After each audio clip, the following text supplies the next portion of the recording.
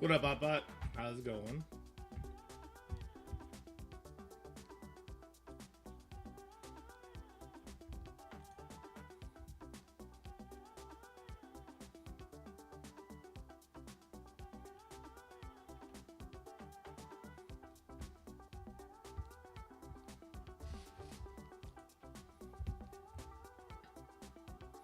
You know, yep, same old, same old.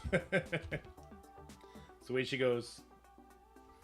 I want to do infographics today. I want to do a Battle World video today, like what we should expect from Battle World, what Battle World could be.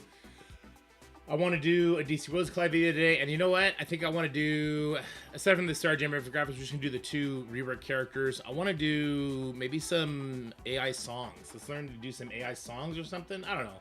We'll have some fun today. We got a hell of a turtle to fight through, though. That's going to be interesting. That's going to be super interesting. I'm just working on the YouTube thumbnail, making sure that that is up properly. It looks like we are good to go, so let's go. Woo, that output capture was really high on this this source. Sorry about that, guys. In fact, I'm going to turn it down myself. I'll turn it up here so you can still hear it. Let me know if you guys can still hear the music or not. I see no input for it right now. There we go. Looks barely audible, just the way we like it at 9 o'clock in the morning Eastern. Earlier if you're somewhere else. What up, Herb?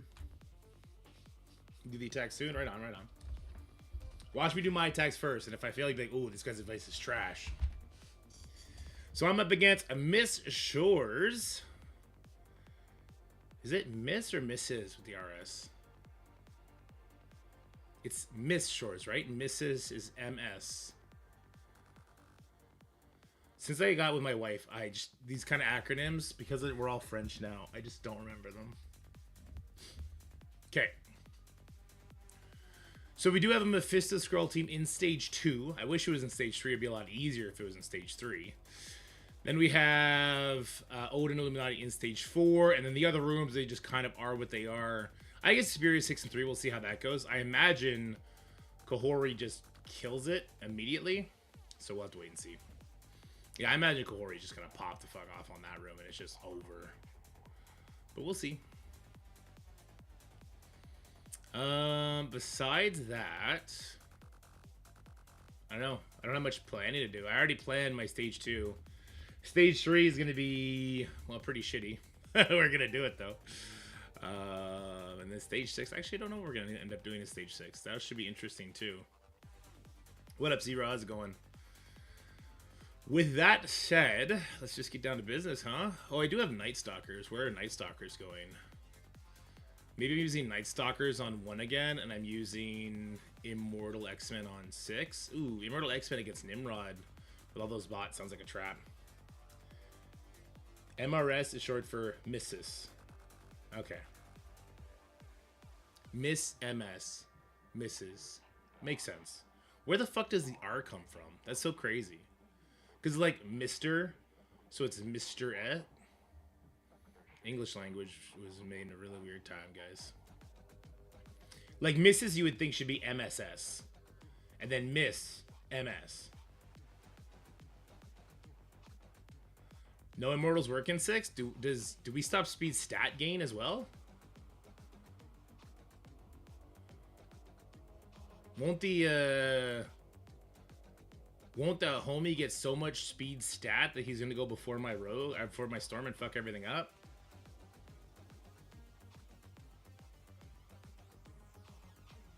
But he ults? Isn't his ult a stun? Couldn't he stun rogue and end the match right then and there?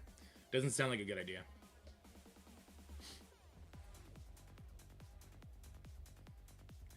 That she has a husband. I guess, yeah, so, yeah. I get that, but then it's just like, it doesn't make sense, like, phonetically. It's Mrs. Show you're married. Okay. It's a possessive thing. My wife, in French, it's Madame and Mademoiselle. Madame if you're married. I wonder if my wife... I don't know what she goes by. Madame Valerie? I think she goes by Madame Valerie. I can't... dude, I can't roll R's in French. Valérie? Valérie? I can't do it. I kind of want to start with every room that isn't the 2 big rooms. That's the worst thing you could do strategically, but I want to do it for, like, content. If that makes sense. Because, like, realistically, I should not use Night Stalkers until stage 4 is beat, right? But it's funnier if I do.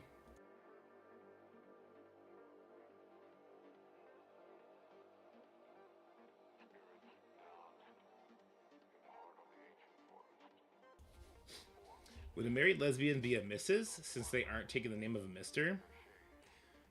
I hope so. Just because. Take that power back. I always... It's weird, right? Because when you're... I guess maybe that's like past tense context for marriage. I don't get that. Because like... When I think about me and my wife, like, yeah, she's mine. She belongs to me. But I also belong to her. So it's weird in that sense, you know what I mean? Miss can be either a miss. Miss can be either and miss is single. What I meant, Fetty. Alright, so this one I'm taking a huge gamble on. I'm thinking we're going to do this, but maybe with Black Knight since he'll take the hits a bit better. Also, I thought about using my new 3-Diamond Hercules. Because Omega Red will give him pre-taunt, right? Which is cool because we're going to eat that Scroll special. The problem is, I think Hercules is going to live too long. He's going to give the Expose, right? And then we're going to have to eat a bunch of ults. Probably a turn 2 ultimate from Mephisto, a turn 2 ult from Skrull, all that kind of shit. I think we're going to get cooked on this, and I'm just going to leave it, and we'll see what happens. I think the primary goal here is to kill Skrull, and then try and just pray we can somehow get through the Mephisto. Probably using Black Knight here. It definitely has a fortifier. Even though he's going to be useless, just because he'll take the hits the best, and he's got a slight chance to resist the expose from Skrull, which would be huge, even though I don't think it's going to happen. Yeah.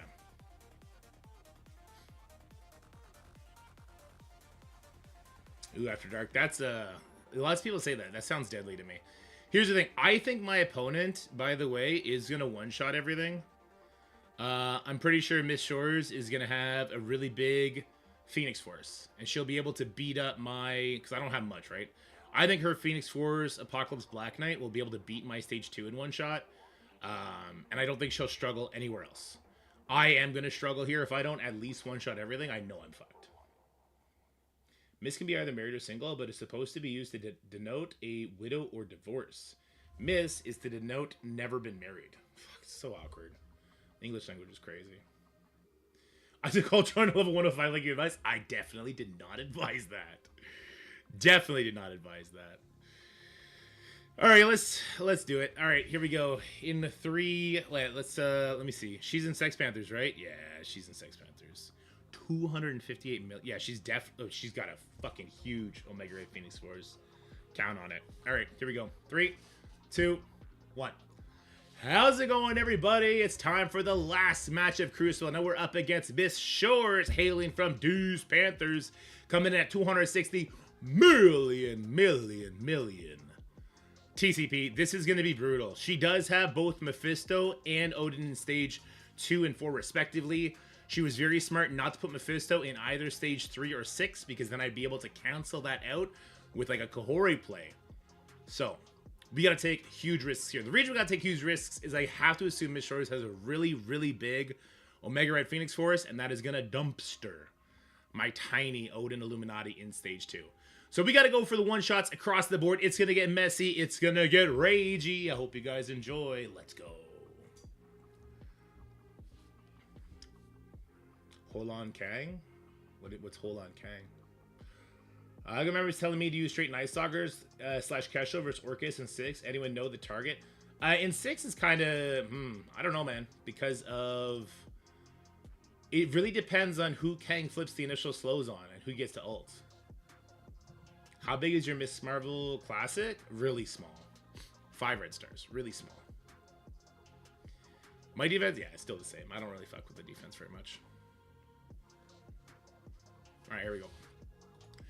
All right, we're going to start it with a banger, and a banger that we're probably going to get our asses kicked on. So we're going in with Black Knight. Now, hear me out. I know Mephisto wrecks the Black Knight. It's not about that. It's about hopefully Black Knight resisting the expose from Skrull, and we don't feed these guys their ult turn 2. That's kind of what we're hoping for here. I think he's still going to land the expose. I don't think it's going to work, but this is the hope.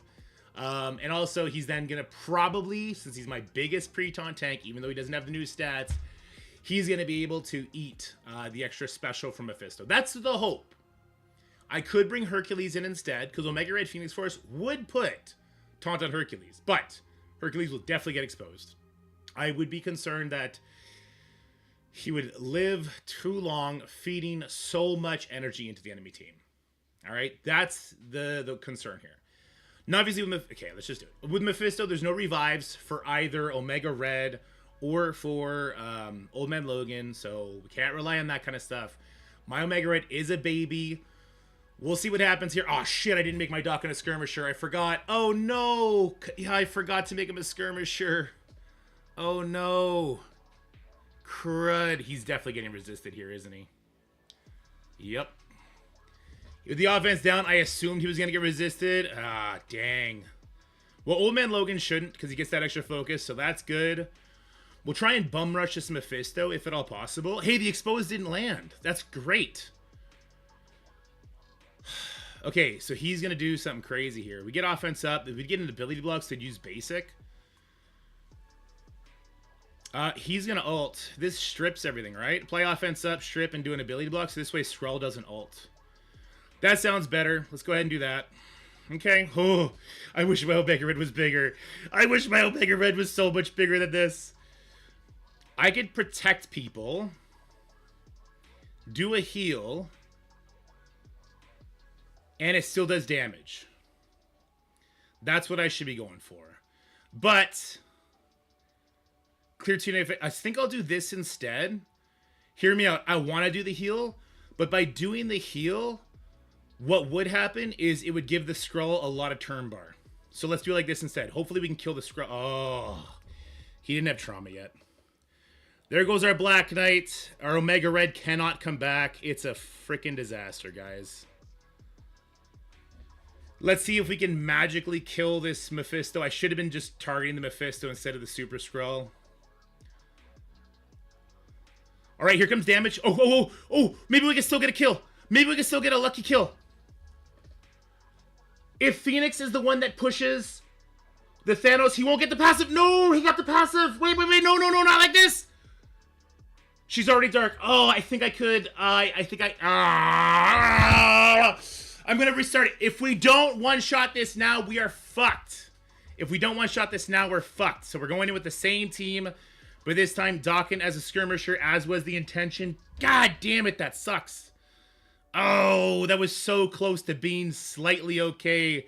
If we just tunneled Mephisto, we would have been fine. All I had to do was tunnel the Mephisto. That's all I had to do. That's all I had to do was tunnel Mephisto. Damn.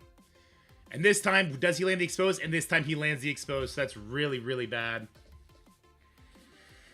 Okay, well, we did get the flip this time. That's good. I think I'm going to full send this into Mephisto, so that worst case scenario, we can at least try and get a cleanup going. All right, Black Knight died. That's not a bad thing, I don't think, here in this situation. I do want to get the ability block on the Skrull, but this time we are full sending it into Mephisto here. Do I do the special? It does call in damage. Sure. I want to protect my Omega Red.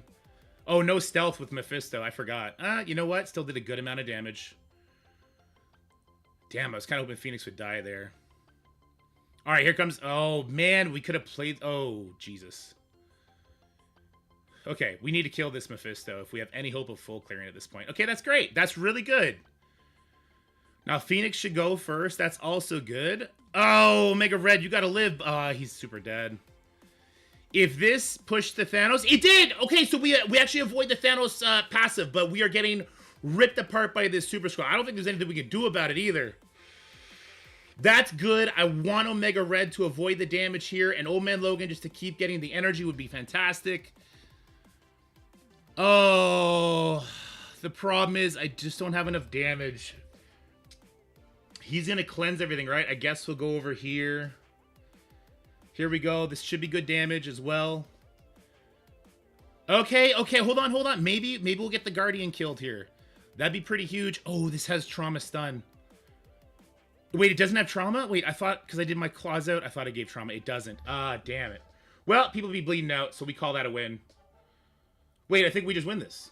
Oh, I think we win this. Yeah. I don't think Skrull can solo Old Man Logan. Also, he's dead to bleeds. Oh, if we had only done the proper Dawkins effect, we would have had this. Wait, maybe. Hold on. We're not out of the woods yet. I have 2 strikers right now. And we cannot get revived. Oh, wait, no, Mephisto is dead. We can get revived now. Okay, let's get our stuff back up. Woo! Ooh. Oh, no, Mega Red. I don't think I can actually solo this. He's too big. He's such a monster. Omega Red, it gets targeted. Okay. We know now that there is a way we could beat it. Cannot put trauma because of Mephisto battlefield effect. That is absolutely correct. But alas, we could not have afforded that loss. That loss was kind of, we are getting one shot across the board is the problem, right? And also, this match here is also just like a ridiculous coin flip. I don't think we're going to get the lucky here. I just don't think we're going to get the luck that we need here to get this one done. But we'll see. We'll see. So it is Sinister 6 with Nightcrawler. I'm wondering if I need to go in with Slayer for the offense up. I think I kind of need Slayer for the offense up. I kind of think I need Slayer for the offense up just to have any sort of meaningful damage. And there is a coin flip here where I need my Goblin to go before, or sorry, go after the Odin so that he strips the stuff off. Mephisto does give offense up. This is true. Mephisto gives offense up, so Slayer's not needed except that he does a crap ton of damage. So is the move then Craven or Lizard?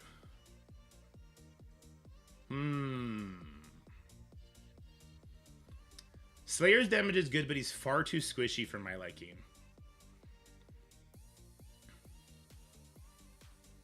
I think I'm going to go Craven instead. Whoops. I think I'll go Craven instead.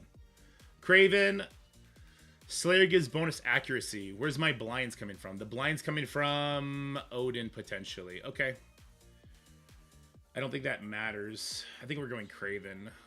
I think we're going Craven here. And I think I'll go Striker on Goblin, potentially. Let's do a Striker on Goblin. I don't think this wins, even if I do get the right RNG, but we got to go for it anyway. Worst case scenario, I do think this leads to just Odin, and I clean that up. And then we have 2 losses on the record. Not my favorite thing in the world. I think we do lose a Crucible at that point, but that's fine. All right, we got a basic. We got to get this Sassima Squatch out of here as quickly as possible. Another basic will seal that deal. Good. Now we have to land this stun on her. Shouldn't be a problem with that defense down. Good. Okay. Odin took a good amount of damage, but here comes the battlefield effect. He did go before my Goblin. That's fantastic. Now let's get some strips on him ASAP. Okay. And then does Craven go before him, get the last strip, and then can ability block him to stop him from ulting? That'd be kind of clutch too. Ooh, not good. I thought, doesn't he lose charge when I take a turn? Why is he not losing charges? This is awkward as heck, bro. Okay, we'll get the ability block on him here. So this is definitely just going to come down to just Odin left, and we're going to have to just accept that, I guess. That'll have to be good enough. He loses all but the last charge. Oh, that's stupid. Wow, that just seems like bad programming to me, but oh well. So Slayer could have definitely come in handy here. Does my, okay. No, Nightcrawler does not get another turn. This is going to end worse than I thought it was going to end.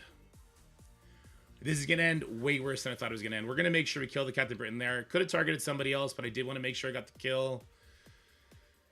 Oh, God. Oh, but that does take the battlefield effect off. Hold on, let's try and get slow on him. Okay, so no battlefield effect is good, but we have blinds on everybody. What is basic here? Is Craven unavoidable on anything? I don't think so. The slow on Mephisto, and then he clears it because of the assist. God damn it. This is not unavoidable. Fuck!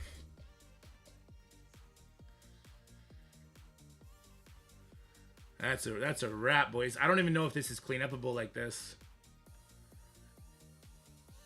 I don't even think this is clean-upable like this. It's over.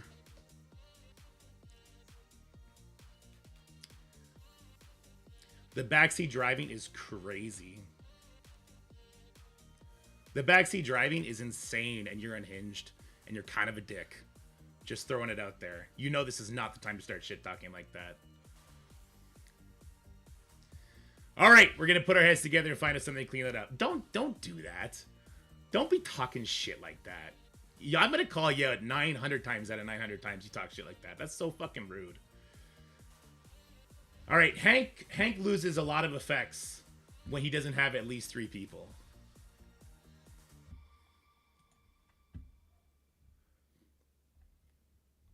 Let me find Hank's kit. He applies speed up all the time. He needs 2 more Illuminati memories to stop heroes from getting slow. So we can still put slow on them. That's good. Okay. We can get slow up there.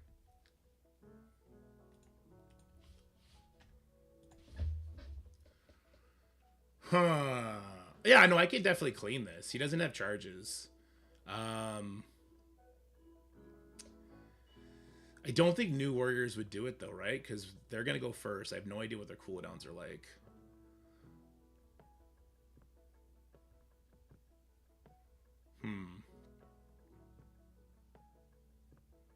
Because of exhaust. Well, he still gives the speed up. That's the most important thing. He's still giving speed up.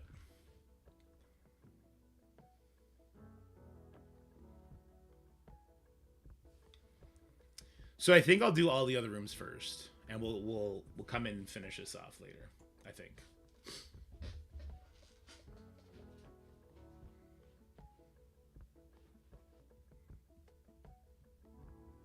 In one shot to room 3, Mephisto and Endgame Gladiator, Gore BK. If you have your own Mephisto, you'll wreck it. All right, let's go in here. I'm just going to do a Kahori Shadow King team here. This one should be very easy. And we'll just keep Kahori away from Shadow King. I'll bring Guardian. People say you don't need Guardian here, but that's fine. I can go Pav. No, vulnerables won't be a thing anyway. So let's. Oops. I'm just trying to change our ISO. Let's go Raider. Raider.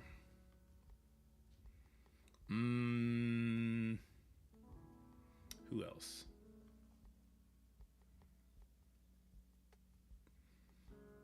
Oh, Ares to get rid of the safeguard, maybe?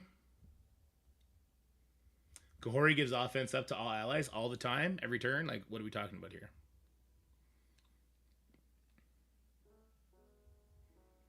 Maybe Castro for ping damage? Ultimus. And if so, when Lizard taunts, he can pop off. Yeah, I could do that. He'll also flip his shit, so I can put him over here. Ares is super slow, so I'll put him on the other side of Shadow King. Whenever she does piercing. Okay, so her first turn won't have offense up? Or does her passive do piercing damage? Does her passive count? Does she get it on spawn is all I care about. Because if she's not getting with her ultimate, then it makes no sense to me to not bring Guardian. Her passive ping gives piercing. And Goblin's a controller, right? He's not a blast or anything.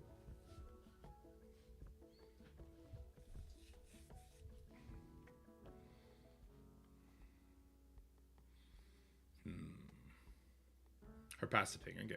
Yeah, but I think Goblin's a controller. I'm fairly certain. Yeah, he is. Gotta have one controller in there.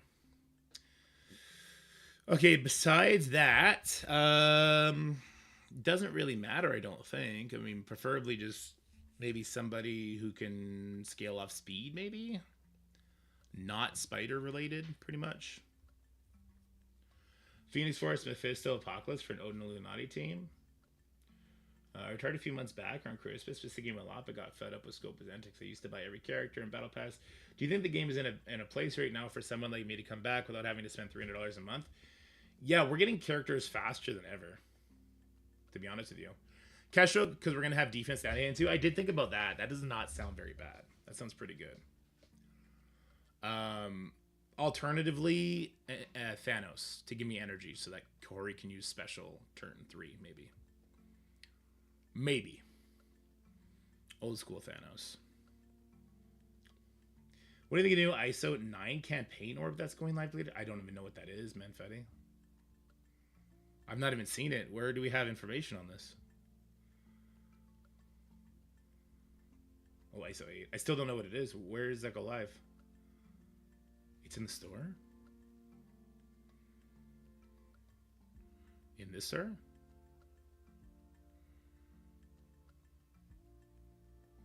Is it the Battle World store? Which store is it in? Huge Shards. The regular store.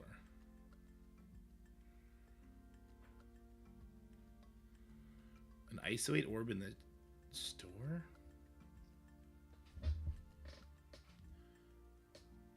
Where is it?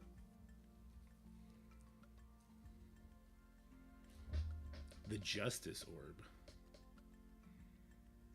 Oh, where do we get this? So 250 to 1 million gold, 5 to 50, random shards. Oh, that's cool. Is this like a spender thing? ISO 8 campaign orbs? Oh, that's really good. This is a really good orb. That's great. Fantastic. Start saving your ISO, I guess. Damn it, we lost the team I was prepping. Okay, so it was you. Ultimus, because he'll flip the offense down, back to offense up. Shadow King, because he's doing hella pings. Ares to get the safeguard off of the enemy team. And then we were just arguing about a fifth, right? Like, so if I do OG Thanos, I just move Ultimus over and we put OG Thanos there. Or Kestrel. We could just do Kestrel. And we do it like this. So that Kestrel keeps offensive. All right, let's go for it. All right, we got a Superior 6 in stage number 3. This is where they're going to ult, and they got lots of stuff going for them. I got Kahori, so we're going to try Kahori with Ares, Kestrel, Shadow King for those pings. Ultimus for the big punch. I think this is an old stat team that gets by Giant Kahori, and is just going to fall over. We'll have to wait and see.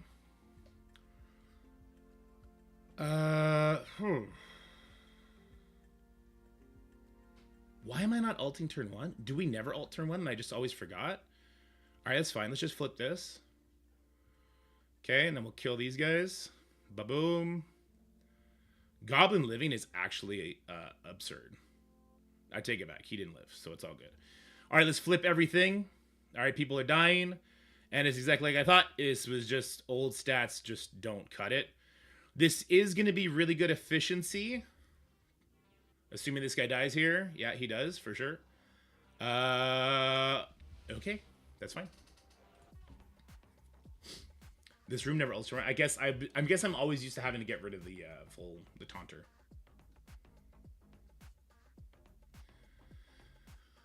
Okay, I'm gonna do Cabal into 5. The Emma there is annoying though. Emma there is very annoying. But we got Kang, so I could use Kang there. Kestrel did whatever.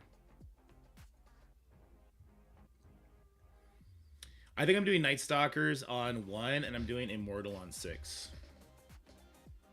But if I do Night Stalkers here, that does kind of hurt me with, like, I'd like to use Night Stalkers on 4 for a cleanup.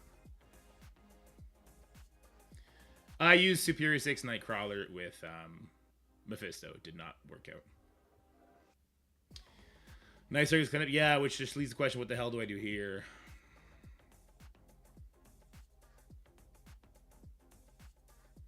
Because I don't have Old Man Logan for the Orcus either. Oh, I have Apocalypse, actually.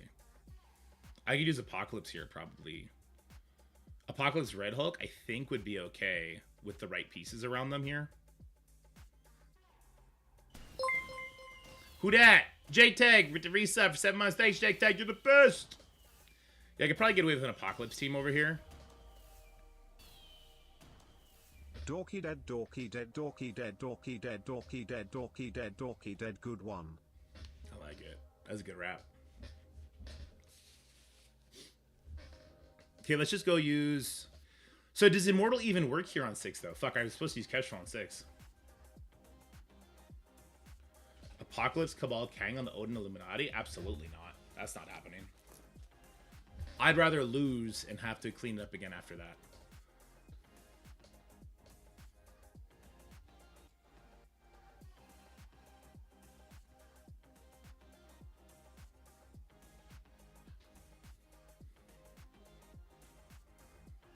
I still gotta take out that stage 5. No, 5 is why I can't use Cabal there. I think we'll try Immortal here. I think Immortal loses this, guys. I think Nimrod fucks me up here. Whatever, I'll just blame it on you. I think we lost Crucible anyway, so I just get to blame it on you. Oh, I like this song. Let's go! Okay. Alright, next up, we got Immortal X-Men into the stage 6. I was telling chat, I think this loses. Because I think the extra speed bar the Mysterio bots give Nimrod is going to make him go first. And if he stuns my Storm, it's not good. Not good. I think you just lose. But we'll see. It really depends on who the stun goes on Nimrod, I guess. But I think this is a moment of RNG that could destroy you. Looks like it's going to my Polaris. Can we not be stunned? Maybe we can't be stunned. Maybe we can't be stunned. So chat was right. You'll never hear me say it again. They get it. They get it this one time. Stage 6, do not use your ults. For the love of God, don't use your ults in this stage until it is time for Storm to ult. Do not be a victim. Nimrod doesn't stun. Oh, does he stun on his special, not his ultimate? Maybe that's it. This is... No, we don't ult. Whoa, I was about to ult. Let's full send this into, I guess, Omega Sentinel. We want to make sure she dies. We'll make sure Storm gets the final kill on her, though. Let's just go do this over here. You want Storm to get the final kill on her because otherwise she does some revive shenanigans. You don't like that. So I'll do the special to rewind the crap out of her. She died. Ah, she didn't come back, so it doesn't matter. Storm goes, ah, I got the power. And then she takes him out, and we end it. All right, yeah, cool. Immortal worked. Good stuff. Why did I think Nimrod stunned on his ultimate? I guess it's his special. He does have a stun, though, right? Ability block not stun. Does Omega Ray not have a stun? Or sorry, does Nimrod not have a stun? Omega's a stun. Okay. I really want to use Night Stalkers on 4. I feel like Night Stalkers on 4 is the right move. Because I just don't know where Shuri's at. Well, I could... Wait, no, I could use Red Hulk Apocalypse into 4. Because I can get speed bar now. Right? As long as the Odin doesn't get super healed, as long as I make my Apocalypse go first. Right?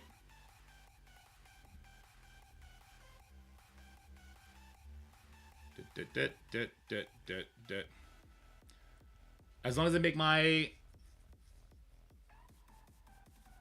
Nimrod stuns and raids. Okay. Couldn't I... Because we're going to resist the opening Shuri bullshit. Red Hulk makes me go before the enemy Odin, then we kill him. Because we got the Captain Britain dead. It's either I do this here or I do this on the other one.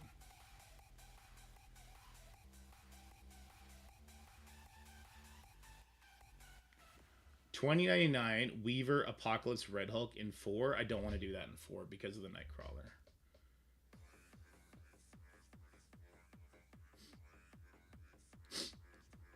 I think I can make a Kang team, a Cabal team that's going to beat that one.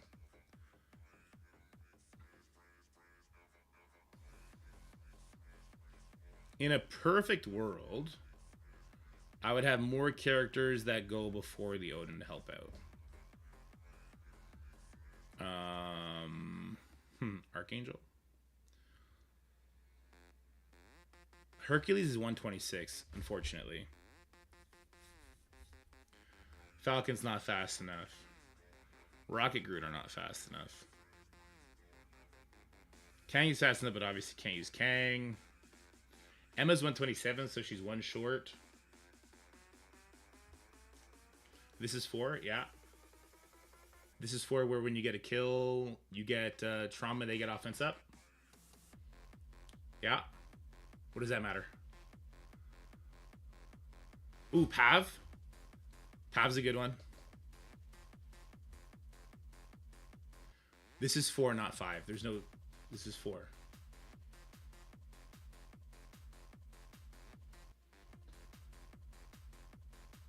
Does Odin have charges? No, Odin does not have charges. He's probably like a turn from getting charges, though.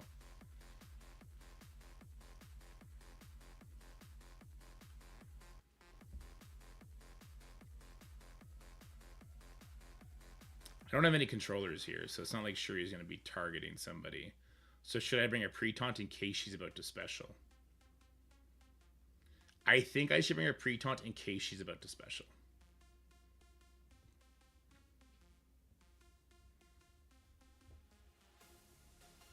Or I bring in my Emma.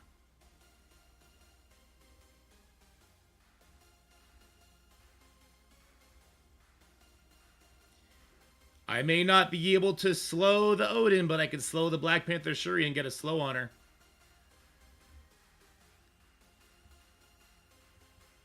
At this point, I don't even need Red Hulk. Odin stops Emma only on himself. I'm not relying on that. I'm relying on...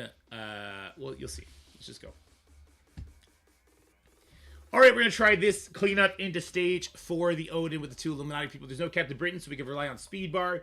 We can also use the Emma to slow down the Hank and the Black Panther Shuri, which is what we're going for here. We got the slows from our own Pav. We'll see how this goes. Hank does not prevent slows if there is not more than... There needs to be 2 Illuminati friends for Hank to prevent slows.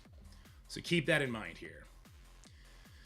I think the most important person for me to land the slow on is going to be the Odin. The problem is I'm seeing how close we are to the Hank passive. Does he pop it again or does he need to be above a certain... He needs to be above a certain percent, so that's okay. That was the basic from Shuri. The assist does come in from Odin. That put a slow on my Red Hulk. I think... Well, first of all, Red Hulk is dead. So there goes that. And my Apocalypse did not get... He did not get speed bar. We lose this. We lose this because of that. Oh, we lose because of that. Ah, no! We should just try this again. With Echo. Or a pre-taunt. Echo and a pre-taunt? Shit. I fucking hate this character so much. I fucking hate this character so goddamn much.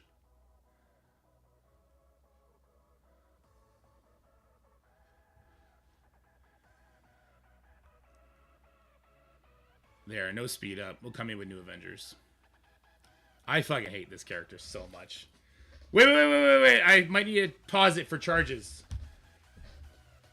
I might need to pause this for Odin charges reasons. Is there a chance that Odin's going to special... Because if he goes before the Deathpool goes... Odin doesn't have charges yet. I think we just pause this and we wait it out. New Warriors clean this up. We super lose this Crucible, guys. It's Jover.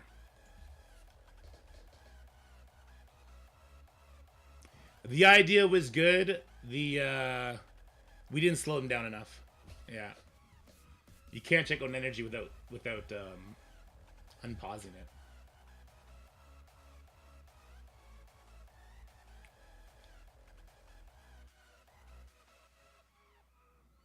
Room 1. Shadow King, Kahori, Guardian. Is that North Star? Old Emma Frost? Is there a one-shot counter? For sure there is. Old Emma Frost does not stop Gohori mirror matches, but it's also stage 1, so I'm not sure Gohori does much in stage 1. Probably go with a Black Knight in there to wreck that Gohori's first 2 attacks, and then whatever is going to beat the rest of that, it's going to be fine. I just don't think Gohori does enough in stage 1. 2 basics? Well, hold on. Is she a Raider? Because she would put bleeds on if she flips the Black Knight, which I don't think she will. No, I think Black Knight will just wreck her, John.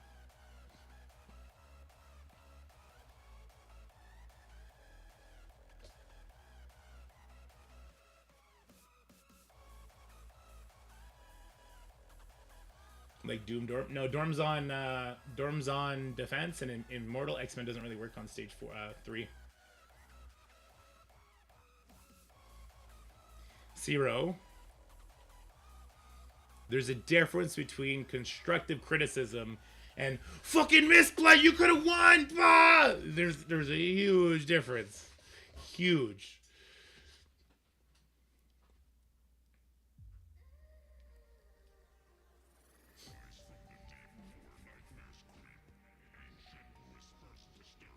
Can I Astral BK room 1? Well, you're risking a coin flip on the 2 Shadow Kings, John, but I assume that'd probably be okay still. Night Stalkers will beat Astral Dorm and no Moondragon in stage 4. I have a splitting headache. You're good, buddy. You know I love you.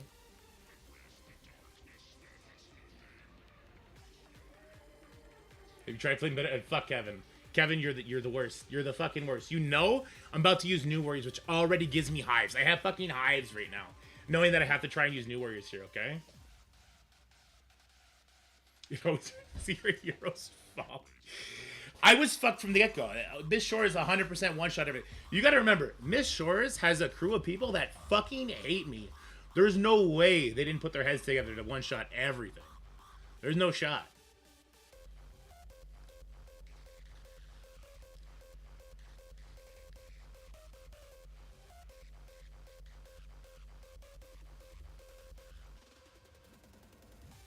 Sucks. True, George. True. My big Astral beats most teams in room 1, 2, 3, 4 on offense. I won my round 3, 39 versus 24. Might be the lowest score I've ever had. Both people actually played. Damn. Can I see it here? Okay. I am not engaging that conversation, Kevin. You are on your own.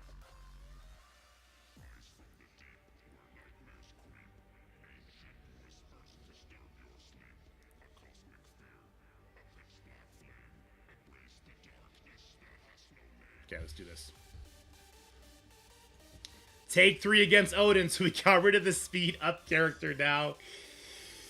I think Odin might be about to special, in which case we have to survive a couple things here in order for my death pool to actually get the one-shot off. Can't rewind Odin, never forget. You could also apparently not really land many bleeds on him. Spread these bleeds, okay? I believe the special does more damage. Hopefully get the assist, baby. Good stuff. Dagger, base. Oh, we can ult here. Is that worth it? I don't know if that's worth it. 380 piercing versus 250 piercing applying bleeds. Assist from cloak and then more bleeds. The special's trash. I think we basic here. Basic here for more bleeds. Let's do it. Basic. Bleeds didn't land, so it is what it is. Let's just ult. So is Odin using his special here? Used his basic, okay. So now there's this. We gotta eat one more basic, and then Deathpool will finish him off as long as Gwen is still alive. Okay. Okie dokie. Let's do the rest of these and see how bad we lost on efficiency. If we had gotten the one shot, maybe I'll dive into the ramblings of Zero higher up after stream. But if we had not sucked, then we would have had that. Also, I could have just used Night Stalkers. I should have done the Apocalypse team here for cleanup. I should have done the Apocalypse team here for cleanup because I know I can go first here, right? And get flips and stuff. I should have done the Apocalypse team here. Let's go Night Stalkers. Well, even if the special happened, I would have eaten 1 Retaliate with offense up, and then Deathpool still would have killed. We knocked Odin? Nice, dude. Grats. This is actually a pretty dirty fight, honestly. Alright, we did this one the other day. This is going to be Night Stalkers into the Retaliation team. This one, it can get ugly, but it still seems really safe. You can basically kill the Quicksilver before he gets to summon, which is amazing. Especially if you have the big boy on Bladearoo. I'm gonna full send this right here, right down the middle. Okay, that's good.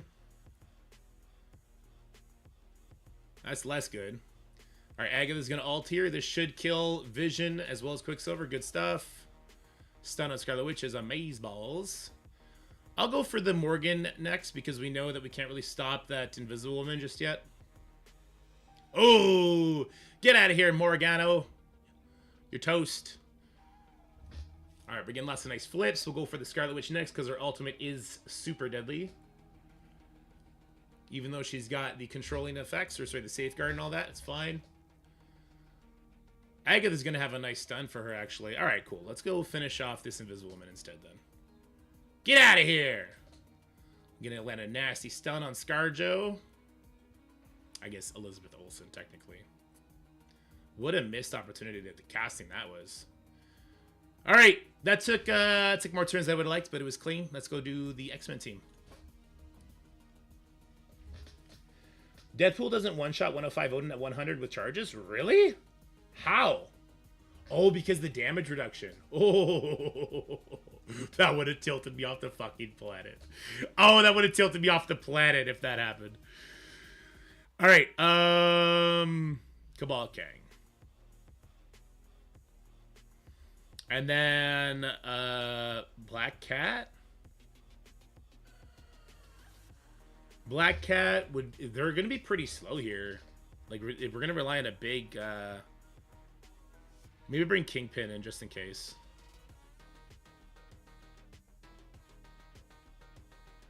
Maybe bring Kingpin in just in case.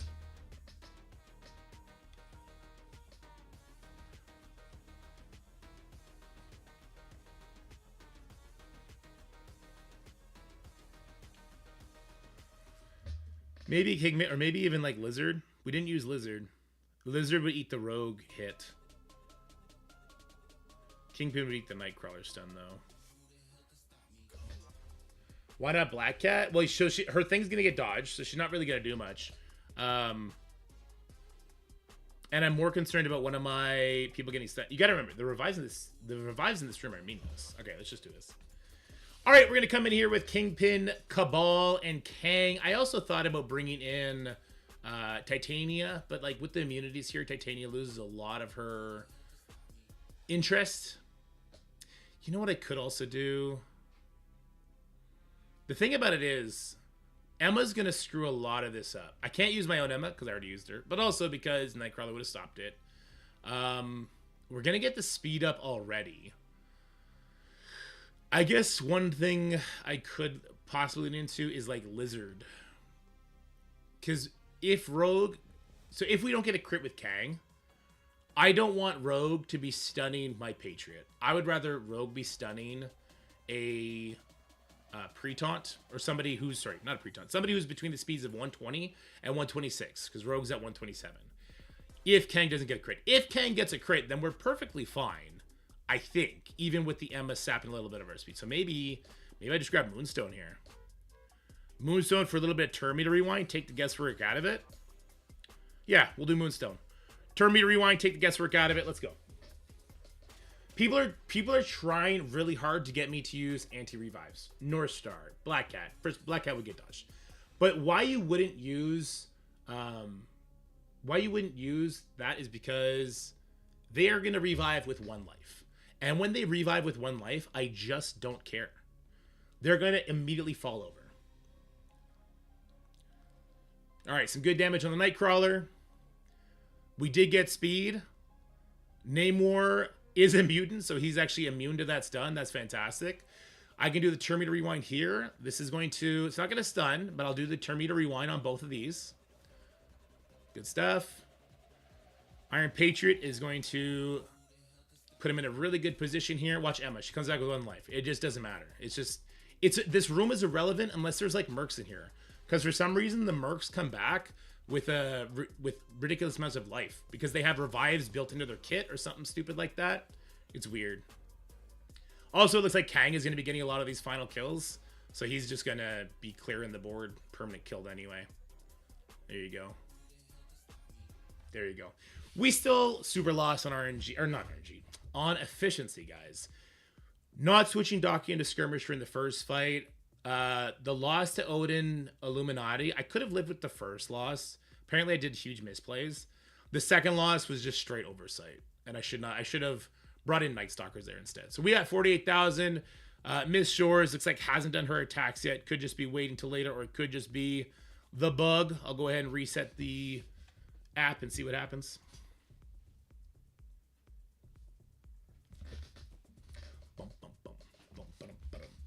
I could just be getting stream sniped too. I'm telling you, they hate me. Sex Panthers right now, 25% hate me, 25% like me, 50% are undecided. Great RNG here. Let's see. Who would have got stunned that could have ruined it? Well, Namor would have got his rewind off no matter what, so I think we would have been fine regardless, Zero.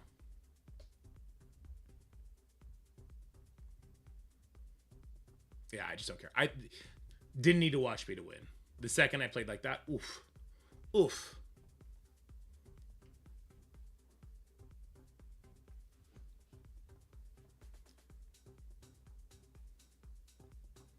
It's not opening. There we go. No attacks in yet. All right, no attacks in yet, so just assume I won, because for sure, hemorrhaging 3 losses is going to be perfectly fine, right? Right, please. Only stunnable person was Iron Patriot. Moonstone had already gone. Everyone else had Dodger immunity. Yeah, so I don't think it would have mattered. If Iron Patriot was stunned, like, yeah, we wouldn't have flipped their buffs, but... Well, Namor still flips the buffs, actually. She drops 4? I mean, that'd be funny, but I don't think so. Miss Shores is a good player. Like, for all the history that was completely ridiculous, let's just say that, I don't dislike her. I don't think she's a bad player at all. She has no wisdom touch. I think she does. I think there's 2 individuals who tried to push it to be a lot more than it was. And also, fuck Dulome for not telling me that they messaged him. That was, what the... I still get upset about that. It's like, well, we told so-and-so. It's like, bitch, so-and-so ain't me! How am I supposed to know that? And that bitch was not the Miss Shores. It was the people that were saying that shit. Like, how am I supposed to know?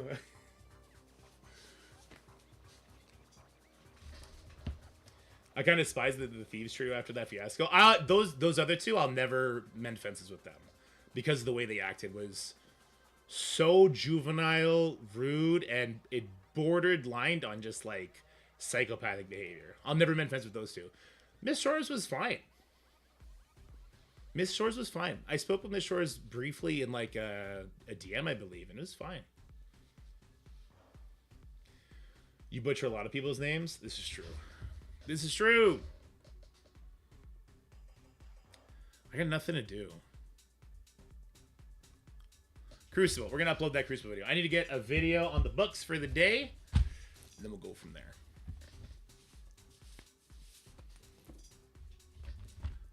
Tadano Mac. You're right. I do call him Tando Mac all the time. That is also not meant to be disrespectful. I'm hating this 2 wars per week. I'm excited for War tonight, though. I very much look forward to wars. We war today? Yes. Yes, we do war today. We'll stream the war maybe tomorrow. It depends. I like pushing my guys to get in there fast, but then I have nothing to stream the next day. What do you guys prefer? Do you want to see a night stream for wars, or do you just want to see it the next day? And, like, whatever's left is whatever's left. We're starting to get up there to the point where people actually have big defenses, which is fun. Ooh, you guys want to see what else I did? Infestation, yes. Yes, you need to have them on defense. You notice I have 6,000 cores and not 10,000 cores. I got impatient and I cored that guy. What's his name? Falcon? Because you guys kept saying, like, use the 4-piece Liberty. That's going to be great. So I cored to unlock him. It did cost me 4,000 cores, which kind of sucked. Well, 5,000, actually. But I have him unlocked now, and he's all built up. Also, I hit 104, so I'm down to 50 million gold.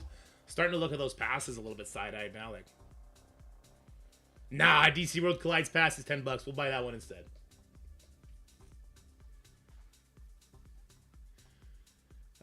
Whichever works best for you. I want a Durkee Dad to ranked carry and rivals tonight. I'm the carry. Come on now. So miss Shores. CC. Alright, let's get this going.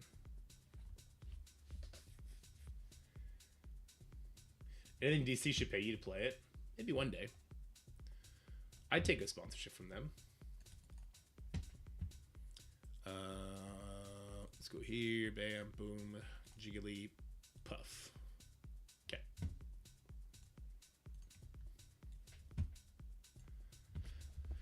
I must smash my keyboard the other night, bro. Me too. Marvel Rivals brings the devil out of me. Finish, and now I'm back up to 100 mil gold with 75 orbs plus. Nice, nah.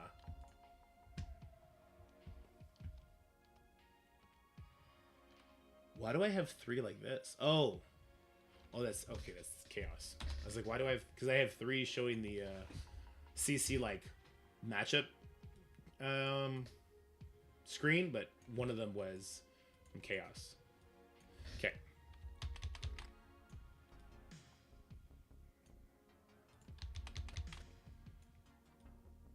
I think the end goal, guys, is just to do like Dulo. And lose and lose and lose until you're faced with people that just don't actually play the game with their eyes turned on. And I think that's what I want to do. Because I don't want to pay for like a 7 red star Omega red and that kind of thing anymore. I don't want to do that. Like the Starjammers, I mean, even after spending the 5,000 cores, I was never going to get them built up all the way to like 7 stars. I was probably gonna get them to like 5, maybe 6 if we get super lucky on the pulls. But even that, like, imagine this, okay? Now you see a Mephisto on defense, Odinati on defense, a Starjammer's on defense, and then whatever like the crazy room is too. I don't want to do that no more. We lost to a team with 1 healer because all because the tanks refused to turn around and kept letting the enemy tanks dive us. Ouch. Sinestro released this week in DC Worlds Collide. Finally, DPS villain worth investing into. True. Well, wait, is Deathstroke not worth? Nah. If you got Deathstroke, is he not worth it?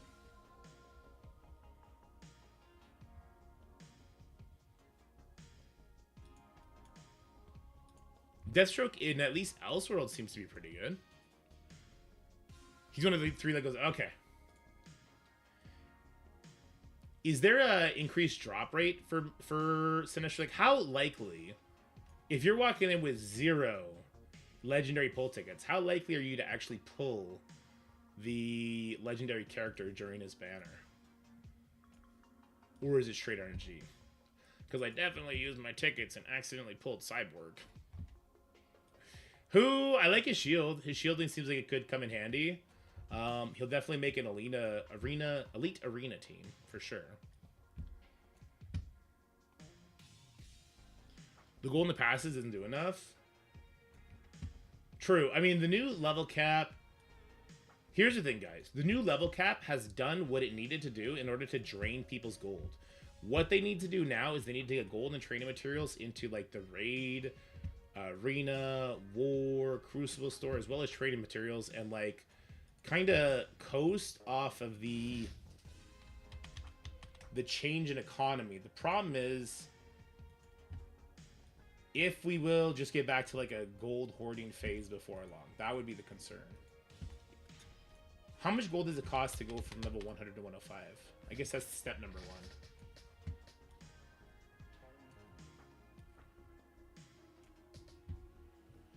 I was able to unlock free to play, but it's pretty much RNG. Cyborg is fine. He's just so damn slow, and his ult is 3-turn cooldown. Yeah, I agree with that.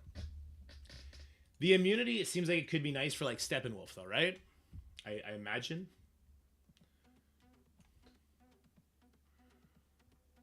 About 10 mil. Maybe that's not enough. Because I think you would want to find a way to make the stores worth it for people to push the passes, while also maintaining a non-surplus of gold. Which, maybe actually Gear Tier 20 could do that, right? If you put gold in all the stores and you put a crazy gold tag on Gear Tier 20, that could accomplish it. They have a unique opportunity to go that route right now. We'll see what they do. That loss. Wow, Dorky. Say it with your chest. That was loud as fuck, boy. That's good. I think I'm going to full send this into Mephisto, so that worst case scenario, we can... Well, first of all, Red Hulk is...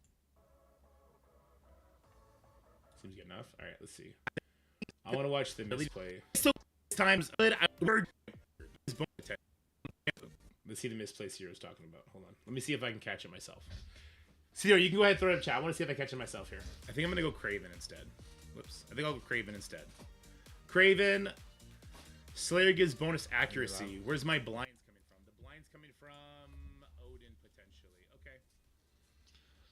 I don't think that matters. I think we're going Craven.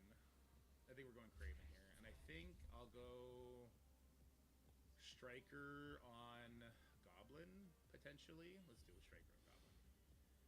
I don't think this wins, even if I do get the right RNG, but we got to go for it anyway. Worst case scenario, I do think this leads to just Odin, and I clean that up. And we have 2 losses on the record. Not my favorite thing in the world. I think we do lose a Crucible at that point, but that's fine. All right, we got a basic. We got to get this Sassima Squatch out of here as quickly as possible. Another basic will seal that deal. Good. Now we have to land this stun on her. Shouldn't be a problem, but that defense down. Good. Okay. Odin took a good amount of damage, but here comes the battlefield effect. He did go before my Goblin. That's fantastic. Now let's get some strips on him ASAP. Okay. And then does Craven go before him, get the last strip, and then can ability block him to stop him from ulting? That'd be kind of clutch, too. I hate what you guys told me, how he can't lose the last charge. That's fucking stupid. He can only lose last charge. That is fucking stupid. When I take a turn, why is he not losing charges? This is awkward as heck, bro. Okay, we'll get the ability block on him here. So this is definitely just going to come down to just Odin left, and we're going to have to just accept that, I guess. That'll have to be good enough. He loses all but the last charge. Ah, that's stupid. Wow, that just seems like bad programming to me. But oh well. So Slayer could have definitely come in handy here. Does my okay. No, Nightcrawler does not get another turn. Is this it here, Zero? Is this what we're talking about? Is this where you wanted me to ult on top of the Odin to get extra damage on him? I don't think that kills the Odin though. I think me securing the Captain Britain was a little bit too cautious because I did have offense up. I probably should have went over to the Hank because then I would have had an easy cleanup. Right? It would have been easy 2-tap instead of 3. So I agree with the misplay there. Yeah. I don't see where I could have tightened this up. This is gonna end worse than I thought it was gonna end. This is gonna end way worse than I thought it was gonna end. Or even Shuri. Yeah, Shuri. Shuri killed the Captain Britain there. If I had done the basic here, does that kill him?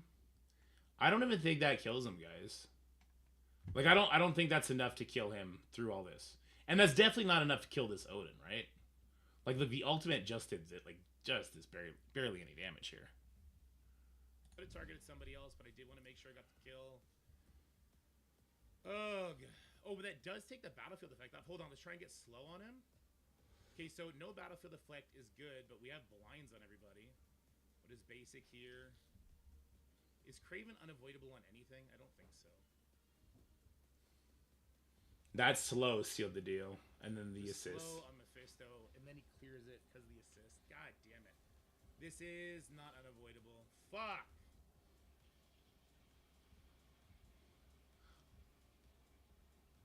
that's a wrap, boys. I don't even know if this is cleanupable like this.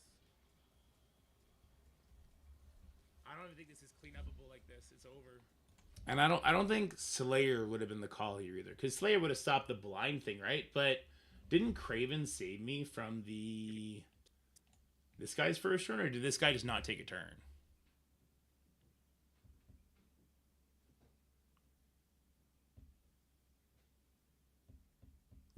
So I did Mike Craven save me from Captain Britain though, or was Captain Britain never getting a turn? Last charge? Ah, that's stupid. Wow. I thought No, Captain Britain would have altered. Take a turn. Why is he not losing charges? This is awkward as heck, bro. Okay, we'll get the ability block on him here. So this is definitely just going to come down to if he wasn't ability blocked, he would have stunned my Nightcrawler. Which I guess wouldn't have been the worst thing in the world, because I still would have been able to land other abilities. But I still don't know. I don't know.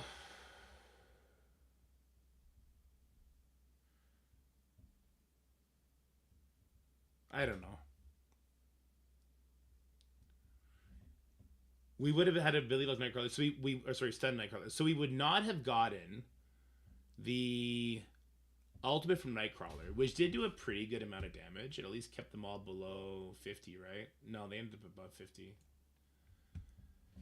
But we would have had Slayer ultimate, Slayer special. Those do a lot of damage, call in an assist. Goblin special would have hit. We might have been okay if we brought in Slayer instead. Might have been. But I guess worst case scenario, Goblin would have killed people here on his turn if we had Slayer. That's what I could say. If we had Slayer, and the stun went on to Nightcrawler like we saw it do here, then we would have killed either of these two Illuminati people, and we wouldn't have had the fuck up that we had on the second hit. But yeah, no, BK I used on the first attack. BK was here. I needed him to try and resist. You know what? At the end of the day, I don't think Omega Red did enough here. I think I should have just brought in Hercules here. So Omega Red gets 20% speed bar because our tank already has taunt. I think I should have just brought Hercules in. Because we ended up, on the attempt that cleared, we ended up eating the expose on Black Knight longer anyway. And we just kind of got through it by the virtue of Phoenix Force stopping the safeguard on the Mephisto and then getting the Mephisto dead. That's all that ended up happening. You have to bring Vulture, yes.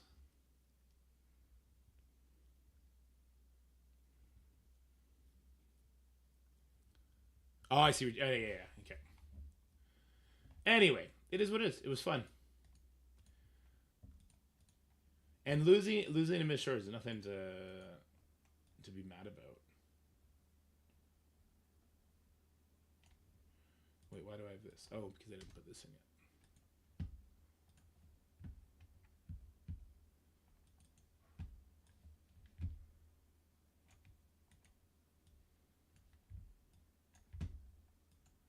Let's do -10 here.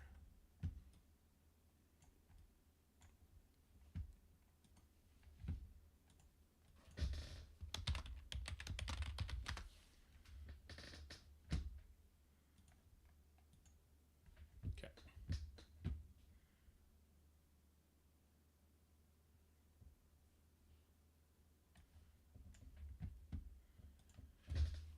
My counter with the 8-bit music is what I designed the pre-taunt version for.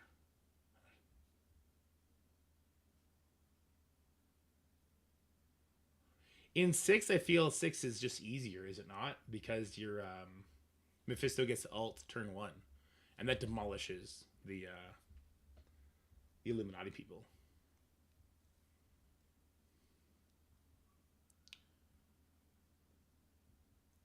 At least it wasn't a loss to Boomer. True. I think I should have just used Hercules instead of Black Knight. We ended up eating the expose anyway. Maybe Hercules gets a turn off and it pops off then. Black Knight then... then I could have done the Black Knight Nightcrawler team into the Odin Illuminati, which would have made me feel a lot better. And that is 100% guaranteed it's just Odin left. So we learned a lot. We'll go from there. We'll keep an eye on the attacks when they come. She's attacking now.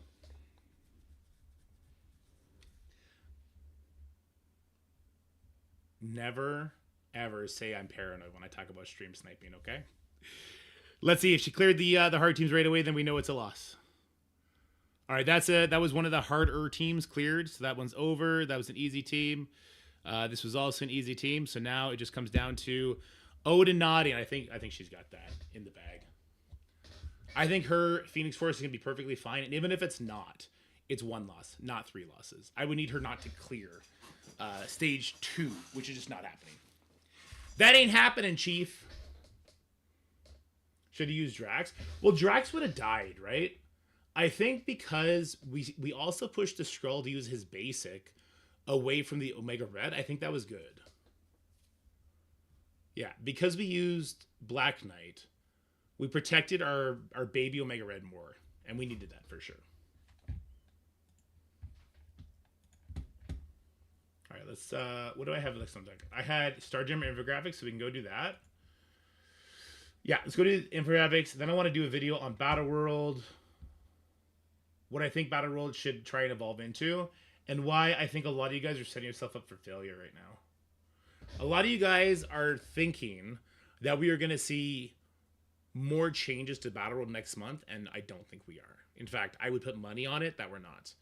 I don't think we're going to see Spec Ops put in any sort of meaningful way. I don't think we're going to see the Vampire node tuned up. I don't think we're going to see anything. We're not going to see new enemies put on, more waves. We're not going to see them loosen the garbage null fight up. I don't think we're going to see any of that. I think it is what it is. It's something we're going to do every month until we have null maxed out, or maybe not even. Maybe he just becomes farmable at some point. The next Battle World is where I think they're putting their attention. And I think that's probably the good idea. I don't think you keep putting work into the null Battle World. You put work into whatever the next battle will do. Onslaught, maybe? Well, Boylan had said something about Invisible Woman, but I think that was just the rework he had that in mind and read wrong. So maybe it's going to be like Onslaught, because then we have Professor X, or maybe it'll be like Annihilus, or maybe it'll be like fucking Molecule Man, or the Beyonders, or a Celestial, or whatever the case may be, right? You put your work into that one, I think. Anyway, let's do some infographics. Let's get it. Let's do Rocket and Groot infographics, and I think it's probably time to revisit Team Infographics. I don't think it would take much to tune the D5 nodes a little bit. So a little bit of tuning, I guess, is something you could do, but people are still just going to beat it, and they're still just going to say the same thing, so I don't think it's even worth your effort. I think in order to make Battle World what people want it to be, it needs structural changes. Here, let's go over here. No, that's wrong. We'll just stay on this this scene, I think, and we'll just work on it from here. And do I have anything pre-built for this one? Maybe. I do. Perfect. Okay.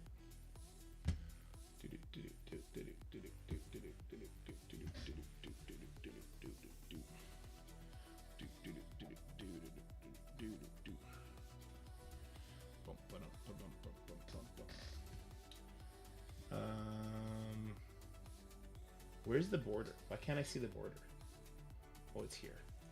Yeah, it was the one thing about War Machine. Okay, let's go Rocket Raccoon. Well, first let's delete all this. And let me pull the chat up so I can keep with the chat.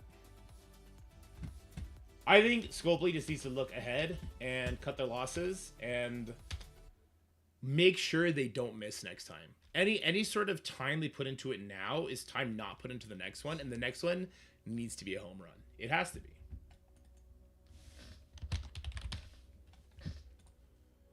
Okay. Rockets.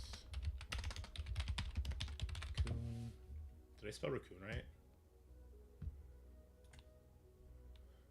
That'd be embarrassing.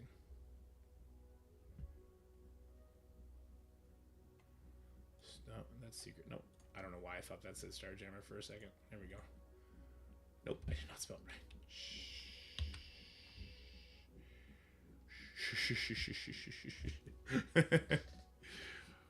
I think he was predicting Malice for the next boss, which is like an evil version of Invisible Woman. It's the sexy costume they have of her and Rivals. Oh, that's dumb. I really hope they don't do that. Wow, what a horrible idea that would be. That would be a horrible idea, right? You guys are with me on that, correct? Would have been cool if those vampires infinitely continue to spawn with higher stats each wave, and if you don't time it right, killing the oath, you get overpowered and lose. It would have been a really cool way to separate players by both rosters and tactics. I thought that's what it was going to be. Zero, what you're saying is what I thought it was going to be and what it should be. Absolutely. And here's the kicker. It's not even rewarding more points. No matter how many you do, it wasn't actually rewarding more points, which is so cringe.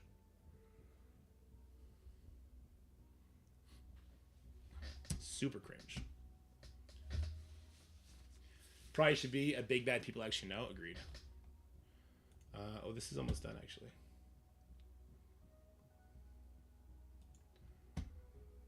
Little character models.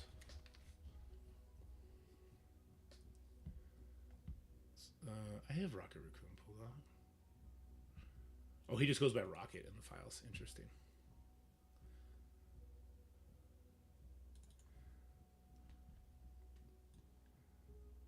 Oh, that's not good.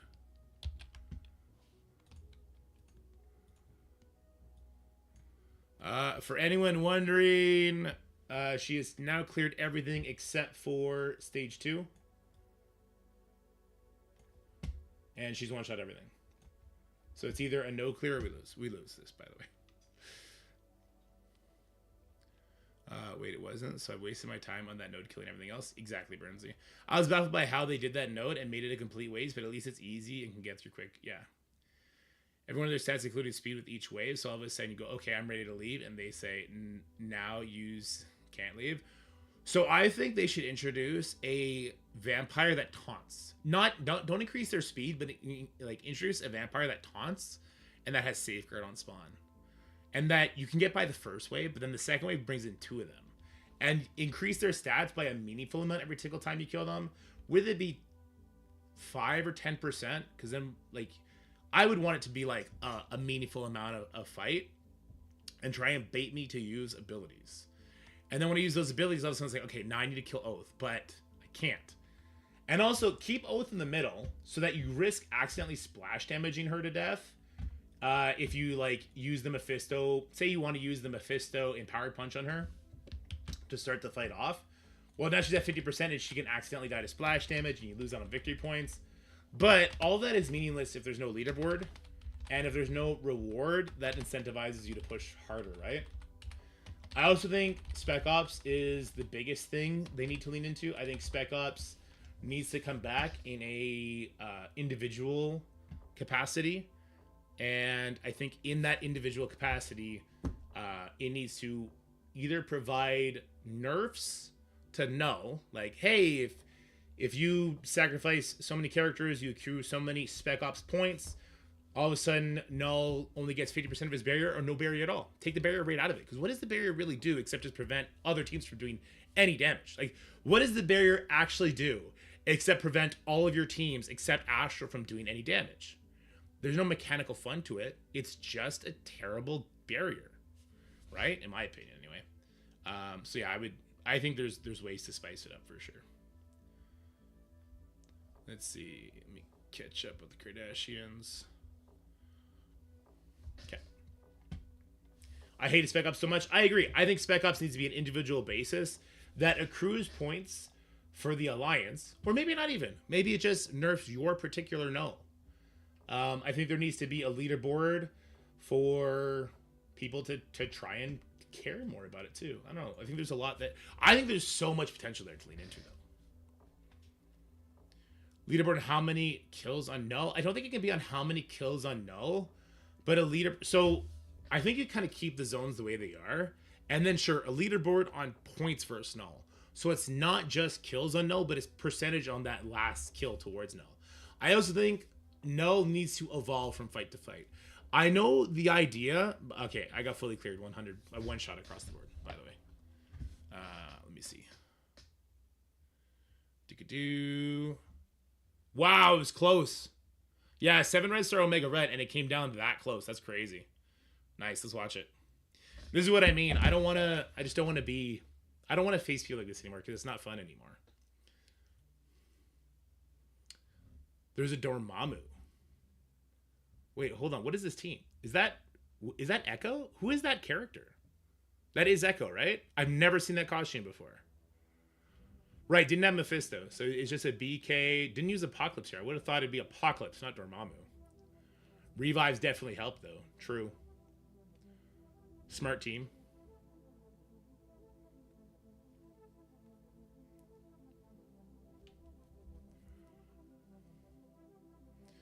So the question, as always, comes down to, does Apocalypse ult permakill Omega Red? And maybe at 7 red, it doesn't.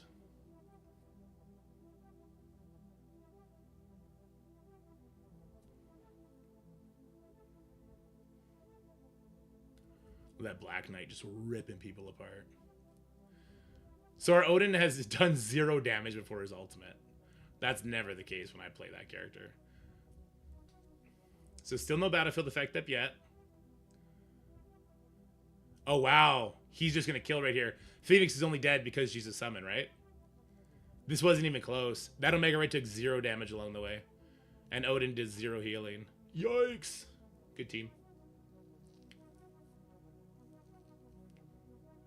Good team. Yeah, it's a good team. Oh. Is this done now? Okay, hold on. I can start this upload too.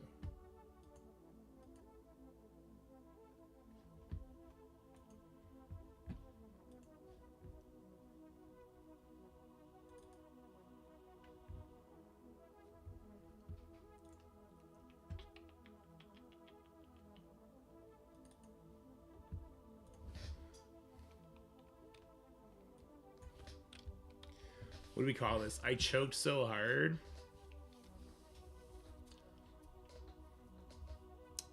What do we call this?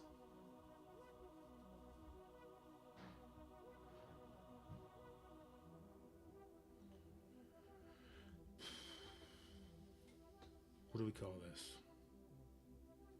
I want something snippy. Like, I got turned into turtle soup or something like that.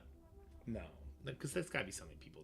It's got to have the words insane and cap blocks, hacks, blah, blah, blah, blah, blah. It's got to be something just the lowest common denominator.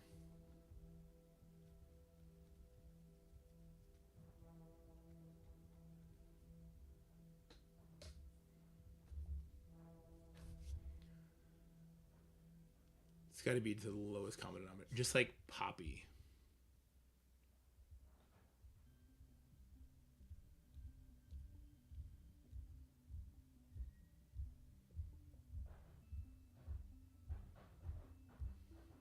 Poppy McPooper, yeah. The Mrs. slapped me. What are your thoughts on DC Worlds Collide versus DC Dark Legions? I've never even heard of DC Dark Legions. Just use fuck free to play.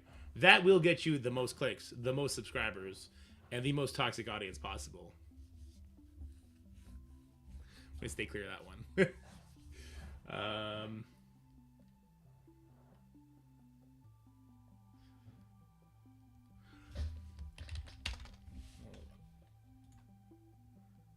This was insane!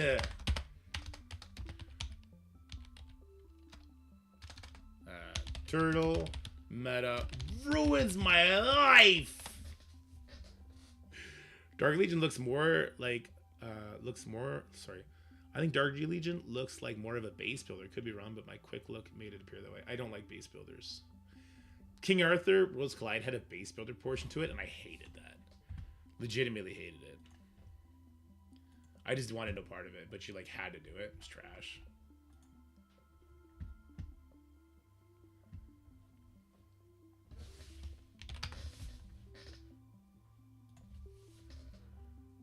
The worst feeling was losing to Cindy with the same pilot in her. I like both of them, but for fuck's sakes, that shit isn't fair. It is what it is, man. CC is not a 1 versus 1 game mode. Spawn voice should have spoil on for blogs so they can get content out faster. True. No worries, Deku. It's really fun at first. Really fun. Oh wait, what do we mean by base builder? So I don't consider Clash of Clans a base builder. Clash of Clans is a really cool game. I was thinking more like fucking, you know, it's like every single one of those games that you want to play like the mini game for it, but you have to build a base and you got like all that kind of shit. Building stuff. If it's like Clash of Clans, that could be fun. There's a lot of strategy and fun in a game like that. Can you play DC Worlds Collide on Mac? I'm not sure, because I think you need emulator for the computer. It's got rooms you build up and level up. Okay, they give resources. Yeah, that's the kind of building game I don't like. Well, the Clash of Clans also has that, but Clash of Clans, your base is also the gameplay. Right? So it's not just like, I built a barracks, and now the barracks is giving me wheat, or wood, or whatever. And then I use that for the minigame. Does what I'm saying make sense?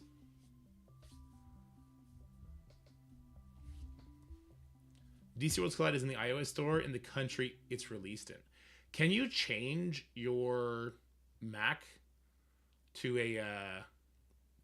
can you change your MacBook Pro or Mac computer or whatever? Can you change the country of origin?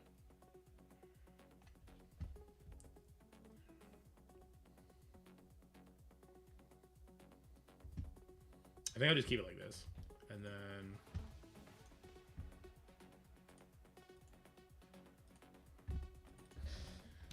this sucked. Hold on, let me get this. And actually, no. We don't do this. We do this. Sucked. Actually, you know what? Let's keep it.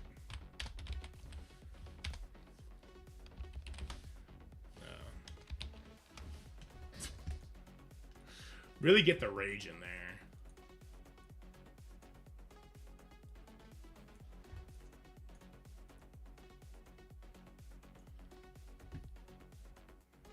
You can't have seen people like, okay, there you go. I hope it goes global too. I'm getting cold feet about spending more money on the game until it goes global, to be honest with you. What do we want to show here? What failed us the most?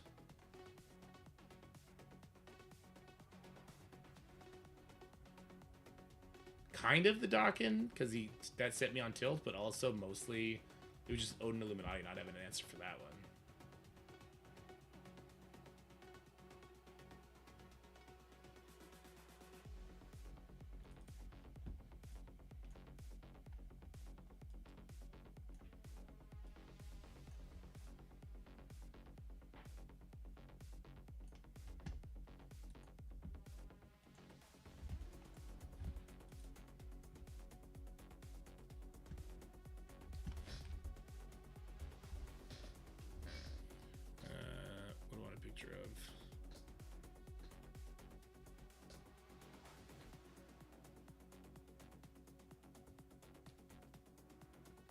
Wait, no, I don't do like that. I do like this.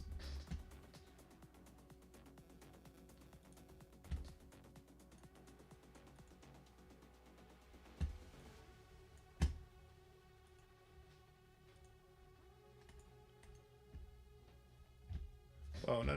That's not what I wanted to happen. Well, that's not right either.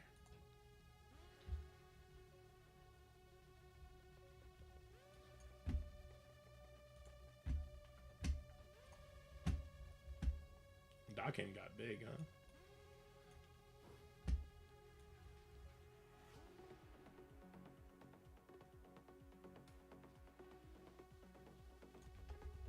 Dawkin got big and off center. What happened?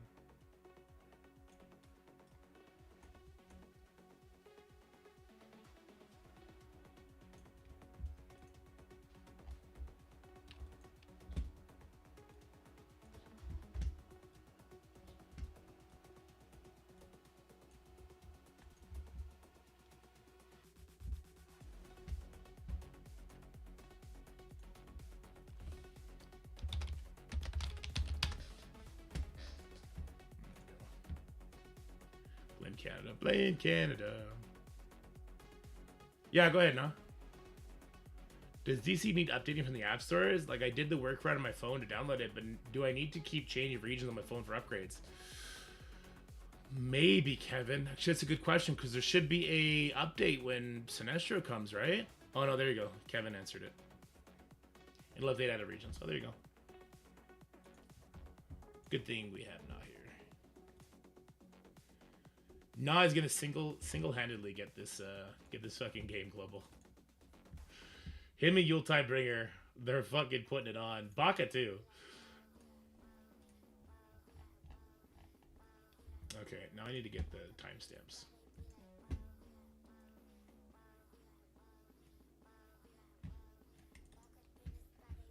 Wow. Okay, let me see. 47 was stage 2.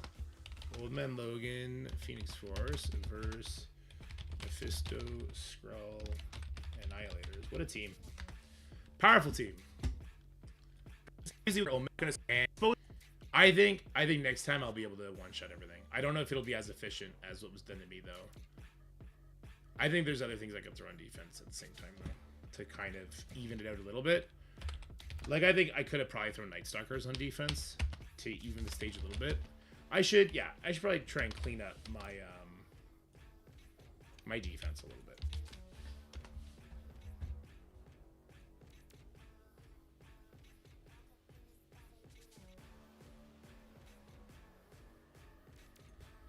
Okay, this was 0732, stage 4. This was Mephisto, Nightcrawler versus Odin Naughty.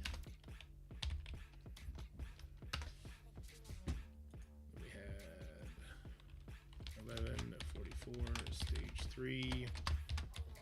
Kahori versus Superior 6. 1247. This was stage 6.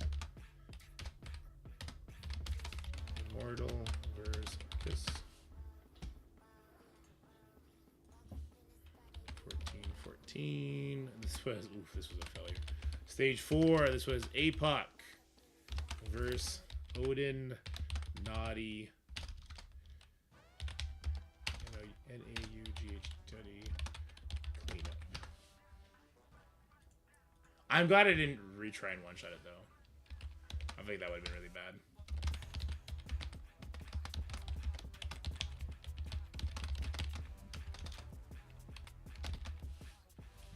Clean up. This wasn't 5 minutes, was it? This was 14 to 16. No. Oh, I did. Wait, I made a video recorded the whole damn thing? No way. No, I didn't. Okay. Whew. I was like, damn, that I just uploaded the video with 4 minutes of dead air while we waited out that timer. 17, 45, stage 1. Night Stalkers versus Retaliation. And then we have 1916. It was stage 5 Cabal versus X-Men. Alright, now we just wait on the checks and we go back to doing this. Not this. We did this. Going back to doing this. Let me catch up with chat. Which room are Night Stalkers on defense best? Probably stage 1.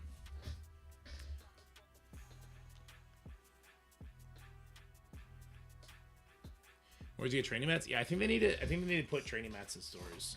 For like, well, they need to zero out people's currencies and then put training materials into stores. Is what I think needs to happen. Oh, you know what? Let me also let me just do this for a second. Do all the other steps for it.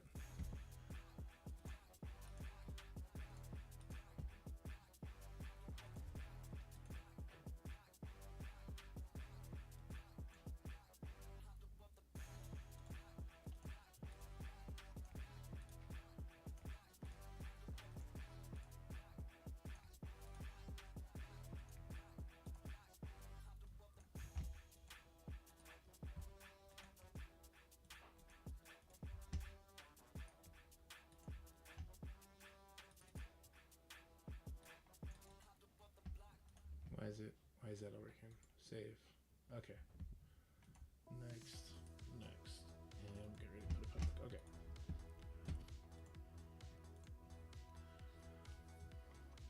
Okay. It did really scucked. Okay. I'm mostly gonna need to go here to get this.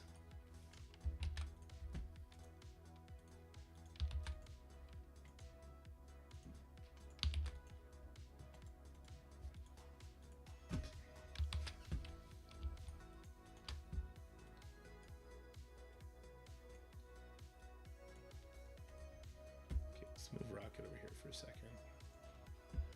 How are we feeling about Rocket now?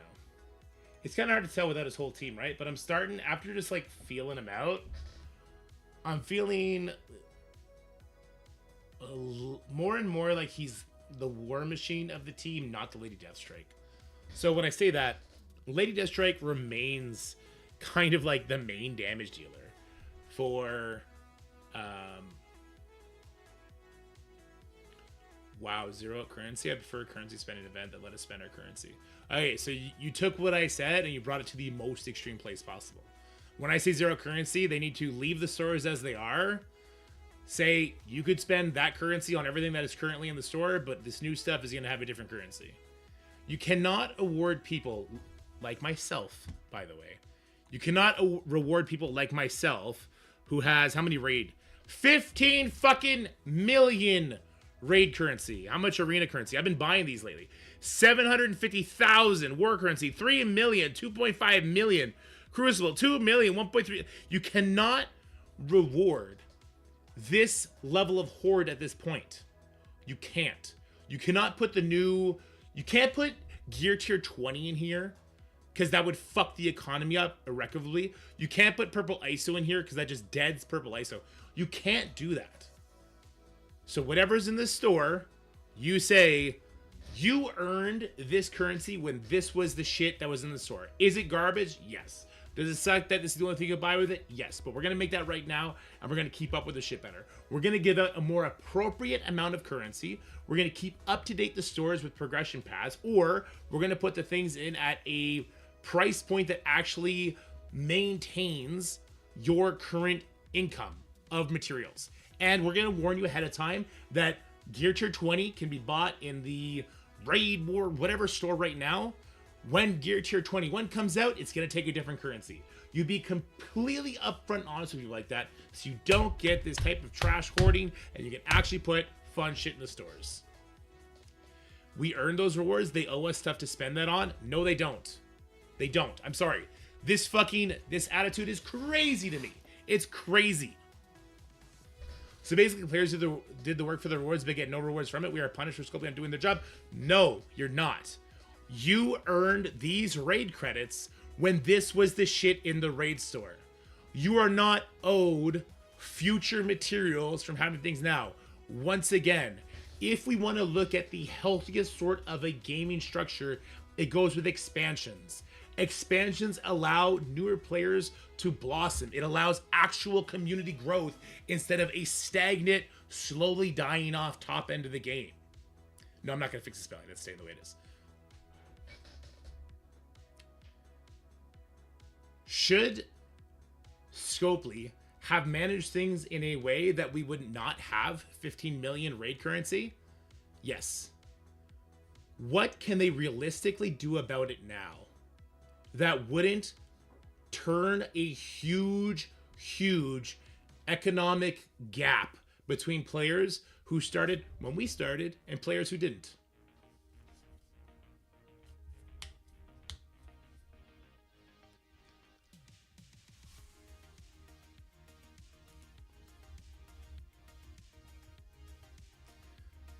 They don't have to... Okay.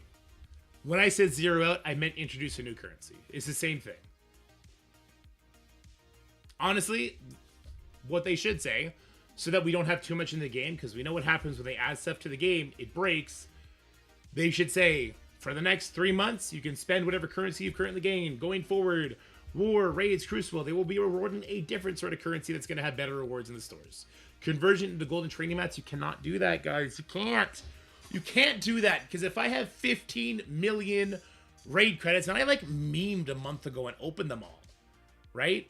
If you have 15 million raid currency and they come out with a conversion rate, what can that conversion rate realistically be where I am not going to be getting a god tier amount of gold that's going to trivialize gold for me for the next year and is going to let somebody who's only been playing for a year feel completely fucked over because they only have 2 million raid credits, but they have also the exact same as me been not benefiting from any sort of raid store.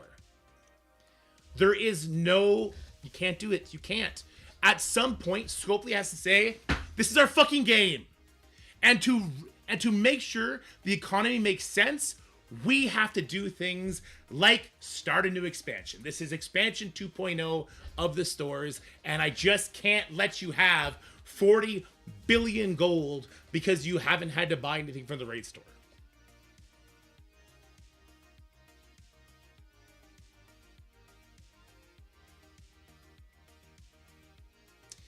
Steven, what you're asking for is Thanos giving. And they could do a Thanos giving and everybody would bitch and complain about it. Make it 1 million raid credits for 1 million gold or 500,000. It's not much of an advantage. If they do it that small a number, fine, but people will still bitch about it. What if they give existing star tokens like SK and Old Man Logan for older characters that we can buy with our current currency? Then again, you're just rewarding hordes. You're rewarding more veteran players to a crazy degree.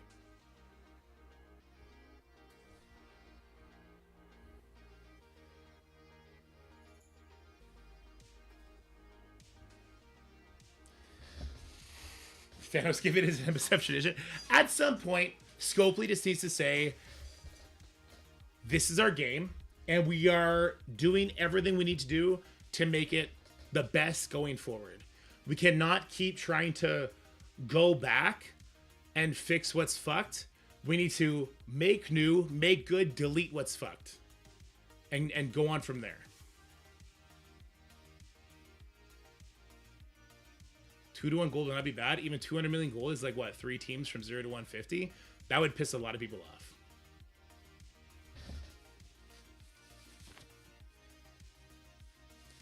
There are dead, rotting limbs on Marvel Strike Force right now. You need to cut them off before the tree dies. You need to cut them off before they infect the tree. And the stores are one of them. Anyway, I'm trying to do infographics. What are you guys doing making me get all mad? You guys make me get all mad.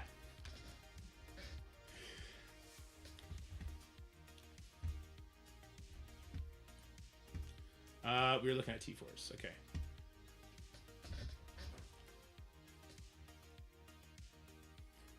Rather piss off the old guard than alienate new players.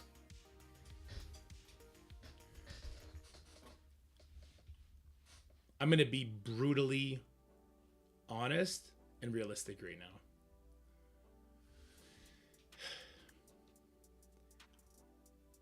When people raid in a WoW expansion and they're raiding the final raid tier, or even the tier that's not the final one, they're raiding the first raid of that expansion, and they max out their gear, and they got all their enchants, they got all their gems, they got everything on it, and they keep raiding that same raid, doing that same shit, that same boring shit for 6 months. And they're getting all kinds of currency from that raid where they can go and buy the raid tier pieces for that given raid. Do those players bitch when the next raid tier comes out and all the currency from the raid previous is useless?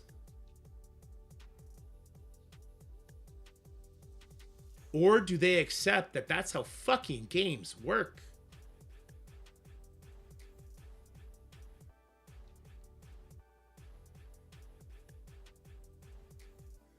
The most important thing. Yep, that's why I quit WoW. You're entitled. Sorry, told you. Gonna be brutally honest. That's an entitlement issue. That's an entitlement issue. Every single game is like that. When you're playing Kingdom Hearts 1 and you got your fucking Ultimate Sword and Kingdom Hearts 2 comes out, do you get pissed off that you don't have your Ultimate Sword still?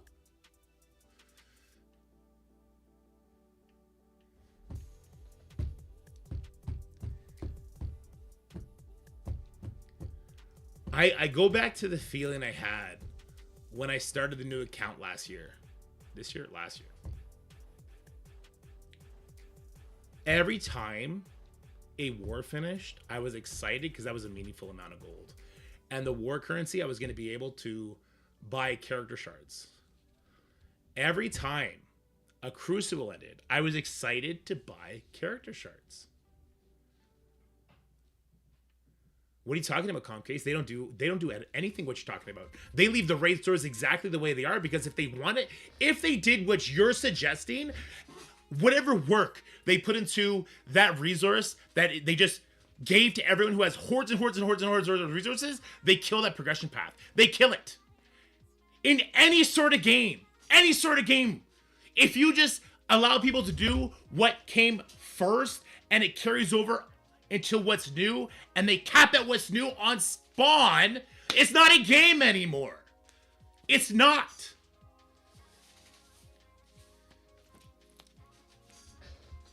Not really addressing the problem with the current currency, but do you think strictly seasonal credits is an option for a future? Yes, and it should be. Everything should be seasonal, because that is what's going to make it fun for the moment. That is what's going to make me want to win a war. That's what's going to make me want to win a Crucible. I want more resources because that resource has a meaningful thing in it. And if it's seasonal, they have to update that store seasonally to go along with it. No, I'm not. No. I'm not mad. I'm very frustrated that what I'm hearing from a couple people, and that not a minority, I would say pretty evenly, is that they would rather eat shit like we currently are than start over. I said eat shit. That was... They'd rather things not change, just keep hoarding, assuming that one day the hoard's going to pay off. It's the same thing with the gold orbs. Gold orbs should never be reworked to give more gold. They should do gold orb 2. You should never, ever in your game promote infinite hoarding. When they do a gold spending event like we currently have, I hate that. I hate it. It's so bad for the health. And then you have players that never build anything and they wonder why they can't do the content. It is a self-destructive cycle of... It's a resource management game that makes you manage your resources in the most toxic way possible.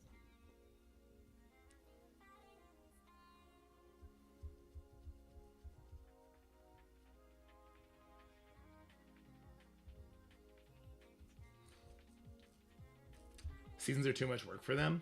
Maybe.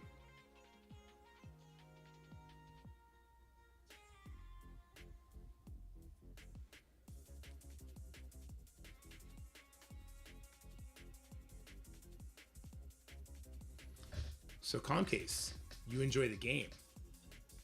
That's good.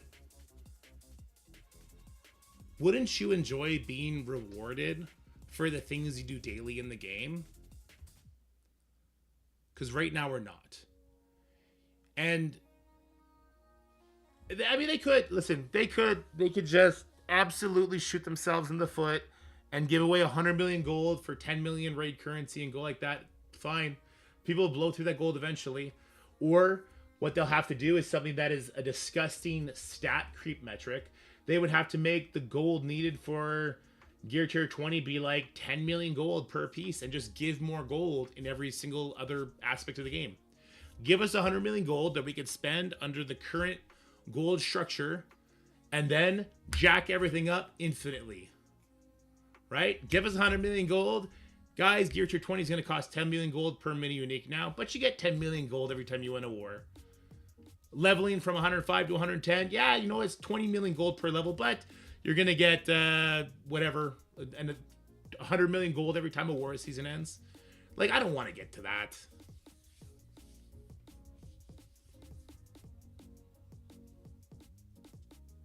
They also have the season resource, though. How often does an event store end incorrectly or get extended? So people either get screwed hoarding or screwed spending in time. Yeah, but that's at a micro level, an event level, right? We're talking about, like, game structure. It's really not that bad to give 100 or 200 million gold in this game. You can get that on Mega Gold Orb Jackpots already. So what I'm going to do is I'm going to go to a cul-de-sac. And I'm going to give 8 out of the 10 people on that cul-de-sac $100,000.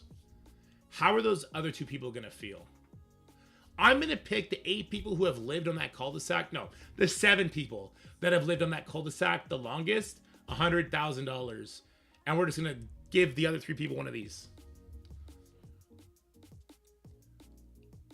You cannot reward the infinite hoarding of just older players. It's their fault. Listen, I'm 100% with you that it's their fault for not having the stores update at a competent pace and not having our resource income be competent. I'm with you on that. But the solution cannot be to alienate any group of players more than the other.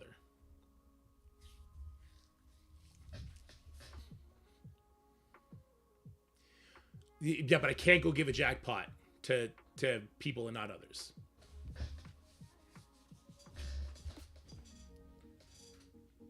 Yeah, I'm with you, Tomato, on that one. They need to have a timer on each store when the timer hits 0, the currency for that store resets. Yeah, that's what they need to do in the future, Steven. And in our current stuff, they need to put a legacy store or something like that. Let you keep all your currency. You can go spend it there when you want it. I just don't know what... I don't know. Because I look at the amount of currencies I have, and it just... None of it would make sense. None of it. Always get assist from random ally. Okay, that's his turn 1. That's really important. If Root is an ally, flip all negatives. Well, same for the piercing is pretty nice. On turn to play offense up for 2 turns. Okay, so I think it's Rocket. Rocket goes after a lot of these characters, though, doesn't he?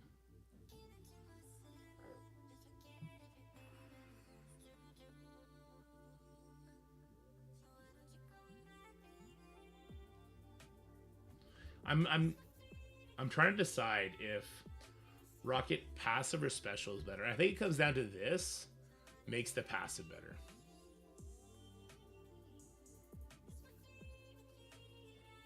I think it comes down to the passive being better because of that.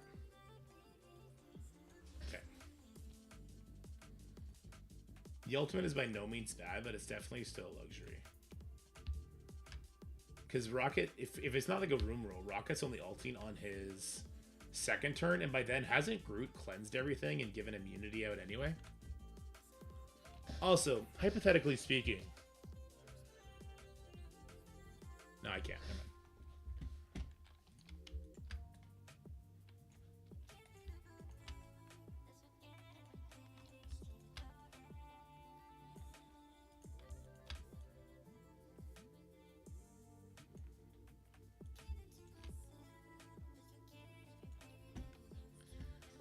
Those new players make an impact on all players. Stay secure.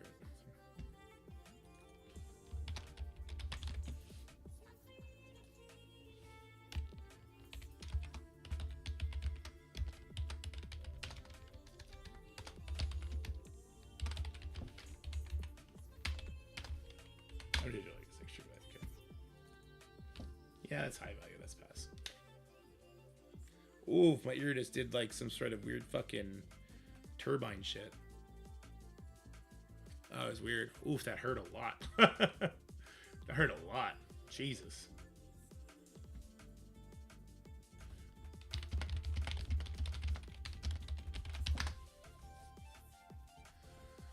Scope is a stripper that got accustomed to regulars allowing empty pockets for minimal flirting. When the big spenders find the next hot spring, she either comes to terms with that most people won't spend thousands for vanilla stuff, or if she can watch her fan base shrink while she can use Dementos for nothing. I thought figured his base T4. Can we change that to essential to make me feel better? No. You can change him to a striker to make you feel better, so he does a striker assist when he does his Groot stuff. That's something you could do. Okay. Raider. Yeah, I think I like him as a Raider. He's like 120 something now on speed, right? He's 116. Yikes. Big yikes. Why don't I see his unique anywhere? Oh, here it is.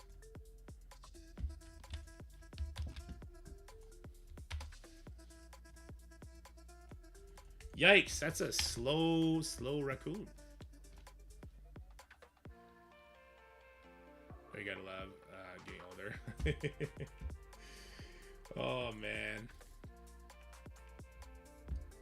Pokemon Go. 24th today, right? Oh, guys, if your alliance launches your raid during the day, make sure everyone's on the same page not to clear the Spotlight raid boss, okay? Orcus takes a lot more nodes and a lot more coordination to get done. Leave your Spotlight raid boss for people to make sure they get their 10 hits in after reset today. Don't fuck that up. Don't fuck that up.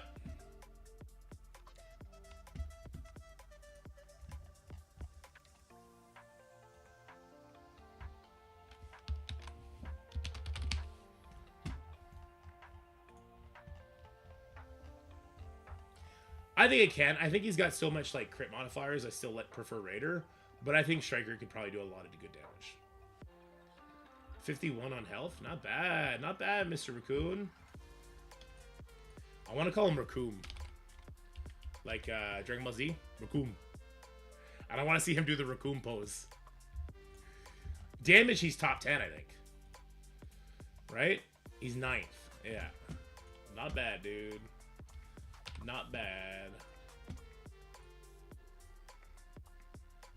Armor. He's down here at 43rd. That's crazy. Rocket Raccoon is the 43rd highest armor. That's insane.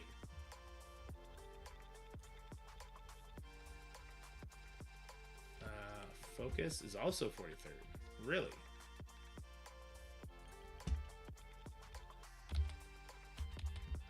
Guys, I really hope we don't see that number again because it's gonna freak me out.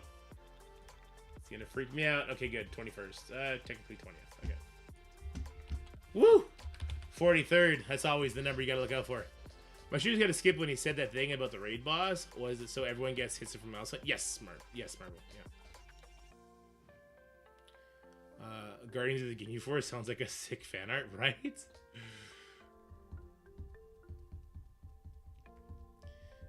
I've a bunch of Dragon Ball. I have not actually. Is it good, Menfetti?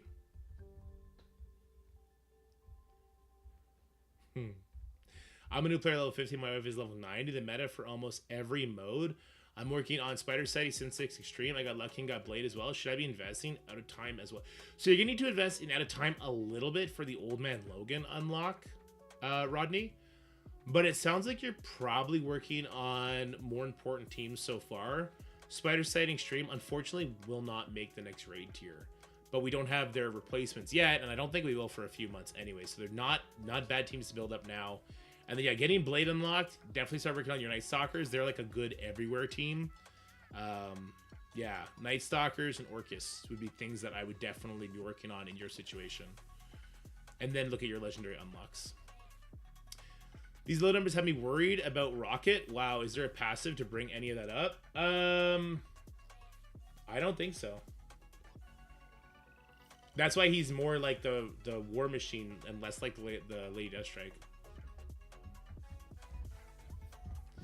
Solo leveling is so good. I didn't watch the one this weekend yet. I gotta watch that.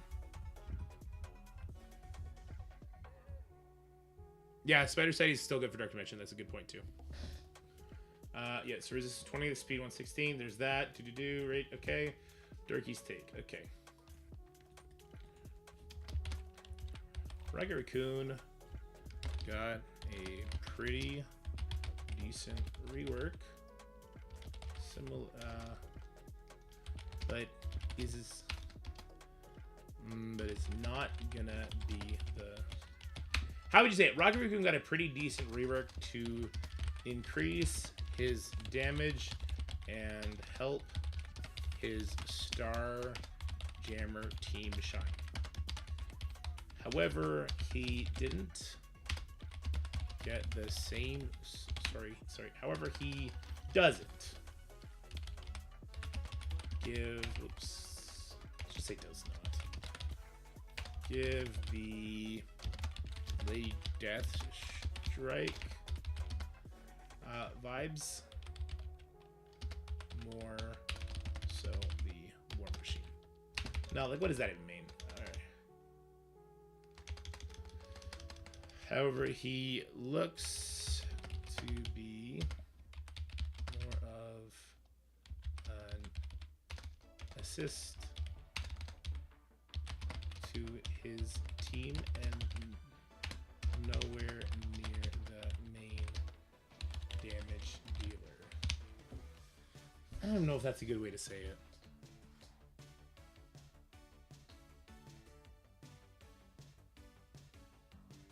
What is Howard? Is he Howard's skill, right? That's fine.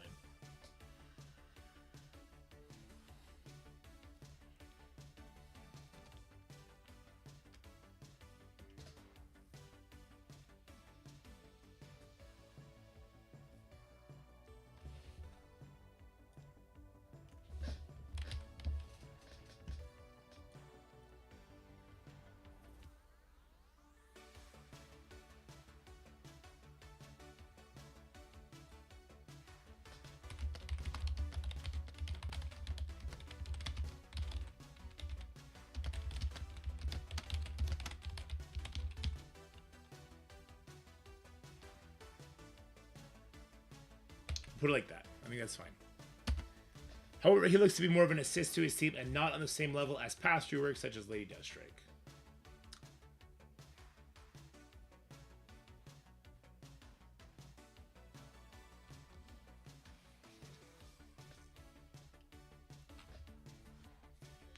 I've just done the P-Force, BK, Mephisto, Emma fight.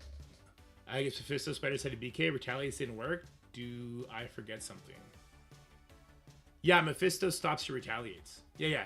That's why I told you that Mephisto is going to kind of cuck your Black Knight.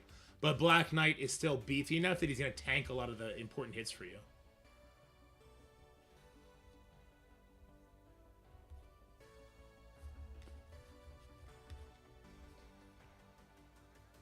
Yeah, I figured you'd still win it, because at least your Phoenix Force stops them from getting Safeguard, and then you can kind of control them from there and kill people. Yeah.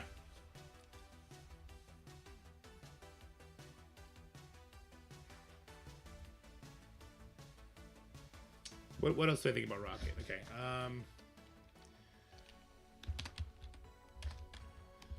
Raider ISO will help capitalize on his heavy crit kit, but Striker is another viable option to lean into his opening special attack. I think that's fine. There's not much to say about Rocket. He doesn't have an interesting rewind like Lady Deathstrike has. He doesn't have the bleeds. He doesn't do defense down to anything like that. He's just kind of big crits, gives offense up, does damage. It's kind of his thing. My own Illuminati is in stage 2, Jay. Omega Red Phoenix Force makes a physical taunt 2, so isn't BK redundant? Doesn't Omega Red not make somebody taunt if there's already a taunt on the field? And so he gets the speed bar instead? Am I wrong? We didn't want his Mephisto to get beaten up by the spiders. We didn't want him to get trained down.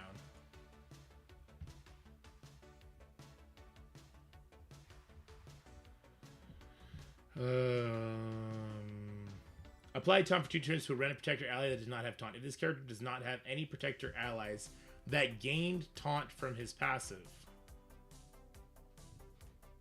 Did your Mephisto have taunt, Risa? If this character does not have any protector allies that gain taunt from his passive. Technically, Mephisto would be a protector that did not gain taunt from his passive.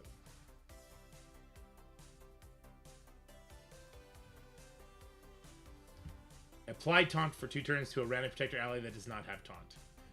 So BK has taunt, Mephisto doesn't. Maybe Mephisto, yeah, maybe this was just a waste.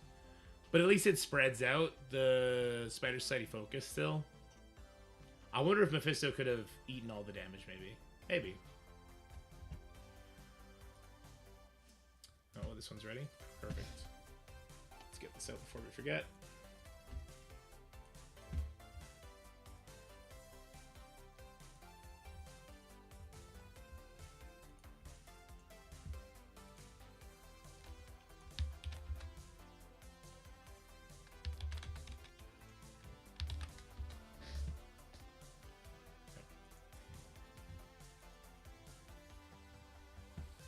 I think that's it for Rocket Raccoon. I don't think there's much else to say about him. Kind of a boring rework, but a fun rework if he hits hard enough, right?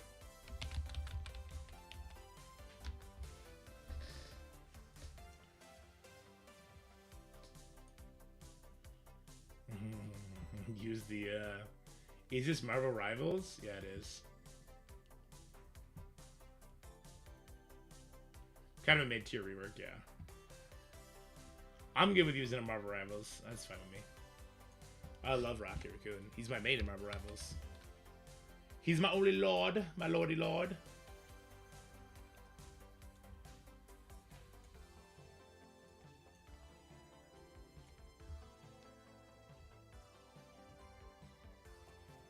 There you go, that's pretty good. February 24th, these are the stats, 116, Raider. Pass, high value, extreme value, essential. Here, Cousin Raccoon, looks pretty good. It's a little bit bigger.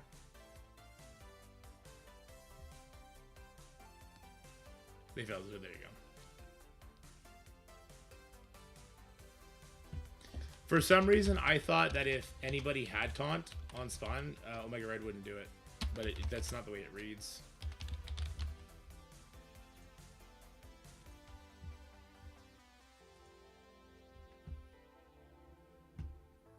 Okay, we can go post that to the Patreon.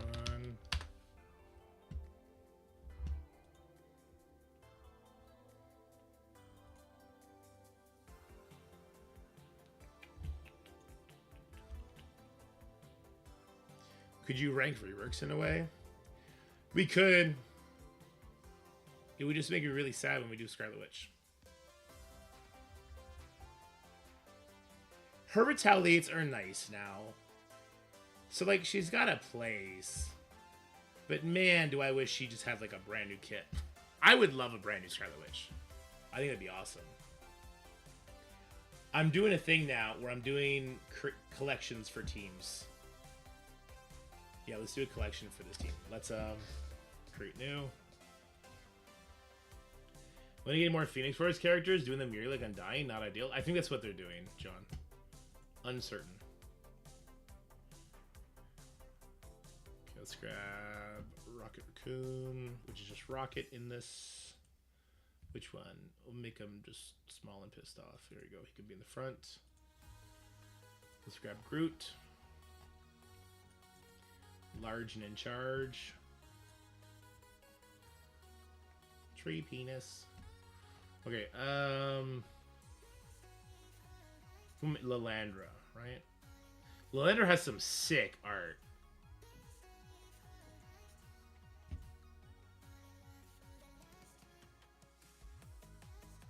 Do the fanciful one. See Havoc. I've not seen Havoc's art yet. Ooh, Havoc's got a lot of options. Oh, they add animations to it. Okay.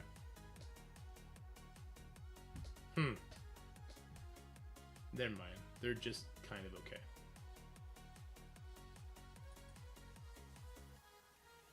We need empowered Scarlet Witch. We got Thanos. Agreed. Agreed. And then we got Howard the Duck.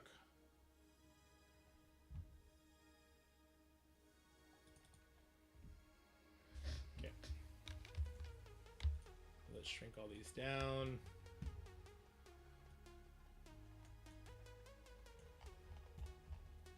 Damn, Howard looks like good quality imaging. Rocket, not so much. Ducks are bigger than raccoons, right? Pretty sure.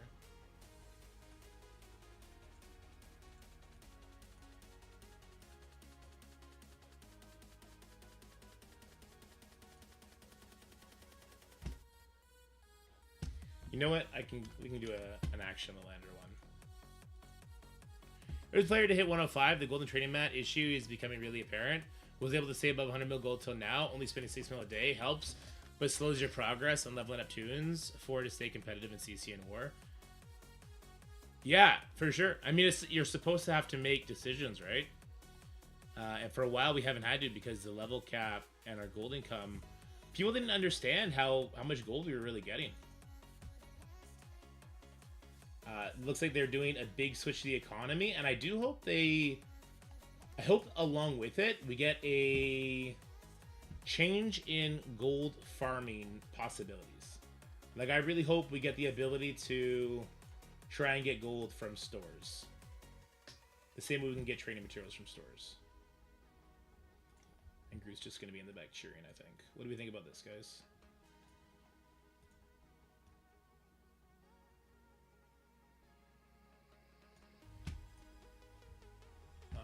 Rocket ahead of... Yeah. Like this. Pretty basic. It's just a little thing to go into the Patreon.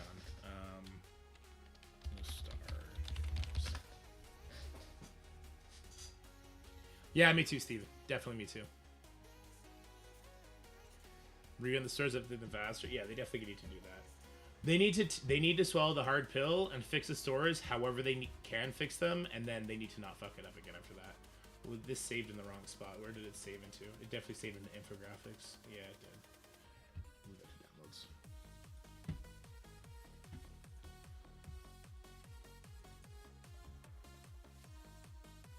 There we go. Starjammer Infographics production. Okay.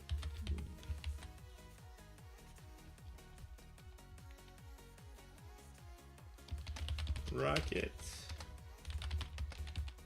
didn't exactly get a Lady Deathstrike level of rework, but that does not mean Rocket can't output a good amount of damage. Don't be afraid to level in gear this trash panda.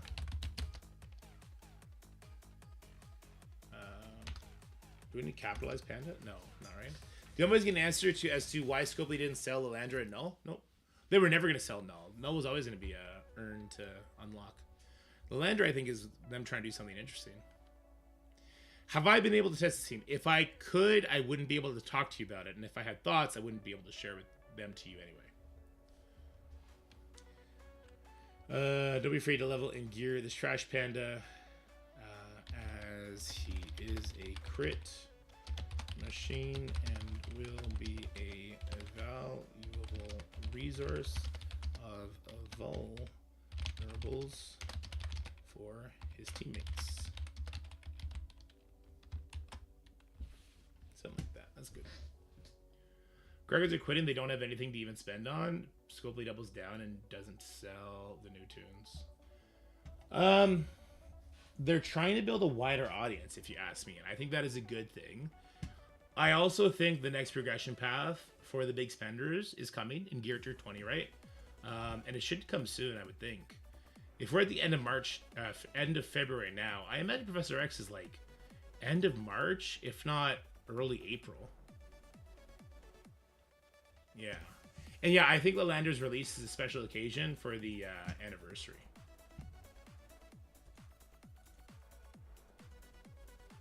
Gear Tier 20, Purple 4 and 5. Yeah, so I think Gear Tier 20 probably comes out this month. Now that they've gotten people to spend like $1 billion of their gold, right? Then I think Purple ISO probably comes out June. Purple 4, maybe Purple 4 and 5. Is DD9 a Gear Tier 20 requirement? It's Gear Tier 20. And I'm with Steven. I think they need to, and I think it was Steven who said this, they need to not call it Dark Dimension when it's a Purple ISO requirement. Find a new clever name for it. Maybe that was Zero or even Baka that said that, actually. Maybe we just had a lot of people agree with that. So Groot.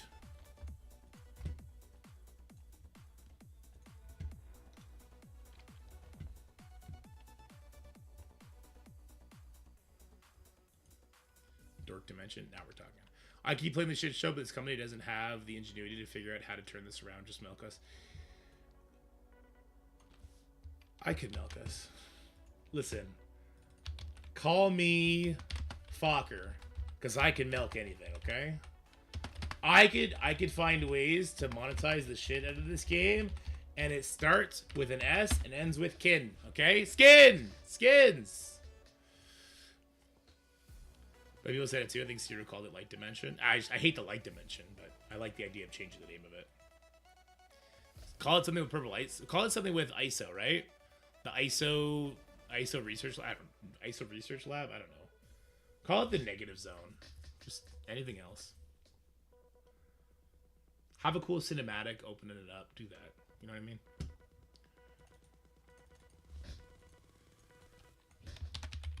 And we need narrative in the story. And the narrative from the showcase doesn't do it. Because people skip that narrative. They just do. Skins are new characters. They could do both. There's so many. There's like, what, 40,000 Marvel characters to pull from? You could do both. Alright, let's get a Groot. Give me Groot. Give me Groot. Groot it up, baby.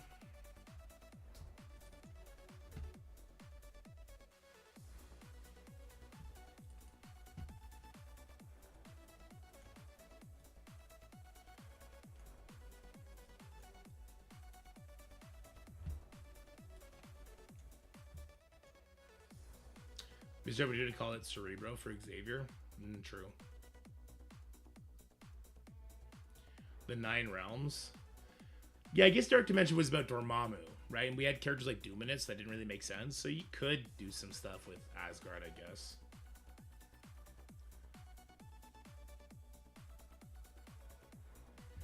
Do the skins do anything in my roster? I think you're way off if you think that it'll bring in revenue. It's one thing to say I'm not into cosmetics. It's a crazy thing to say other people aren't. Yeah. People love skins. You give them a classic, awesome skin from a really called Croat, that'd be good. Yeah. You give them really good skins for characters that they're currently purchasing. You make a skin for Rocket Raccoon in this next patch. You make a skin for Lilandra. You make a Professor X skin where he's like from the movie Professor X, or like street clothes, or you put him in just like an X-Men outfit instead of the blank one. Like, you'll sell those. You will. It all depends on how much it costs, I guess, to make the skins and have them do the animations.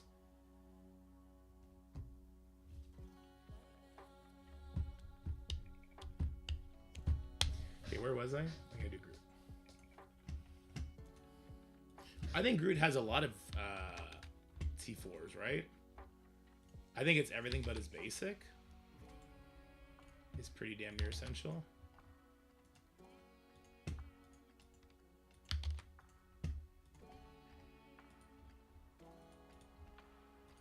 Basic, yeah, I don't care about the regeneration. I just don't.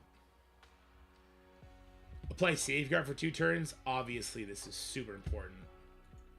That's not even in Crucible. That's great. Okay. This one in Crucible with 3 or more Starjammer allies. Instead, generate 2 ability energy for self and all Starjammers. That seems pretty damn important too. So Rocket will be able to use special again. That seems pretty freaking good. Where does that energy go? I need to digest where that energy goes. When attacked, always apply slow to the attacker. On death, always apply speed up offensive counter. This is essential. I'm thinking it's passive, special. I need to see the other characters. I need to see the other Starjammers and see their cooldowns. Because Groot is going... Well, actually, no, Groot's going last. So if it's going to be... You know, like... What's a good example of a team that loses steam? Immortal X-Men. Immortal X-Men loses so much steam if they don't get their kills right away. Whereas Groot is actually going to keep the Starjammers, keep them moving. So if there is fights in the future that take a long time, he'll keep them using their abilities. Yeah. How much do you think that people will spend just for a skin? Trying to figure out how much you bring in per, $5-10. You do legendary skins for $20, that sort of thing.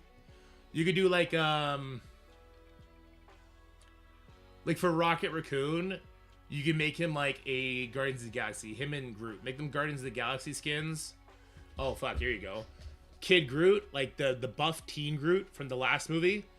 You sell that skin for $10. You sell a Super Skrull skin. You throw him in the Fantastic Four uniform or something like that. You sell that for $10. Mephisto, I'm sure you could just put a fucking cloak on the guy. Old Man Logan, you make an Old Man Logan skin where he's got a fucking cowboy outfit on. Do not put speeds on skins. Do not put speed anywhere.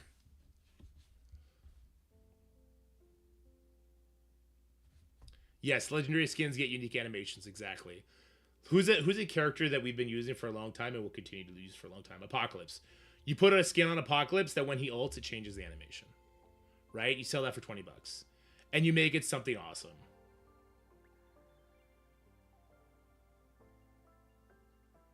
Doom, I assume Doom gets a rework. He can get a white skin, so that it's like what is it? Lord Emperor? Is it Lord Emperor Doom, or what is that one called?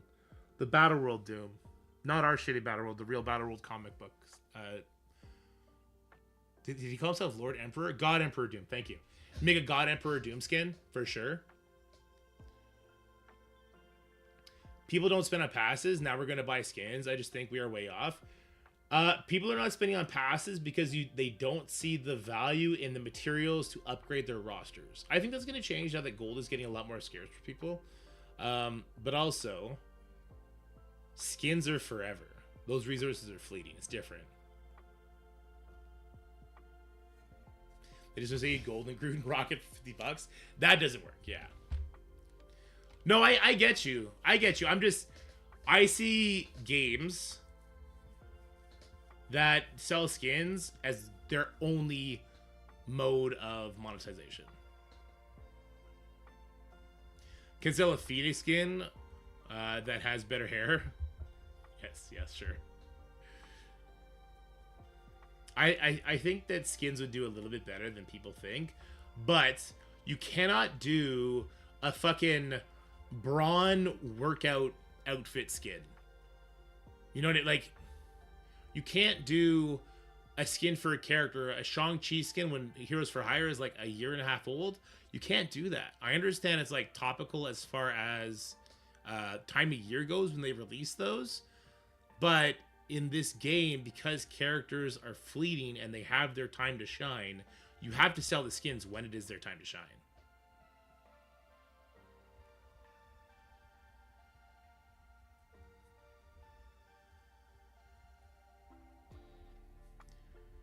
Thor Endgame skin. If they had sold Fat Thor when the Nowhere team was released, I believe Taco Shooter would still be playing the game.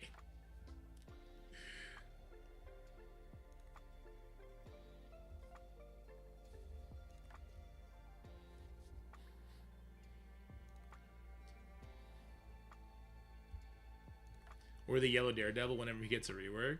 I hope Daredevil gets rework. I used to love playing Daredevil. He was super fun. Where the fuck am I right now? I'm trying to figure out what I'm doing. This is gonna go passive. Which one is the special? It's him. Okay, the special gives safeguard, then the ultimate, then we're gonna pass on the basic. Okay. I think they're all essential though. Personally, I think all three, everything but his basic is essential in my opinion.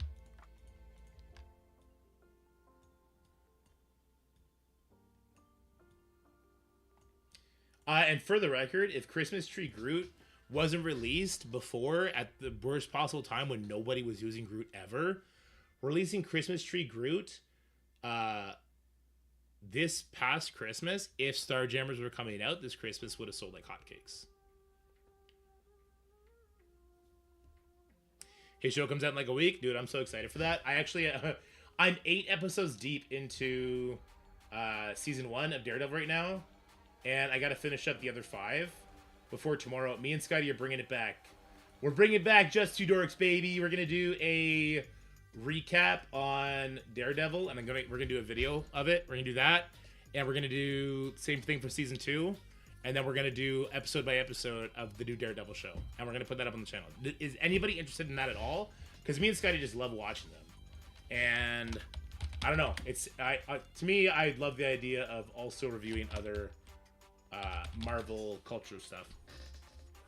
I buy a Maestro Hulk skin whether I use him or not, but They could just rework Hulk. I'm just saying. I'm just saying. They could just rework Hulk. I'd be fine with that too, right?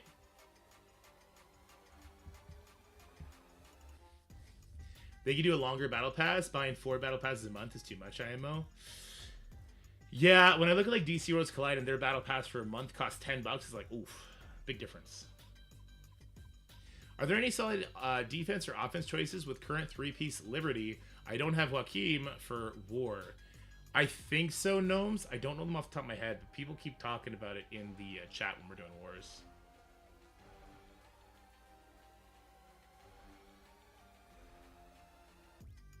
If they do this, if they do that, too much of exactly nothing. Listen, if we can't talk about what should be with Scopely in its current state, then we can't talk about anything. World War Hulk? We kind of have World War Hulk. He was the Horseman costume.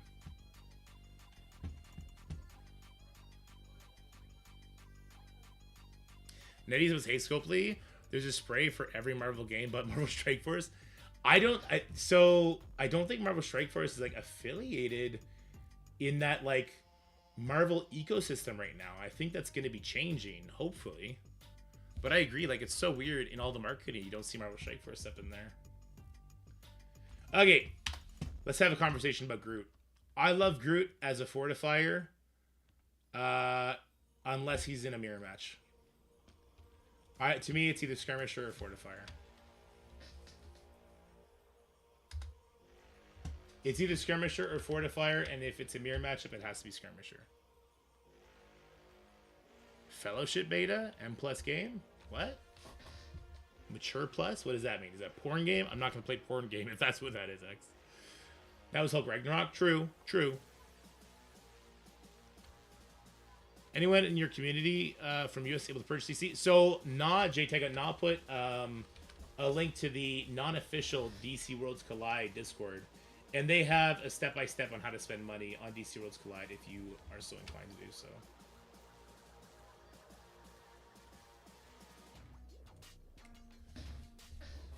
See the new Marvel movie? Was it good? 1 out of 10? I have not seen it yet, actually, which is not a good thing.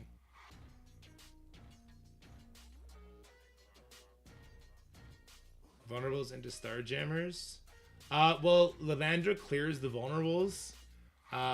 It's more about the slow from Groot landing. If I'm trying to conserve ISO, I do Skirmisher. It'd be for the slows, and also just you can then make Rocket a Striker if you so choose. So Striker, the Striker attack from Rocket goes off. Like Bishop or Cyclops. I don't think you're the only one, Steven, but you're giving away the what is it, the turn meter rewind? When Groot is about 40%? Which is that? Are they immune to slows? If they're immune to slows, then maybe a Raider for the mirror matchup. Are they immune to slows? Oh, right. I think, what's her name? Lilander does that, doesn't she?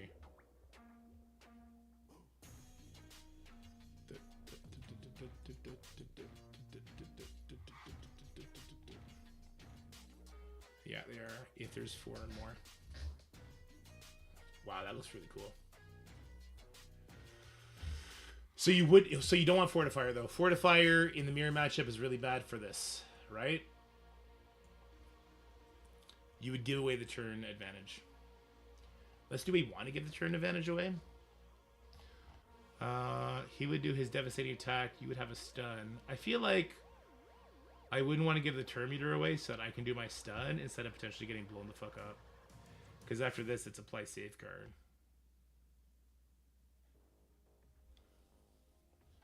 Store Steam Power. Let me take a look, X.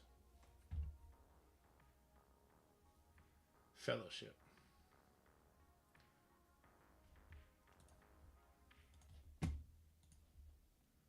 I'm Hamish Bode, Community Director for Fellowship. On behalf of the team here at Chief Ripple, we couldn't be more excited to invite you all to our public playtest. But first things first, I'd like to give So we got Paladin Priest from World of Warcraft. That's what it looked like. you an overview of our game and get you up to speed on what you can expect in Fellowship.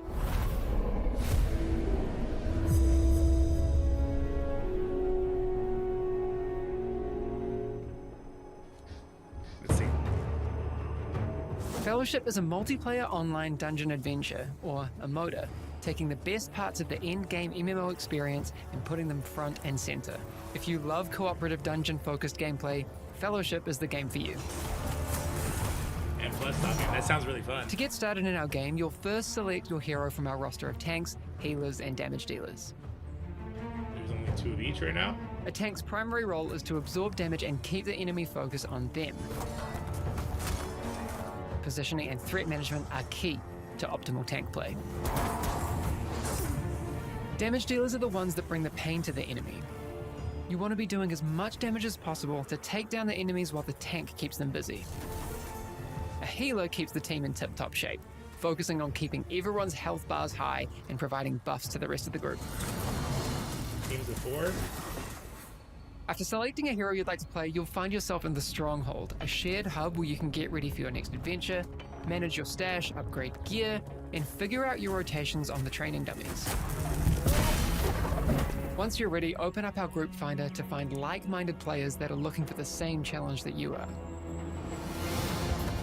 Once your group is found, you'll start the dungeon and fight your way through packs of enemies, each with unique and challenging abilities of their own that you'll need to keep an eye on. You and your group will have to work together and take out enough of these enemies to up your kill score as you make your way towards the boss. Now, these bosses aren't your standard hack and slash fare, and you'll need to pay careful attention to the boss mechanics that Fellowship has to offer. A lot of our encounters will make veterans feel right at home, while others will push the boundaries to give players an entirely new challenge. Holy shit. As players reach higher difficulties, these bosses will become even more challenging as they unlock their own advanced mechanics and abilities. Nice. Pay attention and communicate with your group to end up on top. During these dungeons, you'll also need to keep a close eye on your own abilities, their cooldowns, including your ultimate, and find the optimal time to use them.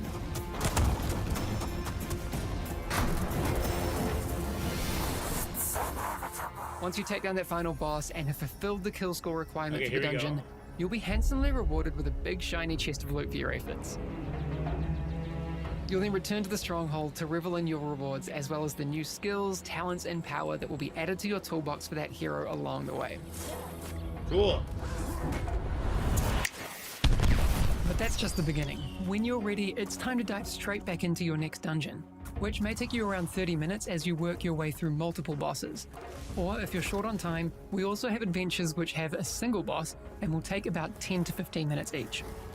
We want to give you options to chase down the loot you need in the time that you have available. With each completed dungeon and adventure, you'll gain the power you need to take on new and increasingly difficult challenges, and you'll be rewarded with loot that is far more powerful than what you began with. For those of you that haven't played a game like this for whatever reason, maybe you just didn't have the time, or the prospect of doing NPC quests for hundreds of hours didn't appeal to you, we are so excited to invite you into an experience that has been hidden away from you for way too long. We've put a lot of work into making sure that you have the best experience right from the start. We know that for a lot of you, your competitive spirit is why you'll want to play Fellowship.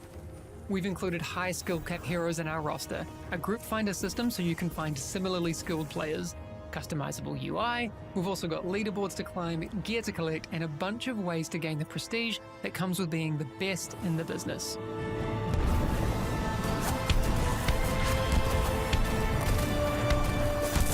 This is just the beginning of the Fellowship journey, and we can't wait to make this game with and for our community. So make sure you jump into our public playtest available at Steam Next Fest starting February 24th. Yeah, I want to play that.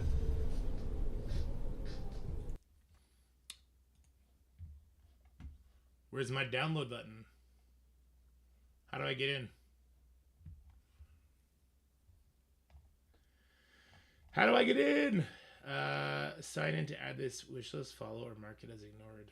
Is there a Discord for it? It looks really cool. So it's M+, but none of the like farm your fucking your pots and your professions and all that shit outside. It'll be out later today. Okay, I'll try it later today. Online co-op. I'm gonna send this to Scotty, to Daedalus, to a couple of my WoW people.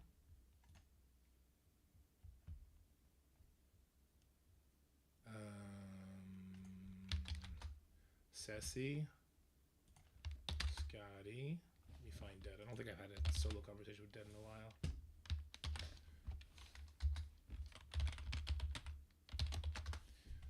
T-Dub and those boys. I'd like to bring it up to them too. We did a lot of stuff like that. Well, it's a play test, so I assume it'll be free. X, you wanna group up later today for it? Yeah, WoW without all the annoying bad WoW parts. Should we do the last time? No, you did good, Soliner, because the reason I failed was I didn't put Skirmisher on Dawkin. But the Mephisto team didn't have a shot in hell. Yeah. I think I needed to probably use Hercules instead of Black Knight and go for a YOLO one-shot on it. But also, I think she threw up like an insane efficiency score, so I don't think it was going to be close. She threw up a 191. It wasn't going to be close. Okay, cool. I wonder when. Well, I'll have to keep my eye on that during the day, but that looks like a lot of fun. Okay, so maybe not Skirmisher. Maybe Raider on him. Or Healer. Oh, maybe just Healer on him then.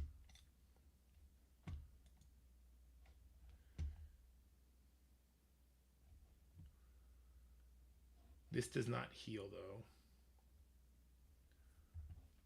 This does a decent heal. He'll suffer 15%. When he ults, which he can do turn 1, you not have to worry about vulnerables anyway, so the healer passive doesn't do shit all there. Dorky DM? Okay, 1 second. I just DM'd you.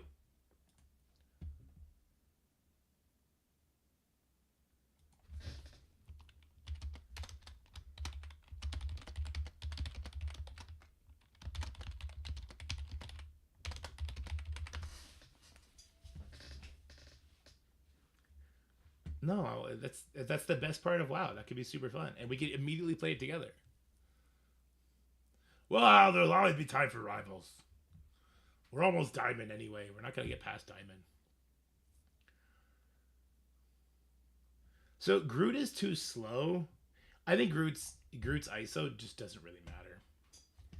What about ranked? We'll get there. We'll get there. I just don't think it really matters. I think it's healer for everything.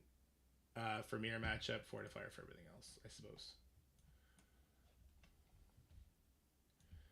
God damn it, I just can't get it. Oh, there we go. I mean, Raider would make the rocket thing hit harder, but nothing else really. Groot doesn't, well, wait, Groot does attack now, doesn't he? This one calls it an attack. Attack primary target. So he doesn't attack here. The duck even speed bar is the most important thing, yeah.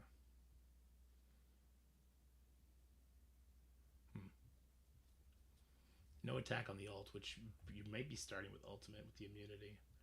And the energy it'll give back to Havoc and Lilandra and Rocket. And it applies Safeguard. Okay, yeah, you definitely open up with the ultimate, right? Well, that's not true. I mean, you might need the death proof in some situations. You could be opening up with the special. Raider may not be horrible for him.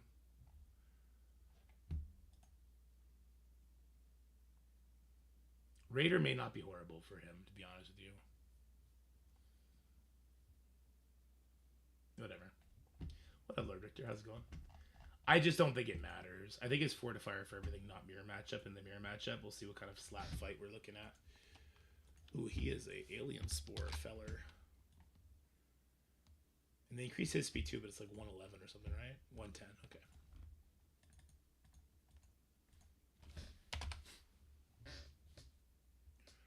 After this week's Crucible, I'm kind of annoyed that MSF versing 3 200 mil plus opponents with 5 times my roster, 105. I felt like I was wasting my time.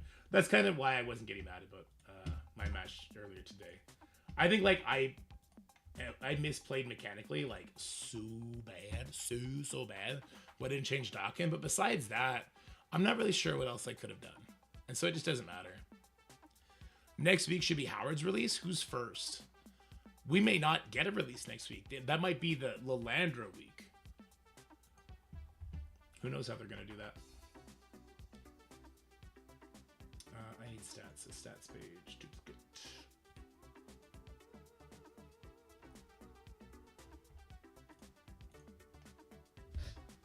Control F.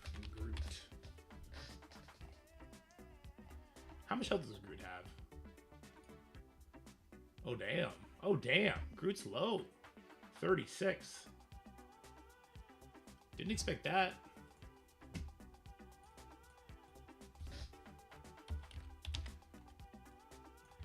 He stops the assists. That's right. Groot stops the assists. That's why we want to keep him above 40%. Which is why I like him as a fortifier against Odin teams. All right, he's tied up to 24th on damage. He's got pretty good damage, guys. I don't know. Raider looking a little bit better now.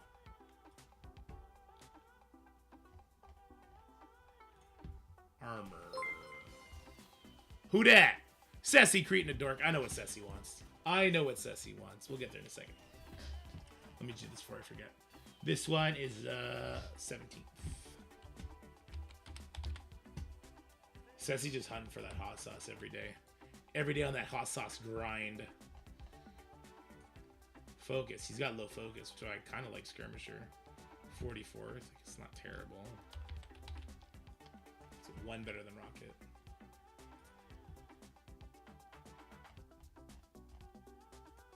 Resist. Shit, his resist is kind of bad too. 41st. Okay.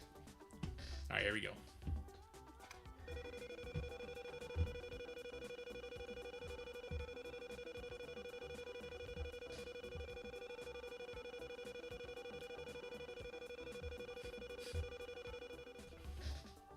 All right, let's spin it to win it. Ceci, what are you going to force me to do today?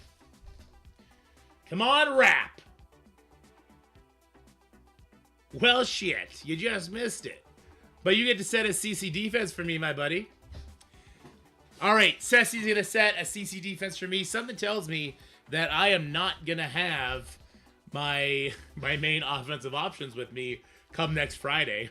But we'll see. Ceci, you just send me whatever monstrous defense you want me to throw up there. If you go full turtle. You know what? Sure, Ceci. You could set my entire defense for me. Everything. Not just one room. You could set all 6. I will do whatever you want me to do. All right. Let's get back over here. Doodle-doodle-doo. And we're still here. Ah, I didn't move fast enough. All right, here we go. I got lazy. I didn't switch the scenes over fast enough. Since he breaks up every offense team I have, puts hand on defense across the board. Ceci is going to be able to do whatever he wants to do to have fun. He doesn't have to go crazy. Yeah, I guess we're done here. Okay, so Groot. Oh god, make me do the Doolum defense? Oh, could you imagine I win like that?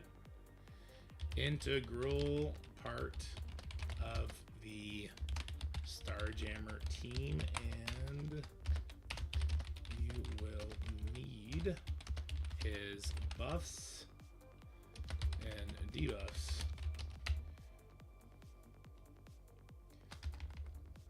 What would we say about Groot? Groot is an unkillable, literally.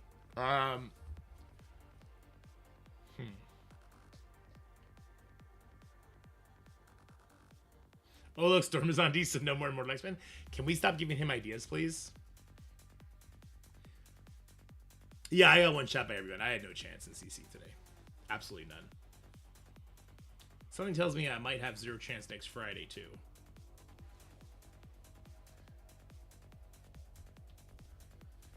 Groot is a tree.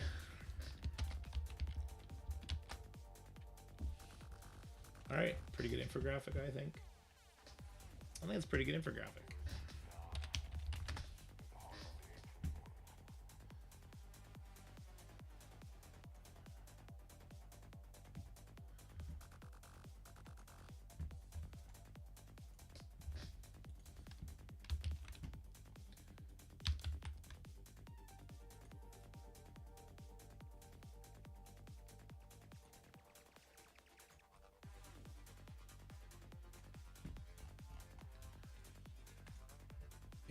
anyone on the Patreon, would you guys be upset if I change every word on here to I am Groot instead?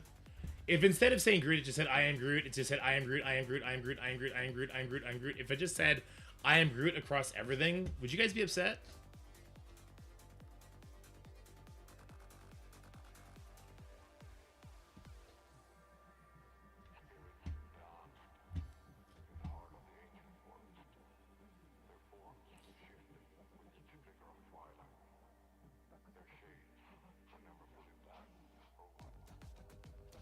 I'm not gonna do it, but I want to do it.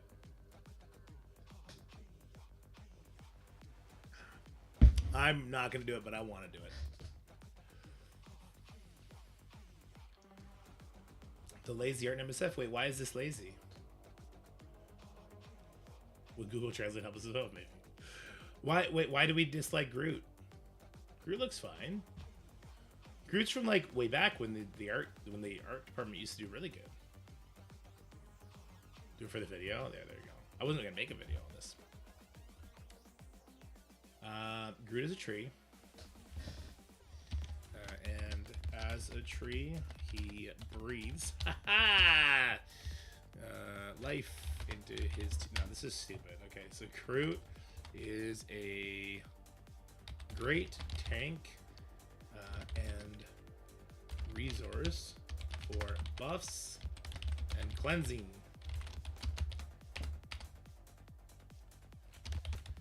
Make sure you have Groot appropriately built.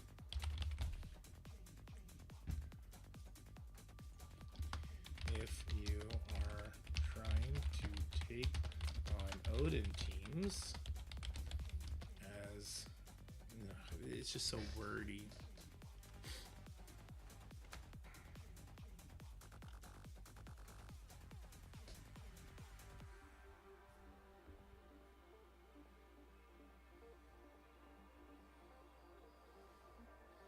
Kevin,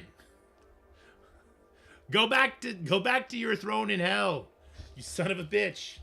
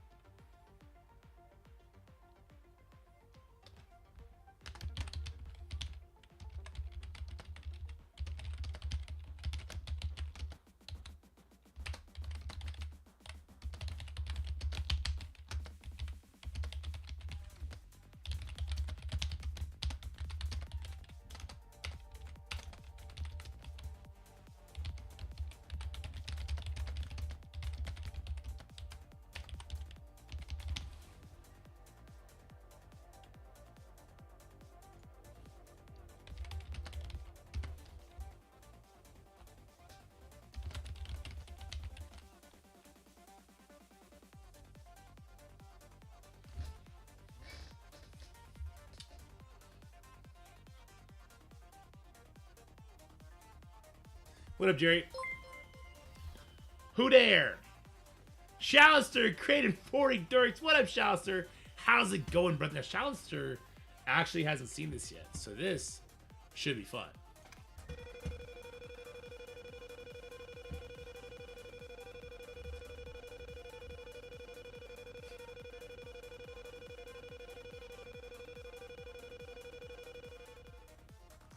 Shalister, I cannot thank you enough for supporting the stream as you have always done.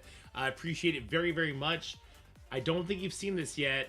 This is the sub wheel. So for every sub that a person does with 1 hour in between, we spin this wheel. And whatever happens on this wheel is something I have to do. The workout stuff is stuff I do off stream, but there's other things that can happen on stream. Oh, you haven't seen that? Well, here we go.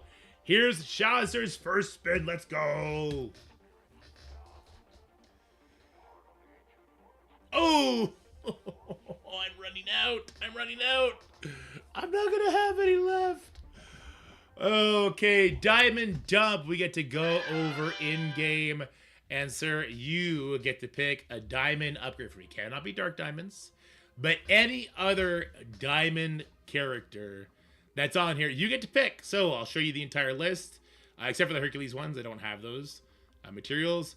So we can do 3 diamonds on any of these guys of here, 2 diamonds on these, or maybe we're bros. Maybe you're like, Dorky, just do a 1 diamond one. Just do a 1 diamond character. Just waste 50 diamonds. Don't waste 280. Or you go full hog and you become chat's hero and make me suffer. I don't know, having a 3 diamond Maria Hill. Please don't. Please don't. You get to pick, Shasta. What's it gonna be? Oh, and I can refresh. Yes, I also afford 1 refresh. Spider-Man, he will get a rework at some point. My man Shasta, looking out for me. Let's go with the Spider-Man. Boop. And I agree. One day he's got to get reworked, right? One day he's got to get a rework. Let's see. What's his damage set at? That's going to be kind of funny to see. His damage is 57,000. Cool skin, though. This is the kind of skin that somebody would buy. All right. Thank you, John. You're the best for the stream. Love you, buddy. Appreciate you. And we'll go back to finishing up this. Nope, not this. Not this. Nope. Hold on. Don't look here. You know what? I'm going to fix that so that that doesn't happen again. Because I'm being cheap.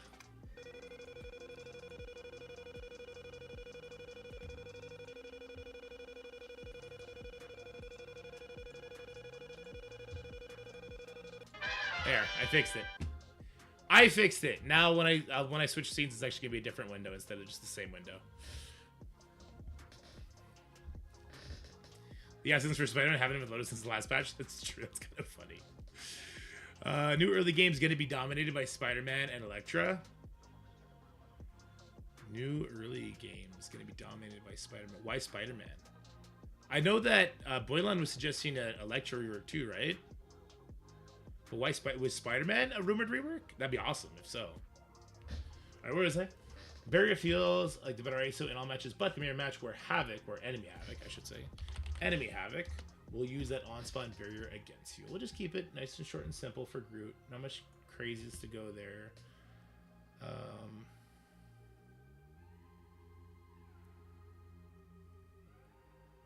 I don't hate the idea of Skirmisher over Fortifier either for helping land that slow when he gets hit. But Fellowship, play. Let's go live today. Yeah, I agree. Scotty, I want to play that with you and your husband. Let's do that. Let's do it.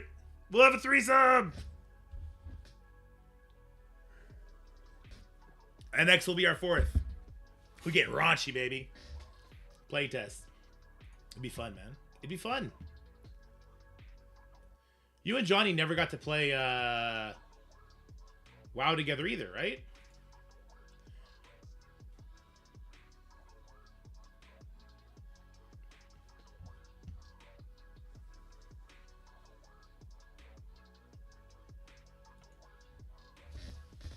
Group Infographic.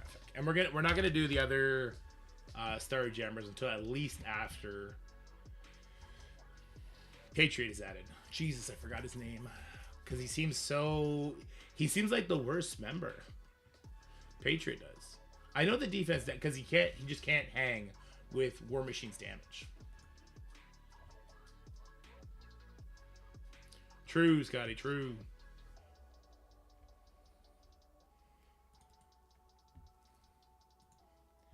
Alright, this gets added to the Starjammer infographics.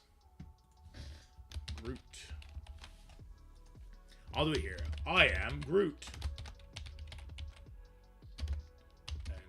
And then we'll just do copy paste of it. I am Groot. I am Groot. Let's do a comma. Hold on. And the exclamation mark. And then we'll do 1 with a question mark. And then we'll do 1, 2, 3 with a colon. And then another one with another exclamation mark.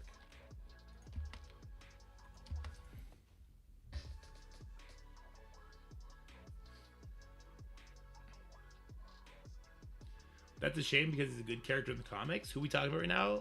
Ott? Dorky wears spoil on wig. I don't have any wigs. I should get wigs. I think that would be good content to play dress up. Like the mobile gamer stuff, get an eye patch and shit like that. I think that'd be good. I want to see, how does this work actually? Let me go to my page. How do we see the... Oh, their collections are right here at the top. Okay, there you go. And so we have the 5 Liberty here. And then we have... Wait, why did it go back here? My page. And then we have the Starjammer. It's the Battle World one. So this one I should just delete. Because Battle World got canned. This is just not applicable anymore. Can I delete it somehow?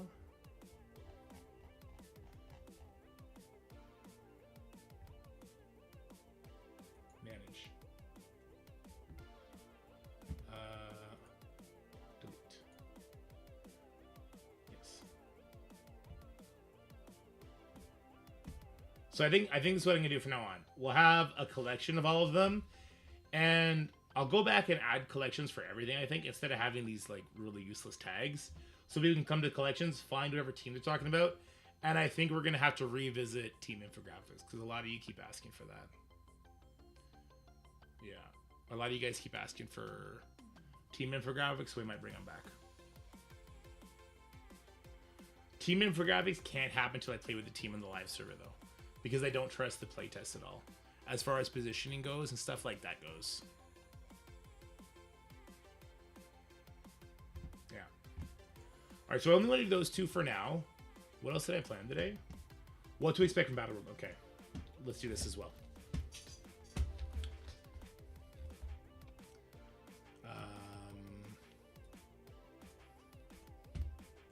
Let's start with the thumbnail.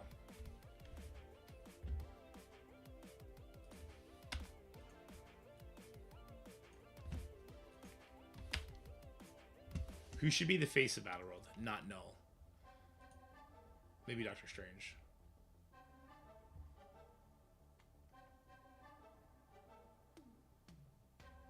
Why not Doctor Strange here? This is Doctor Strange Heartless. Oh, there he is. Okay. Oh my god, Doctor Strange is one of those characters that has 400 different positions where it's all off by one angle. And so it like crashes my computer when it's trying to open it.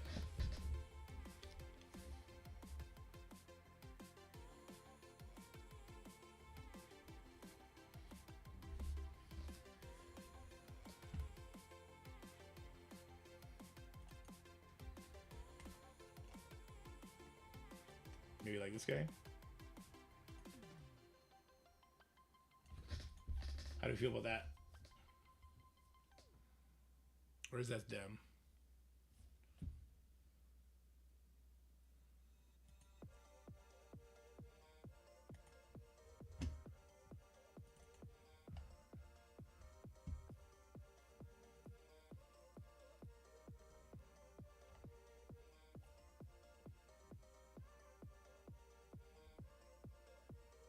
The public playtest for Fellowship starts February 24th and ends March 23rd, 12 p.m. Those times are converted to your time zone location.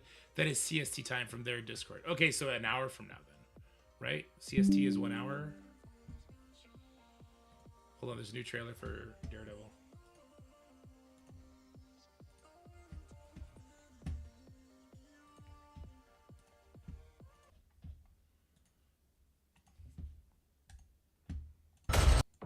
I was raised to believe in grace. That we can be transformed into a better person. But I was also raised to believe in retribution.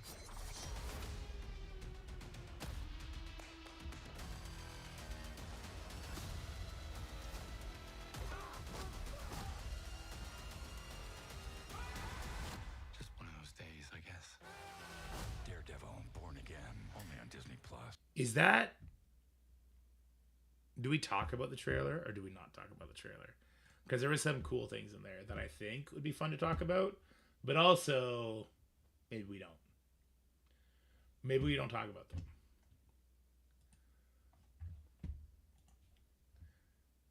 I'm working. You can't play without me. I'll cut you. Okay, so okay, Scotty. So you will play the new game.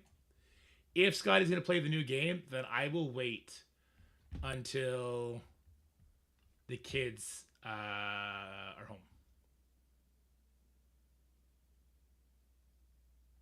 Trailers are fun to skip. True.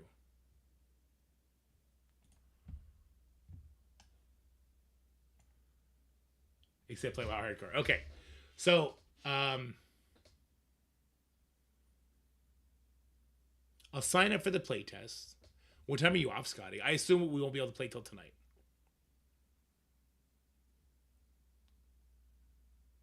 Sure Wednesday will be fun. Yeah, I just won't get them unlocked. Deep dive in trailers can ruin stuff. I agree with you. Lord Victor, everybody knows that though, because fucking YouTube, if you go on YouTube, I go on YouTube and sometimes home in 4 hours. Okay, so I'll be with the kids an hour after that. So maybe we could play like 1 or 2 games of it, Scotty. Yeah, we could, well, if you're going to be home in 4 hours, I assume you need some time to chill and stuff like that. Because I'll have at most an hour and a half from then on. But then tonight we could play. Maybe we can try it when you get home. We'll do like 1 or 2 things. We'll just go in together and explore it. And then we could play tonight. The trailers for Brave New World made my movie experience way worse. They should not have put Red Hulk in anything. Now I don't have kids, so I can just play.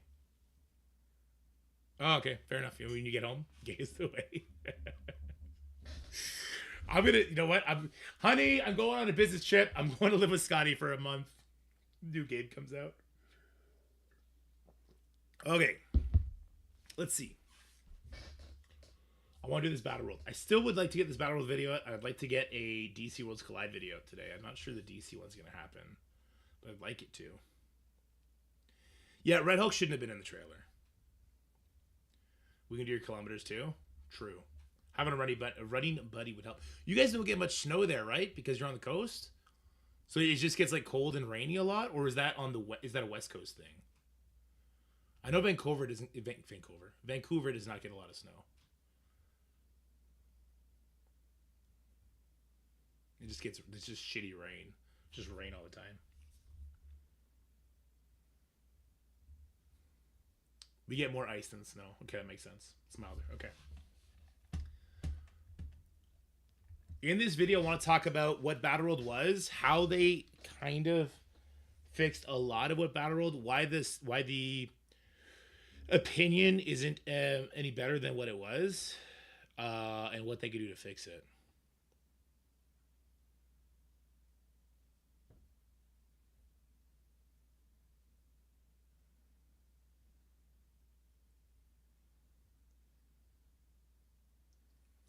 Battleworld is so bad now. Battleworld was worse before, except for the bleed team.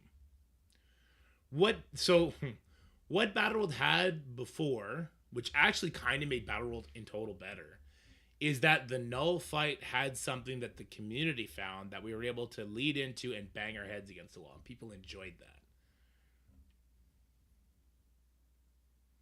Null needs to be reworked by the time he comes out. He's not good. I don't know who said that, but that's garbage. Disagree. Battleworld is worse now. Null is trash. The null fight is trash. 100% agree. I would say the nodes of Battleworld are a lot better. Spec Ops being gone makes sense the way Spec Ops was.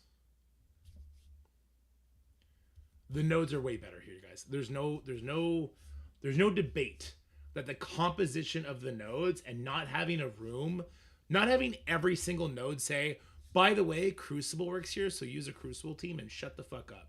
Go on with your day. Right? Like, the rules that were on the nodes before sucked.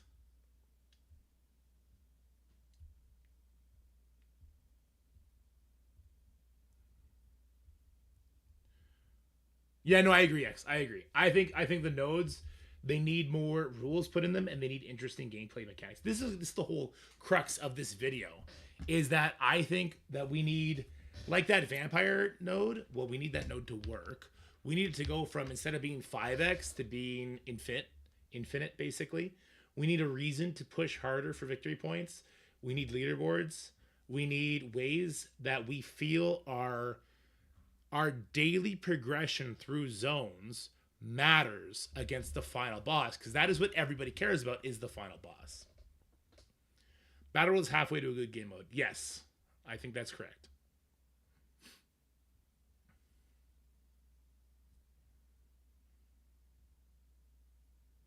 You said the shit that messed up with Gohori on the third note. I don't even know what that is.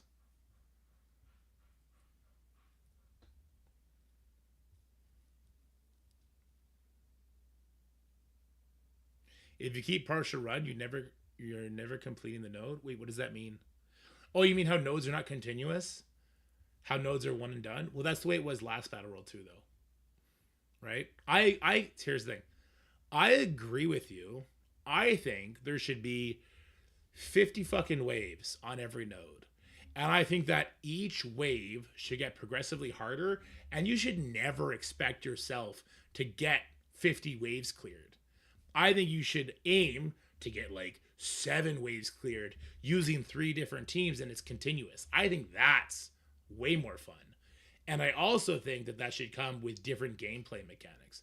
Like, or you split it up. You say like, the first node has 50 waves, right? And each wave gets progressively harder. You're never expected to get to 50. It is continuous gameplay. So wherever you leave it with team 1 is where you start with team 2. The Herald node, like the vampire thing, would have an interesting change in gameplay, but would actually work. It would actually matter. That's dope. That's dope. And then the Astral node is a raid node. You just give them that, okay? You just give it to them. You say, listen, you want to sell a team for every season of this? Fine. You get 1 node, call it your raid node. We'll use Astral there. And then you should also get Spec Ops. So what we're talking about the nodes gives you like victory points in every single extra wave clear. And it can't just be waves that give points. It has to be for every enemy killed gives you victory points. Because if it's just waves, then it makes it harder to kind of judge that out. Astronode shouldn't exist. Send a team that turn on auto is fucking trash. I agree with you, but you have to give them something to monetize heavily on. You have to. All right? I guess the argument would be like, hey, when we unlock Null, what is he? Villain Cosmic? So he could be used on one of the Herald nodes. Maybe that helps you push your score faster. New characters come out and do that. I guess that's true.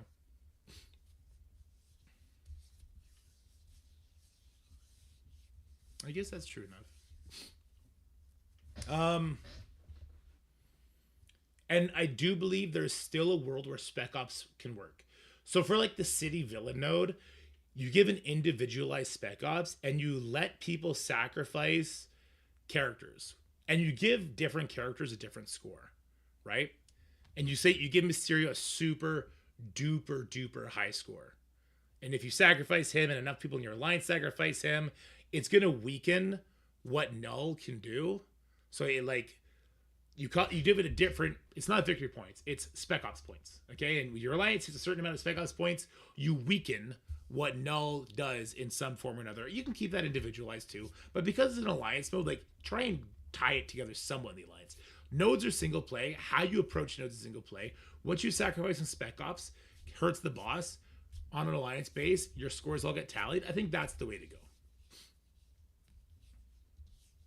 Someone said Battle Worlds was Race 2.0, so they should sell teams like Astral. They just need to leave some room for theory crafting too. I would actually be fine with them taking the Elite node off and us using the Astral team. What if, crazy thought, delete the Elite node? Every single node you could use Astral on it. Every single node you could use Astral on it. For City Villain, or Astral. Global Hero, or Astral. And then you have what we were talking about before, where it's 50 waves, even with Astral, you're not going to clear it, because by the time you get to like wave 20, you're facing off against just like the most monstrous annihilators and Orcus, whatever the case may be, right?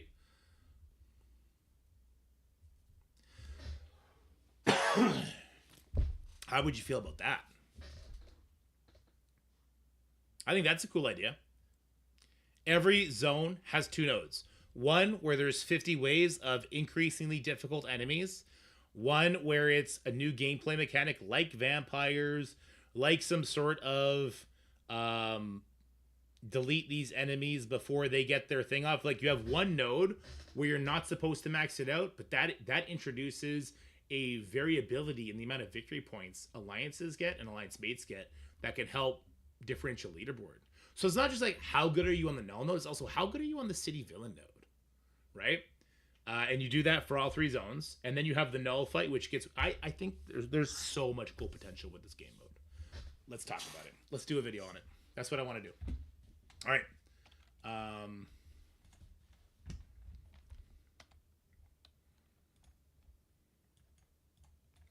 Change the outline on it.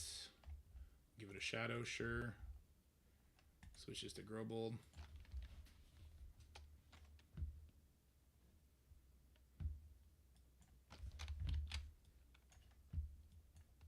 I understand what X is saying. A node that is just a sim is boring. I see what he's saying.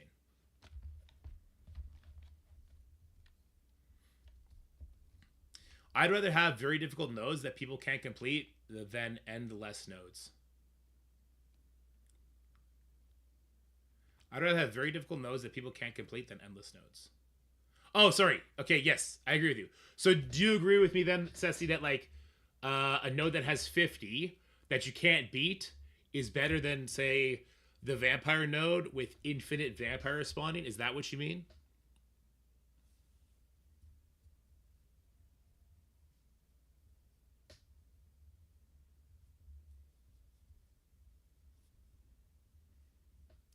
I see what you're saying, Steven, but I think it goes beyond that. I don't think we need to have difficulties 6, 7, 8, 9, 10, 11, 12, 13, 14, 15, 16, 17, 18, 19, 20 if the nodes themselves scale as opposed to the difficulty. So we're still doing difficulty 5. I'm now able to push through the first 5 waves of the 50 wave node really easily. And a new team comes out and I could use them on that node kind of thing.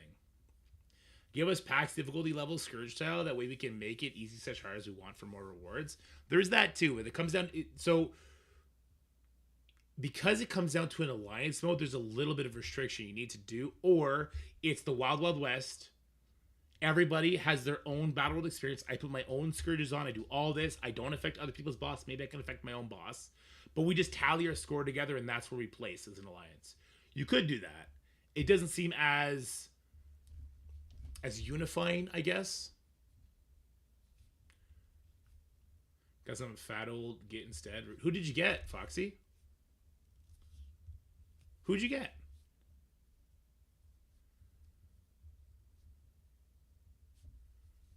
Difficulty slider doesn't make sense right now anyways. 1 month difficulty select is brutal. Imagine that. You got Lex? Dude, he's the best. He's the second best legendary character in the game. You're good. You're good. I mean, it sucks that you didn't get Wonder Woman because you can get Lex through the crafting thing, but still really, really good.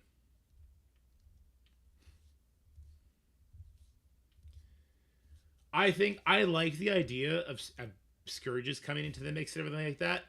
I think you could, instead of, God, what would be really cool? Fuck, like let's go crazy.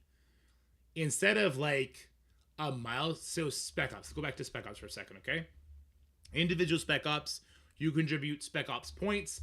The Spec Ops points get put into a pool of your entire alliance. But let's flip Marvel Strike Force on its fucking head for a second. Instead of it being milestone based, where the amount of Spec Ops points I've earned as an alliance starts hitting certain criterias, and then that changes something with the boss. What if instead Spec Ops points accrued together and your alliance leadership could spend Spec Ops points into certain buffs for your team? So like a Spec Ops, like it'd be we're going crazy now, right? But say you earn 400 Spec Ops points, and then your alliance leadership can buy cool Scourges that positively affect you for the boss, right? So I get 400 Spec Ops points for 25 For 25 Spec Ops points, my characters can't gain trauma. For 50 Spec Ops points, my or it can negatively affect the enemy. Like no, again, I hate the barrier, so I want to get rid of the barrier. I want them to find a way to get rid of barrier. I don't think we're going to see changes to this current battle world, but like for 50 Spec Ops points, you could make it so he can't gain barrier.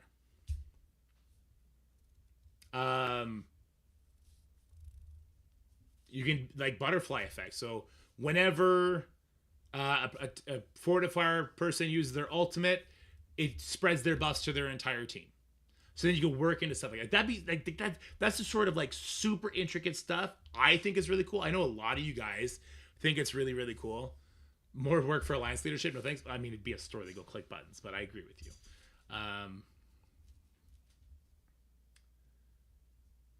Yeah, I forget where I was going. For the casual player, I think it'd be too much for them. Which is probably why you keep it to a milestone thing where you hurt certain Spec Ops, the milestones unlock certain benefits, stuff like that.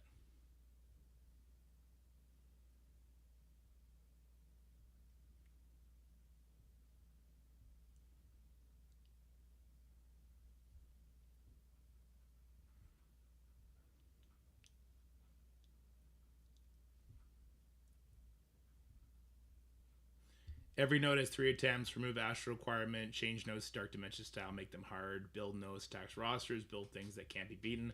Leave victory points on the table to grow. I agree with you. I much prefer the continuous fight idea. I like the idea of not beating the nodes and getting victory points for how you do on the nodes. Turning Battle World into hours-long fights is a horrible idea. Well, if Battle World is once a month, I start to disagree with you, Stock. If it's a once a month activity instead of every week, and there's only 2 zones before the boss, or 3, there's 3 zones before the boss, right? It was 4 days? Okay. Then I don't think it's hours of activity. It becomes like every day becomes your top 6 teams get used in various ways.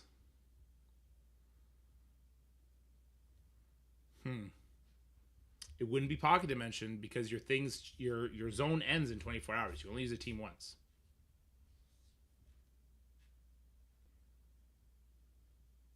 Maybe that is where you differentiate, like casuals and really casuals just complete, get some shard, be done, and Alliance there choose their outcome, and leadership differentiate is maybe easier.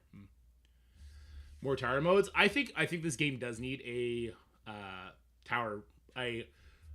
permanent tower mode that resets every patch. It has rewards in it, that adds floors every single patch with the new team, highlighting aspects of the new team. You could throw Scourges on certain nodes. You could throw mode rules onto certain nodes. It needs something like that. I do agree with that.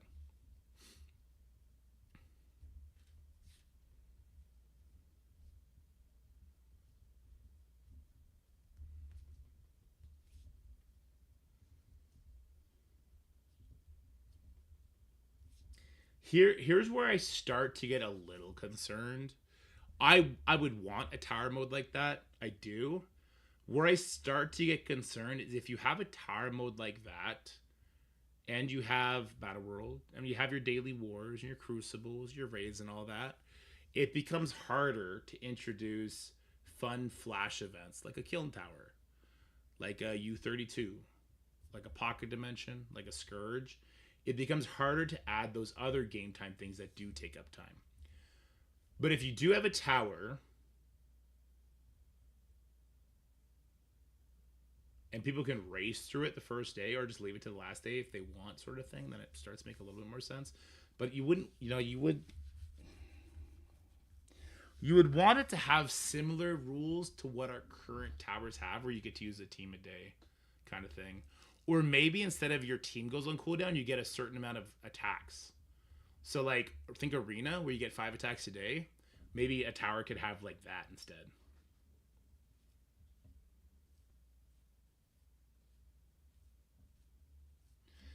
I want everyone to set their expectations realistically. This battle world is not changing. This battle world is what it is until Null's done. Our hope needs to be for the next Battle World. And if they fail on the next Battle World, then we're in big trouble.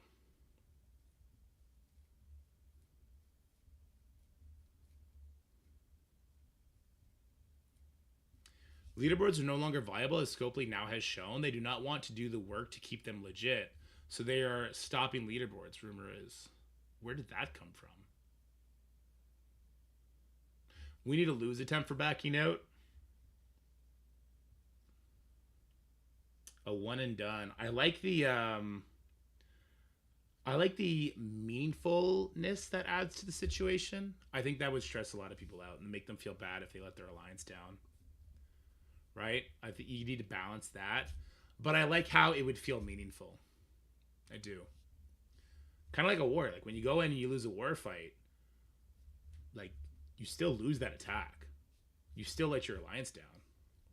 It feels bad. It feels unhealthy attempted 10 times. I'll say that.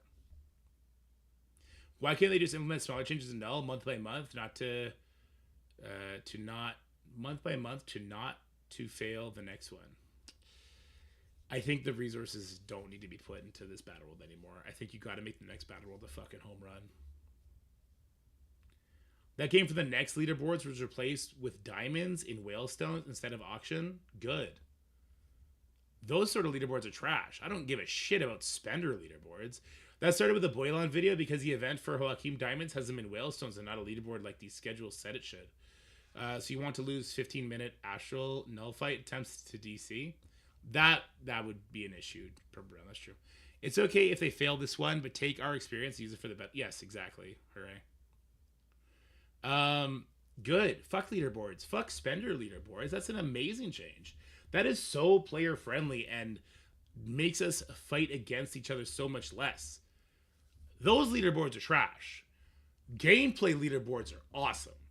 Tower leaderboards, Crucible leaderboards, War season, Raid season. Find a way to make those actually not static and more competitive and stuff like that. And a Battle World leaderboard. Those gameplay leaderboards, I love those. Spender leaderboards, miss me with that shit.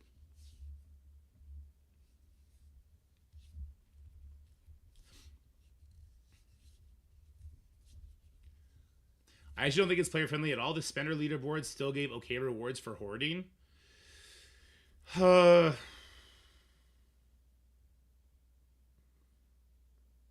one way to look at it. But you guys know how I feel about hoarding. I hate hoarding. I don't know. Look at the event in game. You guys are gonna. I'm never gonna get a video done like this, guys. That's okay. We'll have fun. New event looks not rewarding at all. Which one is the event called? Is it Injustice for All? Earn Justice or fragments from Isolate campaign notes. So we looked at these orbs. These orbs look amazing. Use Immortal X-Men and Crucible. What? Okay, I guess that's for next week. How long does this event last? That's kind of crazy. Okay. Battle and Cosmic Crucible with Jean. Yeah, whatever.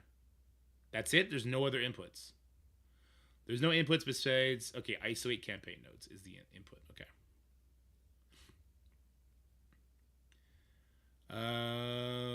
Okay. So 42,000 purple ISO right here. It would never be that low before. Why is this one 42 and this one 16? What the fuck? Where's the disconnect there? Okay, let's be quiet about this one. They might have meant to make this one 12. Lots of experience early on. Another 16. Okay, nobody bring up this 42,000 one. Nobody.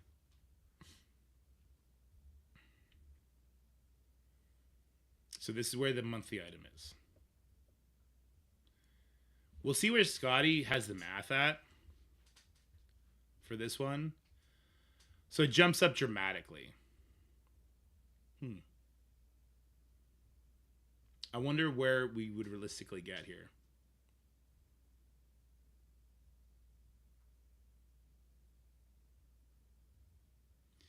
Not supposed to get 16. Yeah, normally it's like one past the monthly milestone, but this is a big jump. Like this is a 25,000 jump. This is only a 5,000 jump. That's a big jump. This is a 20,000 jump, so I don't know if we're going to be able to get past milestone 14 with that big of a jump. It's easy to calculate. Everything is capped. Well, only if... Okay, let's go with the super duper... well, it's not easy to calculate because you don't know how much of these fragments we're going to get, right? Let me see. Let's say we have them all geared to 19. Let's go with the super hardcore players. So it's what, 15,000 points across the board? So that's 15,000. I'm going to give us up to 5-star Gene, okay? How does that sound? That's another 10,000.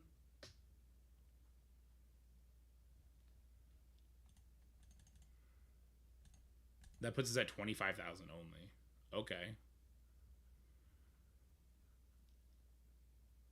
So this just became really interesting, actually. So if that puts us at 25,000, that means we still need to get 50,000 points.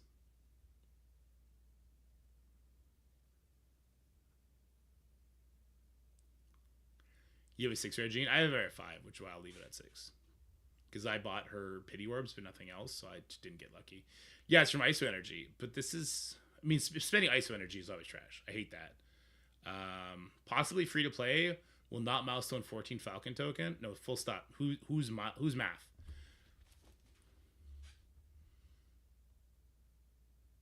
Because it comes... So this is the unknown. Each Justice Orb fragment gives you 6 points. 115k maximum plus points from web milestone. Okay, there's 80,000 max on it. Okay, that's why. The 115,000 is the max on it. And that gives you the 7-star. Okay. So you take 20,000 off.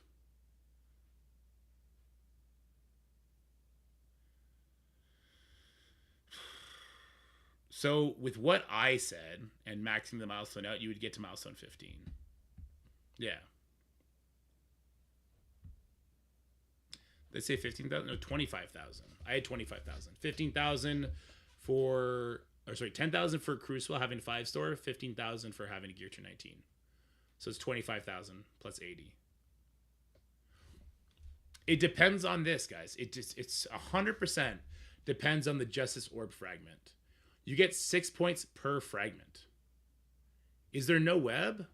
I don't think there's a web milestone for this. Give us something to spend DPC and Dark Diamonds on, though. No, this event is not very transparent because you don't know how many fragments are on the Justice Orb campaigns nodes. You would assume we get all 80k. If we get 80,000 of this, so wait, what is that? That is going to be 80,000 divided by 6. That would be 13,000. That's only 6 orbs. Did you just say how many frags we get per energy? No, Scotty, that's what I'm saying. I'm saying people are saying that we're not going to, free to play are not going to get milestone 14, and I just think that's a lie. It's 6 points per frag, but you don't know how many frags per energy. Whoever said this is a not free-to-play friendly and you're not going to get to milestone 14, unless they know how many fragments are going to be on the nodes, which I don't think the envoys were ever told, then they're talking shit. They don't know what they're talking about.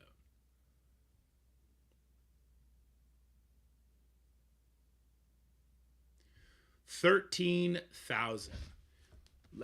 That's how much.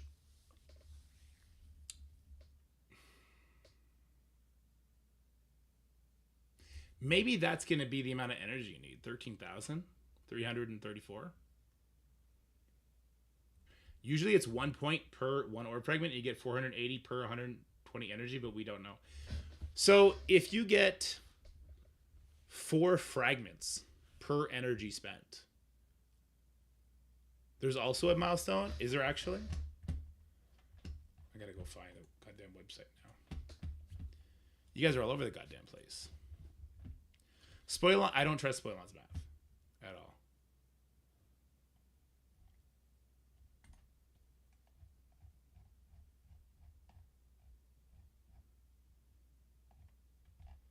So this is your quick blitz. This is your Alliance milestone.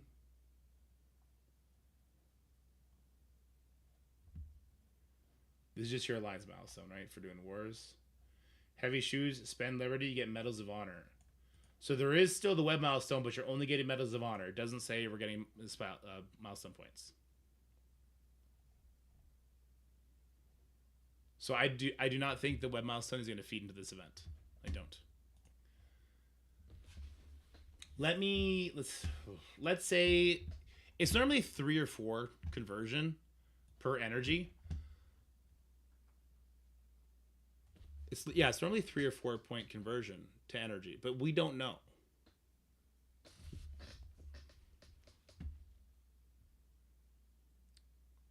Let's say it was a 4 conversion, okay? So how many points do we get? How much ISO energy do we get? 1100? I'm just going to do 1000. Let's do 1000. Say we get 4 frags per energy. You would times that by 6, 24,000. So it's not going to be 4. You would hit it within 3 days. It wouldn't make any sense. Even if it was 2, so 1,000, 2 frags per energy. You times that by 6. That looks more realistic. That'd be 12,000. Even if it's 2 fragments per energy, you would complete this in 6 days or 7 days. Yeah, as long as it's more than 1 per energy, it's going to be easy to max. You need to spend 800 cores per day. Where are you getting that number, Richter? You pulled that straight out of your ass. That can only be true if it's 1 fragment per 1 energy. Even that, wait, no, not even that. Hold on. It'd have to be even less than that. It'd be even less than that. Why does it keep saying war in the description? Why does it keep saying war in the description? Sources. I'm just going to wait till we hit refresh today. And when we hit refresh today and the conversion is 2, I'm going to laugh. If only there was a way in a few hours we could tell without guessing exactly. The little information thing says use them in war. Where? On the Justice? It says in Crucible. Use them in Crucible, use them in Crucible, use them in Crucible. I don't understand. Little information thing says use them in war. I don't see that. Didn't they post an Envoy video about the event? Did they not break down the amount? No, they never tell us how many fragments per energy.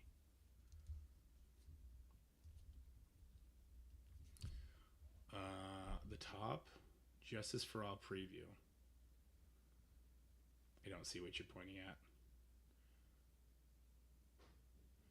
Earn fucking. Just a milestone progress event from Isolate campaign using Immortal X-Men team and work because they're stupid. Because they're absolutely stupid. That's why. That's why.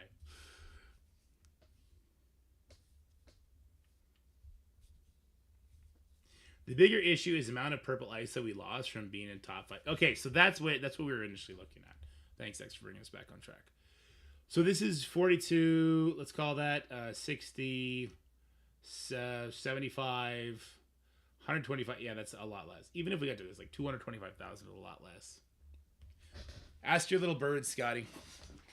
Because this event could be amazing. This could be just like the freest. You just complete it by playing the damn game event ever.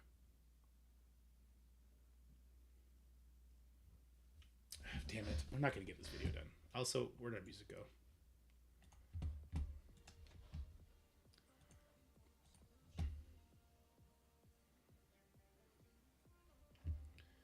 Yeah, I mean, you say that, X, but I keep getting more purple ISO. I don't know where from. I'm at 3.14 million. I was at 2 million the other week. And I did Falcon since then.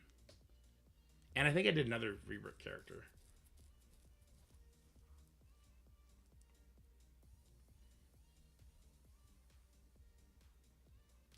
You can get 115 by having a 7-star gene. What does that get you, though? I don't really think that gets you much, right?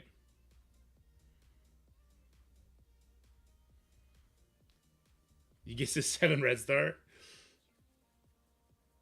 That is kind of a crazy take. Isn't that kind of a crazy take when you think about it?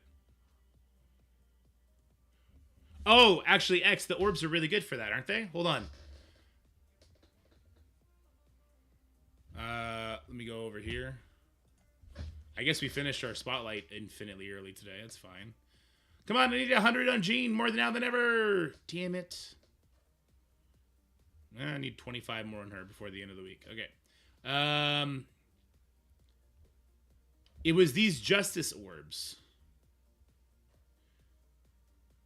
Oh, never mind. There's no purple ISO in here. It's just characters. There's good characters in here, and then there's gold and trading materials. Never mind. I thought it was purple ISO for some reason.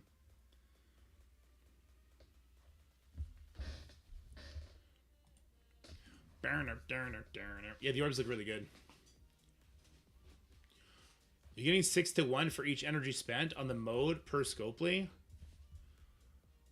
You're getting 6 points per fragment. Are you telling me it's 1?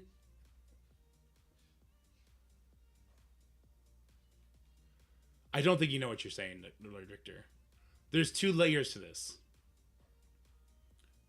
There's 2 layers. There's the layer that the fragments are giving me 6 points, but how many fragments are you getting per energy? If you're telling me that we are getting 6 fragments for every 1 energy spent, then that 80,000 is not only going to instantly get hit, but you are going to have an amazing horde of those orbs to open for new characters.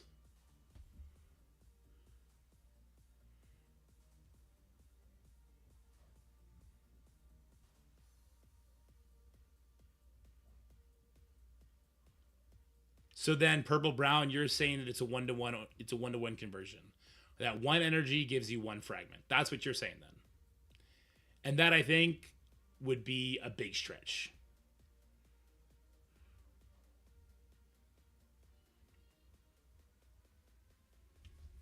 Yeah, those orbs do look awesome. Okay.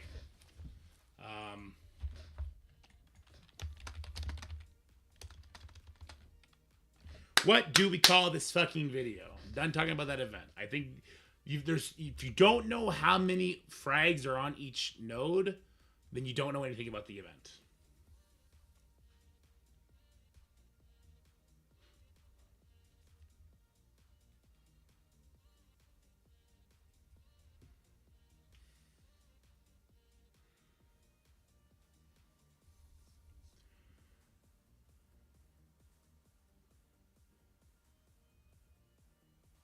What is this video called?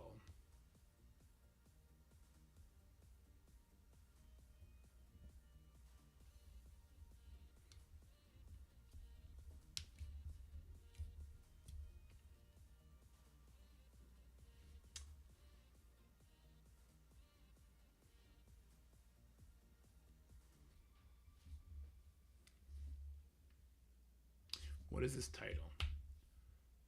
What we want from Battle World?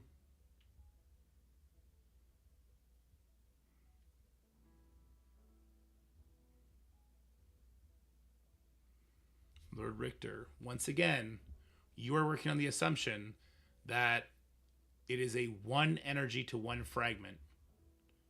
You're working on that assumption.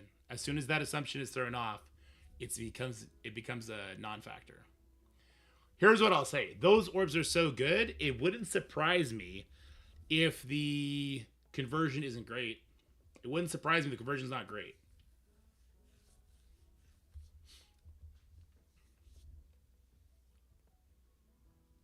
Yeah, we're going to just wait for the reset to see. We'll find out in 3.5 hours. God Emperor Dorky's Battle World. I don't hate that title. Can I just go by that title from now on? I'm switching all my socials to that. And by my socials, I mean my Twitch and YouTube. God Emperor Dorky. I'm going to start wearing a white cape and mask everywhere I go to. That's actually, on 1 second of reflective thought, I don't think I'm going to do that, actually. I think we're gonna slow down a bit. Now we're going to focus on this video title real quick. Holy shit. How quickly that That goes in the wrong direction. They're also probably going to add milestone points to the web milestone for the one-time Falcon, maybe. Yeah. It is also possible the web milestone should have points in it. But on the blog, they don't suggest the web milestone is going to have anything.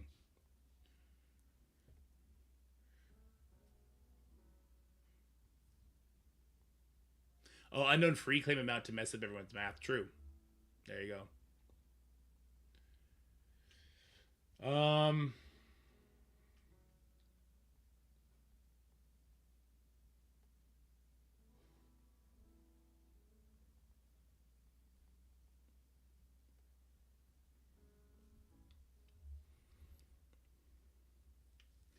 You know what's sad? My initial thought is I have to be negative. My initial thought is I have to do something fucking stupid. Like, no battle roll is fucking trash. Then something after that. I don't want to put that first part. I don't. See what Nadeshot did on the rival stream? I did not. What did he do?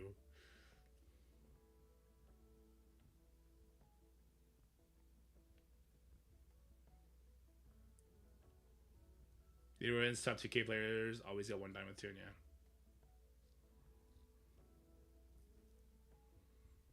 Thumbnail for the video? Oh fuck, what am I looking at? Hold on.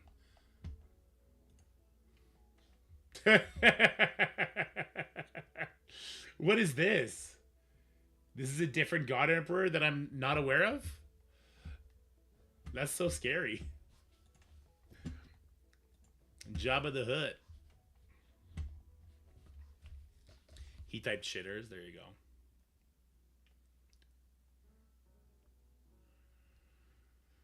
That's the God Emperor of Dune. I've never seen Dune before.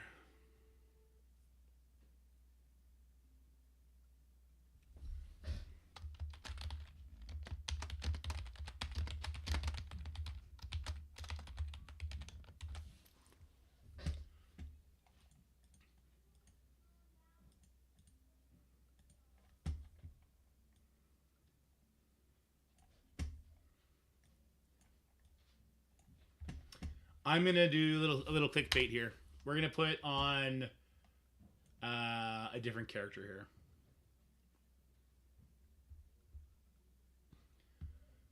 Who do we hope is the next Battle World character? Later, Zick. Have a good one.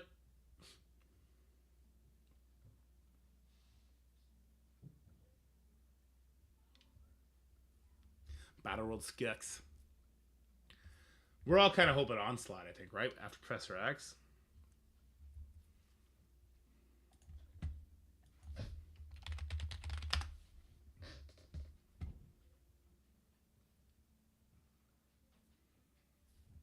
Lady Domino.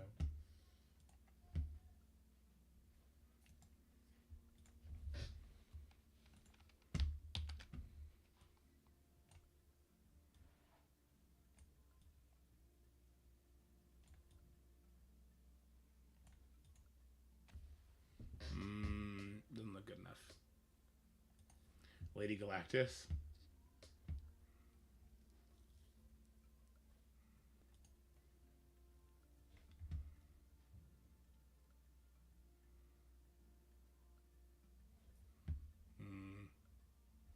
Bastion.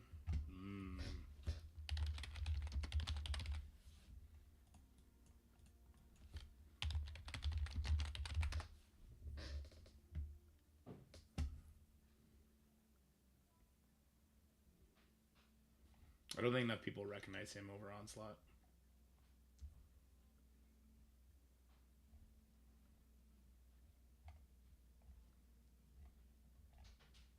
I forgot there was a Red Skull Onslaught. I forgot about that.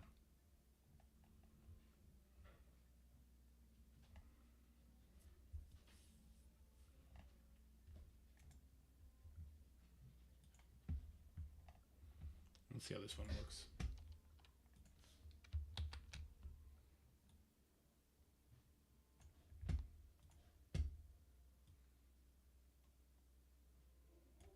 Looks better, I think, right?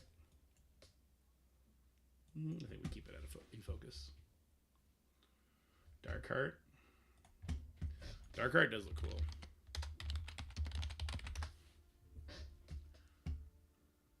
Darkheart would be an amazing villain. MODOK for Battle World? Ooh, MODOK would be a good one.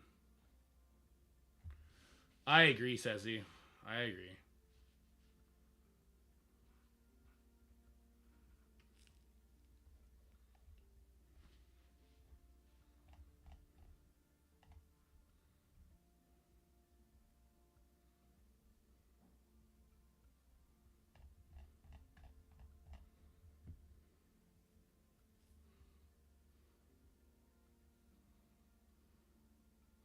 Do you use your Twitch bots for YouTube clicks too? Yes, I do. Jeff the Land Shark. I think we'll just go with Onslaught. I think it's fine because people are running with that for literally no reason whatsoever.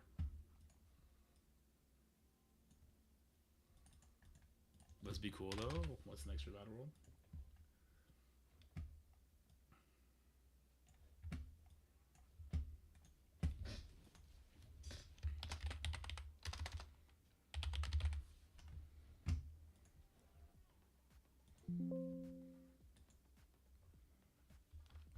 Even Invisible Woman? That'd be horrible. That'd be the stupidest thing they could ever do. Use cool characters. Don't do that. That'd be so bad. That character does not have enough excitement. You're better off doing a reskin Doom.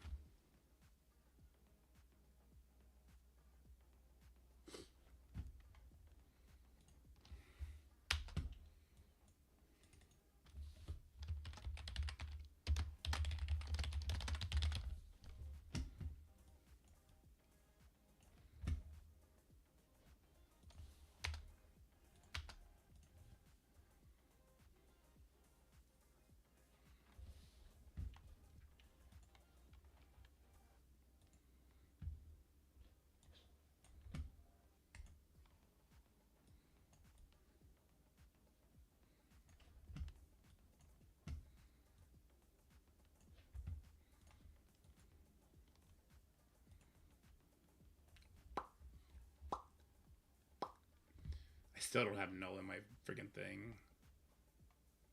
I should by now, though. Hold on. He's got to be in this thing. Give me a sec.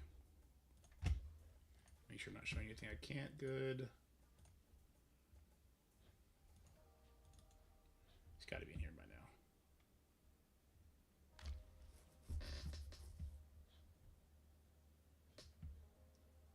He's still not. That's so cringy.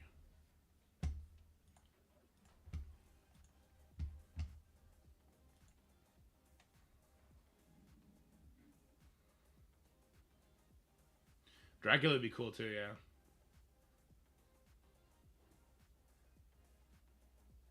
Fake Van Boom would actually be really cool too.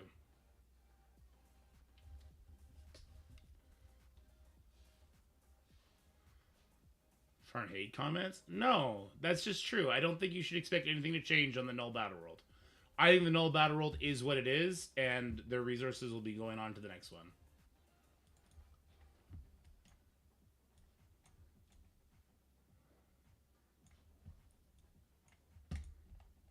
I think this shit is just baked into the cake at this point. And I think it should be, for the record. Oops. I like this song.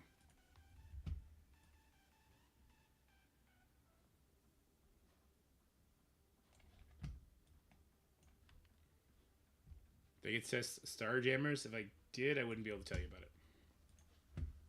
But if I did, and I find super interesting ways to beat them, do I share that? Or do I let it go live first?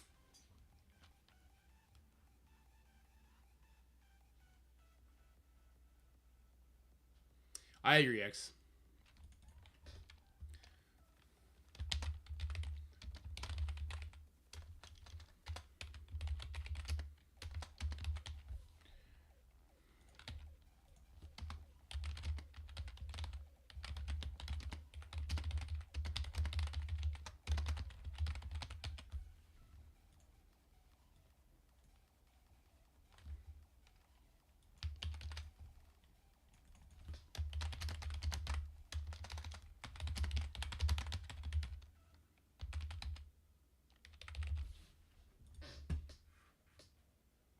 much darken this a bit more, I think.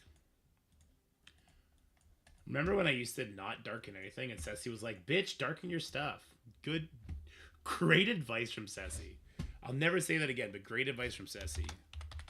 And all Battle World is cooked.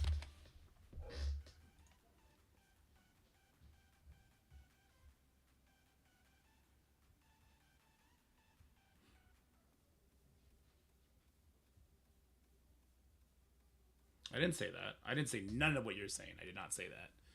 I have not tested them yet. Now, do I have access to test them? Maybe. Maybe that's what I should be doing right now. I don't know. But if I find something, what do you want me to do? 2 wars a week? I don't like 2 wars a week. I want my 3rd war back. Just because I like playing. Call me crazy. I enjoy playing this game.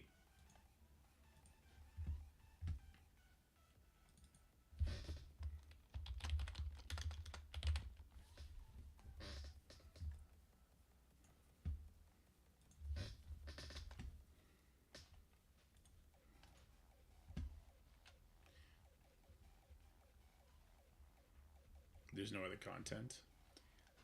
You know what? I thought they were trying to open the door so they could do a flash event every weekend. Maybe they will. Maybe this first week was just like feeling it out, but maybe we'll get a one every week from now on. What was the first one? The first one was the global hero. Okay, so let's get a global hero up there. Who's a good global hero? Captain America. He's the best global hero, isn't he? Because he's Captain America. Flash of Blitz events. There we go.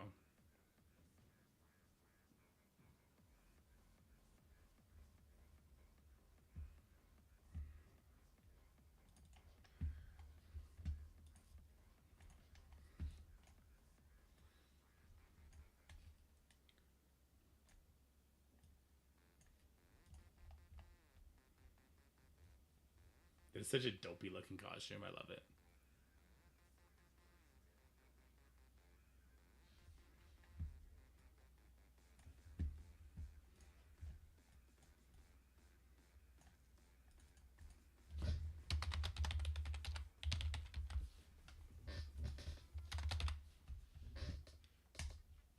I give up. I don't know how to spell.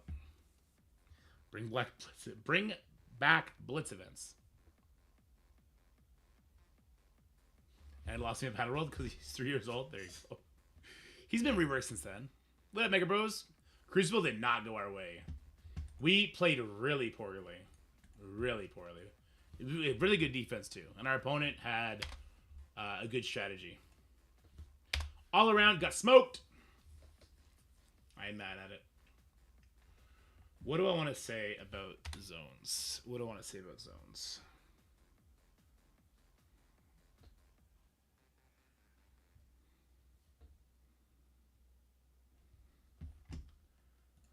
What do I want to say about zones? So much I want to say about zones.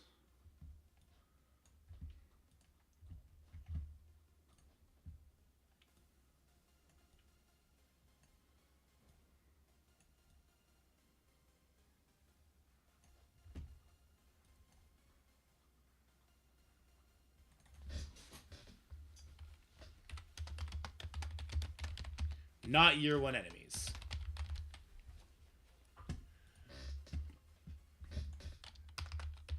They hit hard.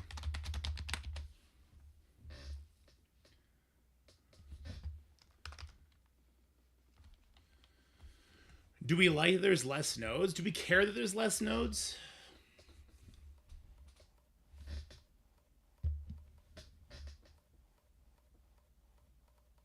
Well, did somebody uninstall that? Oh no. You're fucking 10-ply, bud. Okay, we still got some. My son played with my soundboard. He took all my buttons off, apparently.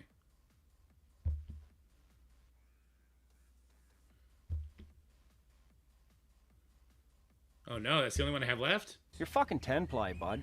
Wow, he got rid of all my stuff somehow.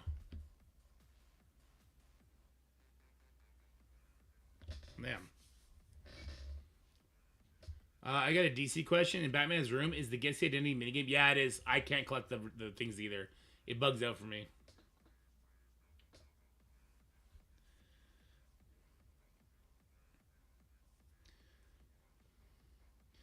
So it's not year one enemies. They hit hard.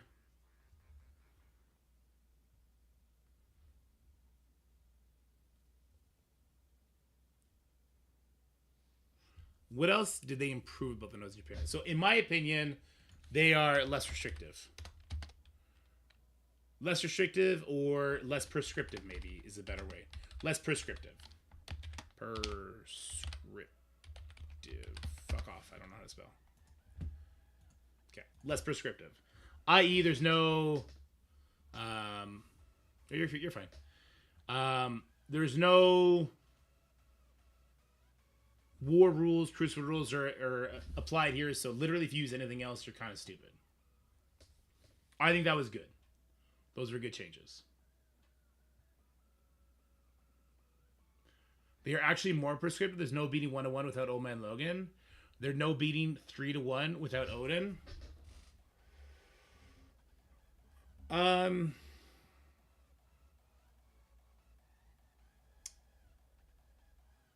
No, I think we're looking at the word in two different meanings. So when you tell me that I can only use Spider-Verse and then you tell me raid rules are applied, you're telling me to use Spider Society. If you're telling me global heroes are active and Old Man Logan happens to be a global hero, like,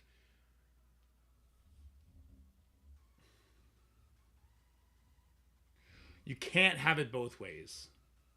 You can't tell me it's prescriptive if I have to use the best characters in the game, but also tell me that the nodes are too easy, it's boring. Because now, if I'm making nodes that do not require Old Man Logan or Odin, but you do have Old Man Logan or Odin, whatever node I make that doesn't counter, that doesn't build up to the point where you have to use those characters is stupid easy. Do you see what I'm saying?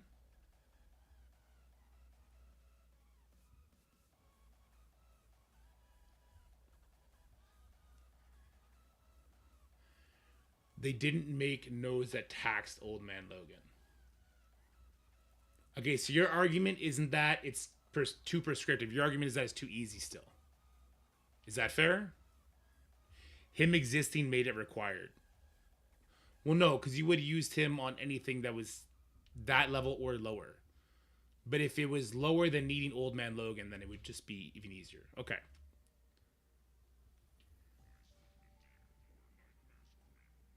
And I think in a perfect world, if I were wave my magic wand, the nodes would probably want you to use Old Man Logan.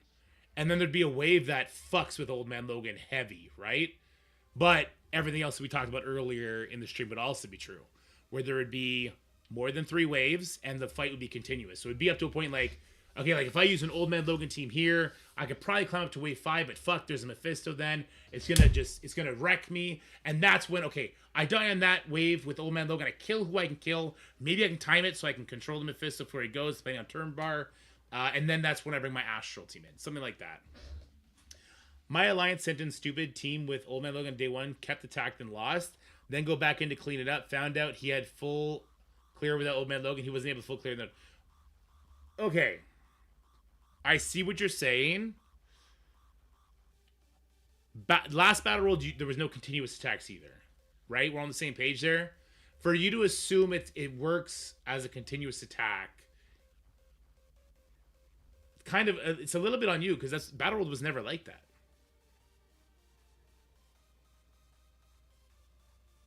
Eight Gores, 2 Echoes, and a random Mephisto drops in. There you go.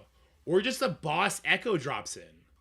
Why can't we just have a fucking decked out Echo that drops in with a hyper inflated damage stat? Echo, you can give her more speed so that she's doing more attacks. Just not 100% speed bar and something ridiculous, right? Yeah. Okay, that's fair. Okay, I think these are very good improvements to the zones. All right, zone improvements.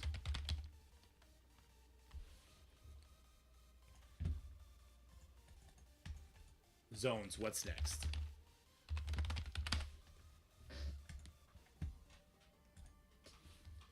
Okay, so what's next? What's the first thing you guys would want to see? But the node doesn't stay. Yeah. So what's the first thing you would like to see from the nodes?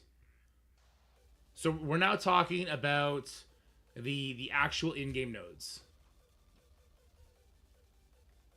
Nodes keep their damage. Nodes keeping their damage, I don't think... More nodes, not Spec Ops. I would disagree with that. I think Spec Ops is an interesting world for Spec Ops. Not the way they had it. Jesus Christ, not the way they had it. But the enemies you killed need to stay dead. Could we put that later down the list? Because the way things are right now, it's way too easy for that to be the first thing that we'd want to see. I think the first thing we would want to see is much longer nodes. So that makes more sense, right? We'd want to see nodes with many more waves that scale in difficulty so that when we die, we want it to be saved, and then we come in with another team to push it a little bit further. Would that be fair? A more fair thing to say?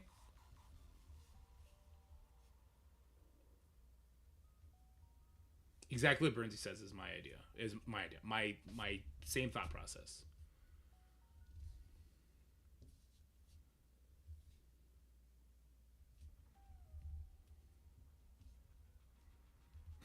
Steven.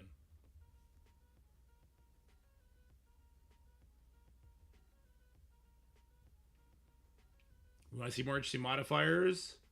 We want to see different gameplay mechanics. I heard somebody say that. More creative ideas like the vampire node, but actually tougher and work. Yeah.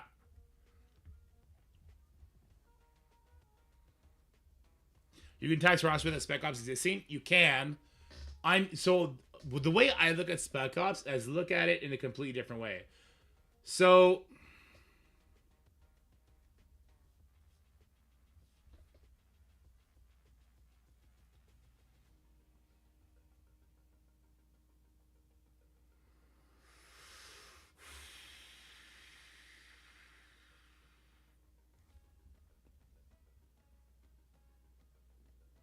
there's another way you can go about it.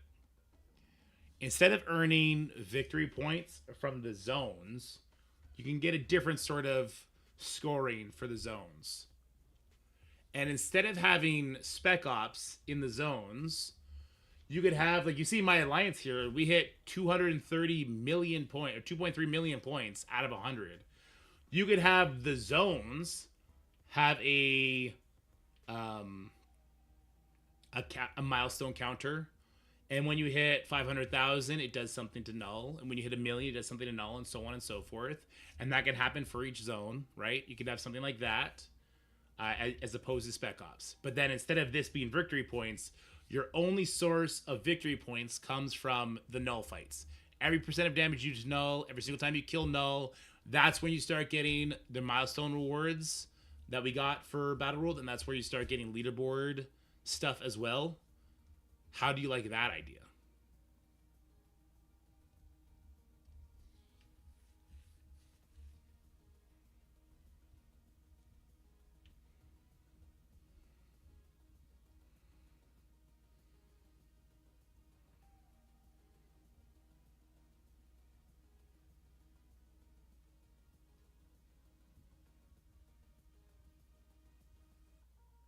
My hairline makes it M-shaped now.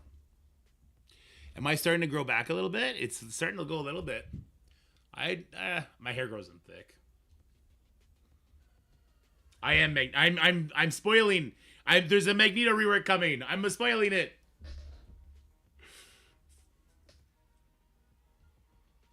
Okay, so I think the first thing we want from the waves is we want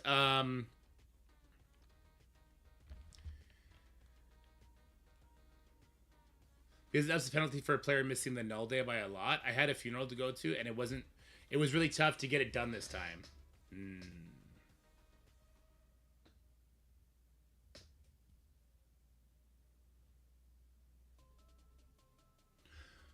So do you guys then think the first 3 days of Battle World, the 3 zones, should be about performing well enough in the build up to null and then the null fight is modified depending on how well you've done.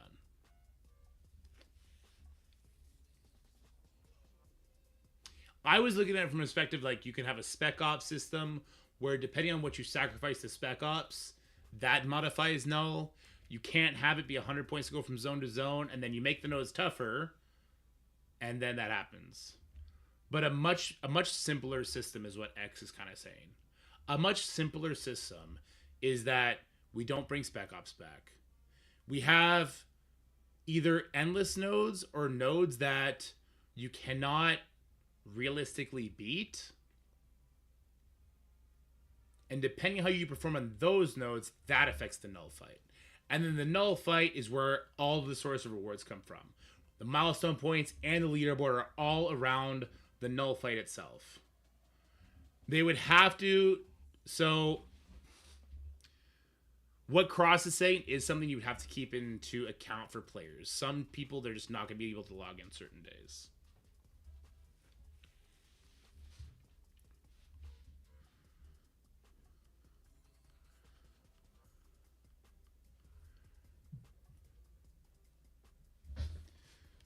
So what's next? So expand node depth.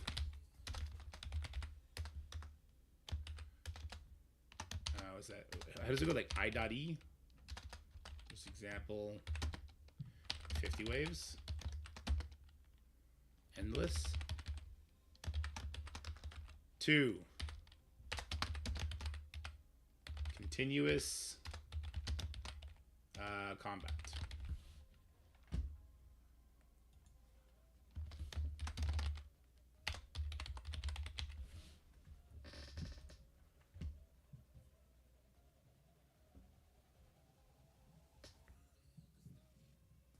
I think Boyle answered that, Scotty.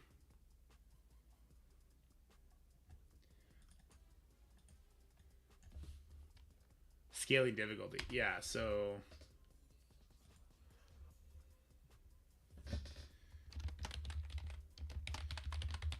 I think scaling difficulty would go here, maybe, as part of the expand node depth.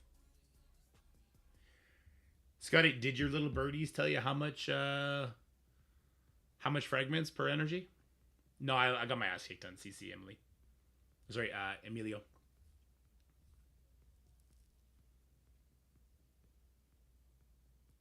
I can now download it? Okay. I'll go do that now.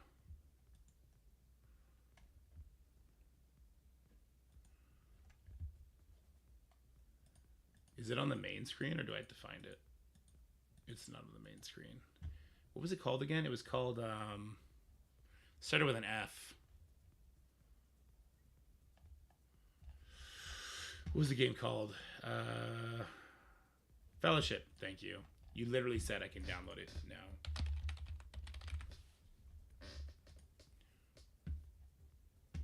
There you go, I'm downloading it now. The demo version.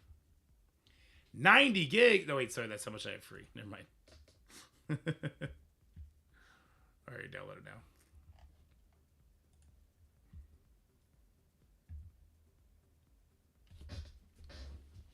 Add a rarity restriction. How do we feel about restrictions?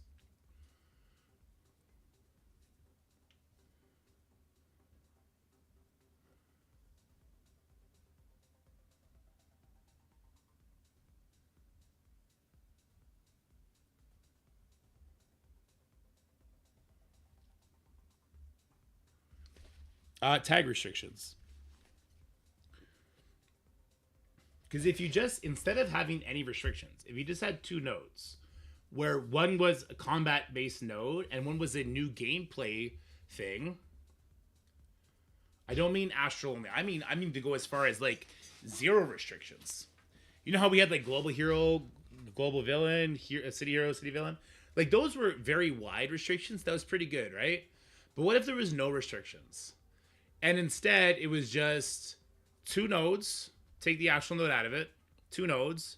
It was 1 node of combat-based and 1 node of a new gameplay. So, like the vampire. But instead of the vampire, let's go crazy with it. Let's go like... I'm trying to keep it as simple as possible so it'd be easy to code, or easier to code. Because I always go back to my first Lord of the Rings raid, where it was like, damage this ad a certain amount of times, and they'll drop a bomb.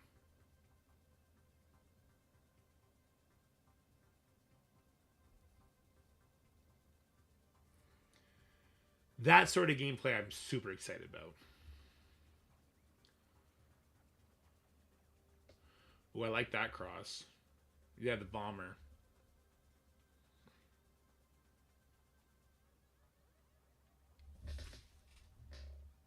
I think that becomes too in-depth on the coding front, Burnsy. What if, like, fuck, what, they could lean into charges for this, right?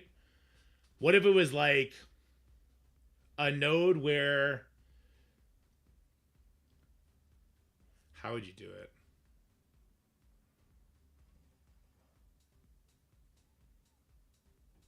Ooh. What about a node where there was a Mephisto on it, but it's not a real Mephisto. It just looks like Mephisto, right?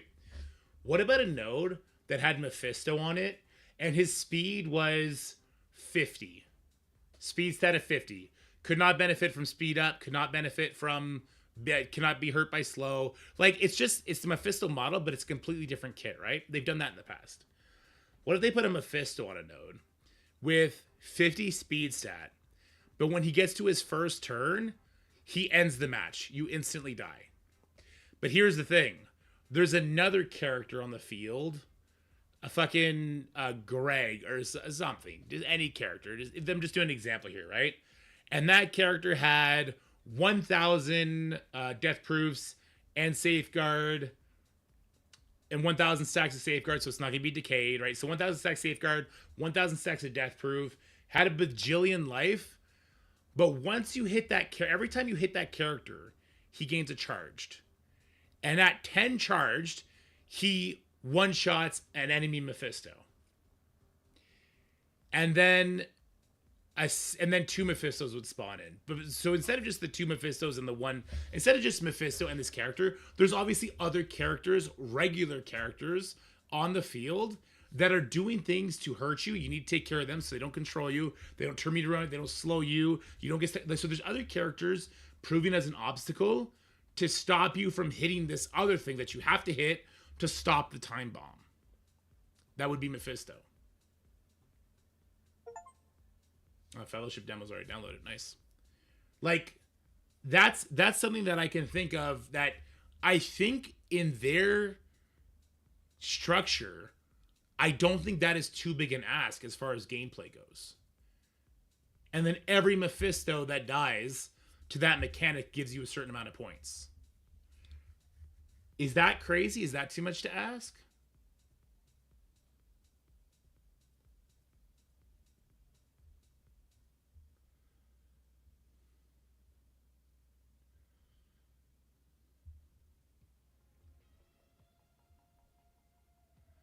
How about that's what I'm saying, Huss. How is, like, they've done a character with a character model but doesn't have the same kit before, right?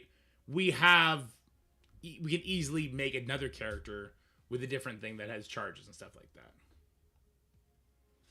Make us fight the Balrog.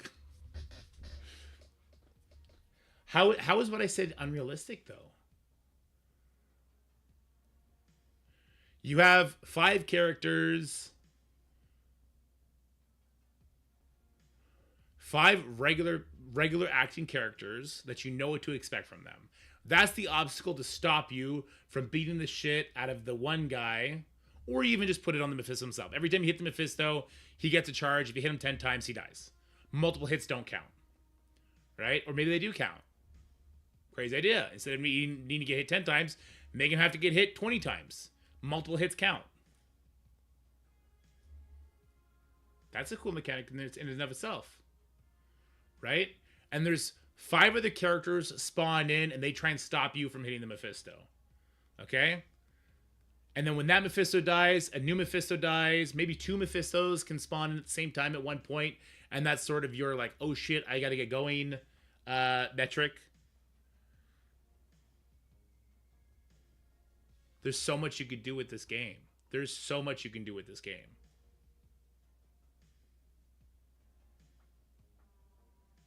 There's so much you can do with this game. So like if you hit Mephisto 10 times, he despawns, you get a certain amount of victory points, then another one comes up, maybe 2 come up. Maybe when the other one spawns in, he brings with him some other characters that act normally, but they increase the obstacle to get to that Mephisto. Anyway, where were we? Sorry, I started trying to game design. Hire me, Scopely. I got ideas. All right. Expand node depth. 50 waves, endless, scaling difficulty, continuous combat. 3. New gameplay interactions. 4. Scrap raid node. Scrap the raid node. That is Astral. The Astral node is a raid node. There is no other way to look at it. It just is a raid node, isn't it?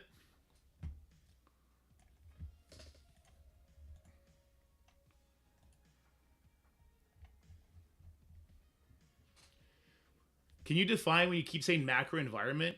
Can you define that, please?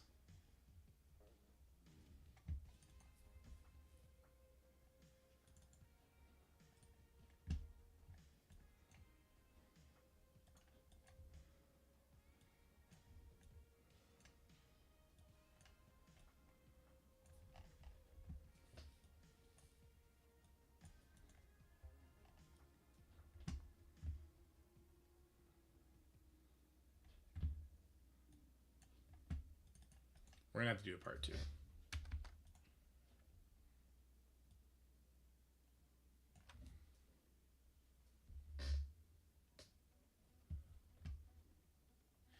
So you want to do things like we had in War and Crucible, where you want teams more than once. Create puzzles for us to solve. Taxing. Restrict mythics. They could for certain nodes if it makes sense to do that. I think that's fine. Other people will claim that devalues their other investments, though. What is this? This is not the screen I meant to bring. This is the screen I meant to bring.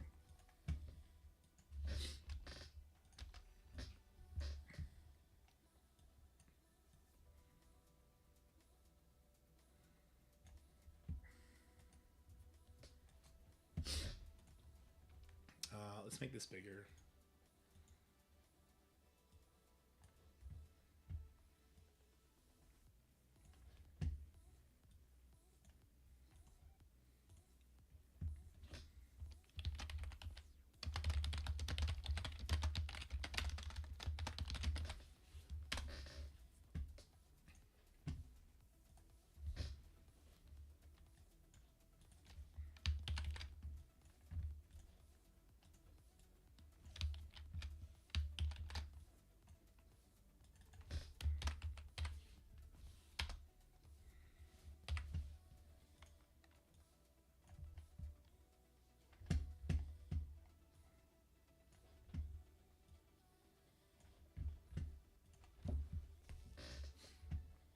Here's like Odin Mephisto, just kill the challenges, supposed to bring.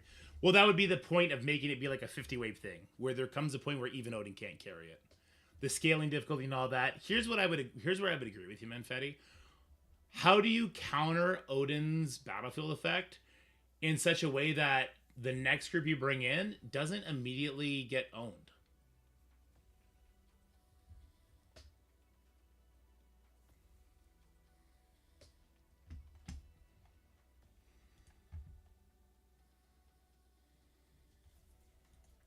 Okay, so this is part 2 now. Let's take Shadow King out of it. Let me go grab like the vampire node or something.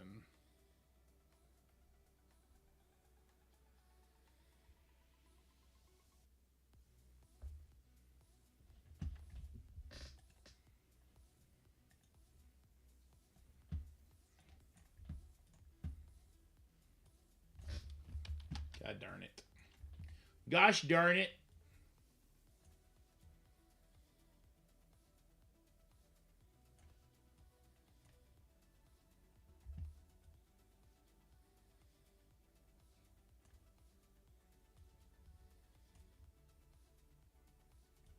Wait, why am I not seeing the...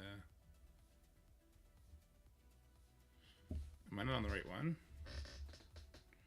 When was the vampire node, sorry? Was that day 2? Oh, I was on the fucking astral node. Whoops. Rip.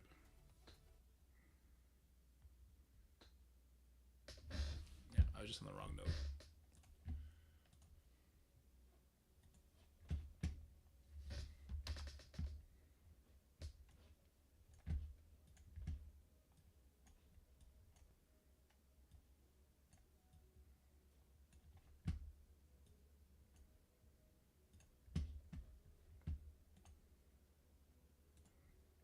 I'm a different Shadow King now.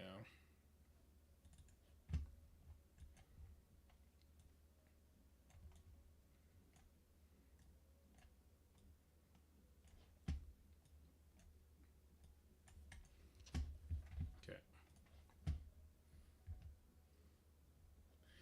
What if they remove battlefield effects? I mean, yeah, that could help for sure.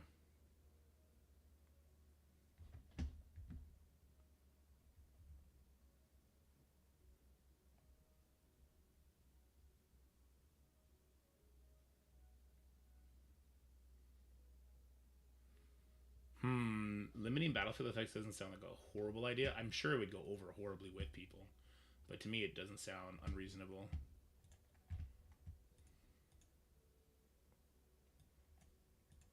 Nerving characters does sound yucky. That particular nerf style, just so like an Odin battlefield effect doesn't ruin Sun experience, that sounds less yucky somehow. I mean, how else do you stop a giant Odin from just demolishing you? Well, they kind of do it in this one, where you just have like really strong, fast characters come in and just wreck you.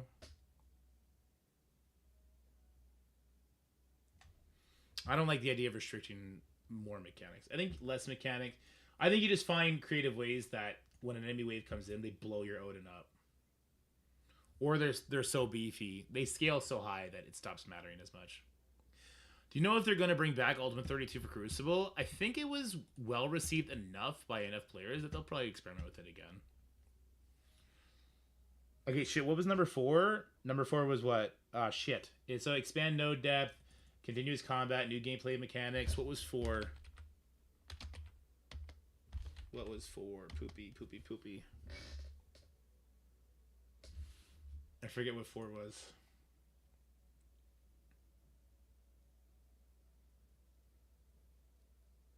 Oh, thank you. Remove raid node. Okay, 5.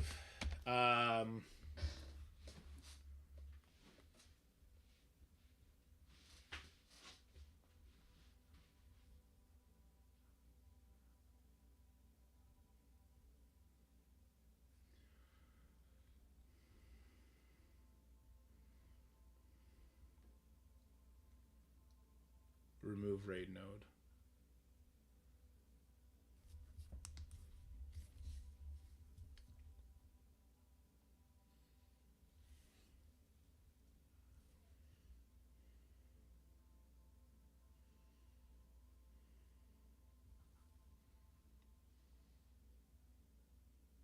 For Cab Salmon to rework, I think Raider's better on him gnomes. It was a raid node. If you didn't have the raid team, you got fucked. If you didn't have the raid team Astro, you were fucked on that. You couldn't do the raid node.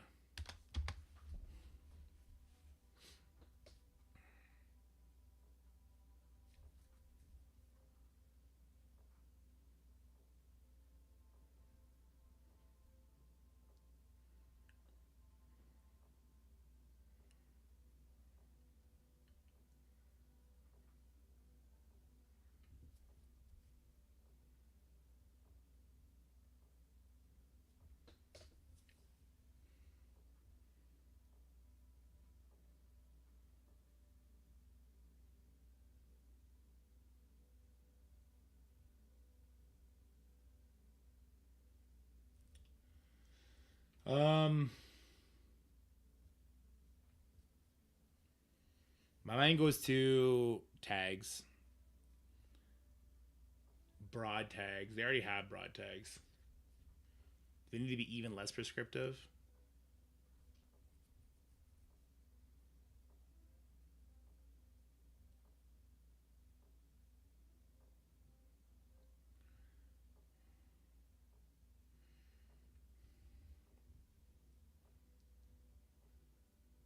My brain? Yeah, my brain is burning right now.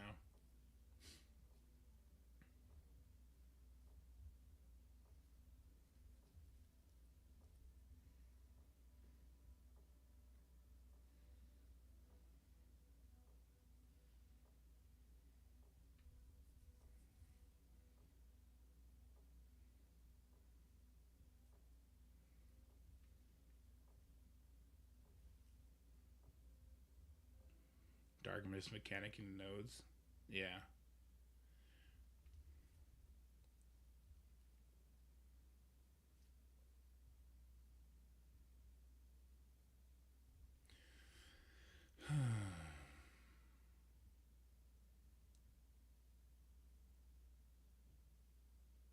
How would they still make money off it? By selling teams or maybe battle roll tokens to run it again after cooldowns on death? No, you monetize it by having the newest teams slot into these nodes in certain capacities as well. So what I'm doing here is you know what, you bring up a good point, Hugh. I'm trying to craft the funnest mode possible, not a node that you can monetize on.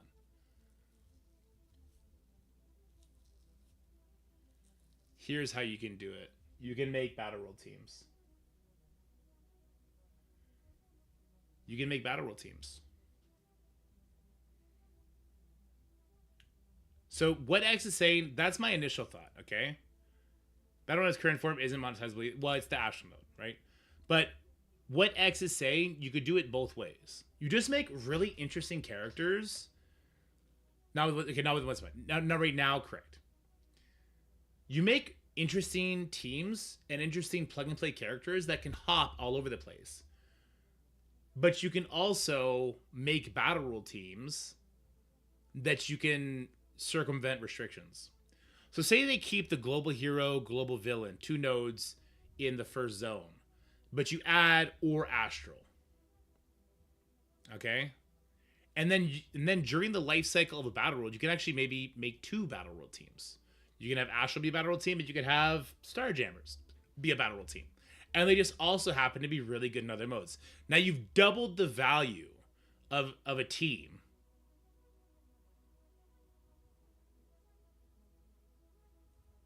And then people are much more likely to buy and invest in those characters. Because now it's like, okay, I'm a Crucible player. So let's say Astral was Battle World War. Starjammers was Battle World Crucible. I was like, okay, I'm a Crucible player. This is also going to be a Battle World unrestricted team. Okay, now I want them too.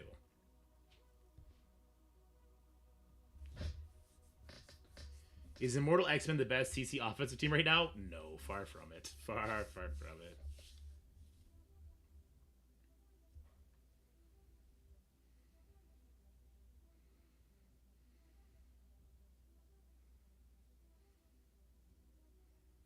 It's best mid-tier team? Yeah, it's best mid-tier team. It's probably a step above Cabal. Well, Kang can help Cabal circumvent a lot of things.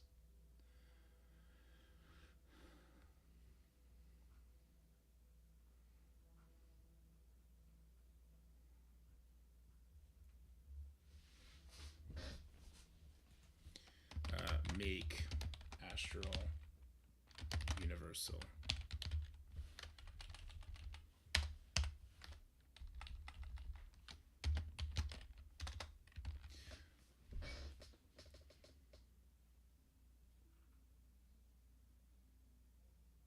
Shadowlands about to have 4 reworks. The team about to be gods again. That'd be funny. So wait, who was what was Shadowlands again? It was White Tiger, Daredevil, Elektra, Night Nurse, and Moon Knight, right? Who's the one person not getting a rework?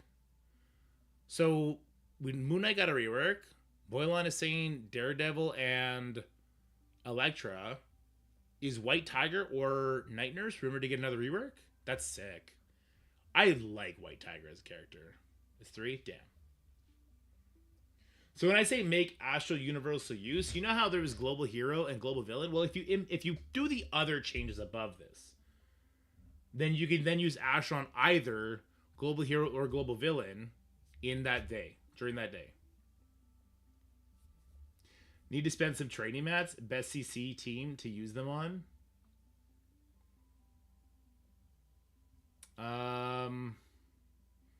Man, I'm more into the MVP characters than CC teams, Norm.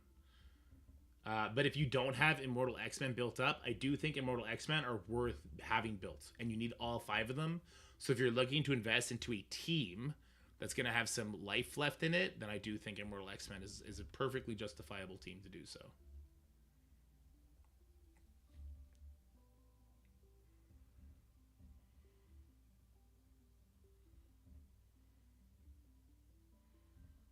Build defense. We might be heading into a defense meta, to be honest with you. Okay. Make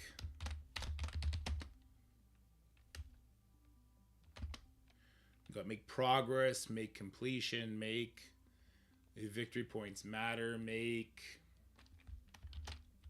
zones impact boss. Make zone completion impact boss. That's not how you spell completion. It is how you spell completion? Okay.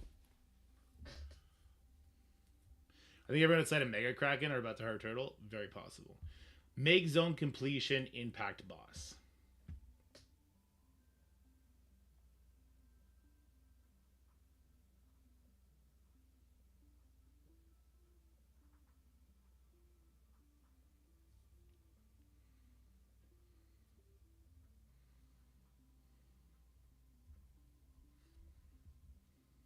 Is there anything else?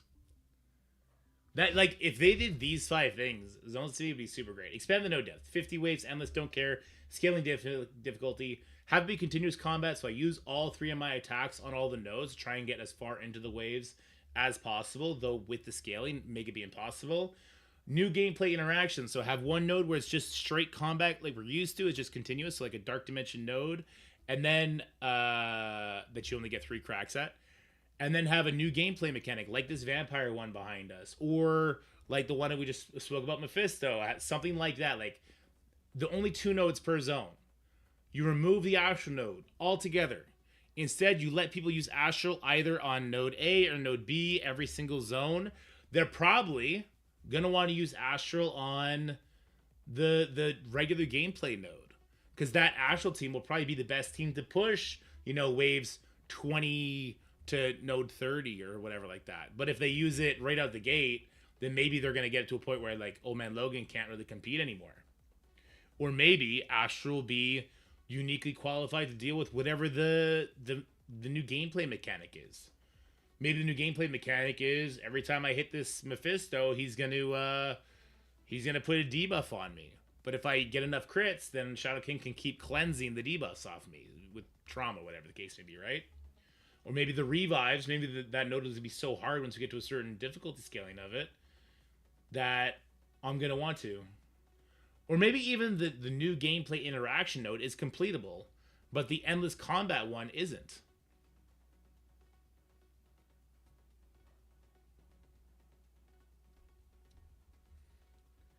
Okay? Like those changes alone, then making so just those sort of gameplay changes to me make me infinitely more interested in the game mode to try and min-max it and then make it matter. Make the zone completion impact the boss. How many victory points did we earn? Make that impact the boss. Not just be 100 points to move on or for some milestones that I honestly just don't care about. Okay. I think I'm good with that. 4 and 5. I think I'm good with this. And then let's get to the null.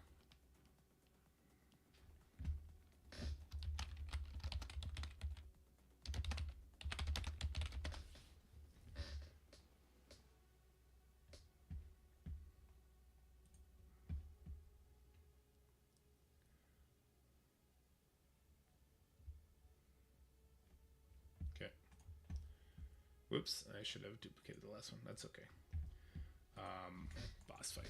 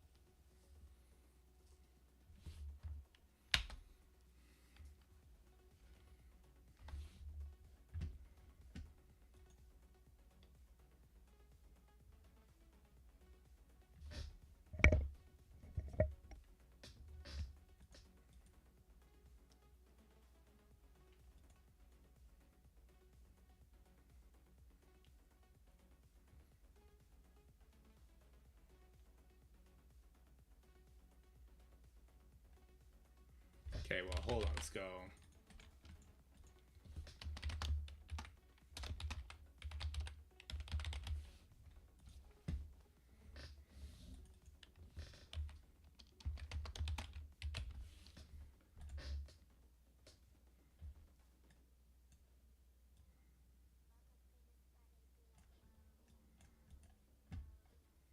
Is that fair to say, or do you think the bug fix was an improvement?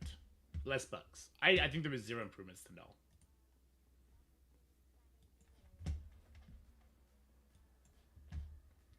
I think they actively made the boss fight less interesting.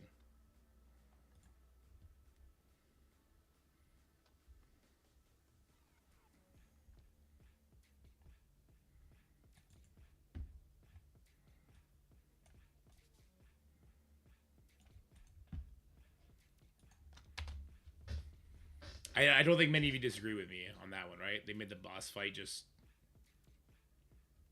throw in Astral, see what happens. They fixed Emma's 50% increased damage cap. I guess there's that.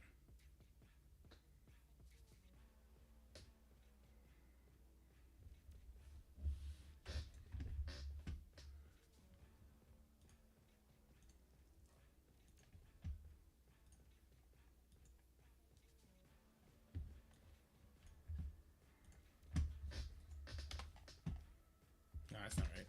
Where'd it go? There it is.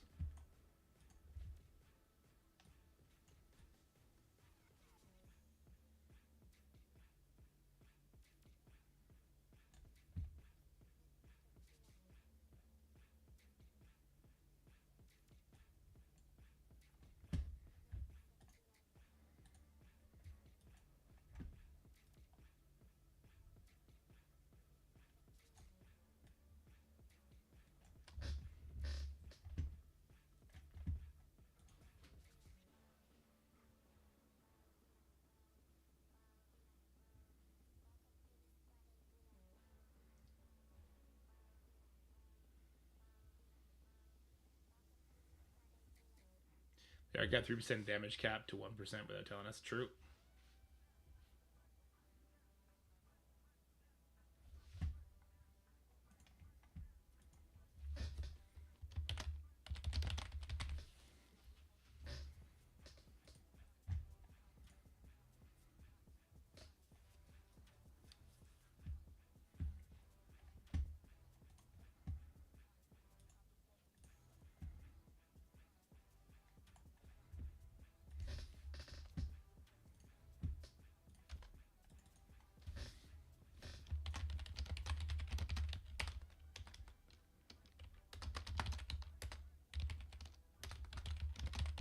Hold on.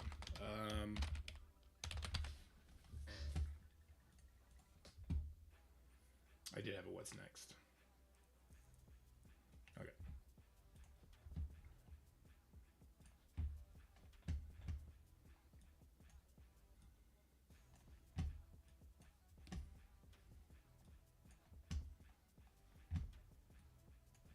Okay. What if how many spec ops you did decide how many rage stacks null starts with? Personally, I think the rage stacks of null were one of the worst things that they did. Instead, what I would have liked to see from null's rage mechanic is an empowered state.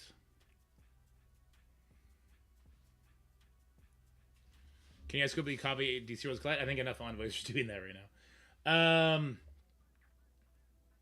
I think Null's rage mechanic should be like, hey, when he gets 10 rage, he goes empowered and he calls in some dragons and he changes his stance and his kit changes. Just like Gamora, when she runs out of charges, she goes into her empowered state, right? She gets all of her life back. She goes crazy. Well, he wouldn't get all of his life back, but he would just get a new kit and he would start going crazy. His speed would go to like 2 times. Like, it'd be like an Odin empowered, but without the damage reduction, without the ridiculous ult. It would just be like, okay, this is your enraged timer. Like, you've done 10 times. What up, Valley Flying? What up, Valley Maniacs? Thank you so much for the raid, buddy. You're the best. I assume we got a raid. Why don't my notifications work?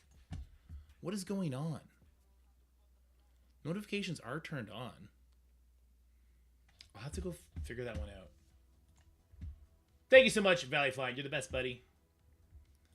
Let me see. Why did that one not work? Alright, well, maybe that's why it didn't work.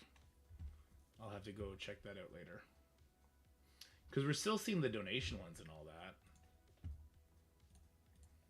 We haven't seen a follow in a hot minute. I feel like we get more follows than that. Notification scuck. I agree.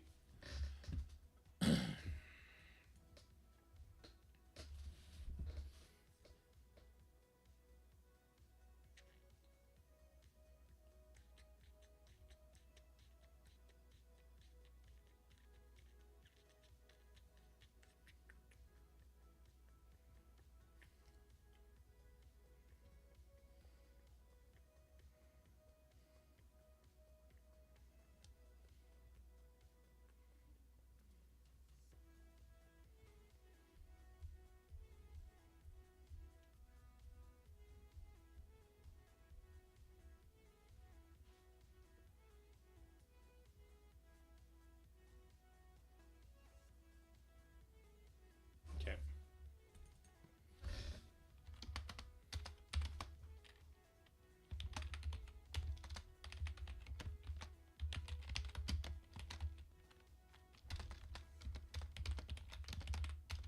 Allow players to shape the boss is kind of a runoff of the last thing, which is where have the zone completion matter. Because it's fine if Null blocks your speed bar, can't get slow, has a stupid amount of barrier. That's all fine if and only if we can work as an alliance to neuter aspects of that kit and open up avenues where we can actually get to damaging him, right? And still have him have the same sort of scaling in rage that we were talking about the nodes having.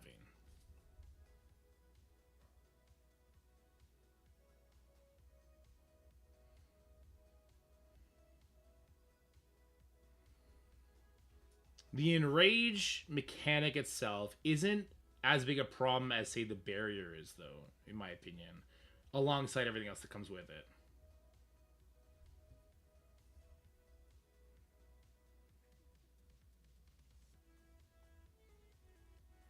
Exactly. The damage cap can't be a thing. They need to find a way to not have there be a damage cap, because offense up just doesn't matter. They need to find a way. It's the onus is on them. Find a way to make it so that the percentile life attacks don't interact with null. That's on them, not on us. It's a non-question. It's a non-starter. That's not on us. That ruins the fight by having the damage cap. The barrier, having characters that deal with it, I think is also fine. But I think if you have certain milestones where the victory points from zones 1, 2, 3 add up and can crack the barrier, that opens up your theory crafting. And I don't need a Black Knight anymore. So I can throw in maybe a newer character. Maybe I could then throw in Blade or Kahori to do more damage in a more interesting way.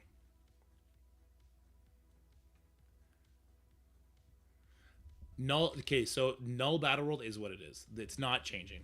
That's not changing. All right.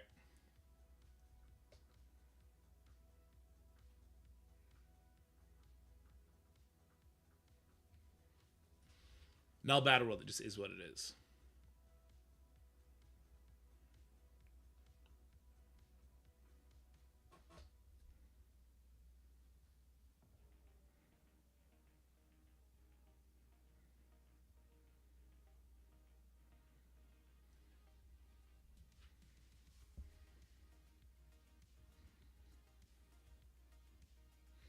Like, he going back to this. So we got like 2.5 million points for every zone that we did.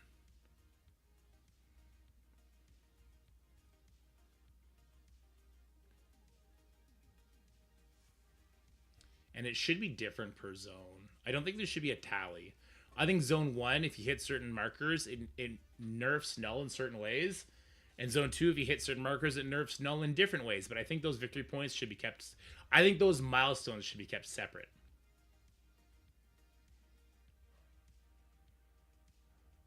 That is the new structure, the new gameplay structure, that they would have the hardest time coding out of what I'm saying.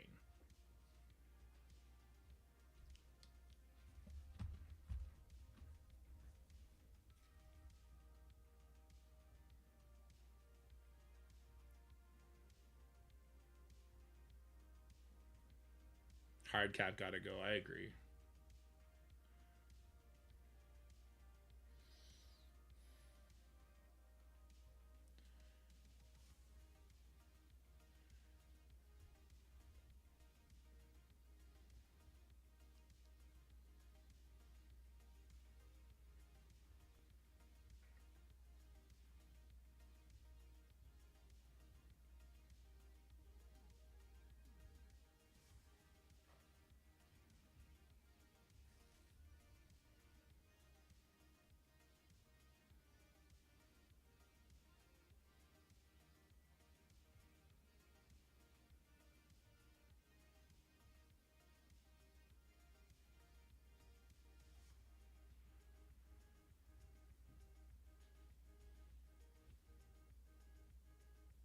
That's exactly what it was, X. Which is why most teams, the Astro team did what the Astro team did, right? Just because they survived long enough, they hit for 2 million the most. Most other teams were capping between like 75 and 100 million at most, and it's because there was no variation. It was just have the tankiest characters that always hit for 2 million and go.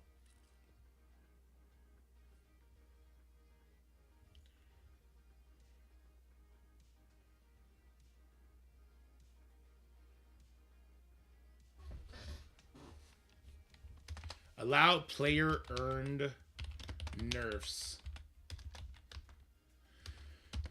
based on, okay, I'm doing the capital letter thing. I don't think I did that in the last slides. I used lowercase. I did not use lowercase. Okay, good. Whoops, what'd I do? Nope, this one. I did use some lowercase. Okay. God damn it. I keep hitting that back button. Okay.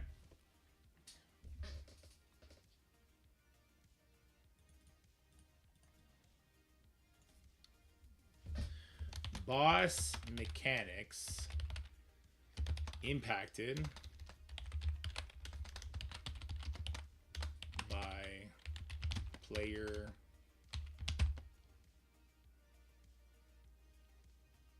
contributions.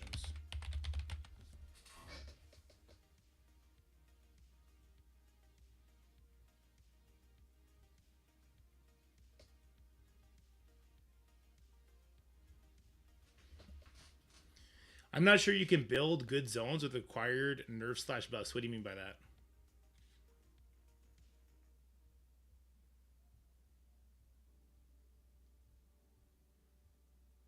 Yeah, what do you mean by that?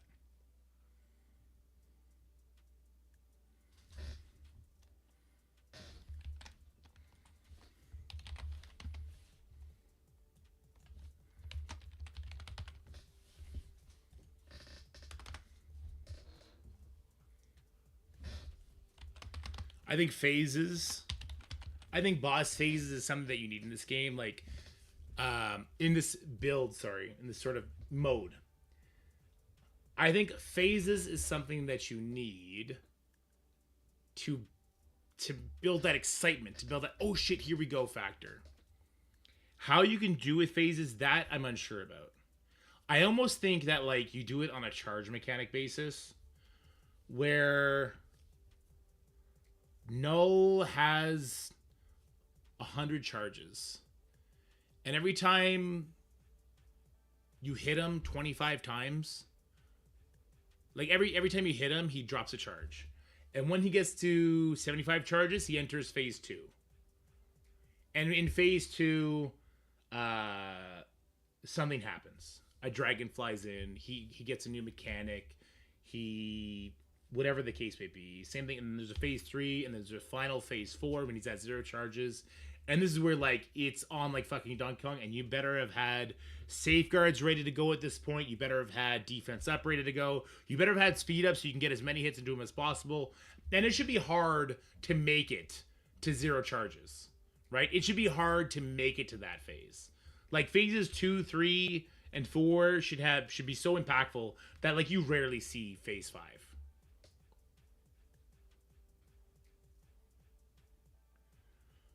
I'm not sure you can build good zones with required nerf/buffs. If you are building hard PvE content zones, you can't build something that everybody potentially won't earn.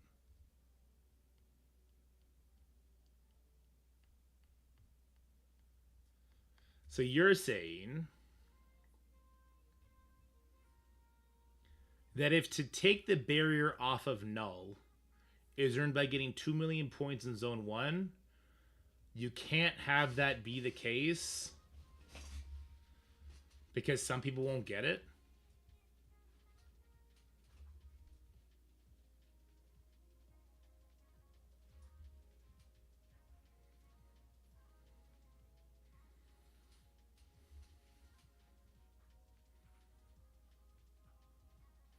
I think then the argument goes to what Steven continuously says. If you can't do the harder PvE nodes on difficulty 5, then difficulty 4 is where you're meant to be to earn those null nerfs. At some point, you can't build the game to be both interesting and for everybody with 0 input. So where do you draw that line?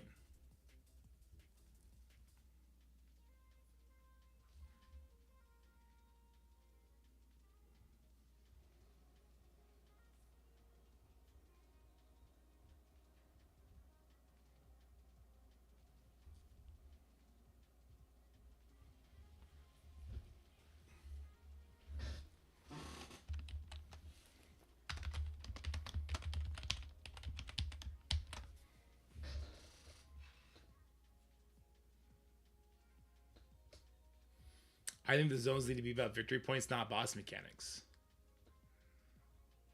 Would be about both. So let me ask you then, how do you make the 3 zones feel impactful in the grand scheme of things besides just points towards the leaderboard? Or are you saying it's just points towards the leaderboard is enough? Because I don't think that you're going to see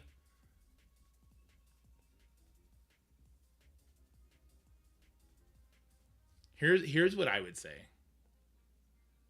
At the end of the day, leaderboards, if they're percent based, you're gonna get the sort of rewards based on the type of player you are. So if there's only the top 10 alliances are doing the highest difficulty, and that's nerfing the boss, they're killing the boss a certain amount of times, and they're putting themselves up on the leaderboard, then they are going to be getting whatever leaderboard rewards are for the best of the best. And if you're in a 1% alliance, then you're going to be getting 1% rewards. Right? At the end of the day, I think as long as there is still a Battle World team, which is Astral in this situation. By the way, I don't think Astral should be a Battle World team in the next Battle World. Right?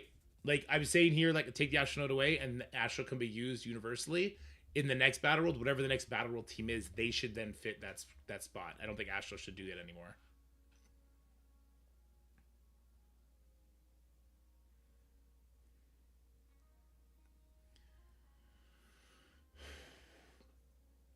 I said something, and I don't think you're agreeing with what I just said. I think you're agreeing with what I said before that. I'm trying to remember what that was.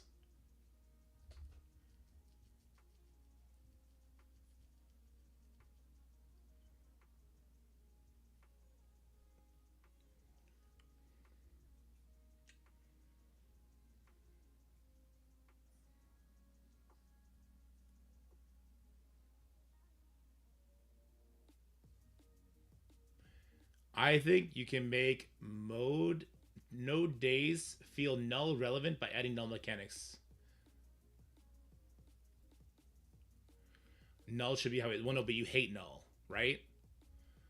So I think the idea that you're building up through and you're making null more manageable so you can actually do better on null makes me feel like those days were, it was worth it, not just for the leaderboard push, but also so that I could push the final day harder. You hate current null, right? So the question then becomes, how do you make null? So you're basically saying, like, again, we're speculating what we would want the next battle world to be. You're saying, like, you don't make null the just theory crushing character he is, with the no speed bar rewind, speed bar when he gets hit, speed stat when he gets rage, permanent life damage, barrier every second turn for 10 million. Buffs don't matter because he's either taking turns so quickly the slows and defense down fall off. Same with the offense down.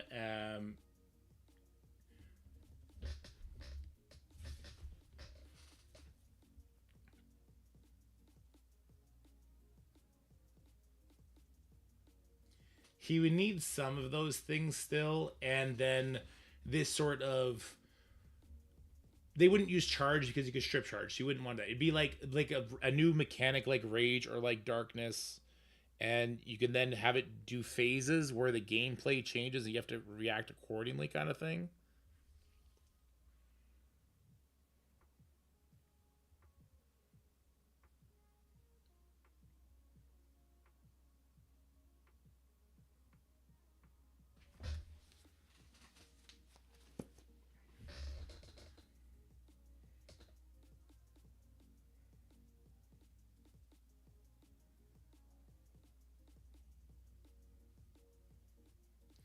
Don't make missing zone 1.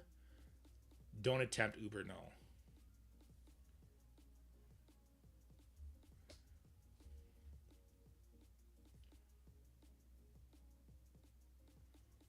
Well, no, you would still attempt. So, like, if you miss zone 1 markers, you would still go for zone 2, zone 3 markers, because maybe zone 1 marker takes away the barrier, and you miss that. That's a big hit. You're going to do a lot less damage to him. But zone 2 marker makes it so that he doesn't get 20% speed bar every single time you hit him. So you're going to get more turns between the barriers, right? So, like, every zone hitting certain markers would affect null in a giant way.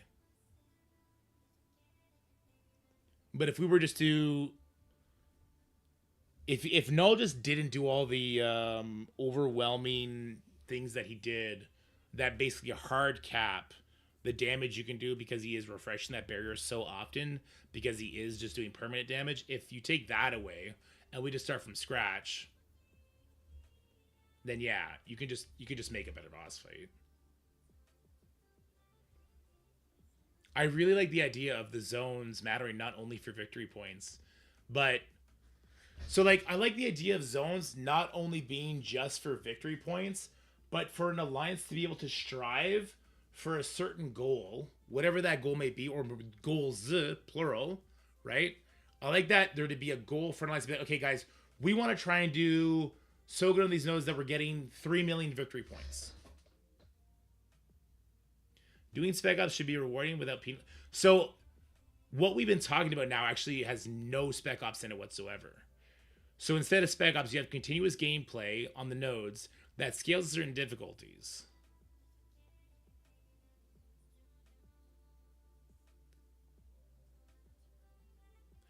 I don't like it because it makes it a lot harder to compare apples and apples. I like seeing what others are doing. Well, then you would want to see what others are doing on the nodes to get that far.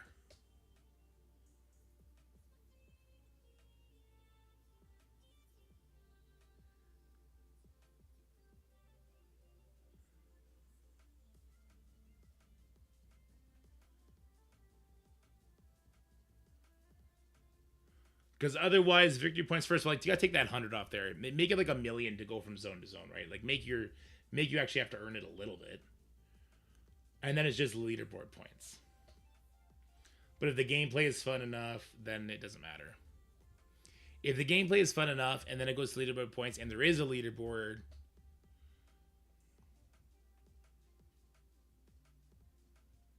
I still don't find it as involved as boss mechanics being impacted.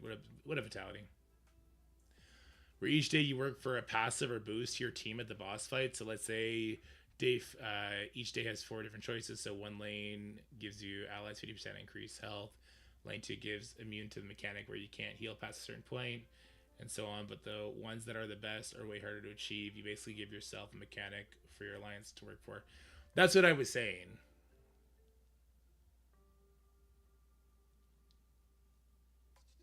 That's where I'm at. Boss mechanics impacted by alliance zone contributions. It could be a buff to you, or it could be a nerf to a certain boss mechanic.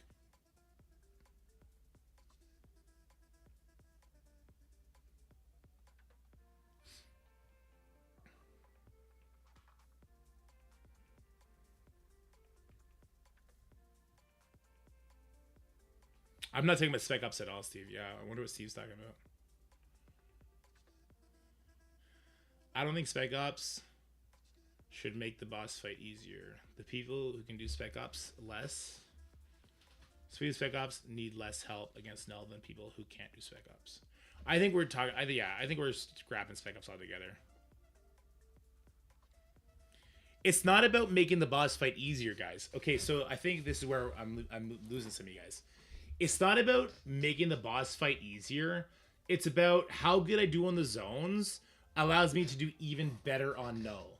And by doing even better on null, I'm increasing my leaderboard.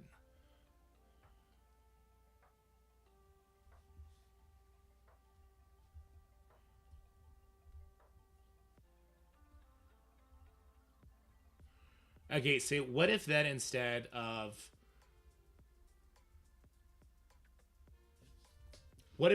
affecting mechanics? So let's just so we're on the same page. I was going under the assumption that if the next boss fight is going to have the same sort of overburdening defensive mechanics for the boss, where he becomes in an undamageable state, that's where my head is at. Your guys' head is at make a better boss fight. That's the starting point for you guys, right? Make a better boss fight.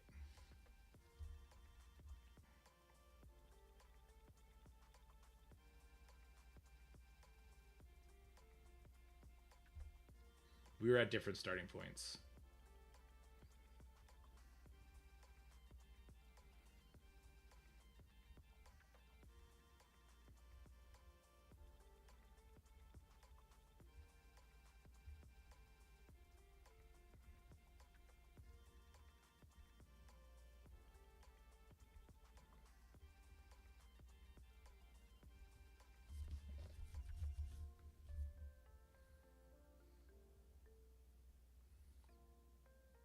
I would rather the timer stay gone and there just be unenraged. I'd rather phases.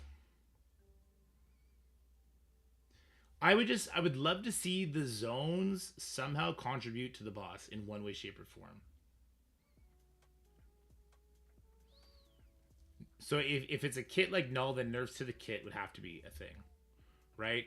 So if say the next battle boss comes, they do the same sort of barrier bullshit. I would want it to be like, how you do on the zones, you can nerf the barrier. Or buffs your team. 50%, like Vitality said, like 50% damage to you.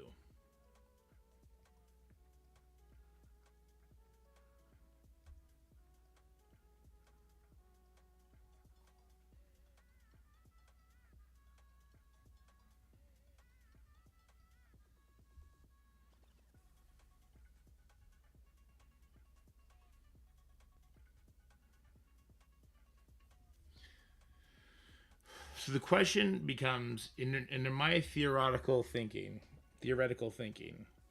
if the next boss fight comes and it has overwhelming mechanics such as can't be slowed, can't be rewound, get speed bar, get speed stat, this, that, and the other.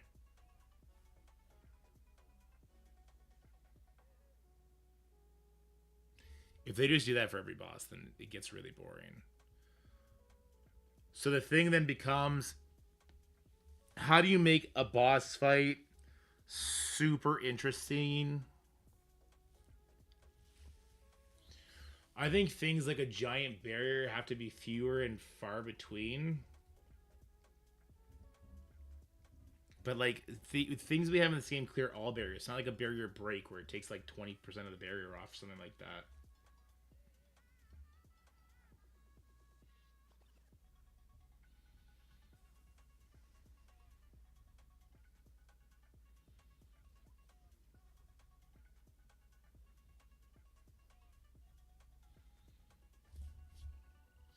If they can do mechanics like Rage and Darkness, and you can just do different mechanics, different game interferers like that for every boss that can lead to phases. And phases could lead to oh shit moments that you need to circumvent, which could then lead to like a giant enrage. And it's fine if there's a giant enrage, now you're fucking dead moment, right? It's fine if Null hits 75 charges and you fucking died from it. So long as along the way to that 75 charges, you are not stuck behind a 2 mil damage cap. Like if I can get my Kang to hit for 6 million because he has offense up, you have defense down, and you have a vulnerable, and I get him to hit for 6 million. Like, that spike in damage matters.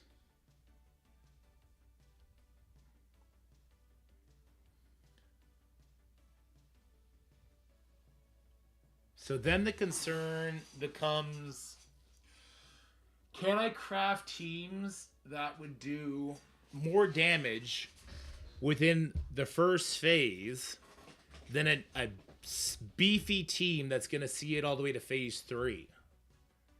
So then do you then do a damage modifier to Null as he, like, does he take more damage as the rage mechanics grow? That makes sense.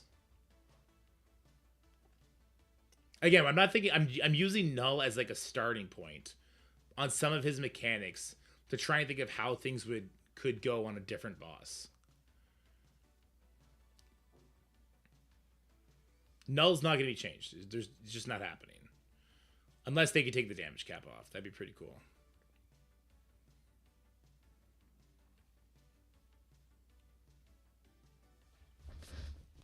So, okay, I think we all agree the number one thing, damage cap has to go.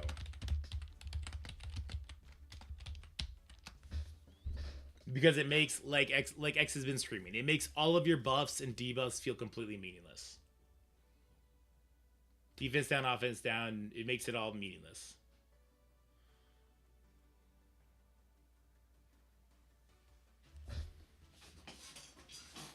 Damage cap has to go. I think phases is something that they should lean into for thematic use. And I think that it should be based on like a charge-esque mechanic. Not charges because you can dispel charges at once. But a charge-like mechanic that is some sort of countdown, whether it be like every time you kill a symbiote, it loses a charge, or every time you hit Null, it loses the charges, or whatever the case would be. There's a bunch of things you can do, right? Every time a fucking debuff goes off, you lose a charge. Something silly like that.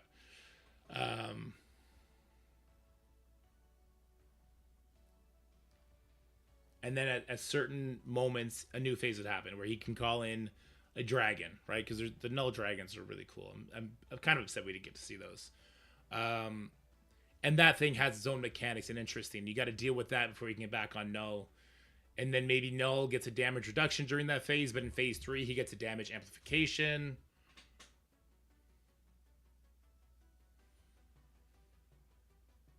But even modifiers, the number of kills or percent of boss life, too complicated.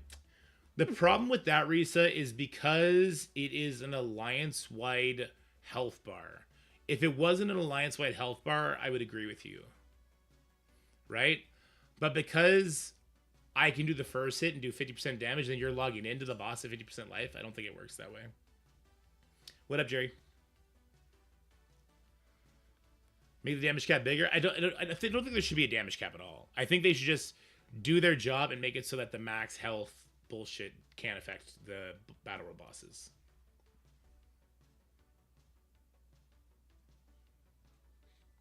It might be that you have to go back into every single one of those characters that does max percent life and change the code for them to not affect Battle World boss and give a tag to Battle World bosses. And then when you have the player version, don't have that Battle World tag boss be on there.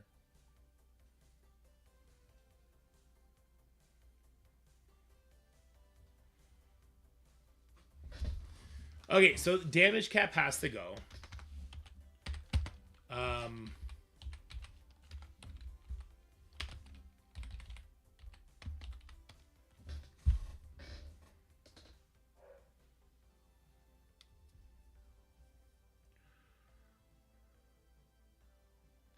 There has to be some sort of player control.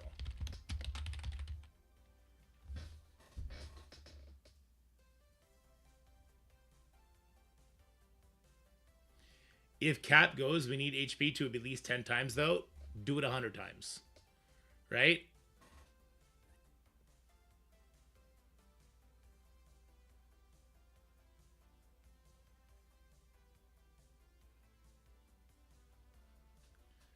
The Chimera in Raid has a turn cap. It's not meant to beat you, but can kill you. It's meant to see a max run per turn count available. A turn cap is an interesting idea.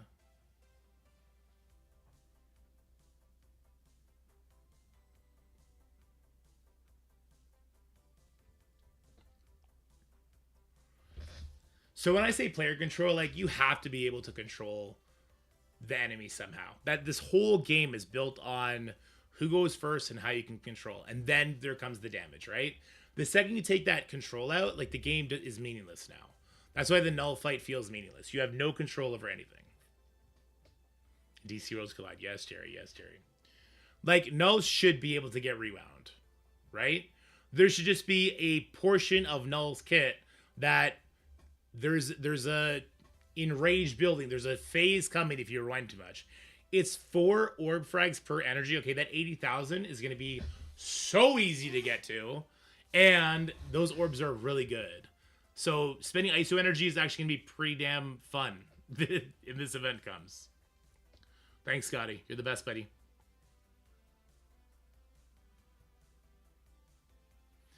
Without a damage cap, how exactly do you... Well, that's what I just said, Mega Bros. It's up to them to stop the max health stuff from affecting Battle Royale bosses. No, you don't let those fly. No, there's no shot you can let those fly. It's up to them. Abilities that do max health, it's Scopely's responsibility to fix the code for those abilities to not affect null or whoever the Battle Royale boss is.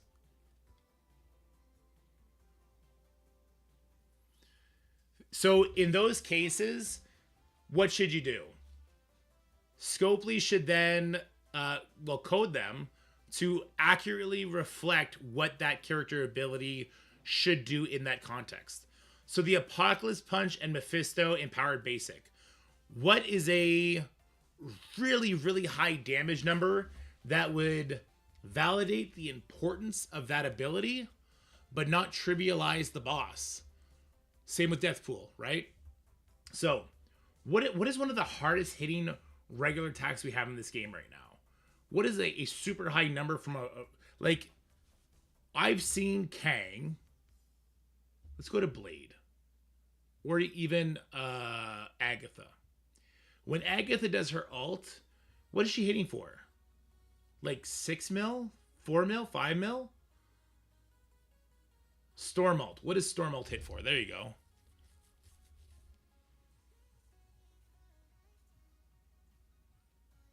How much damage does Storm ult hit for?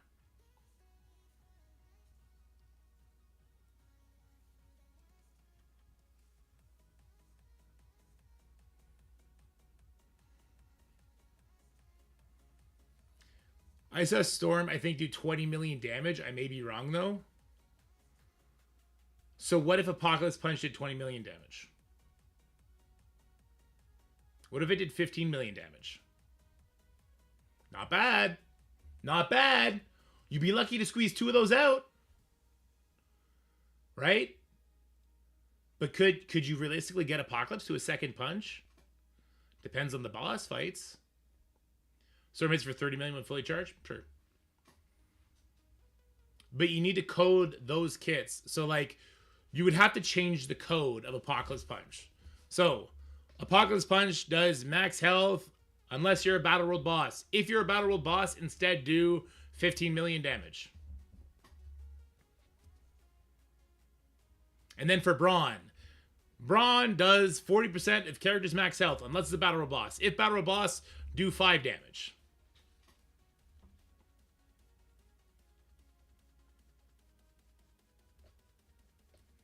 Exactly, Scotty. Scotty, we gotta do a math video on that, kind of, right? We gotta do a math video, Scotty. That's a good one. That's a gooder.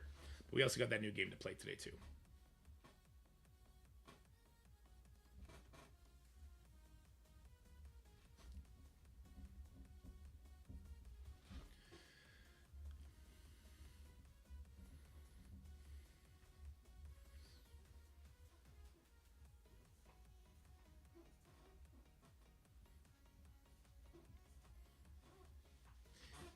Yeah, so a big thing I also feel, and it wasn't going to be the case under the old system, but like, what do I care about doing good in Battle World if I'm obviously, me and my alliance, we're going to get to Null, and we're going to kill Null, so we're going to get his 100 shards, and then we're going to max out these like 12 mil milestone points. We ended up doing 16 million for no reason, right? We could have done a lot more. Who else did, what did the best alliance do? We only killed Null 8 times. I don't think we cared to kill him more than that. There was no leaderboard, so I can't see how, like, Sex Panthers did. I should ask Ceci, how many times did Sex Panthers kill Null? That'd be an interesting conversation, actually. Anywho, I think this video is about ready to go up. And then I'll do the recording, and then I think I would, like, I'd want to talk about what I mean by damage cap. What I would do with, like, Apocalypse and stuff like that. My lines killed him 7 times. Nice. Yeah, we and the dorks killed him 8.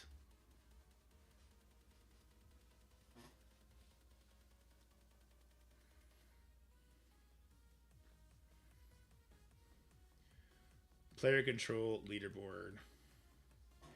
I think that's the most important thing. I think Null he just didn't let you control him in any way, shape, or form.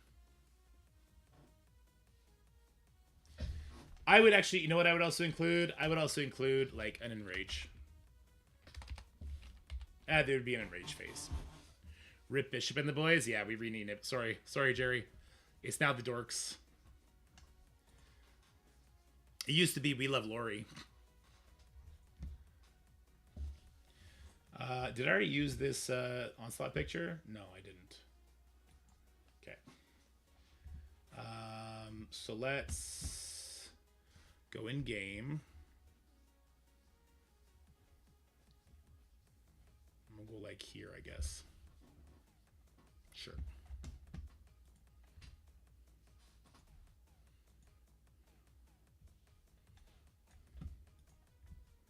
Nope, that's again not the right one. Why does it keep doing that?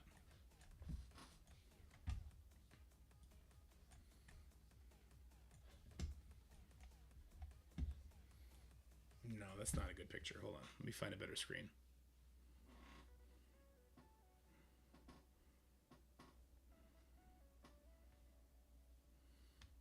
I need a better screen.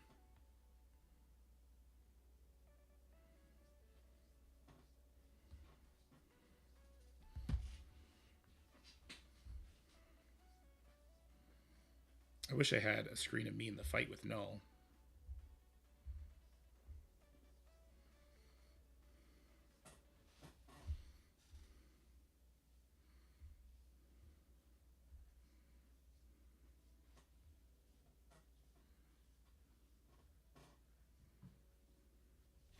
I'm trying to think what should I use as a picture here. I managed to kill my fellowship team. Oh no, X, what did you do? That plays the Fan Fester? No, I haven't. I'll always be inside you.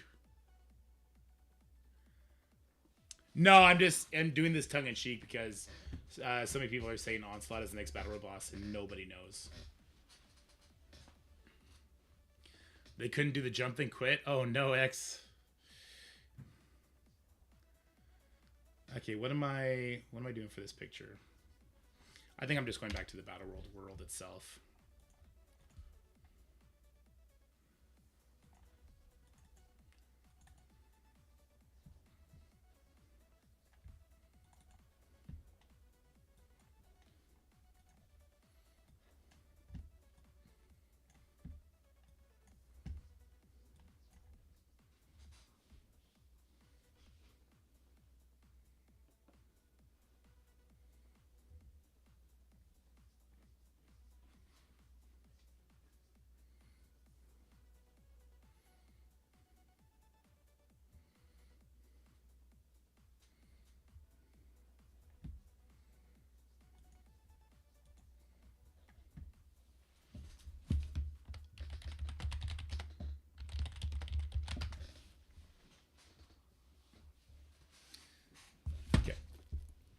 Scratch my fucking leg to pieces. It's so itchy.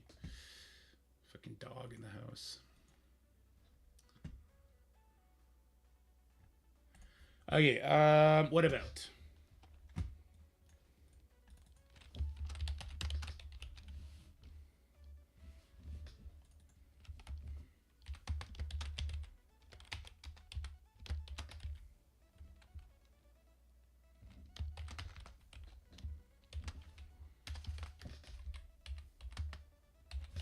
What about Spec Ops? What about what else is there in the question about? What else did I leave out of this?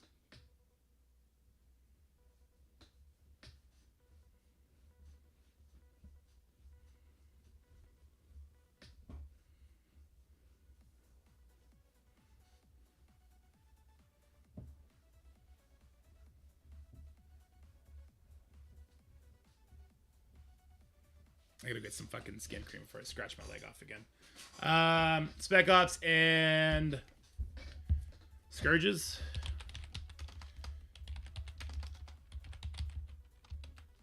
I know people are gonna want my opinion on that because I do like how they added some.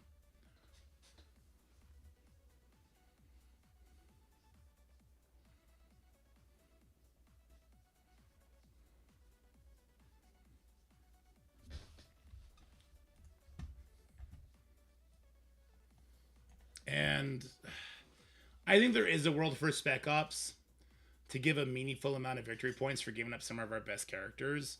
But under the guidelines of what we've kind of put here, I don't think there's a world for Spec Ops. Like if it was Spec Ops would then do a certain thing that could, like, again, it would be like nerf boss mechanics or give you buffs against the boss at the end. Like, I think that'd be really cool.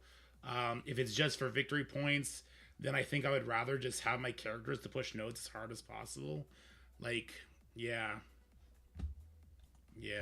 Oops, this shouldn't be there. Just get rid of this. Get rid of this. I think Spec Ops should probably just be ignored.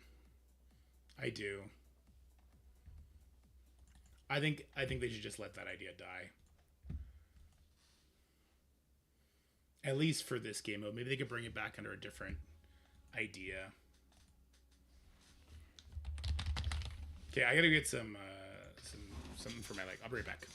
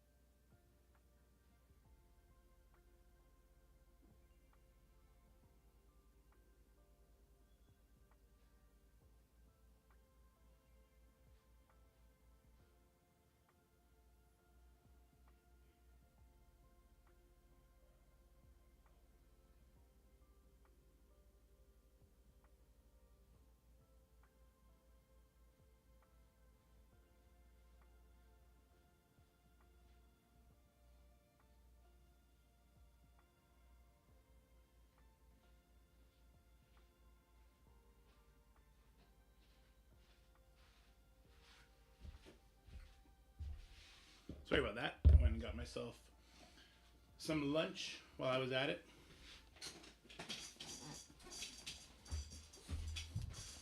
We are Venom. Uh-oh.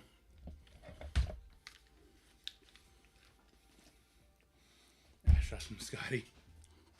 All right. I also got myself a cookie. They were making cookies upstairs. Or they were decorating cookies. Shit was good. Woo! That was good. All right. Let's just do the video. Let's just do the video. We're having a cookie. We're having a protein drink. And we're having coffee. The lunch of a champion. You know what? I want to learn to do Sona. What is that site you use, Ceci?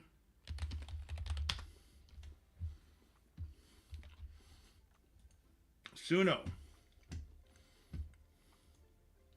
How does this work? Do you have to be a member? Oh, wait, what?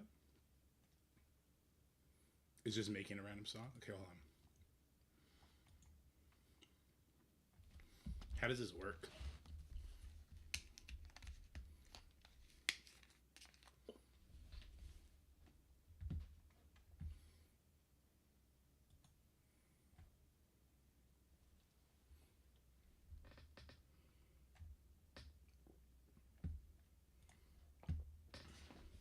What's post-rock? What's drum funk? What's glam rock? What is this?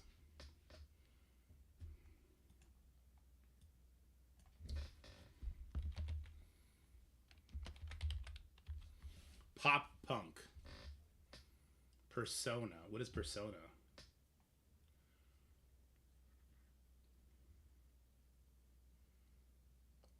Oh, that doesn't sound very nice. Enter a title.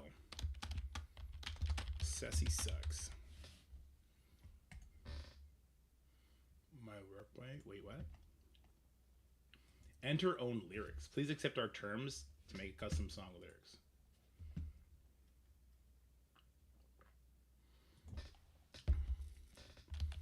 Ceci is a Kraken, and I hate him. Is that it? And I just hit create? Is that all you do? You pick the style of music, you put lyrics in, and that's it?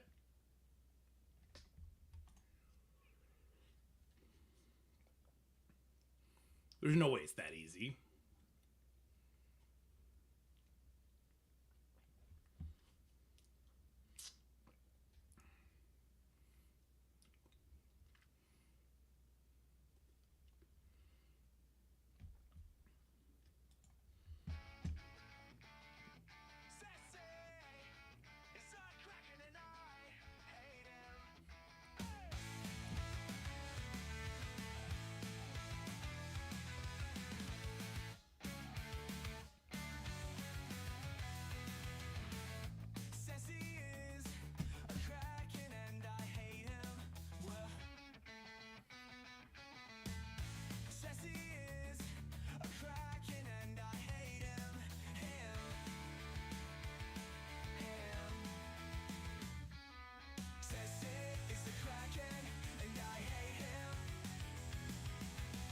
It's a fucking banger, dude.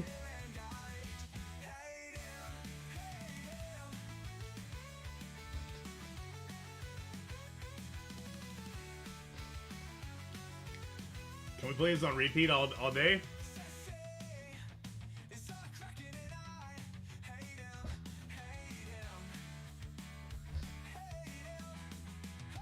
Shit tastes like cardboard.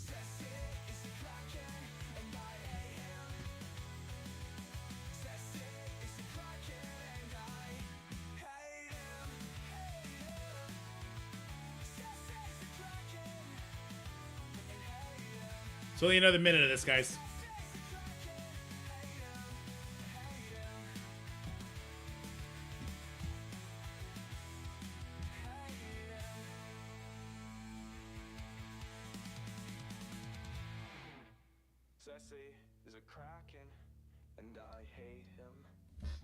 I was going to, but we might play that other game instead.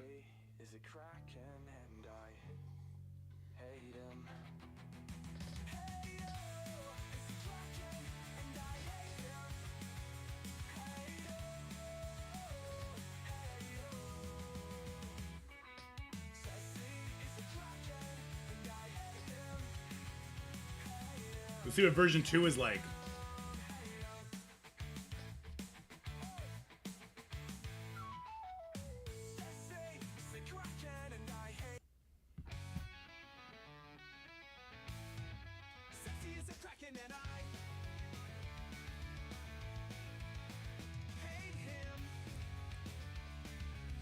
Banger! It's a banger!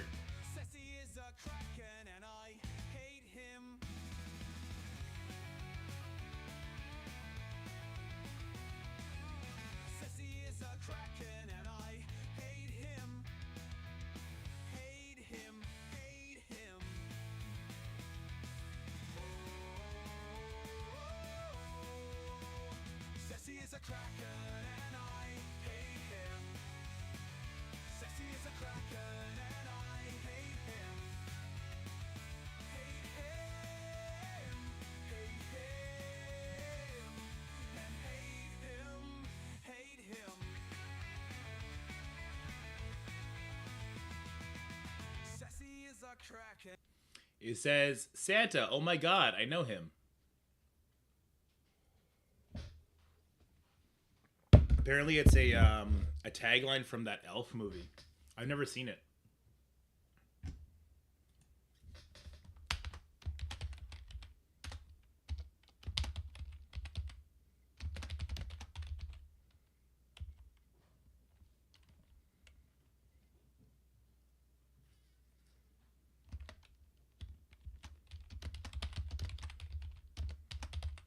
Hold on.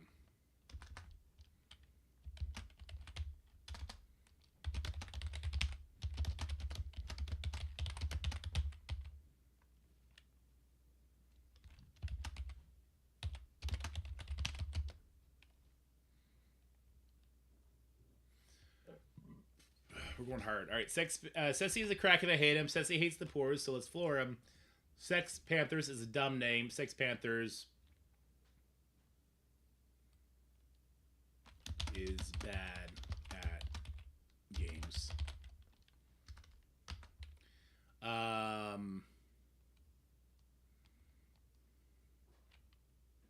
Let's just see this. Let's see what happens. Dorky vs. Ceci is gonna take over the AI. I just want to see what happens if I do this now. Because you didn't write every single lyric to every single song you made, did you, Ceci? That's so much more work than I thought you were doing.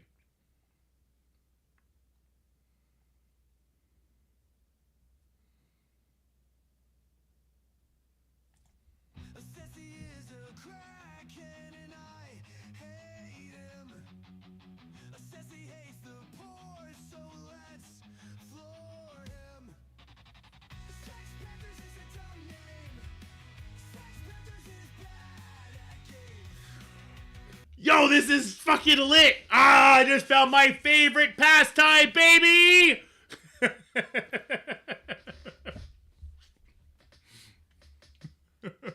Go over 2 lines from byline with right with sudo.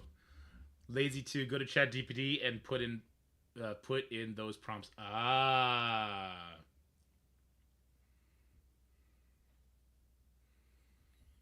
Where's byline? Go over 2 lines from byline to write with suno. Oh. Wait, how do I byline?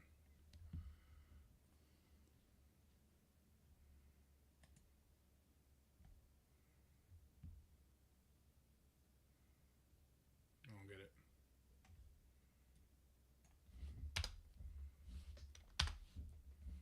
Right here. Seas roar in his fury's land, mountains tremble at his command. Fuck off! Stop glazing him. What's wrong with this program?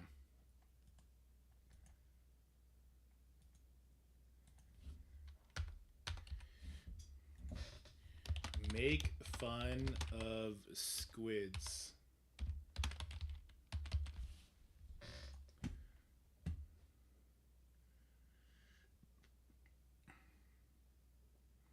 Squids have too many arms to manage. They can't even win against cabbage. That kind of goes hard.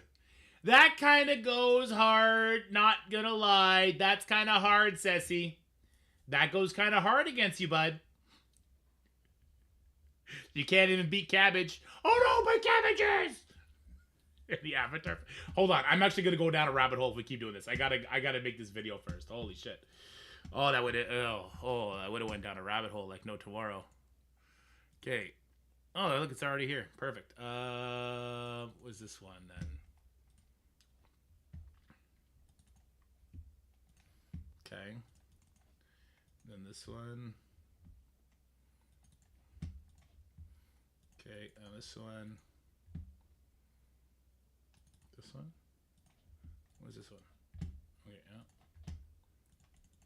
And we got this one. Okay.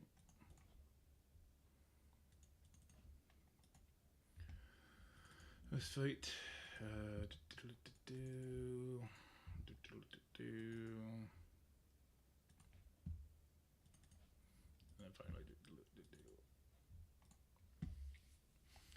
So it's gonna go something like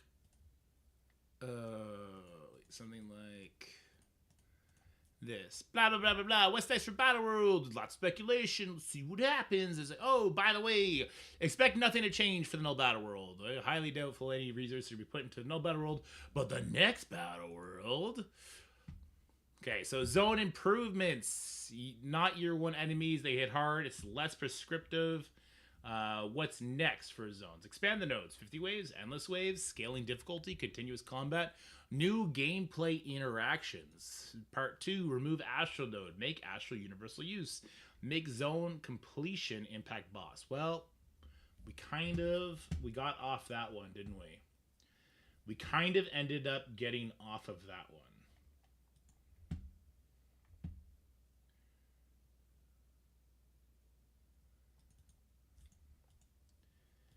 Make zone contribution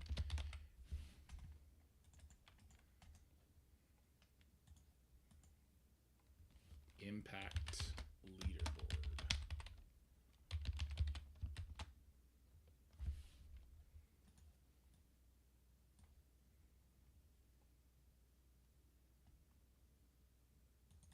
Or make zone contribution its own milestone. Make individual zone milestone rewards.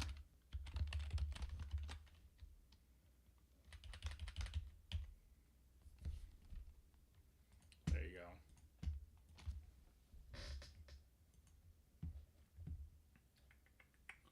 Part 2. There you go.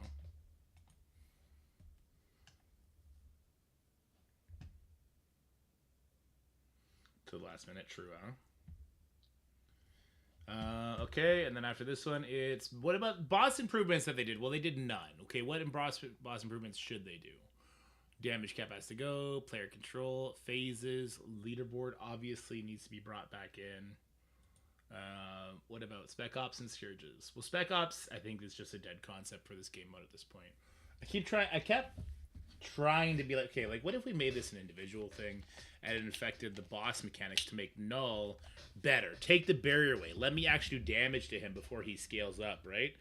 The damage cap needs to be the first thing to go before any of that matters. But at the same time, just make a better boss fight. Have the boss fight ramp up. Have super interesting mechanics. Lean into the themes. Like for null, he can just do like these absolutely crazy dragons that come in. He can pull out the necro sword, have the sword fight beside him. Say Onslaught is the next one. Like Onslaught could have a phase where it's a battlefield effect that cannot be dispelled, and it rains fucking meteors on you, right? God, you can do so much thematically that can make things super impactful. They removed boss bugs, and I could have sworn they raised the damage cap to 3%. I did not think it was 3% before. It was higher before. It was 4 million before. Right? It was 4 million. We thought it was going to be 6 million. They lowered it to be 3 million? Is that right? It was 4 million before. It's not. It's lower than that now, and we expected that to be higher because of Emma.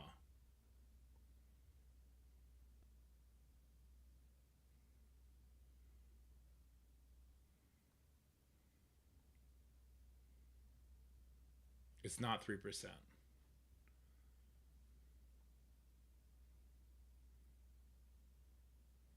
Which is what the text says.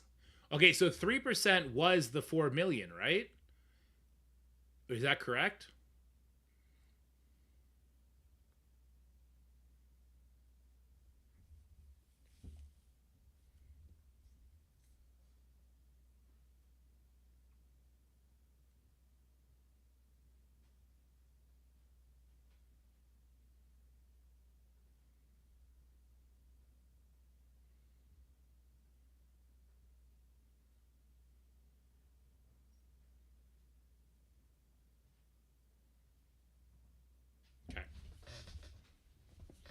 Now, what I do want to do is move my camera around. Like, where am I going to be in the gram? I think I just get really small, maybe. Do I just go super small mode?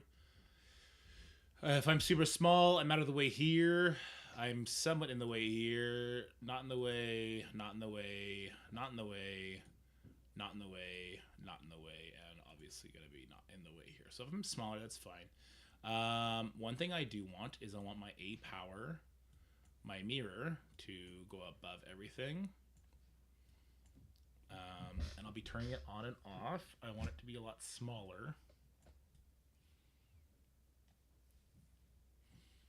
I want it to probably be right above my head here. I would love for it to have a border around it. Boom. Can I do this? Oh, no, hold on.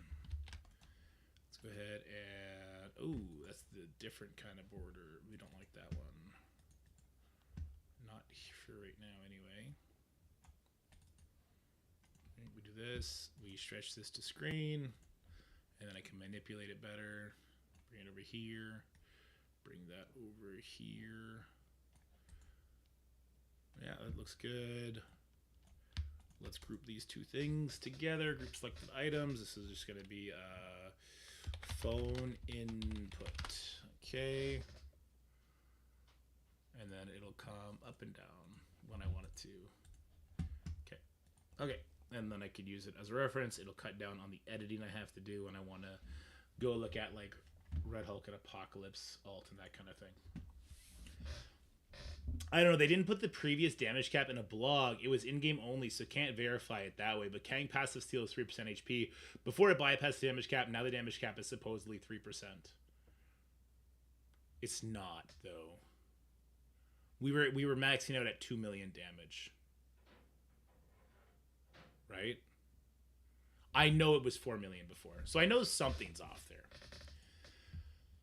Anyway, I think we're good. Let me just see where I want my phone to be for the very first time.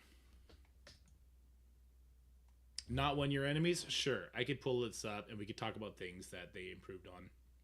Let's go to like, yeah, let's just start with the first node in Zone 2 where we have like Hercules, like the newest characters. I think that's good. Okay. Where's my next point going to be, actually? Ooh, no, this one needs to stay on. I might need to pull some gameplay. I don't really want to, though.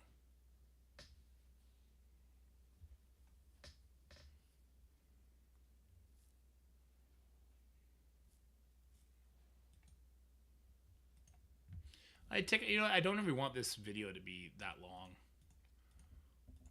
It doesn't need to be that long. This could be easily an 8-minute video. Let's get after it. Do we want to make an AI song before we start? Maybe. Do we want to make a Battle World kind of sucks song? I'm gonna have a lot of fun with this. Oh, we're gonna make a Scotty song. Scotty does know the math blows, and he's gonna send into support. They smell like farts, and they're gonna tell him so. Blah blah blah blah. Yes. Okay, I'm sorry. I'm getting distracted. I'm getting a wee bit distracted over here. All right, let's just do a quick video. In 3, 2, 1. How's it going, everybody? Today I want to talk about Battle World because we did just have Battle World finish off, and I gotta say, it was greatly improved, but it still has so much more to go. No, I didn't like that. I didn't like that. I didn't like that. I'm also looking at the wrong screen right now, and it's tilting me. Scotty should have banned Turkey. Everything I said was a positive thing about Scotty, though. Why would he ban me?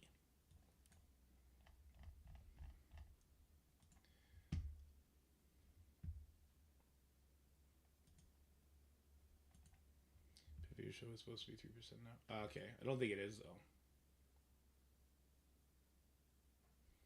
Oh, 10 or 11.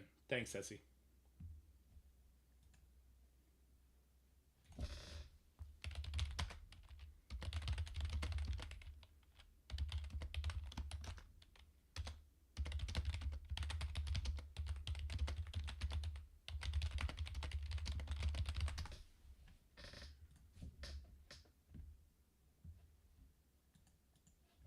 Supposed to be 3% now, or was always 3%?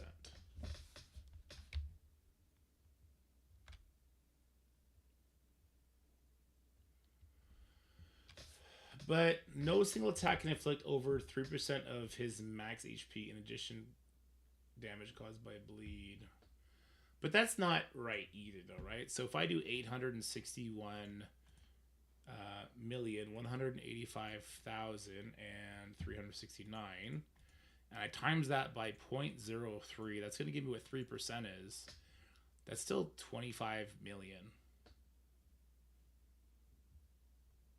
Like, the damage cap was not 25 million.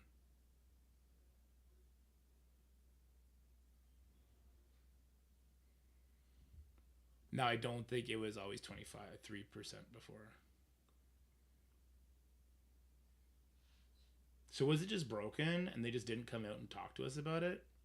Because 3% of 861... sorry, I'll show you what we're looking at here. 3% of 861 million is 25 million. HP on difficulty 5 is that. Potential 3%. 12... Wait, what? Passive 50% increase potential max per astral hit was my math. Wait, what the fuck are you talking about? HP null difficulty 5 is this. I got you. 25,800,000. Okay, that's what I have. HP null max potential damage. That's the 3%. Where did you then all of a sudden pull the 12 million from? Oh, you're just adding it. Emma passive is 50% increased to potential max. So it should be, so you're saying with Astral, the maximum damage should have been 38 million, which nobody was doing, right? We were maxing at 2 million, not 25 million. Big difference. Big diff. Big diff.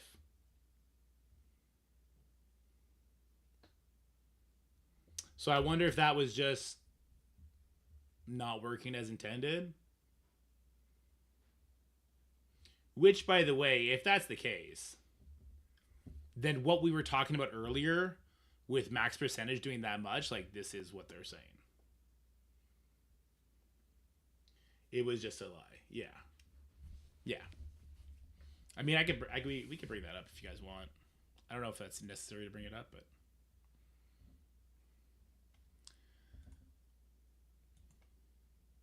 Astra's hard capping at 2 million without Emma.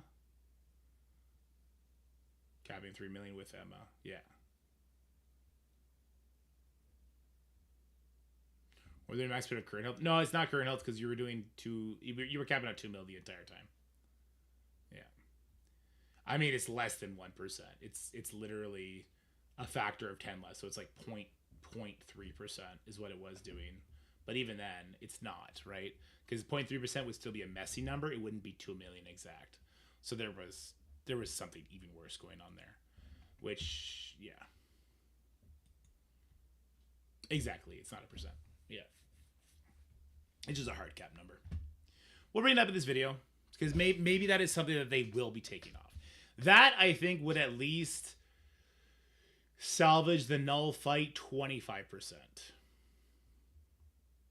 Yeah. But if people are going to be hitting for like 25 million, like we're going to be killing null 2 or 3 times more than we currently are, which I think is fine. But anyway, I digress. Here, let's do this video. 3, 2, 1. How's it going, everybody? I wanted to give you my thoughts on Battleworld and what's next for Battleworld, because after this last iteration with what I'm going to say are actual improvements, it still left a lot to be desired, but to me, it showed a vast amount of potential. So in this video, that's what we're going to jump into, and let's start with a cold, hard truth. I don't expect anything to change for the null Battleworld. I highly doubt any more resources are going to be put into the null Battleworld. I don't think we'll see changes to the nodes. I don't think we'll see changes to the rules. I don't think we'll see improvements to gameplay mechanics or anything like that, like we're going to talk about in this video. I think it just is what it is. The one thing that we could see change is going to be what I think was a mistake, and that the damage cap is still being applied on null. So we do see here from the boss rules, no single attack can inflict over 3% of boxes max health. That wasn't happening, right? The maximum damage we were able to do to null during the battle rule, I think, was 3 million with Astral, 2 million without Astral. That's not 3% of his life. If his life is, as stated at the bottom, 861 million, and give some change, right?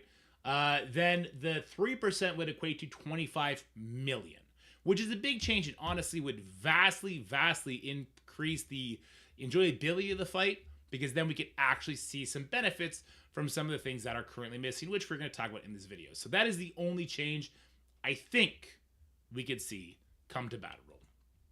But let's talk about things that were definitely improved. The zones. The zones did get a huge improvement. We were not facing year 1 enemies. They hit hard, and it wasn't nearly as prescriptive. So if we head on over, this was Zone 2, Zone 2, Node 1, City Villains, and we see some of the newest characters of the game. We have Hercules, we have Jean Grey, that's it. Then we have a lot of older characters. But here's the thing, on this node, if you were to let Hercules hit you, even with like a maxed out Sinister 6, like I have, which did make the node pretty trivial, he would wreck you. That Hercules would absolutely demolish you on the second wave, I believe it was, if you let him attack. But if not, then it kind of wasn't an issue, right? They were so less prescriptive in the sense that we had global hero, then global villain. Then we had city hero, then city villain, cosmic hero, cosmic villain. Like, it was way less prescriptive. And those were really good improvements. But I think there's more improvements that still need to be made. Like I was saying, with my team, it was still basically full auto. All the days, it was very easy just to walk through the nodes. It took maybe 10 minutes per zone. Wash my hands with it, said, it is what it is. I'll get my null shreds at the end of this, and we'll see what happens. So here's what I think Battleworld needs to come with next. We need to expand the node depth. 3 waves simply isn't enough to get the creative juices flowing. It's not enough to tax your roster in such a way that you're actually going to hit a speed bump with a team like Sinister 6. So it's going to be 50 waves, endless waves. I think they need a cap on it, so I think 50 waves is like an arbitrary number enough to go off, and needs to have scaling difficulty. So what do I mean by that? I mean, a Hercules on wave 1 should be maybe 50% the power of the Hercules on wave 5. That way, I'm going to get to a point where I will die because, and I think this is an uncomfortable thing that some Marvel Strike Force enjoyers aren't used to yet, we shouldn't be expecting to clear everything all the time. That's not something that happens in a lot of games. In most games, you do the best you can do. You get awarded points for doing the best that you can do, but you don't actually ever beat it. And that's okay. That's kind of fun because instead of then hitting the cap and say, okay, I just have to do that every single time Battle Royale comes out. I need to beat this node 100%. So this time I beat it 60. Next time I could beat it 70% of it. Next time I could beat 80% of it. Oh, look, a new Battle Royale just started. And we start all over from there. So I think a scaling difficulty, while increasing the amount of nodes we get overall, would be really healthy for the mode. But beyond that, I think that continuous combat, like Dark Dimension, would benefit this mode tremendously. So let's say that on the City Villain node, there was 50 waves. And with my Sinister 6, I was able to get through 8 of those waves. That's great. Then I should be able to go in with my second attack, my Hive Mind team, and start at wave 8, work my way through maybe 9, maybe 10, because there's a lot harder by then, and Citadels don't have nearly as much, snowball potential against higher statted characters. But I get to use another team, and I get to push a little further, and then my third team, whatever the case would be, I get to push just a little bit further once again. That endless combat, I think, helps you use your entire roster, enjoy the fact that you have your roster built up, and it lets you push past boundaries. So maybe I level up my Sinister 6, I max out my Sinister 6, the farthest I can get them is to wave 8. Well, I don't have to wait for the next progression path. To push that node further, I can start building into a different city villain team. And that, I think, is a much cooler, much healthier, fun idea on being able to push endless or 50 wave scaling difficulty content in a much fun way. But what we've been talking about so far is the standard gameplay we're used to. We're talking about my 5 characters against whatever 10 or less characters on the enemy field with recognizable mechanics. But what about new mechanics?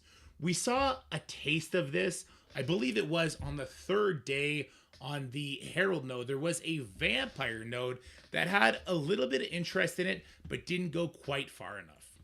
So this is that vampire node here, and we do see 5 versions of all the enemies, and that's pretty cool. And if we go to the rules, it gave us a cool change in gameplay. When a vampire minion is defeated, a replacement minion spawns until 5 of that minion have been defeated. Each successful minion is stronger than the last, so kind of that scaling difficulty we were talking about a second ago. Each minion type cleared awards a small victory point bonus, and defeating Oath immediately triggers the victory. Now, I can't verify this because I didn't mix match my info with other players, but I was told that it didn't matter how many vampires you cleared. As long as you killed Oath, everybody got the same thing. Everybody got the same amount of Battle World credits, and it was all kind of for nothing. But this is the type of unique gameplay interactions I would like to see. Obviously, not bugged, working as intended, but also be, 50 waves or endless instead of just having 5, because that was really easy to get to. And I think that is the magic spot where Battle World can sub in. It can have one node where it is our regular gameplay content, where it's just, kind of like a team deathmatch sort of thing, where it's my characters against theirs. We know how things interact. We're used to it from every other game mode, where it's just my kit versus your kit. Let's go at it, right? And then a second node, like the vampire one. But there's so many things that you could do besides just that vampire option that was just discussed. I was in chat and we were just kind of brainstorming, having fun, thinking about things. And I was like, what about a node where there was, a crossbones on the node, and he had 10 charges. And if you didn't hit him 10 times before he got his turn, he exploded. And no matter what your buffs were, no matter if you had billions of safeguard and billions of death proofs, it just killed you. So the goal was to hit crossbones 10 times. That crossbone would then blow himself up instead of blow you up. And then 2 crossbones would come in and he would be protected by whatever other characters are on the node at the time, whatever wave drops in. And you got victory points for every single crossbones you defeated. But at a certain point, you were just overwhelmed and that would end the node. Well, this would be really interesting because then we'd have 2 dynamics. We'd have a node where technically you could kind of get the theoretical max. This crossbone node, maybe the max we can get with our available roster is 9 crossbones killed. But then in the regular gameplay node, we have endless scaling content, or 50 waves, where you're never realistically going to beat like wave 25. That creates a really cool dynamic between how scoring would work. But I think there is a blemish on Battle World that can make this idea even more fun. And that blemish to me is the Astral node. To me, the Astral node is no more than just a raid node. It really is. It's a raid node hidden in what's supposed to be a new exciting content, okay? If you don't have Astral, you're just not going to beat the nodes on the higher difficulties. There's different enemies in the higher difficulties apparently as well. And that's fine. That's okay, right? What's not fine is that when you're on the highest difficulty and you build this team up, because they are good in other game modes, which I think should definitely continue, it's a sim. It's not fun. I think you remove the Astral node and instead you make the Astral tag universal to this iteration of Battle World. So when we have global hero, global villain, cosmic hero, cosmic villain, city hero, city villain, and Astral for every single one of them. So then when I'm faced with the endless gameplay one, I could be like, okay, if I use Astral, they're so good in Battle World that I could probably squeeze out up to wave like 17. Like, that'd be crazy because Astral's that good. Or maybe the gameplay one here is going to require a lot of maximum health damage or a lot of buff removal. Astral's really good at that. Or maybe revives are going to have some sort of play in the game. Okay, well, Astral will be really good there. So you get to pick where you use Astral for that day as opposed to a really boring raid node. And then for the next Battle World, people are thinking Onslaught. Some people are saying Malice, which is a kind of the evil version of Invisible Woman. But then it wouldn't be Astral anymore. But Astral would still just be a great team in the other game modes like they currently are. And finally, the scoring in Battle World was so nonsensical. As you see here, we threw up, was this 3.4 million points out of the needed 100. It was so unnecessary. And I know the argument came down to where there were milestone points. You needed, I believe it was 12 million to get the maximum reward here. From the 3 zones, we got 8 million, and then we actually got an additional 16 million points from just the null boss fight. So the victory points we got in the zones themselves made absolutely no sense. They need to change that. I think the individual zones need milestone rewards.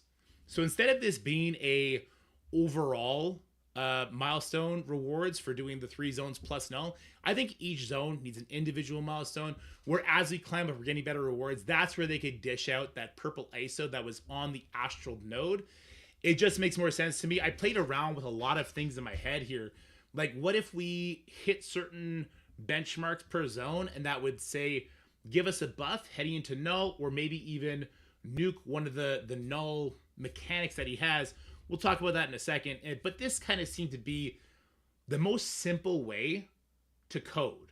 And honestly, I think that's fine, right? I don't think Scopely can realistically stress himself to change the coding that much. This is a really easy thing that they can do. Just add rewards and a milestone feature for each zone. I think that's fine. I think that would be really enjoyable. It would make alliances want to push those higher milestones to get more purple ISO, to get whatever's in those milestones, right? It could be null shards, purple ISO, whatever the case may be. That would be something that would drive players to be more engaged with the mode, have more fun, theory craft it, and enjoy it. And one of the current structural aspects that would make everything I just talked about possible, endless content where we want to use our 3 teams, 2 nodes per day, is the fact that currently Battle World is a once a month activity. And I actually think that Battle World should probably remain a once a month activity. I don't think we need a new game mode that's 5 times a week to go on with War and go on to Crucible. This sort of momentous event that happens once a month fuels excitement for it. It fuels theory crafting in between. It lets us get hyped, like almost how Scourges, we used to get hyped for those. I feel like this is filling a lot of those needs at its current structure. But you also want to make things more exciting and more enticing as we go. Let's talk about the boss fight. So the improvements they did to the boss fight from the first iteration of Battle World, none. You could argue, and I will not do this argument in depth, that them fixing bugs was an improvement. Them fixing the Astral bug where it got around the max health, like it's technically an improvement because it kind of adds a little bit of integrity on what would be a leaderboard, even though there's not one. Them fixing the bleed bug, I think, was horrible for the game mode, and it actually made I think people would have enjoyed Battle World as a whole so much more if there wasn't the blemish of what happened to Null afterwards. I think the nodes themselves were so much more enjoyable than the last time, but that was insanely overshadowed by how boring Null was. And Null was so boring. So let's talk about how they can fix the boss fights in this game. And hopefully we're going to have new boss fights. Like I said, I don't think they're going to change anything structurally or mechanically around this Battle World. It's about the next Battle World boss, whether it be Onslaught or Malice or Annihilus or Darkheart or God, the Beyond or Molecule Man. There's so many cool big bads they can pull from. First things first, and hopefully this will be the one thing they change with this Battle World, is that the damage cap has to go. Because there was a damage cap, it stopped anything from mattering. It didn't matter if you had defense down on the boss while you had offense up, you had a hit on him. Didn't matter. You were doing 2 million damage. That's trash. It's garbage. It's gotta go. Some of our characters, Storm, for instance, I was asking the chat, how hard is Storm hitting for you guys? People were saying at max charges, at level 105, she can hit for 30 million. Like, that'd be a really cool thing to build into the boss and hit him for 30 million. Currently, with the damage cap on, besides Astral, it didn't really matter which team you were using. You were going to cap out between 75 million and like 95 million. And it didn't really matter which team you brought, as long as they were beefy enough and they could do 2 mil damage on every single one of their hits. They're pretty much going to equal out at the same phase, and that sucks. That means that the buffs and debuffs didn't matter. But the next boss cannot be what Null is. It cannot be anti-theory crafting, zero control. For Null, every time you hit him, he gets speed bar. Every time he gets a rage stack, he gets 10% speed set. He cannot be Terminator rebound. So we have no control over the number one factor in this game, which is speed. That sucks. I think we should be able to rewind him. He shouldn't get nearly as much speed bar per hit. His speed stat per rage, that's the one thing I'm kind of like, okay, that makes some sense, because there needs to be an enrage timer for this boss because there's no actual timer. I'm actually think that's a really healthy and good thing, because we don't want fights going on forever. We don't want one team to be soloing a boss that's not really hype. That's not fun. It's not exciting, right? And let me know if you agree or disagree with me on that one. It just felt smothering when facing Null. And that puts such a bad taste in everyone's mouth that we can't have that happen again. This is why I was thinking earlier, like, hey, depending how you do on zones, you should just completely remove one of Null's mechanics. So, hey, if we hit 2 million victory points in zone 1, that should remove Null's ability to get 20% speed bar every single time we hit him. Like, that's a great idea, but instead just make a boss that doesn't get this sort of smothering speed stat every time we hit him, because these fights are supposed to go long. They're supposed to be fun. Something like the barrier, theoretically, is okay if we can control Null in such a way where he doesn't have barrier every single second attack. So you might sneak one attack into the barrier, but with the damage cap and with the barrier being 10 million and him refreshing it every single time you take a turn, doesn't really help you very much, right? It's smothering, it's not fun. That's why we all kind of got limited. So those are the type of player controls, damage cap changes that we have to see in the next iteration of Battle World.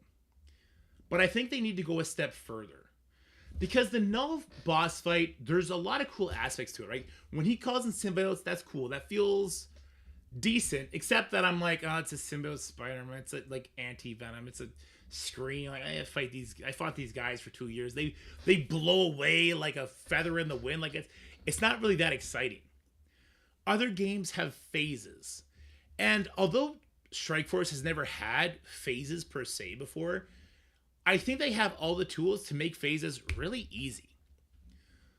First of all, we all have to accept that whatever boss we're facing in Battle World shouldn't be the character we play on the other side of Battle World. The Null boss fight shouldn't be the character that you get to play with when you unlock Null. That would be ridiculous. It'd be stupid. It would trivialize everything else. Makes no sense, right? There should be phases for bosses that work off of whatever the mechanic is. So like the current rage mechanic for Null, instead of him getting 10% speed stat and damage every single time he goes up a rage stat, it should be when he reaches 15 rage stacks, he summons in 2 giant symbiote dragons. If you read the comic books, you know what I'm talking about. And these symbiote dragons, when they're on the field, Null takes 0 damage. You have to take out these dragons before you can start hurting Null again. Kind of a cool little phase transition, right? It could be the next phase transition. The sword, the Necro sword has a mind of its own. It comes out. It starts fighting you. Like, this would be really kind of cool things that they get into thematically. And it should cap off with a, hey, when Null gets to 100 charges, he goes enraged.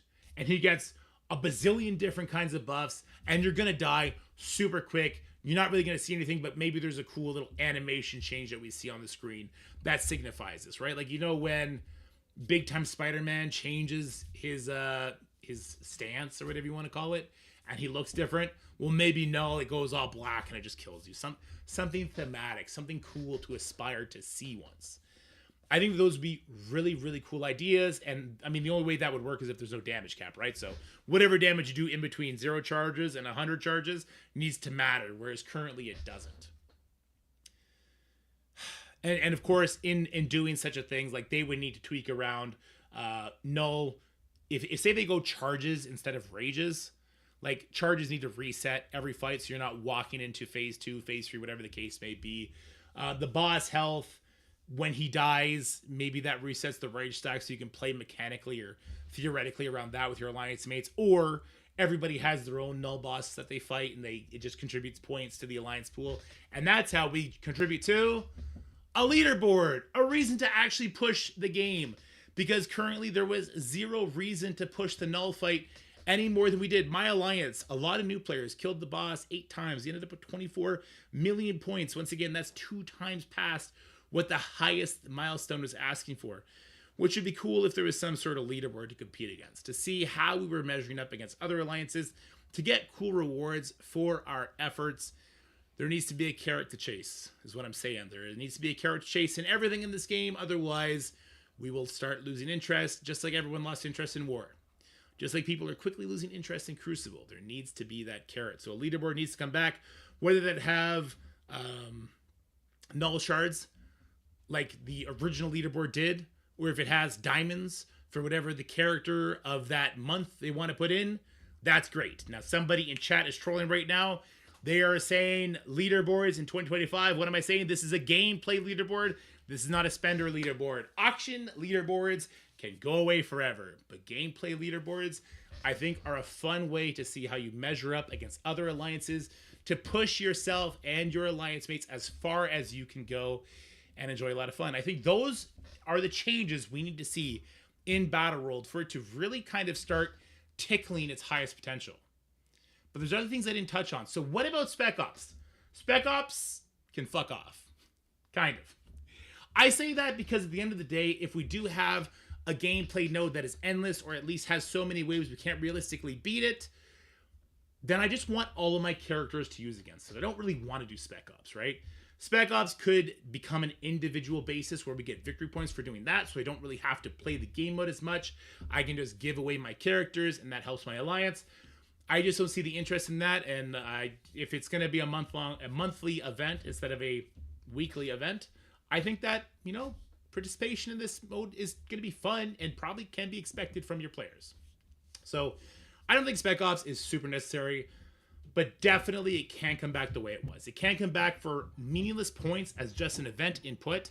And if it does come back, I would want to see it do something to the boss, right? If you hit, I would want Spec Ops points to be completely separate from victory points. I would want to see them be their own thing, where if we hit a certain marker, our characters get buffs either for future zones or on the boss or throughout the rest of the battle world. Like say every player that sacrifices a character gets 1 Spec Ops point. If you hit 20 Spec Ops points, then for the rest of the battle world, all your characters get 20% increased stats or something like that. I would want to see it be impactful, but I think Spec Ops can probably just go away if everything else becomes interesting.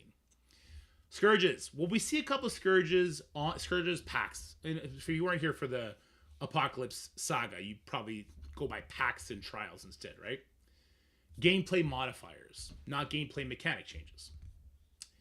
Gameplay modifiers, we see a couple of them on nodes. We see things like Ares and Emma count as Cabal. Butterfly Effect, I believe, is on one of these, where if you are a fortifier character, use your ultimate, you spread your buffs off. I think that they can start putting those more liberally throughout the nodes, especially if it's only going to be a once-a-month activity. I think you could even see some of those come into the boss fight or different kind of boss fights. That would be really cool, too. Like, what if it worked in such a way where whenever a kill happened, we got energy? We've seen that in different Scourges in the past. So when the symbiotes drop down, if I kill them, I get a bunch of energy. Well, then maybe I can start using my Apocalypse Punch a bunch more. And if there's no damage cap, it should cap at, well, if the damage cap is proper at 3%, then Apocalypse Punch would do 25 million. So I could time it so that my Apocalypse does his punch, a bunch of symbiotes come down, we kill them, we get energy, we get Apocalypse Punch again. This would be exciting ways to increase the gameplay. So I do think there is still a place for those, but we need to see them make the correct structural changes to the rest of the game mode first. This video went far too long, but I hope you enjoyed it. If you did, let me know in the comment section below, or if you think that there is a much better way to change the current situation of Battle World for all players to enjoy, let me know in the comment section below. One thing I want to touch on before we go, because a lot of people have been talking about, what about a difficulty 6, 7, 8, 9, 10 for Battle World? I think if the nodes have extra waves and they scale, then that is essentially the same thing as having increased difficulties, right? You're just pushing further waves, but it allows for other players to catch up and get there as well, instead of just everyone kind of progressing at a different spot in time, but around the same sort of timeline, if that makes sense. If you understood that, you're better than me, because I don't understand what I just said. It's okay for you not to do the highest content in this game. It's okay that I can't beat the top 10 people in Crucible. People play the game at different levels, different interests. That's okay. And it's honestly, guys, I know a lot of you are going to be upset for me for saying this. It's okay for those people to be awarded different rewards at the end of the day. I think because we haven't had that, the game has felt more bland than it ever has before. No one feels the need to want to push harder content because the rewards don't justify the push. And that kind of sucks. So now that I've pissed half of you guys off, let me know what you think about all this in the comment section below. I know Scopely will be watching this video for sure. But for now, you guys, stay happy, stay healthy, have yourselves a wonderful day, and I'll see you guys in the next video. Should be a war video. Have fun. Bye, everybody. No, you? True. Anyone else not get the Captain America shield for event? Did I even finish that yet? Pull this up. Me mix this out. That video went okay. It went just okay, but that's okay enough. You didn't spend a campaign here, you still got it. Which is the event? What's it called? Life and Liberty? Looks like I got it. Yeah, I got it. I didn't spend much on Camp Energy either. We weren't playing the M+ game because Scotty's making me wait for him. Oh, you're good, Dad. You thought I was just fucking ranting? Just fucking talking nonstop? Jesus. That's a 24-minute video. I'm just going to post it like that. Whenever you say, you just got home? Well, grats, buddy. Have fun at home.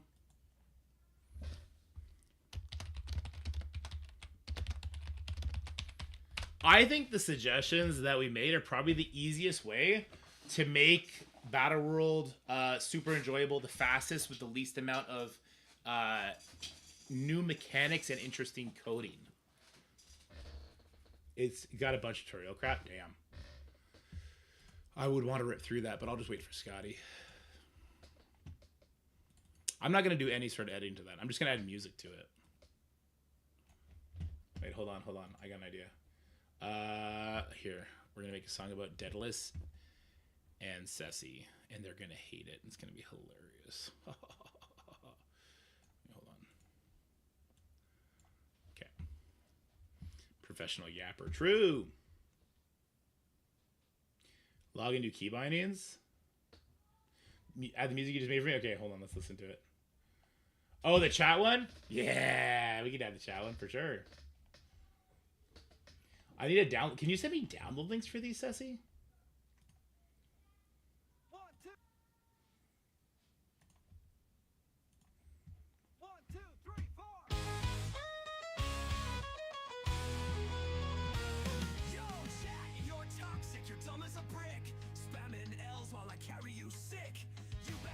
Like you know what to do, but I checked your stats, Goldie Lord, dude. Get good, get good. Yeah, easy to say from the comfort of not even playing a day. Clip it, man, suck my ping. I'd win this game if you stop typing. It ain't me, I ain't trash, it's the latency. It ain't me. Blame chat, blame lag, blame RNG.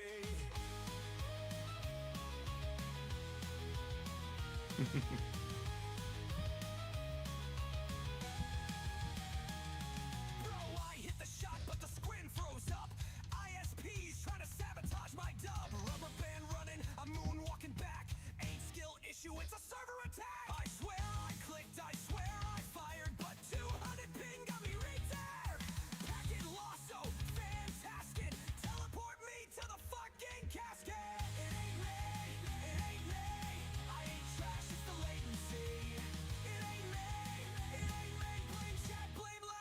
RNG. The song is so true.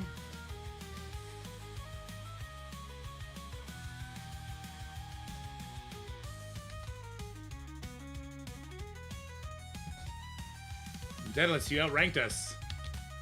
Aren't you Grandmasters now? Tell me how is this shipped? Clipping through walls, my hitbox is flipped. Dudes in the floor, ghost bullets galore. I got killed by a guy through a door. Oh, there you go. We can't. Looking real dumb, got banned for a glitch that I didn't run.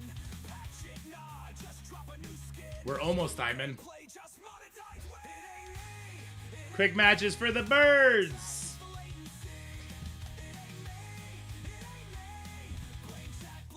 Playing RNG. Pay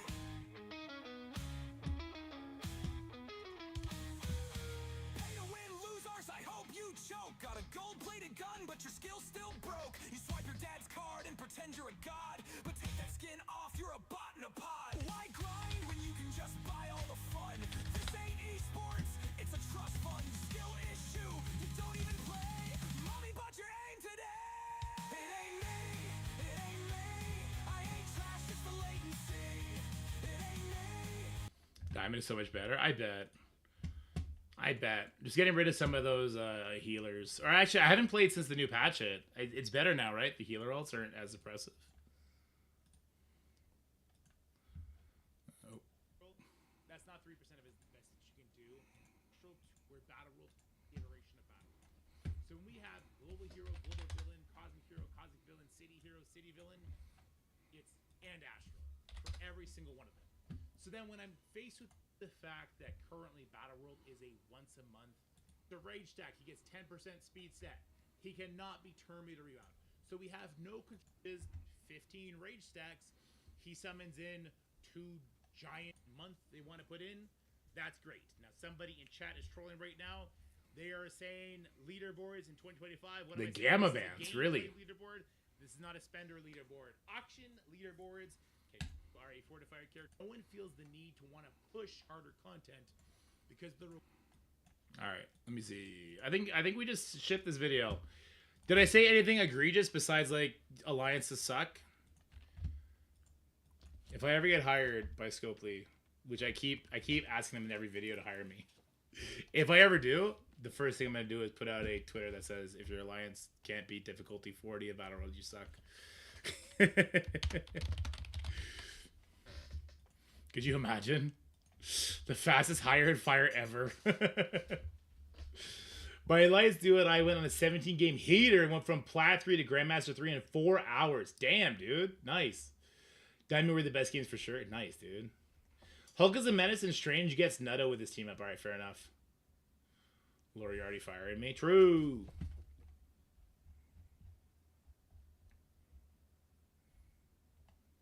Hold on, I got a bunch of messages in the Discord. Bunch of pings. Bunch of pingalings. Oh, one's from Scotty, I assume. I heard some concerns today for the event, for Justice, which starts later today, that you need to spend 800 cores a day on ISO energy. This is not true. You'll be getting 4 orb fragments per 1 energy at 6 orbs per orb frag. That's 24 points per 1 energy. You will easily hit the 80k points limit in 7 days without spending any cores. However, the orbs are decent, so if you need those character shards, I would at least do the 50 core refresh myself. Updated math to be posted later if Dorky doesn't distract me with his new game called Fellowship. I love Scotty. He's the best. All right, what else we got? Oh, in the general chat. Oh, it's just from Reset. Okay, looks like he's good. The Landra milestone event starting today. Each member needs to do 10 raid hits a day. Well, this may be easy for some due to time zone. Spotlight tends to be the fastest to clear, and we need to make sure everyone can get 10 hits per day. Until further notice, do not clear the final boss in Spotlight. 3 people will be assigned to clear that boss at 5 p.m. Eastern, 3 hours before raid ends. You have until that time to get your hits in. Spotlight has excess energy compared to Orcas, so we only doing this for Spotlight raids. Ideally, just enter the boss and hit lose if you need the hits.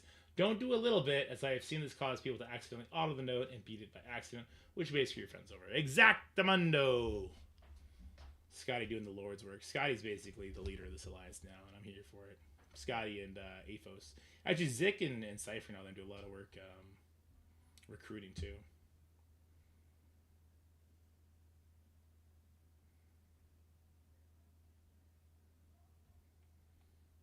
And then I got some pings over here. Make sure I'm not showing this screen. That would be big bad. Okay, good.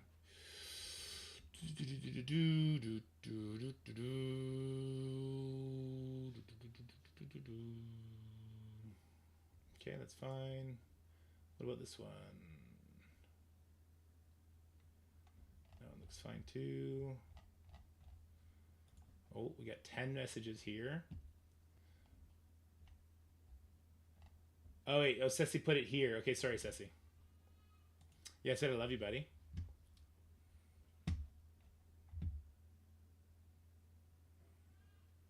Uh-oh.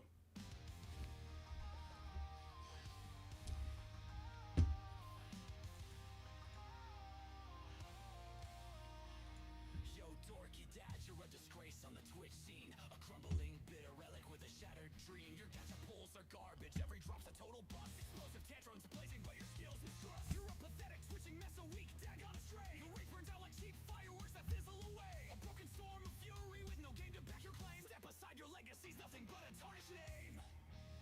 Rude. True, but don't need to say it. Oh, you're gonna get hit by this one.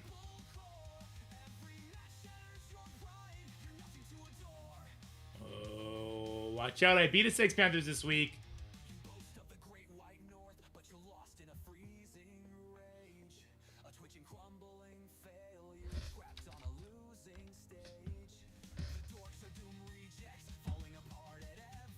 You brought the dorks into this? Bitch, what? You looking to get backhanded? Oh, it's required. Okay, we can listen to this over again. I'm gonna just fuel the rage.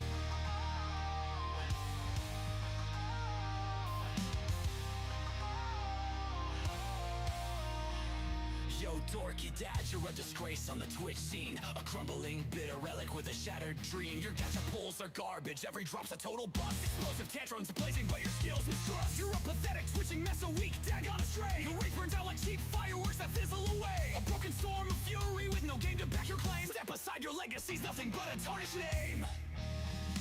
Dorky dad, you're a wreck, a laughing stock in the game. Cosmic crucibles your grave, etching your eternal shame. Sex Panthers rip you apart, expose your feeble core. Every match shatters your pride, you're nothing to adore. You boast of the great white north, but you're lost in a freezing rage. A twitching, crumbling failure, trapped on a losing stage. The dorks are doomed rejects, falling apart at every seam. While Sex Panthers reign supreme, your dreams dissolve like steam. Your tactics are a farce, your gacha hustle's pure decay. Every crucible clash that sets you, your glory's washed away. You're a walking, raging disaster with no chance to revive. In this cosmic war of legends, you're the spark that fails to ignite. Reaper slashes through your hope in the crucible's dead of night. Your dorky plays crumble, he's the end of your sorry fight.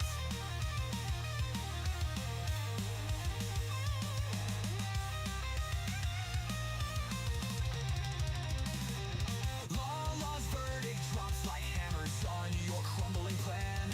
Your strategies get eviscerated, just a weak, confused man. Ceci's precision cuts deep through your clumsy failing act. In every cosmic clash, he's the nightmare that's a fact. Masaki scorches your dreams, reducing them to bitter ash. Your tactics melt like snow, burned out in a flash. Beat a bombs your I beat Ceci twice in the last 2 weeks, motherfucker.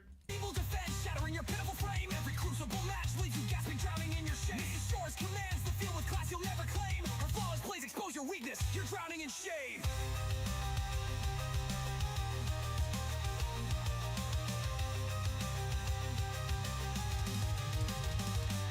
G-Man's lethal precision slices deeper than your explosive flare. In every crucible battle, your losses scream despair. OG Diamond Dave shines with victories that blind your feeble eyes. Your cosmic reign is a shattered myth, nothing left but despise. Time to face the brutal truth broadcast for the world to see. Your twitching raging has been a sad lost tragedy. I would Twitchy just like that's a double. That's a bar. Step aside, dorky dad, admit your pitiful decline. While Sex Panthers feast on your legacy, leaving nothing but wine. Your cosmic dreams are dead, dissolved in eternal night, forever doomed to fade away, swallowed by your endless plight. This is your mirror, reflecting your shame so stark. No honor, no glory, just a fading, forgotten spark. In the crucible of legends, you're lost, a void in the dark. Dorky Dad, your cosmic reigns ended before it could even start. All right, it's on, bitch. It's on, motherfucker. It's on like Donkey Kong. Nobody from Sex Panthers is safe. Trust me. If you're from Sex Panthers and I beat you in the past, and you fucking know there's a lot of you, Sassy just gave me the green light. Everybody's getting torched. Everybody's getting torched. Everybody is getting torched. I'm not going to bring the Panthers down like I initially planned with awesome Cosmic Crucible play, which I crap by myself, not 24 other fucking people, okay? I was going to do it like that. Now I'm doing it with fucking bars. Bars on bars on bars. It's coming. Ooh. Ooh, it's coming. I love it. But I probably won't talk about anybody, but it's Ceci, Beta Ray, Masaki, Alpha, maybe Nemesis. Nemesis is pretty relaxed. I'll talk about the people who can handle it. I'll talk shit about the people who can handle it. The rich figure that Dorky's going to actually sing it. Yeah! We going live, bitch. You ready? I'm not ready right now. We'll go live when I'm ready. We'll go live when I'm ready. That's all. It's fine. It's fine. Everyone relax. We're not ready right now. Man moding it. I'm gonna go screamo on it. This is a weird song. Let's go into bit music. Get a little bit happy with it, you know? Okay, Scotty should almost be home for us to do the new game. So we did our battle world video. We did our infographics. That's all stuff I want to get done today. So happy that's all done. Didn't get to do anything DC related. That makes me kind of sad. But we're gonna try this other game tonight. I still want to make a DC video. We gotta do War Tonight. Shit, there's so much to do. There's actually not enough time in the day. Unironically. How much time do we just sit here doing nothing though? I probably sat here doing nothing for quite a bit, didn't I? Mythic Plus the game. Yeah, we're doing Mythic Plus the game tonight. And then we gotta find whatever day we're gonna be doing our Baldur's Gate 3. I don't want to give up on Baldur's Gate 3. Do I hate the game? Yes. But I like the people I played the game with, and it's fun to do it off stream. I like to just be with the boys off stream. I have a lot of fun doing it. So do I hate the game? Yes. But I love the people. I do want to see the end of the story for Baldur's Gate 3 because I've never seen that. And I feel like it'll probably be more fun when we get past this the goblin cave that we're currently in. So I don't want to give up on the game. I'll get him the defense later this week. Oh, fuck. He's going to wait to see if I match with a Sex Panther crew first. Monday, Tuesday, essentially? Well, let's do Tuesday.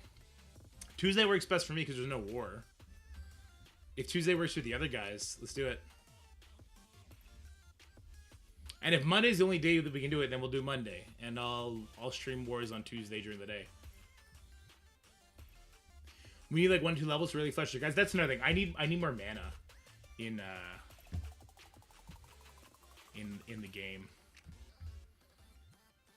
Level 6 later. Okay. Scotty Jr. doesn't like Tuesdays. What's wrong with Tuesdays? Scotty will let us know. What's wrong with Tuesdays? All right, what are we calling this? We're gonna call this. There's no gameplay here.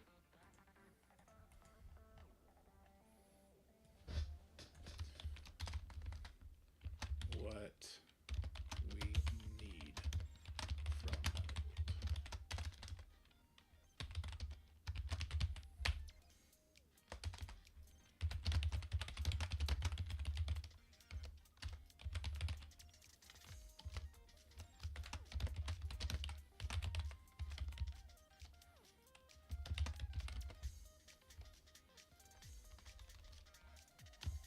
What's next about it? What do I call this?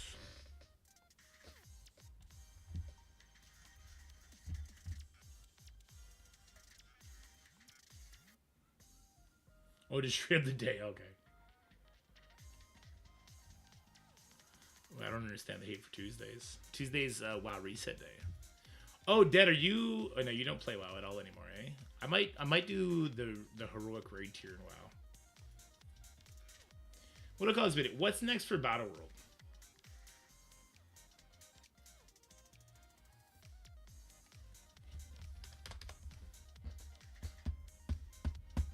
Oh, you go over the other ones. Okay.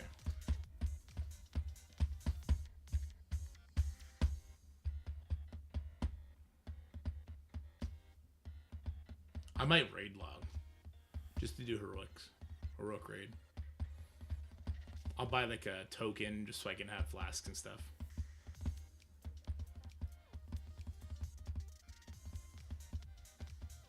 It has clearly lost the war of good asses to my rivals. True.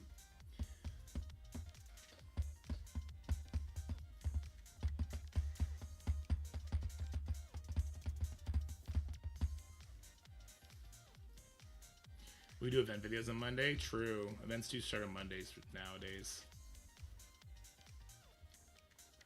We can still do it, though. I can just see if my wife can get me early clearance on Mondays. And we do it on Monday, and then we can also do the event video now when you get home, Scotty. FF rating greater than WoW rating.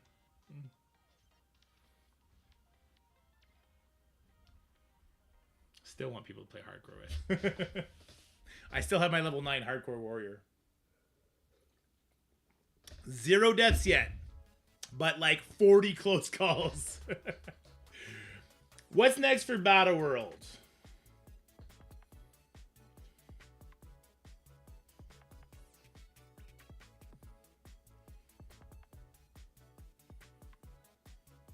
Feels like Glory Days MSF in chat right now. Just need Dead Scotty and Jumping and Voice Call giving you crab butt, only hitting web warriors in war.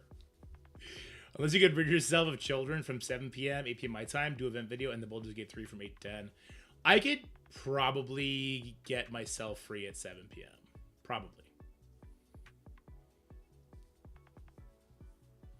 Can we get in with the only streamer people and create some drama with them? Who's that? I'd love the idea.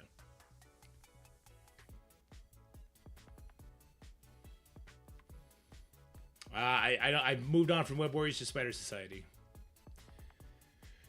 What's next for Battle World? How to save.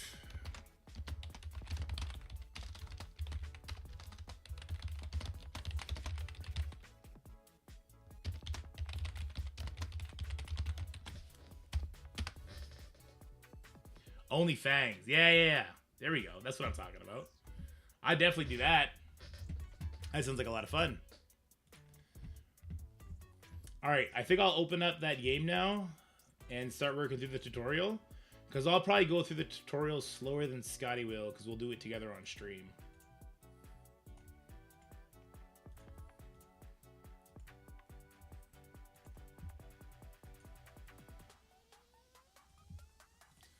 First, let me finish up this video. Oh, I did way too many. Hold on.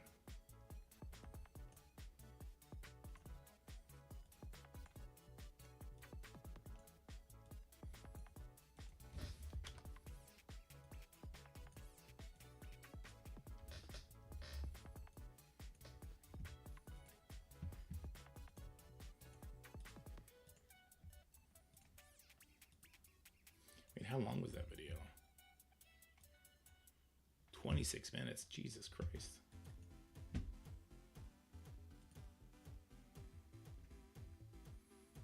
Check's complete. Everything's complete. I could just post it right now. Sure, why not? Why not?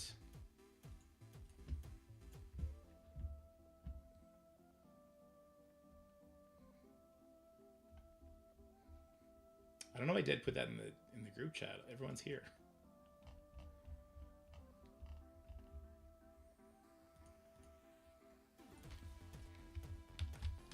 Biscuit.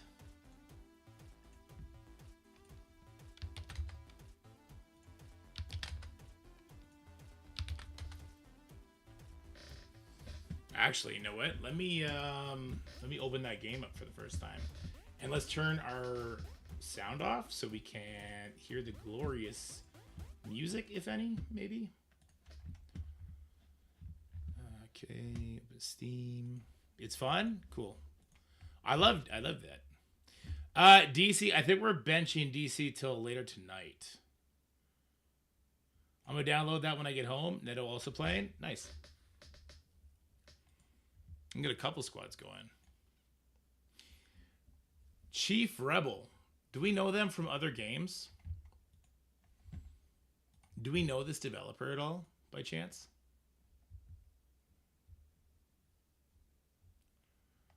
It's called Fellowship.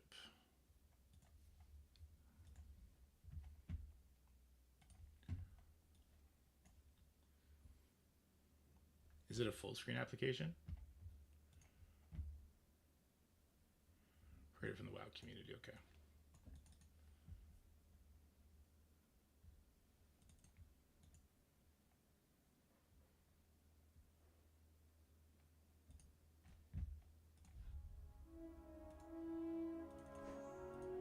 This doesn't want to work. Hold on. Oh, that doesn't want to work.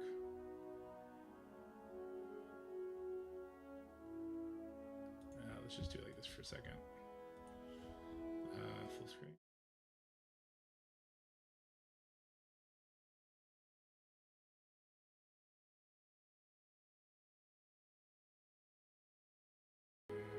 This goes on. This goes off. This goes on. Whoa!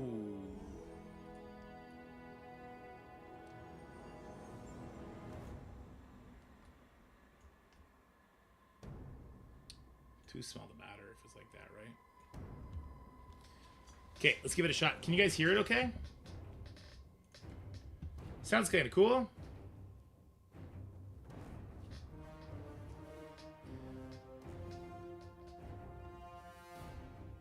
I am waiting. There's a tutorial, Scotty. It's 4 o'clock. It's 10 to 4. You better not, Scotty. You want me to do a tutorial with you too?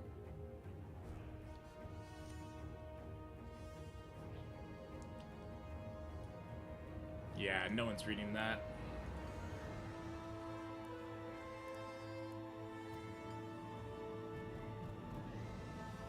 Cute. You're still at work? I thought you said you're home at 4. See button skins. I'm not gonna play the game. I'm just gonna do tutorial and look at settings maybe.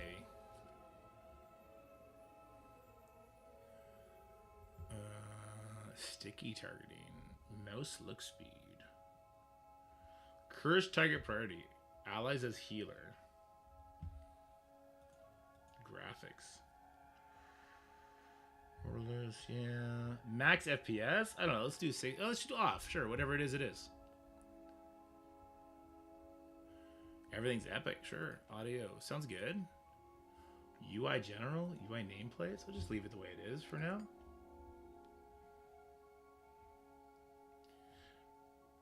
I'm not going to play the game without you.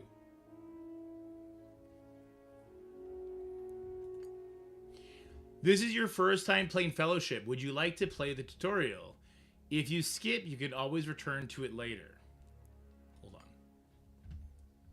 Is this a video? How's it going, everybody? We are going to be trying out this new game, Fellowship, which if you play World of Warcraft, this is apparently M plus only. So it's like you just all the fun part of World of Warcraft. If you were an M pluser, none of the shitty farm garbage stuff. Sorry for swearing in the first 45 seconds of the video, YouTube. I'll blur that out. All right, so we're gonna play the tutorial here and let's see what it's gonna be like. And then we're gonna play with Scotty, and maybe at the end of this video we'll include a game of it. It's not choppy at all. Graphics a little bit more cartoony. I actually don't mind that. I don't really care about graphics in the game as long as the gameplay is good and it's like PlayStation 2 and up. Maybe PlayStation 3 and up. Welcome to Fellowship. For this tutorial, you'll be playing as Helena, one of the tank heroes. Mastering the combat controls will be critical on your quest to slay epic bosses and collect fat loot. They spell fat with a PH. I like these developers already. I'm not even kidding. To start, use the middle mouse wheel to zoom in and out. Whee! Woohoo! Oh, I see zoom all the way in and zoom all the way out. Okay. Oh, I like how far I can get. Nice. Turn left click button while dragging mouse. Use the mouse to look at the target area. Whoop. Look respectfully. Looking respectfully. That's funny. Okay. You can move using WSAD on the keyboard. Jump over obstacles with spacebar. Holding right mouse while dragging the mouse, you can turn your hero to face that direction. Using the keys and mouse look, move and stand on the target markers. Okay.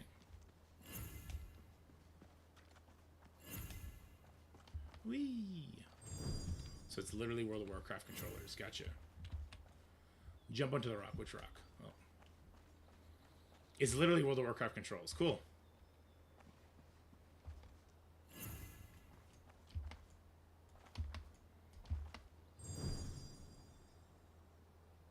Campsite acts as checkpoints for your progress. If you die in battle, you will always respawn at the last campsite you activated. The path ahead looks pretty manageable. Better safe than sorry. Walk to the right click. Okay.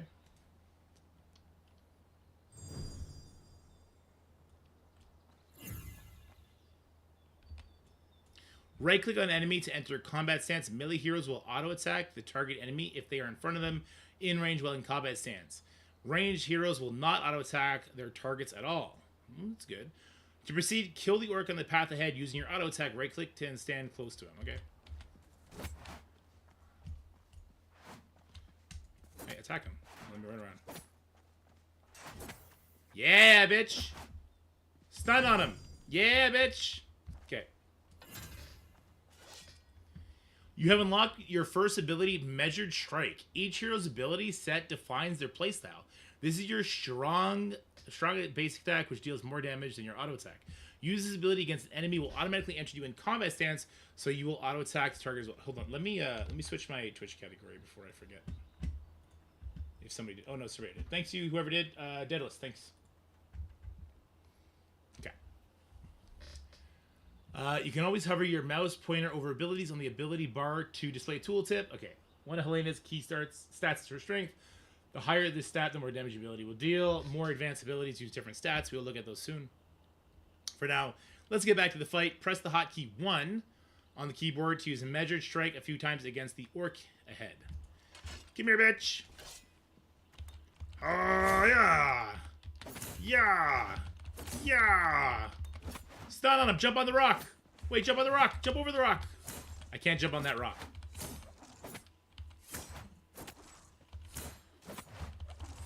Got him. I got him, coach. Whee! Oh, you've unlocked your second ability, Power Strike. This ability deals much higher damage. Use Helena's strength stat, but has a cooldown that will limit how often you can use it. Press hotkey 2 to use Power Strike twice on the orc ahead. For maximum efficiency, Measured Strike should be used while waiting for Power Strike to come off cooldown. Okay. Woo! Why do I forget how to move? Wait. When I... Hold on, why is it acting like that? Oh. Wait, what's my strife buttons? While you've been using your combat abilities, Helena has been granting combo points. You can have up to 5 unspent combo points indicated by the golden dots on the screen. Okay, down here. Combo points can be spent to use powerful abilities like Shield Slam. This new ability will deal huge amounts of strength-based damage to multiple enemies and generate toughness as well. Toughness is a system used to Helena that reduces all incoming damage. The higher your toughness, the less damage you will take. Watch your toughness meter increase when you trigger Shield Slam. It will decay over time, so use it while you have it. Each segment of the toughness meter increases the damage reduction percent, but your toughness will decay faster every time you take damage. Use your Shield Slam to make short work of groups of enemies. Build up common points with Measure Strike and Power Strike to use Shield Slam as often as you can and increase your toughness. This is the core combat gameplay to keep in mind when you're playing Helena. You can't strafe. Why can't I strafe in this game? It's pissing me off.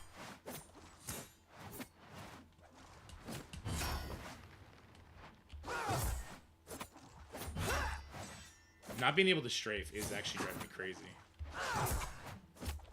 I need to rewind A and D? Okay.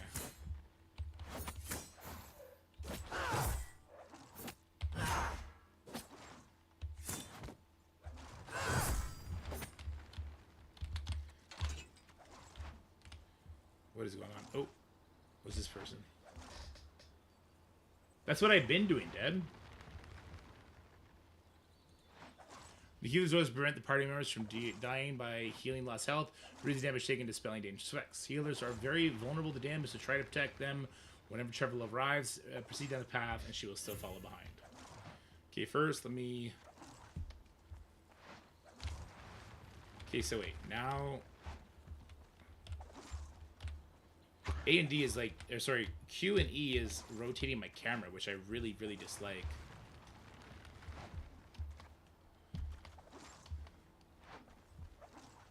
Okay. I mean, I don't mind A going left and D going right. Why do you want me to rebind it, X? Have I just not played WoW in that long? That it feels really off.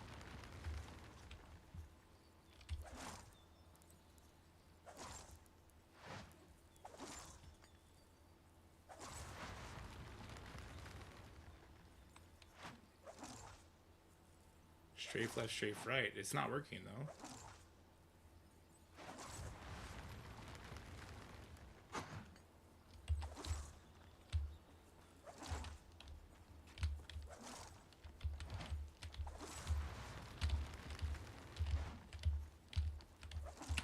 I don't know. It felt weird when I was in combat for a second there. It felt off. It felt unnatural. Yeah, it is now. It wasn't working before.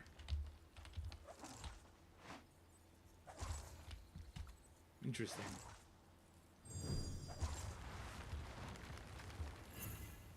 Rhyme is a damage dealer. Her role is to deal damage, bulk damage to enemies, and disrupt enemy attacks before her party is overwhelmed. Damage dealers are vulnerable to attacks and need to be protected by tanks. This is the Holy Trinity Fellowship. Tanks soak damage, healers heal them, damage dealers deal damage. Each role is crucial, watching the others back and succeeding together. Right now, get this enemy's focus on you. Changing is what you need to do. Okay, let's go, bitch.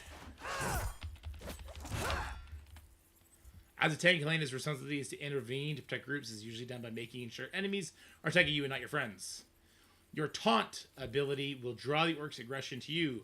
All damage tanks deal will draw enemy aggro away from the teammates. You can see an enemy's current target by looking at the target portrait next to their health bar in the bottom right. Press hotkey 5 to taunt the orc ahead to get aggro. There you go.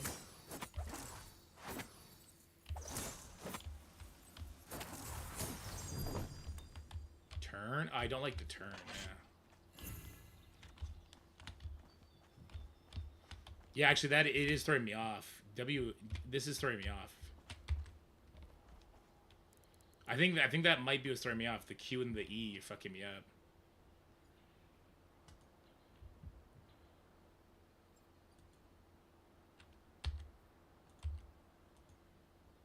How do I just unbind it?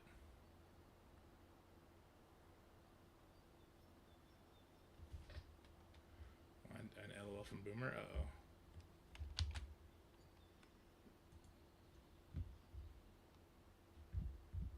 Yikes! Oh no. Oh! Oh no. What was that? Boomer got fucked diddly yucked. What was he using? He even had Corey. Yes! Why is he using Absolute A-Force? Those guys suck. Damn. Yeah, Absolute A-Force is trash. Yeah, I'll bind Q in when I get abilities for that. Can I actually move this up here? Whoops. I mean, actually, I would play like... There you go. Well, no, that's not what I want to do at all. Settings. Input. This is one. Oh, it was shift one? No, I don't like that at all. There you go, okay.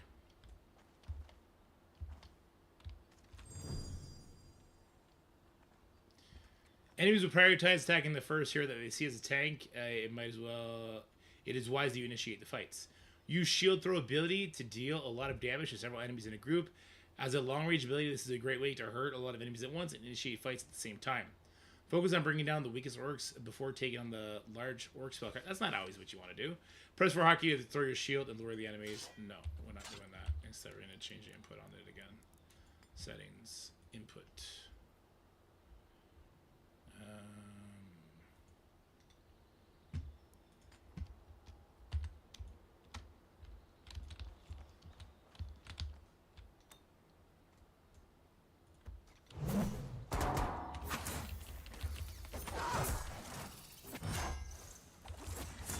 I'm hitting them all. You keep me up, healer. What, you can't listen? Heal me. Finish it. Finish it. Heal me. See? I'm fucking Tonka Titty over here, man. The orc spellcaster heal himself whenever his health gets too low. You won't be able to kill him if it keeps doing this. Some enemies will have their own abilities they use against you, but abilities can be interrupted. Interruptible abilities appear as a yellow cast bar beneath the health of the bar. A successful interrupt will cause the yellow cast bar to flash red. Time to bash ability to your interrupt them while casting, and we will finish the orc for good. Press the hotkey shift 2 to use bash. No, I changed that one. Whoops, it's on a cooldown now, baby. I accidentally just YOLO'd it. Hold on. I do want the interrupt to be on that button, though.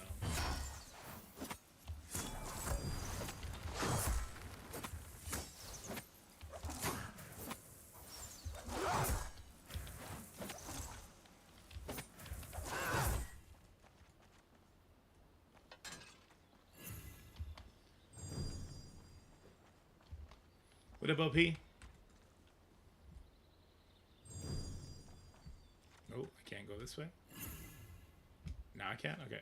It was locked for a second. Some enemies are very dangerous. The troll ahead will throw dangerous fireballs at you as you cross the valley towards them. Oh, cool.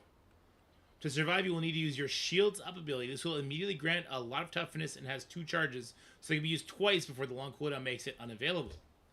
You also gain the Charge ability. This will help you bridge the gap as you approach enemies from long range. Notice this ability can only be used from 20 yards away. Charge also temporarily stuns your target. Use hotkey shift 4 to use shields up to 5 incoming attacks. Use the hotkey shift 1 to use charge, quickly reach, and stun the troll. Okay, well that's not what I have it equipped to. So yeah, let's get rid of the taunt. We'll put that over here. Taunt can be S3, which I actually want to be R. Well, this one could be R. That could be T. Okay. I'm basically setting up to be like my WoW setup. R.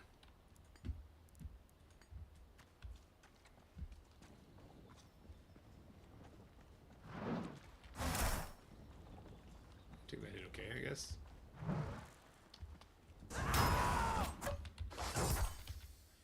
He's calling the orcs!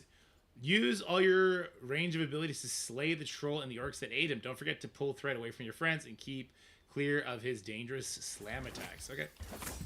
What is this? Shockwave. Slam sword together, creating a shockwave dealing damage and slowing their movement speed by 90%. Sorry, I was still reading that. Hello? I'm reading this.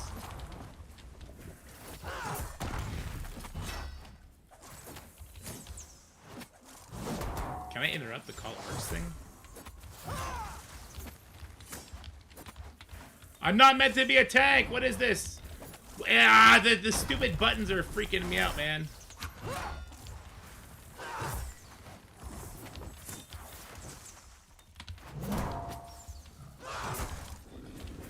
What? The movement feels off. I need to go back to WoW and see what's going on. Wait, no, I was just playing WoW the other day. It's definitely not... There's something different than WoW. It's these. It's the Q and E. I think fucking me over. I don't know. Something was fucking me up.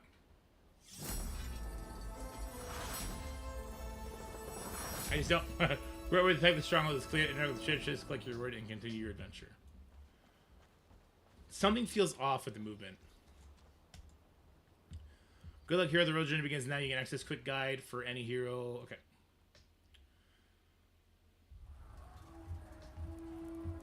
I'm definitely not going to be a tank. Daedalus is playing the tank for sure, right? Ooh, Tarek? Rhyme is a caster? That's kind of what I do.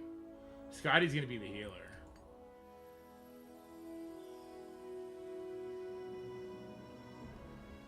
Buying QED something else. Yeah, I'm going to. Storm and Fury deal immense damage to his enemies. Tarek is a melee damage dealer that uses a builder, spender, and timing mechanics. He excels in the front lines to flank his enemies while they face the tank. Timing his abilities around his swing timer will maximize his damage and Fury generation. Fury is required for Tarek to perform powerful attacks. Okay.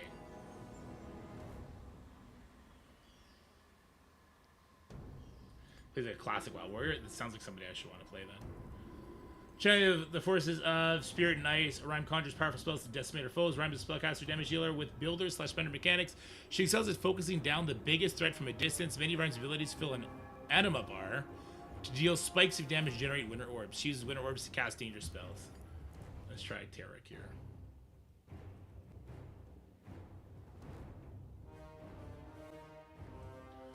Do we just have all the... Is there no leveling in this game? No, there is leveling, right? Like, that's how our people get stronger. It's strafe here, too, but it doesn't play that way. Welcome to Fellowship. You're now in the Stronghold. This is your base of operations from which you can set out on adventures. While here, you can swap heroes, assemble a party, equip gear, adjust talents, and more. Return to your hero's select to swap heroes anytime by clicking on the door to the tavern. There's leveling, just no world. Okay. As this tutorial, anytime in the escape menu for an introduction to the fundamentals of Fellowship. Read over the quick hero guide from the escape menu for a summary of your current hero's mechanics, how their role function, other tips and tricks. Practice your abilities on the target dummies around the stronghold to get a feel for your hero's unique gameplay and abilities. And finally, when you're ready to get into the action, begin your first quick play by clicking the Game Finder table down the hill. I feel like I wasn't able to go like left and right the way I normally would when I'm just like on a boss in WoW. What is this? This is my stash. Click to see your stash. So we do have gear. There's set pieces. What is this down here? Might of the Minotaur. This looks really fucking cool. So we have stash tabs. This looks really cool. Each character has to be unlocked. Oh, so by picking this character, did I lock myself in for a bit?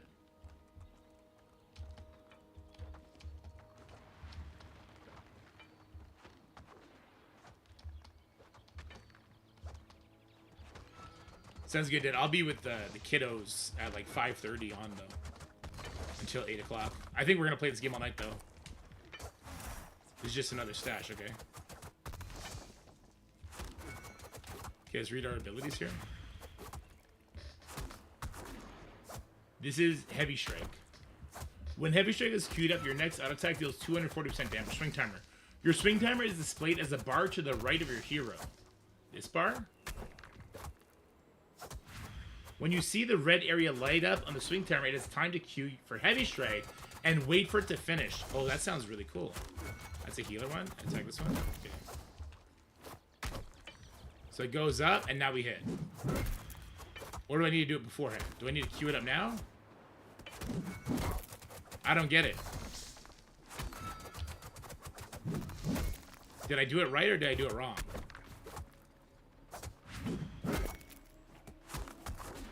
I don't understand. Hit it when it is bright red. So like when it hits this part right here, right?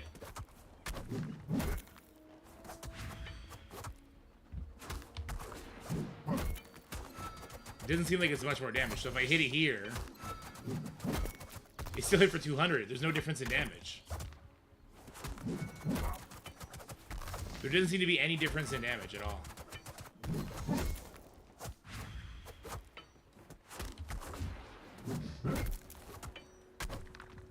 It makes me wait. I don't understand. Other abilities mess with swing timer. Okay. Instantly interrupt target spellcast. That's good. What is this one? Instant self. 45 second cooldown. Call on Thunder to charge your hammer with immense power. Enhance your abilities for 20 seconds.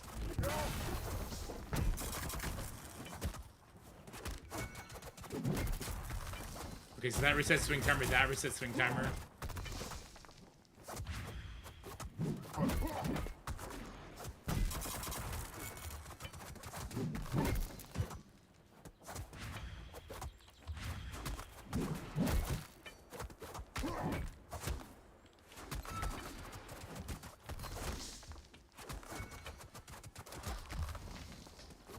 We might chat over that. Yeah, okay. That's good.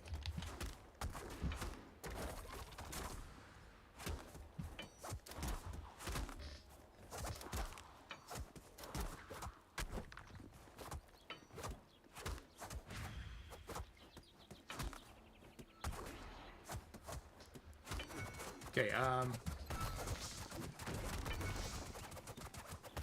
this generates 25 Fury. Queuing Heavy Strike. Heavy Strike's Q is displayed as a golden border around the ability icon on your action bar. The Q is canceled when you use any other ability, so make sure the last button you press for the swing timer reaches the end of the red area as Heavy Strike. What?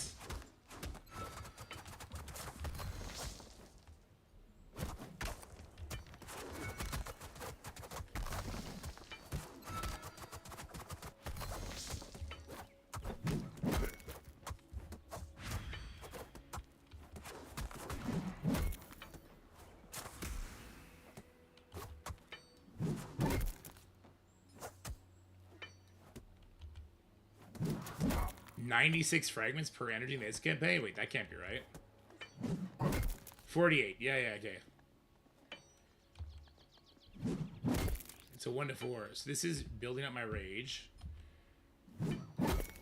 Instantly attack target dealing 275 strength damage.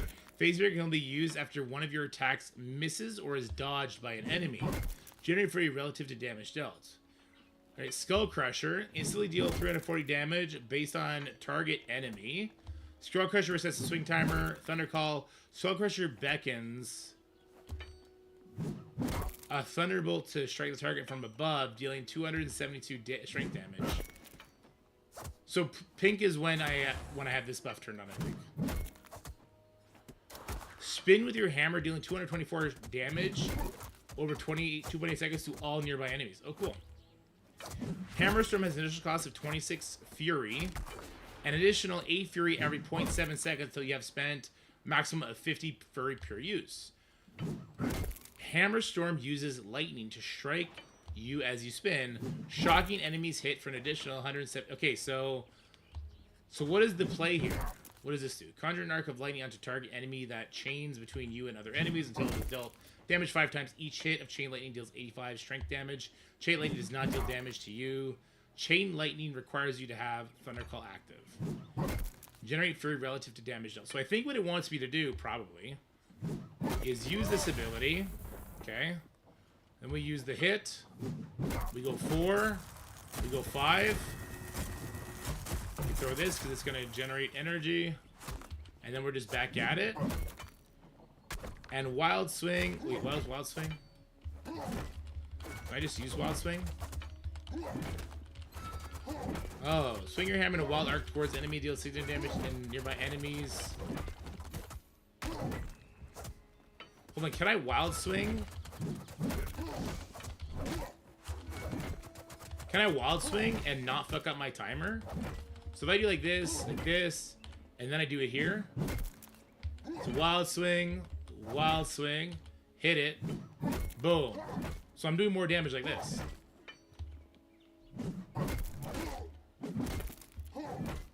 Okay, dodge. Okay, I'm kind of getting it.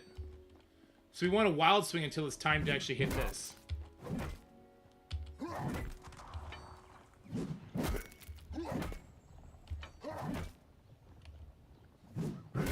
don't override that shit.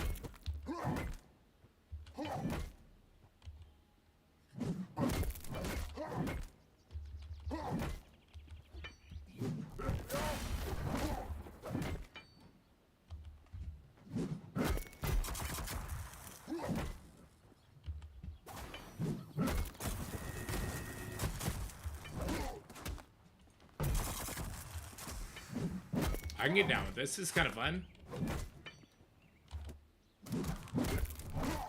Okay. Closer to rage cap. What is my max rage? Anyway. Okay, that's kind of cool. Game Finder hero sheet. It's just okay. Hero select. Oh, okay. Talent tree. Oh. Coming soon. Okay. Mounts. Oh, we get mounts and stuff. Nice. Stash. Our stash is empty. Artificer? What the fuck is an artificer? Mailbox. Friends list. This game has a lot of potential. A lot.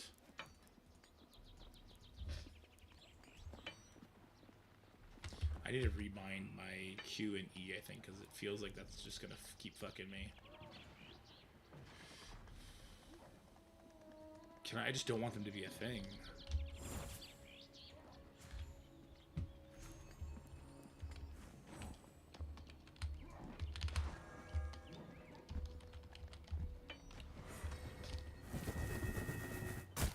Okay. Yeah. This also generates fury, so I need to be weaving in wild swings with my heavy strike, essentially. What is this? Game Finder. No, we're waiting for Scotty. Oh, here we go. We got some AoE waves we can go fight.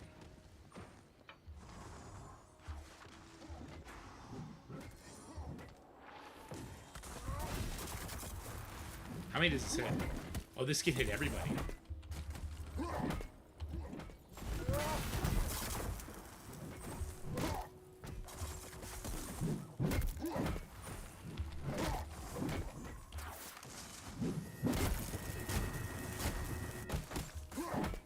Okay.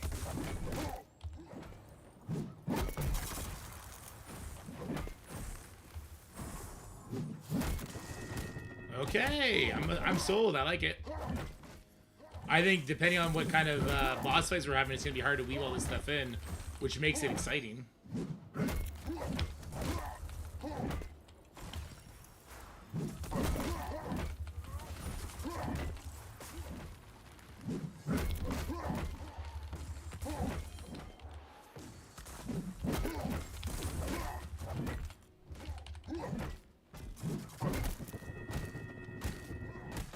Okay, cool. More abilities too. This is like an MMO. No, it's like WoW Mythic Plus, but only Mythic Plus. None of the questing, none of the material gathering, none of that shit. Cool. I'm into it. I'm into it a lot.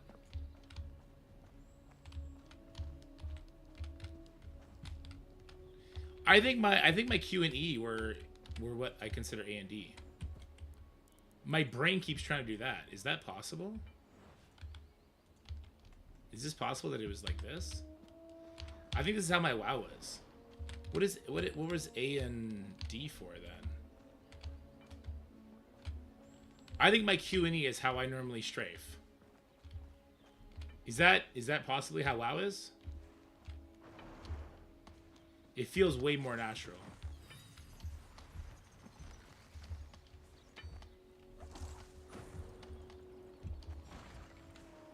I never rebound anything in WoW, ever. That's how WoW is. Okay, that's much better. It feels way better now. Okay, it feels familiar. Wow, that felt weird. Okay. Your first mount unlocks after your first adventure. Cool. So are we gonna have to mount in dungeons? That's dope. Is this invincible? Are they gonna get sued immediately? Are they getting sued immediately, chat? They might be getting sued immediately. This game might not live very long.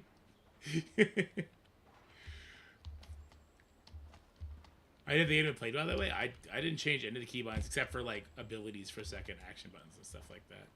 All right, cool. We got to wait till we can get Scotty here and actually play the game then. This is kind of sick.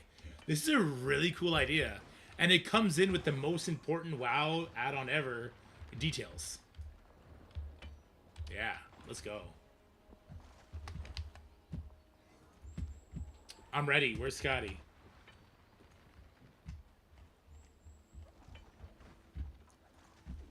Scotty! Soul Eater, Mr. Galactus. Nice. Mr. Steal Your Girl Actus. Here's that guy.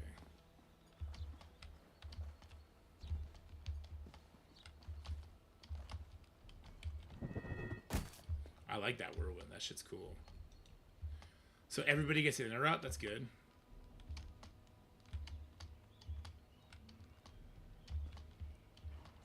So I kind of hope there's like tier sets and stuff.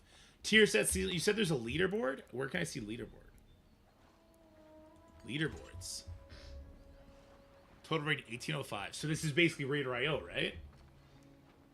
Delete Og of Ogre. Oh shit.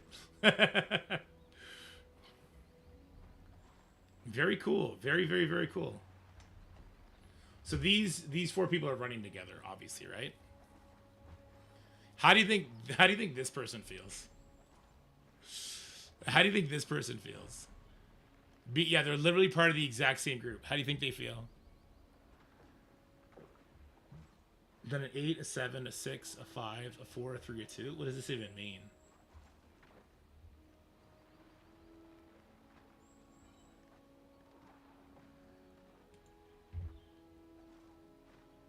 I know this person's done the exact same thing.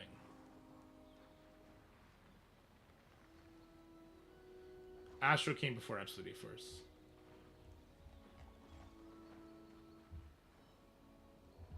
Why did this one say the best this person did was a 7 Stormwatch when they have it? Oh, because it was 2 minutes ago, probably. Okay. Nice! Alright, I need Scotty here. It's still gonna take me a while to get used to being melee. I haven't played a melee character in fucking forever. What is this? Not something I touch, okay.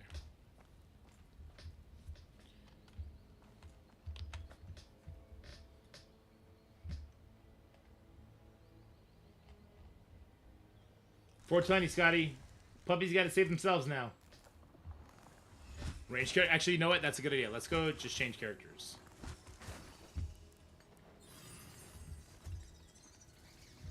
Okay, so let's go over here. Hurlable to water and frost. So if I right click, it does nothing, right? No, it does nothing. Okay. Hurlable to water and frost the target, dealing damage. Generates 3 anima. I gotta spam it? Okay. I still have the target with extreme cold, dealing 204 intellect damage. Cold snap triggers, anime spikes, and generates 1 orb. Okay, cool. Turret. Okay, that goes on cooldown. Ooh, I got a dash. Hold on. Ice dash.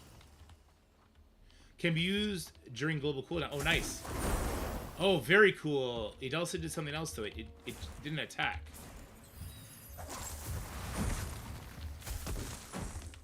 Interesting. This is my interrupt. Okay. Hurls a massive ice target, dealing 504. Big cooldown? Oh, it eats up winter orbs. Ice comment. Unleash ice comment from above at target, dealing 300 intellect damage to all enemies. Hold on.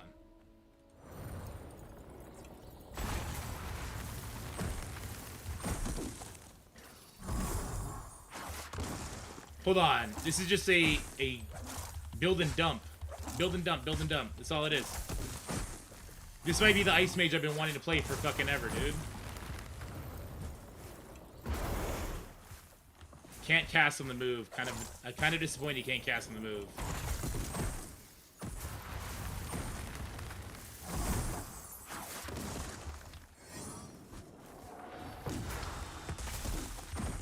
This I can do in the move. Can I move when I do this? No. Can't cast. Okay. Okay. So when I did that dash, it did something.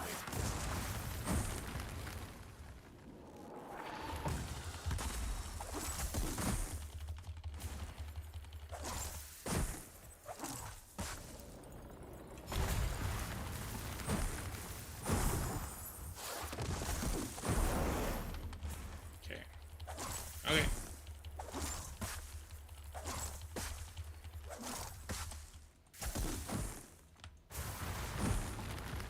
Not 45 circled enemy, fair enough. I like this. I think I like this guy better. I think I just like the play style here better. It seems fun. I have a little bit of casting I can do on the move.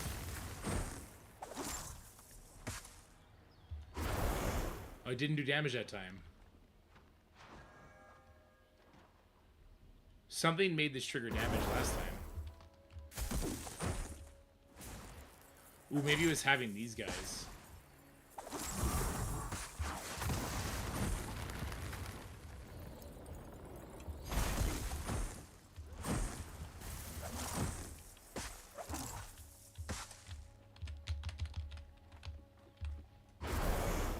No, not that.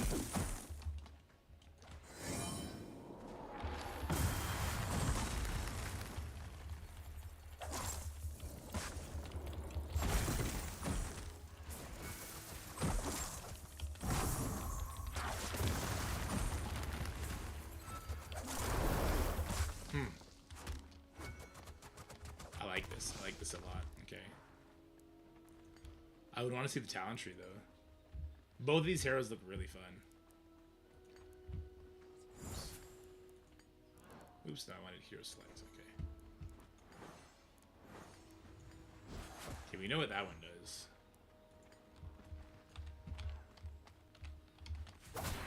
It's a dash. Why is it going on a big cooldown? This is my interrupt, okay. Taunt the target, force you to attack you for, okay. Summon 3 protective stones around you, spinning in a wide circle, dealing 250 agility damage to all enemies. Each stone increases armor by 35% up to max 105. While at least one is active, the stones soak 35% of damage take.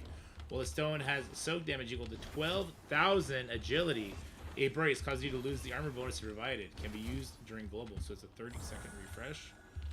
Deal damage to target. Grants access to palm technique finishers. Combo builder. Okay. Grants access to kick finishers. What the fuck is the difference? Okay, wind kick, spirit palm. Oh, it changes my whole kit. Psyche just changes one ability.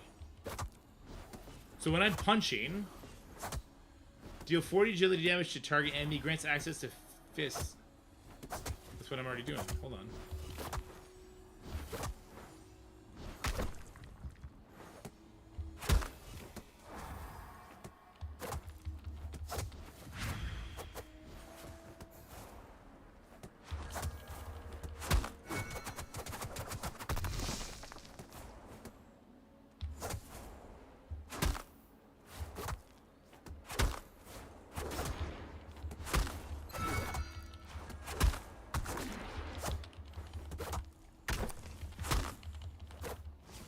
So is it like whatever combos I do dictate what it's going to be?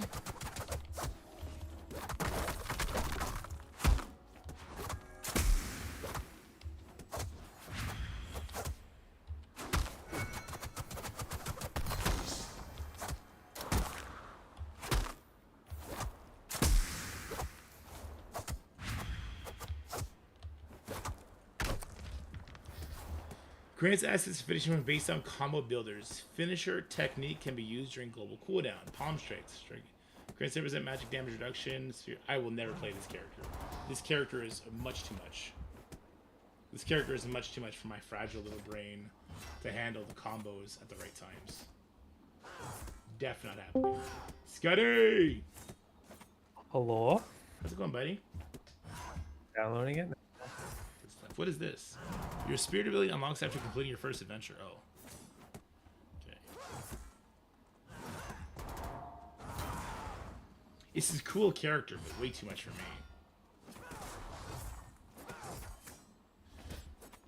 Okay, so if you do the palm and then the special, you get double palm strike, which is nothing here. You do this and then this, you get Spirited Vortex. So this should have been Spirited Strikes. This is double palm strike. Oh, it's Spirit Strikes.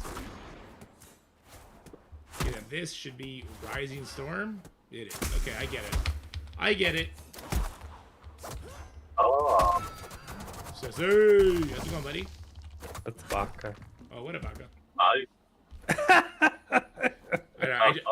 I just heard shitty mic and was like, oh, it's gotta be Sussy. No, I'm driving, that's why. Ah. How's it going? Good. You ready for Sinestro?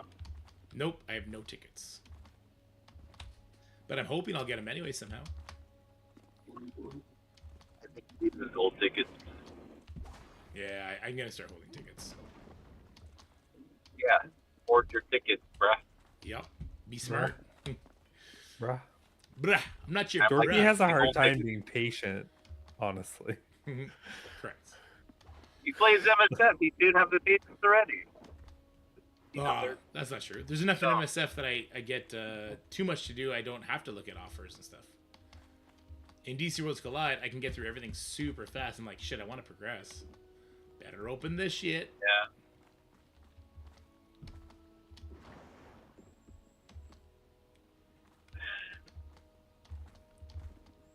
Alright, so Scotty, you're going to do the tutorial first, yeah?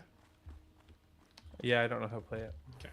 So Scotty does a tutorial. That probably takes him 20 minutes. And then we do like a match. And then I go be with the kids. I come back in a couple hours. And we have some fun. This game looks pretty dope, actually.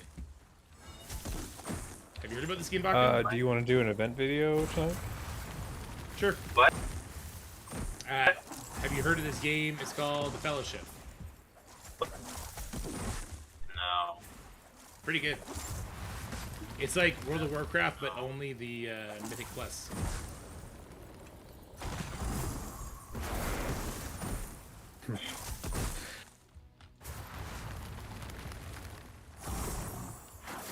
Oh, there's no cast on this. Oh, hold on. There's no cast here. I thought there was a cast on that.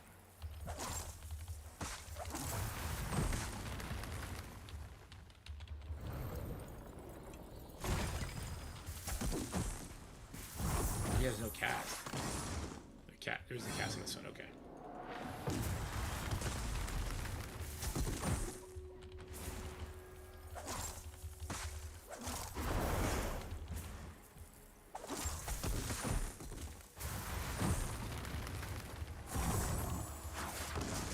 Pretty sick. And the graphics, not revolutionary, still really cool. What's the max range? Is this person at the max range right now? Nope. What's my max range? Holy shit. Holy shit. What is my max range? Right here. This is so far.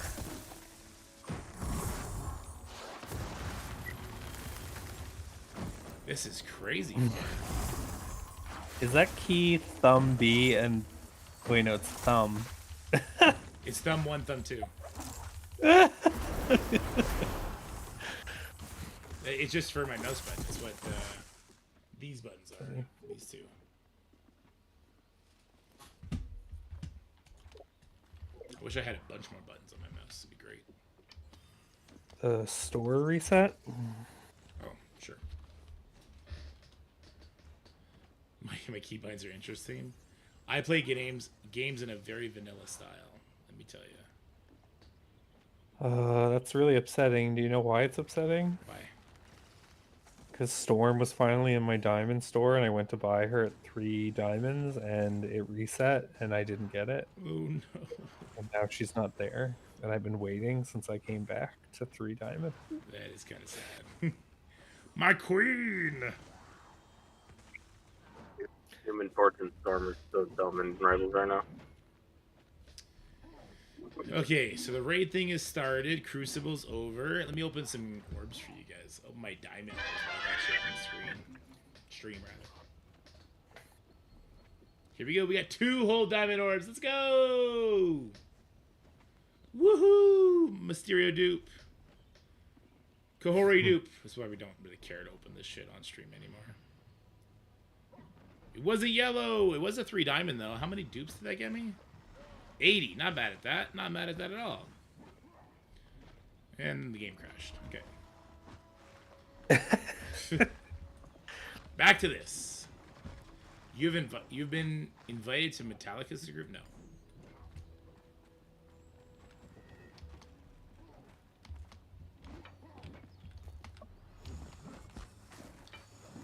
Andrea Mirhofefe. Killick, Wiz, Infomaniac, Glory Monkey, Zon. Okay, some interesting names going on. My name is just James. Uh-oh. Doxing myself over here. This guy's name up here is Pumpkin Pie Enjoyer. I relate. I relate to that. Is he actually talking about pumpkin pie? I don't know. Cody VX. Awakened DX Demon. Cat. This guy's name is Cat. Lohrik. Harbinger Joe. Cool. Good stuff, good stuff.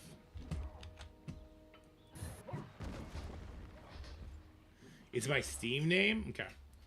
I want to change it. Can I go change that right now somehow? James.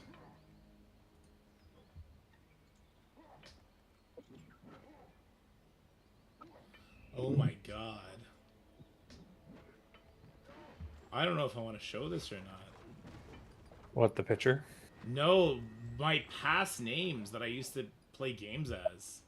Oh god, I don't know if I want to know. Oh. Jared Dorsey. Blip Bloop. APXC, this was a modern warfare group I played with. James. APXC No Fucks Given. APXC Not Boobies. APXC Drunk. APXC Vagisil. APXC Getting Drunk. I had a drinking problem at one point, guys. APXC Do Whatever the Fuck You Want to Do. APXC YCCMB1. APXC YCCMB2. I don't know what those last two are. What region did you pick? Because it's telling me Asia's the best one? I went to the third one was Boston. I went to Boston.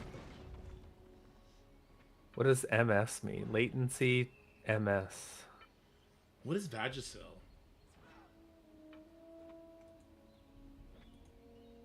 MS? I mean, I think it's a good thing, right?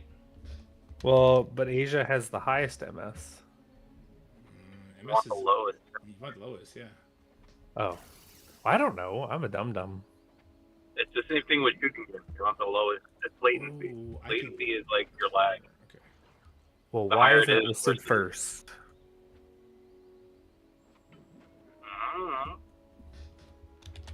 These are my questions.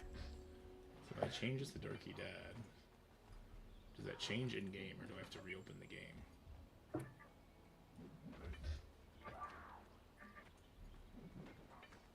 Where did you change your name? On Steam. Oh. I'm trying to. It's not changing in game, so it's probably just gonna change if I log out and get back in. I can do that. I got time while you're doing your thing.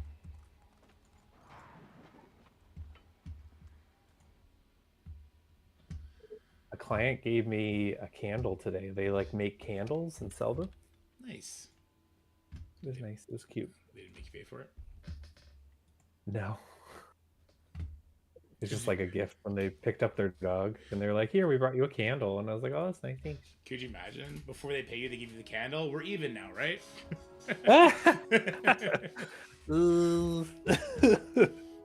that. Pets are expensive. Well, their dog had airway surgery. Oh, that sounds like a really expensive one. Yes. So, if I needed to start a new account, do I have to start a brand new Steam account for this game then? It seems like that's the case. Okay, now I'm Dorky Dad. I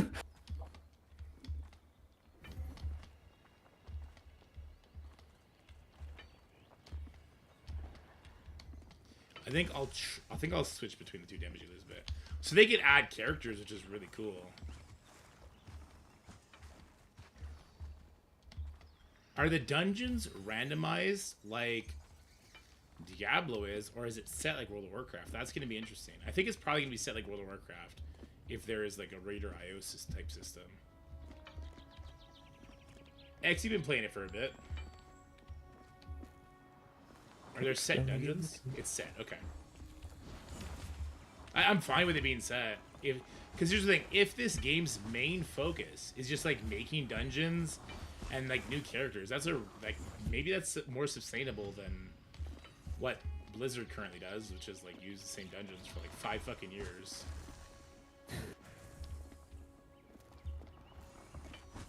I don't play WoW.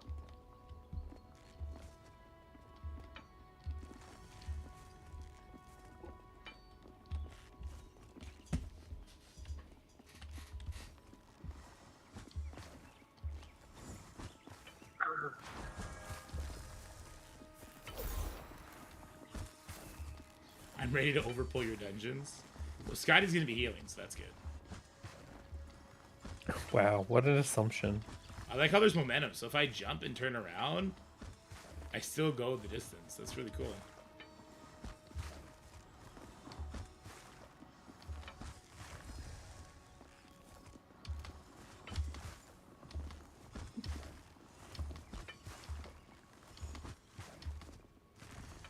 Nice. It's making Scotty tank right now, and I know he's just loving that. What? I said it's making you tank right now, and I know you're just loving that.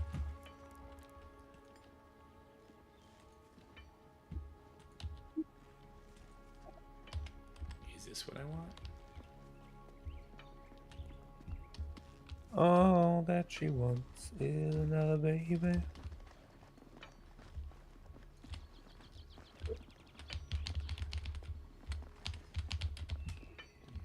hurt anything.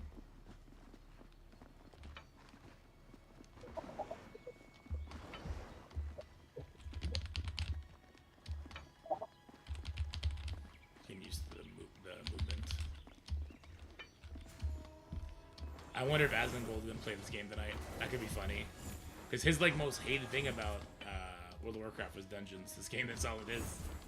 That'd be hilarious.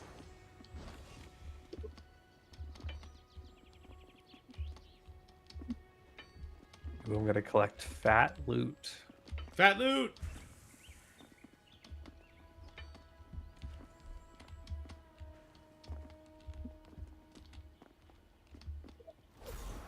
Ooh, I got healed for 306. Thanks, buddy. Was it you, Pillars? What is this? Artifactor. Remove gem. Combine. What does the artifactor do? Like, makes gear better, probably, right? Item reforging. Gem transmutation.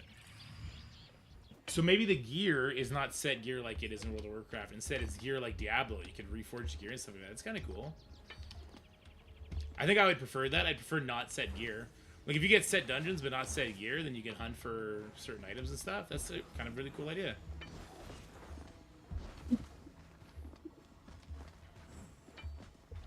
So pulling the best parts from Diablo and WoW and shoving them together? I like that.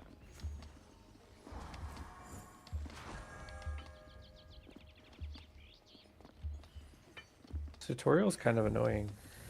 Mm-hmm.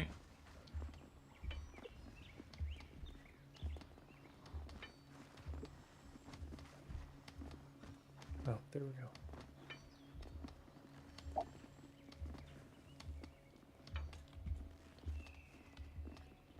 Friend code.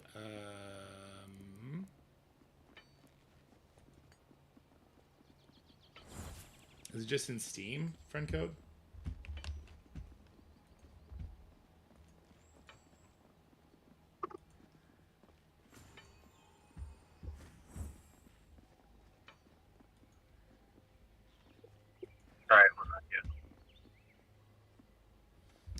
friends menu.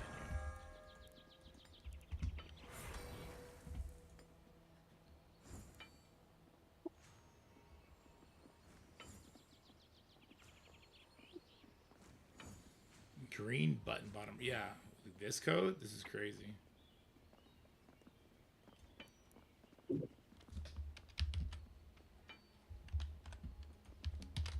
Oh my god.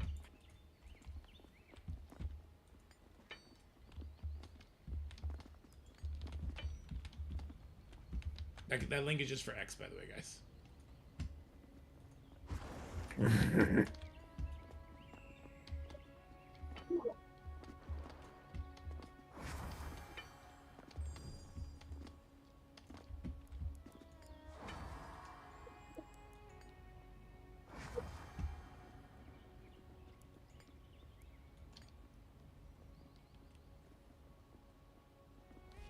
Your rating is 155. Your eye level 0. Your mastery is 0. Okay.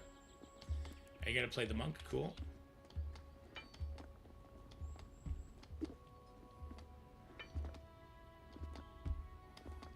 That means Scotty's got a DPS or heal.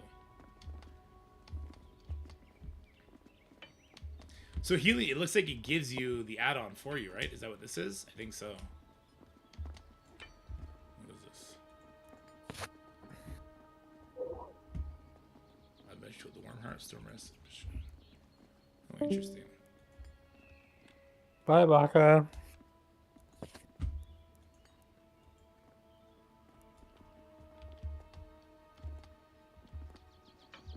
Healer seems fun too. Okay. Honestly, that other tank that I was like lightly playing, that didn't seem very bad. The movement was wonky until I got the key bindings fixed up, but like the kit itself seemed great. AoE, shield bash, range pull, that's AoE, taunt, shockwave. Kind of the best parts of Warrior from WoW, right?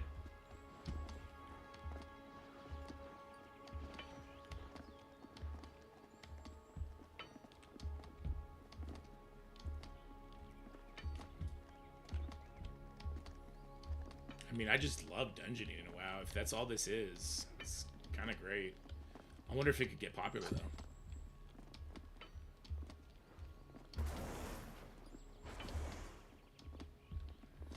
Class seems simple so far, but it's beta. Yeah, it's beta. They'll probably have new characters come out. There'll probably be extra levels you can get. If it's going to be 4-man groups, they should definitely introduce, like, synergies between a certain character. Like, say if what's your character's name? If Rhyme and Mako, when they got together, like I put ice around your fist or something when I did a certain button, like buffs between very specific characters, if they're gonna keep it few characters, right? That'd be kind of fun. Alright, I wanna add Scotty. Add friend. I don't have your player code. Alright, Scotty, I'm gonna give you my player code for whenever you're ready. Like for Steam? No, it's different. Where do I enter it? I'll show you when you're done your tutorial. Okay.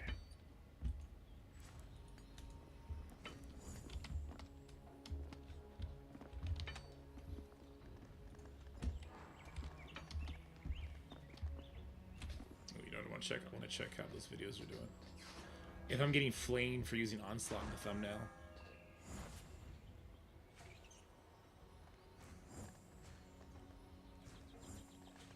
Two hours, 200 views. Not great. Not a good click through.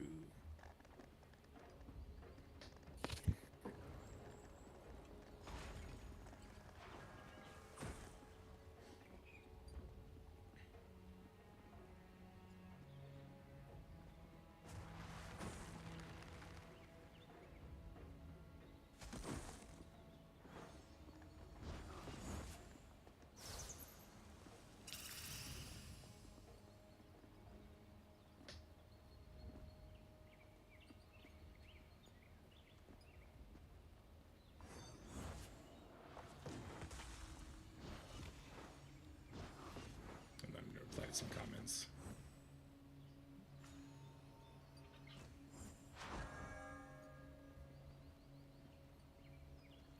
So does it automatically give you a tutorial with the same character? Because I didn't get to pick.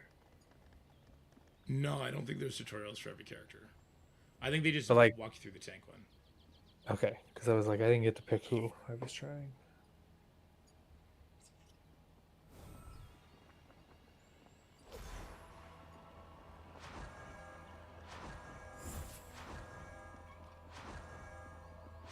There's some fun comments. Okay.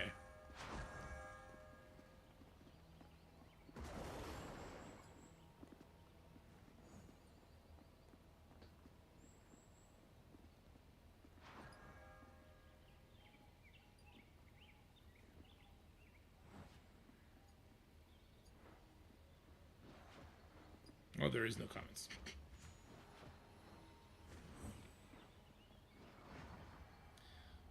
CC fell off. No comments on videos. Rip. Ripperoni pepperoni.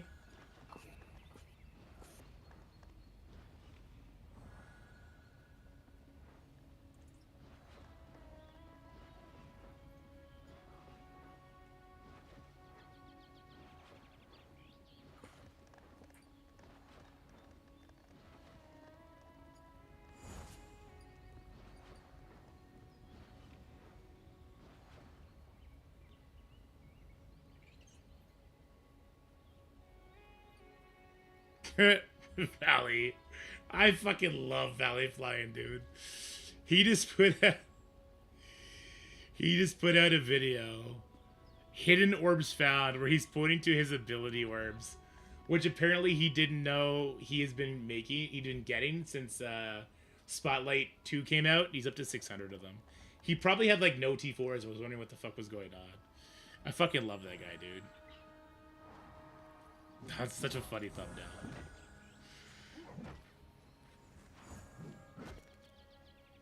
That's a fucking hilarious thumbnail, my guy.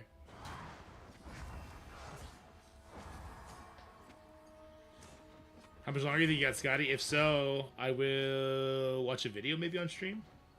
I don't know how much longer.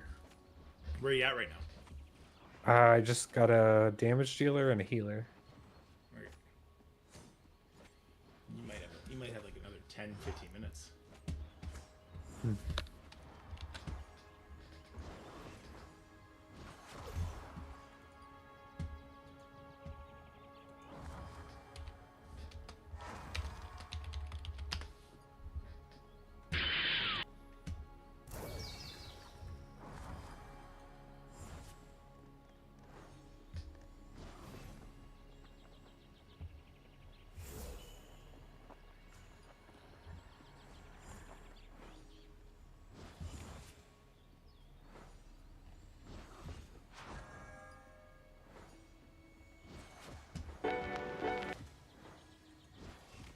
I want to see dates you're talking about. I want to see dates you're talking about. Hold on.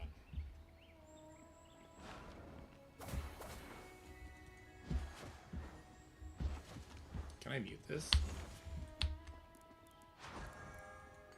X, you might want to run one while Scotty finishes up. Let's see what dates you're talking about.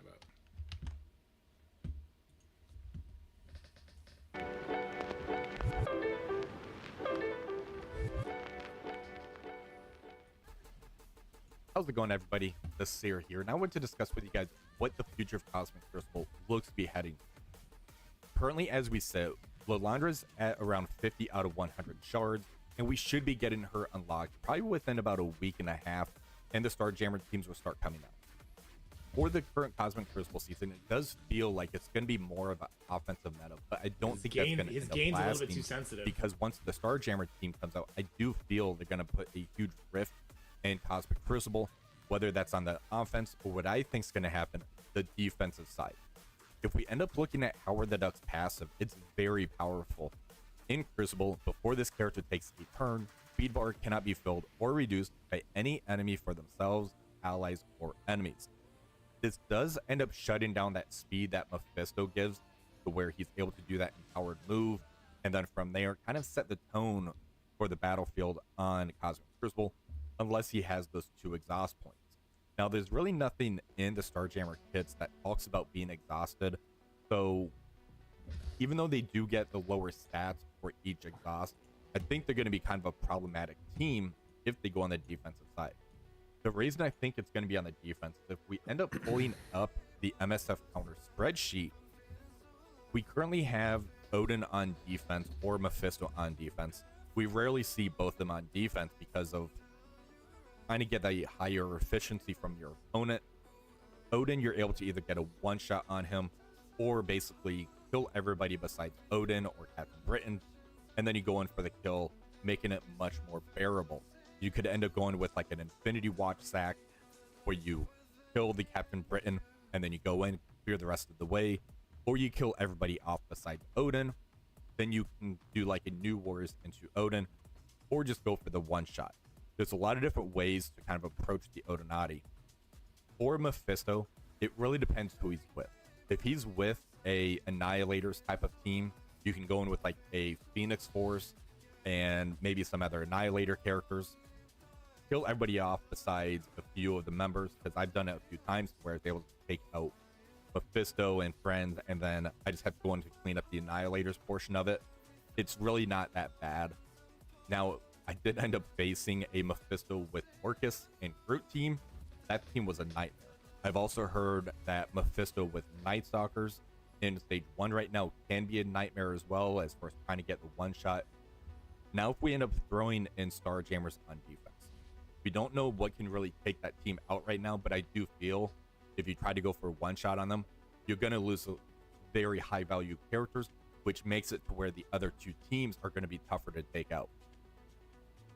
We just ended up having our first week with Battle World where it came back. So in about 3 to 4 weeks, Noel is going to start coming into play. That's going to be another high value character that we could throw on the defensive side of things, really stretching your opponent's offense out to try to clear everything. And I think this is where it's going to start going. If we end up looking through his kit, on the bottom portion for his passive, he does gain an assist chance, 50%, plus 15% per villain ally, which is going to be the key on this. An additional assist chance per symbiote ally. And if you throw more symbiotes with him, he does get more speed. And this character cannot gain trauma, stun, or slow. His speed bar cannot be reduced, and enemies cannot become empowered. The only portion of his kit that does call out the exhaust is going to be the ultimate, to where this does end up. Oh, are you looking at which characters you can pick now? Yeah, I just finished. I think I finished the tutorial. Yeah, if it brought you to like the base, then you finished it. Do I want to be a dwarf or a sexy little nymph thing? Little nymph, yeah. I think it depends on the difficulty. I would take the easy one personally. That's why I chose Rhyme. Oh, she's harder. Yeah. Because she has pets. Oh, she has pets though. That is your thing. That is your thing.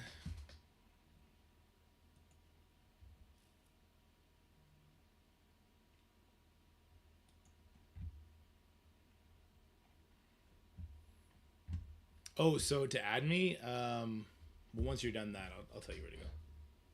Okay.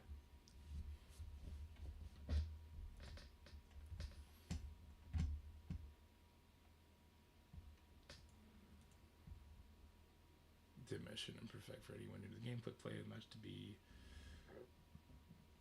and thrown into a short single boss adventure. The difficulty will be automatically set to the experience competency of your party. Adventure takes about 10 to 15 minutes to complete. Quick play can only send you into adventures, so you'll have to unlock find game or host game to play dungeons. Okay. Yeah, we probably only have time to do one by the time you pick your character anyway. Next unlock at +0. Find and create +1 and amount. Sick.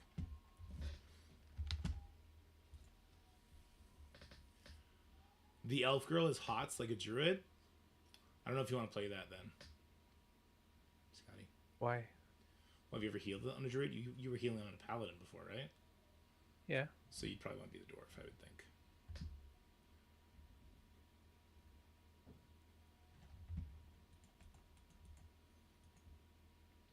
There's a limited pool adventures in quick play. They are all short one boss missions. Okay. Short one boss adventure. The difficulty be set to the okay.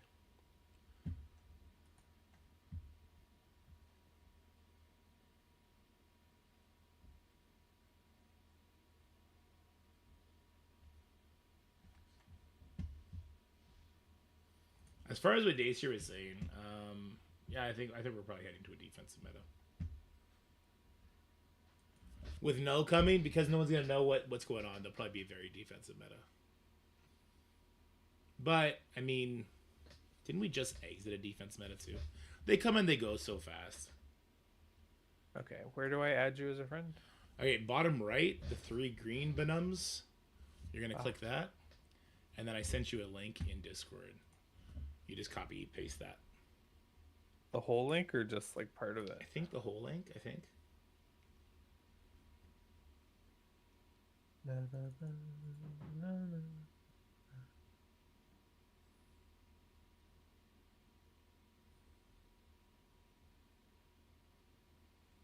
New friend request. Okay, yeah. Scotty. Okay, and then I will invite you. You want like 5 minutes? Guess I gotta add Johnny too. Did you get? I don't know how to do anything yet. I was gonna say, okay, I invited you. Do you want to look over your kit real quick before we hit quick play? Oh my god, it's so fast. I gotta go. It's dinner time. You know what? I don't care about your family obligations. I know. They suck. So your life, your choice kind of thing. I'm Okay. gonna Where do I look at my kit again? I just went to the your toolbar and just look at all your abilities, see what they do, see how they work. Go heal Scarecrow for a little bit. Sylvie cheat sheet. Wait, where do you see that? I don't know. I hit escape and it said hero quick guide and then a Sylvie cheat. Oh, nice K. There you go. Fuck, this is reading. This is what I'm here for, guys. Alright, fuck it. Damage uses bows and organic cheeks, so it's focusing down bigger targets from a distance. Many Ryan's abilities. You could probably mute me while I read this, Scotty. It's gonna annoy you. Many Ryan's abilities fill an anima bar to deal spikes of damage, generate Winter Orbs. She uses Winter Orbs to cast dangerous spells. Ryan's primary power stat is Intellect. All damage she deals is affected by this stat.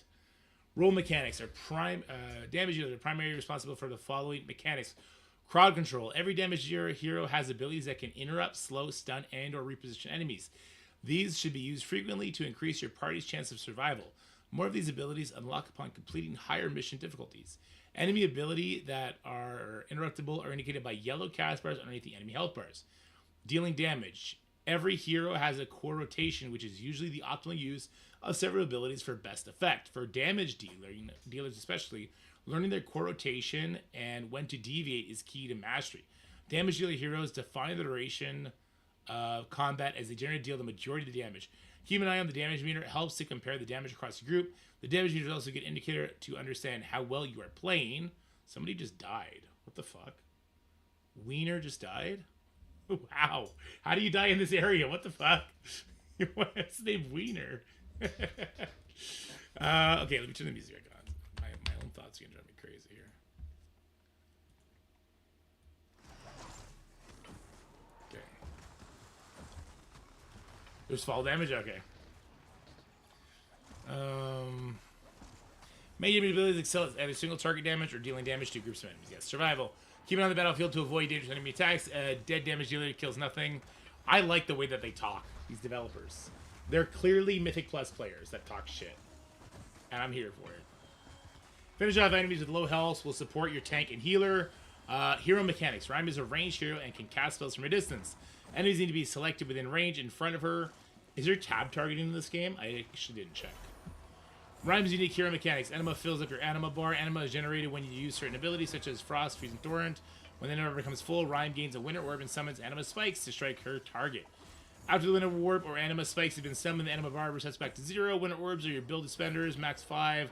These are built by filling up. Yes, yes. Winter Orbs are spent to cast. Yes, yes, yes.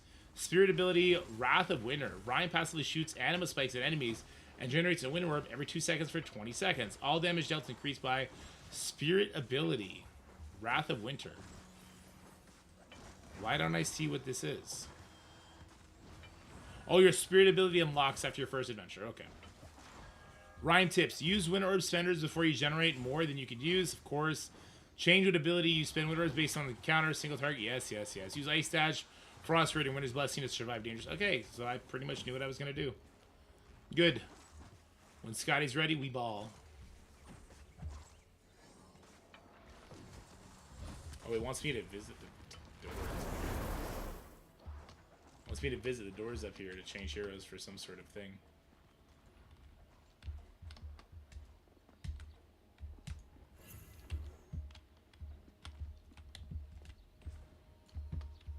Where are the practice? They said they were practice dummies. Where are the practice dummies? Where are you?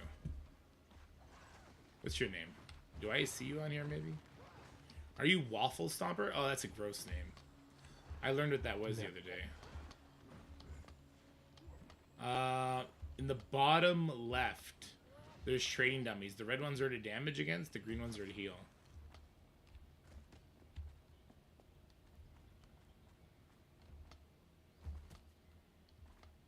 Bottom? Let me see. Open my map. Yeah, the front left. If you hit M, it's where the gray trees are.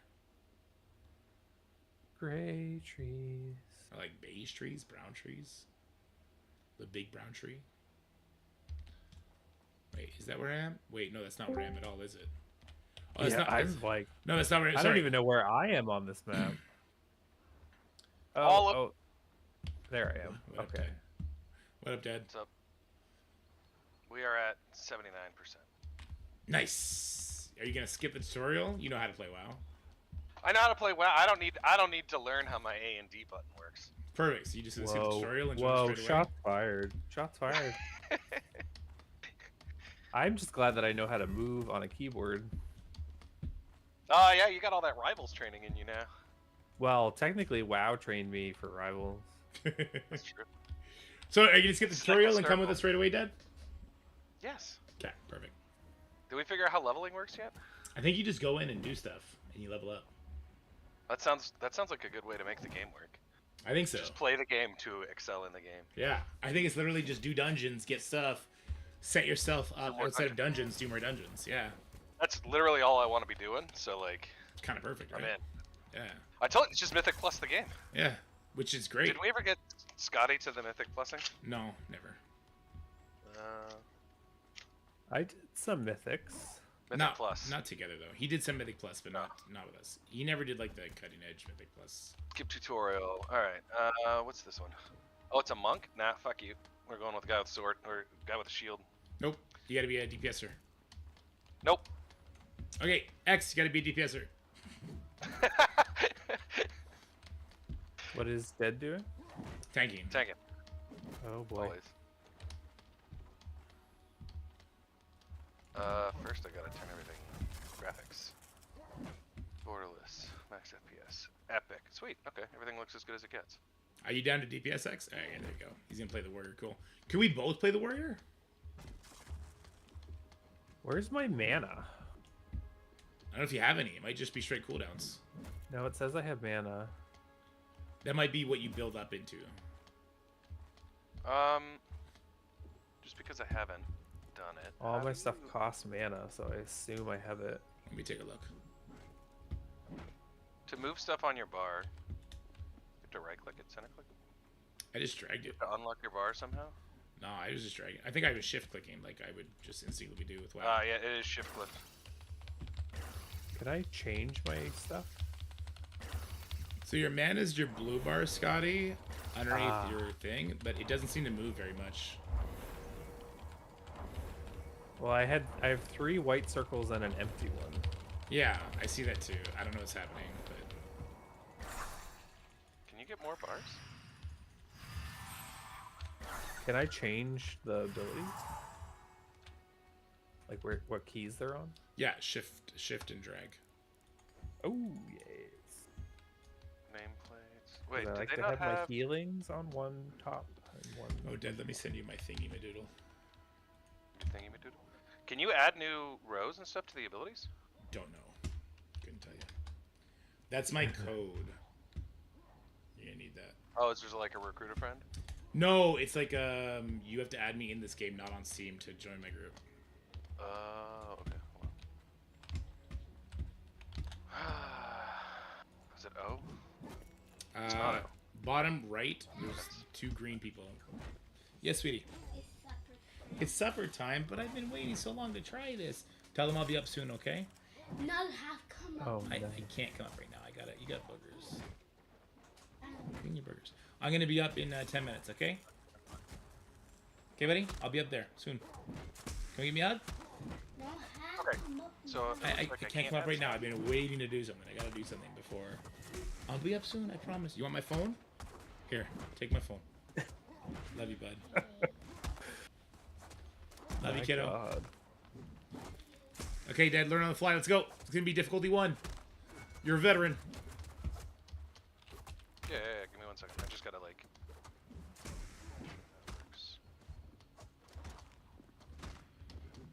Oh, that's got a 5. Okay. All right, let's go. Oh, okay. You already did this. Perfect. You I sent you a request. vertical. Accept. Friends. Dead. Invite. All right, here we go. We're gonna just do a quick play. Quick play. One sec. Nope. Too late. I haven't gotten anything. Got what? Like an invite to anything? You're in my group. But like nothing's happening on my screen. All right, searching for a game right now. Oh, okay, great.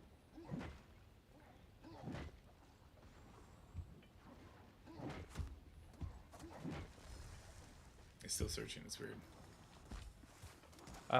Johnny made it seem like the queues were slow.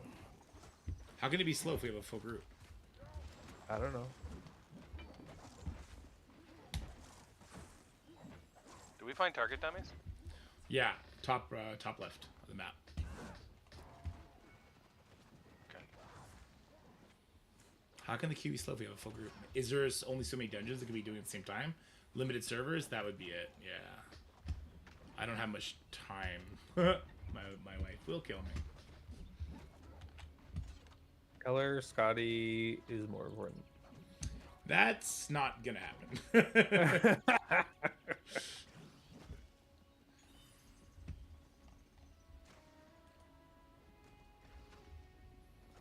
In the news, local small-time content creator found dead.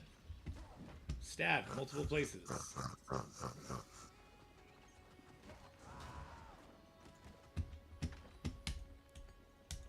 I'm gonna cancel, then requeue. That did nothing. Okay.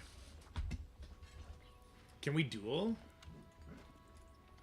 I don't think any of us are in the same spot. It didn't, like, merge servers or anything like that. Alright, these buttons are getting there. I need to find...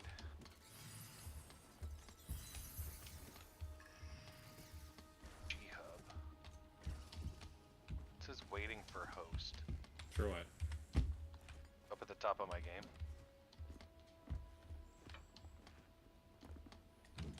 For me, it says searching for thing right now. Searching for game. Here, I'm gonna make X leader and see if that changed anything. All right, X leader. Why don't you try and put us in a thing then?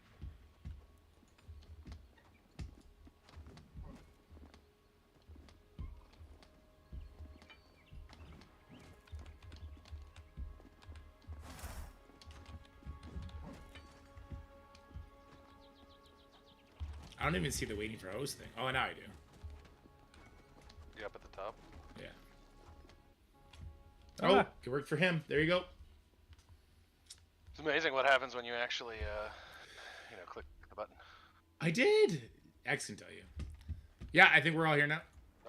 So can I hover over you guys to heal you, or do I have to click on you? I think the bars, I see all our character bars. You probably could just go over that. I think it has like a built-in healer UI. Healing add-on, whatever you want to call it.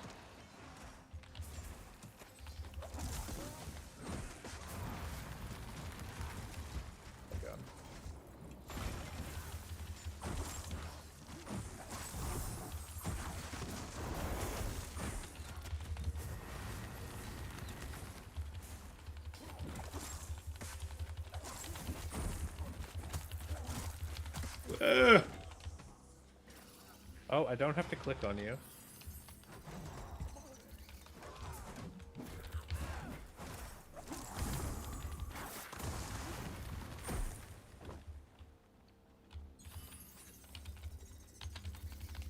So shift click is a thing. That's good.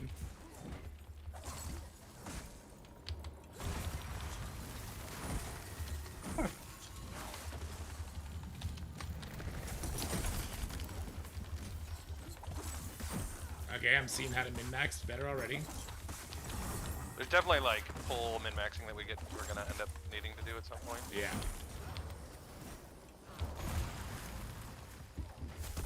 This is almost literally just prop pally, by the way. Yeah. Prop pally with a charge. Yeah. That's great. I even have the like the shield throw and shit. Yeah, it is great. Oh, I'm so slow. Oh, they break.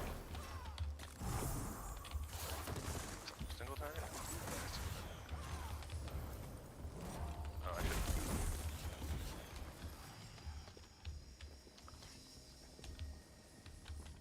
I got cooldowns. I got cooldowns. Go, go, go. I'm gonna pull two groups and see what happens.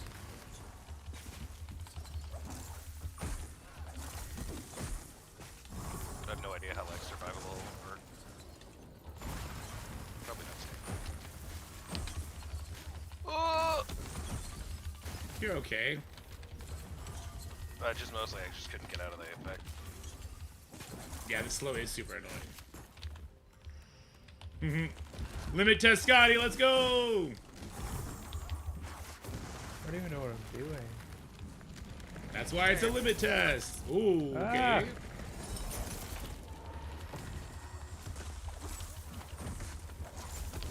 I'm single targeting the guy down. Oh, don't stand in shit. But that's my favorite thing to do in WoW. It really is.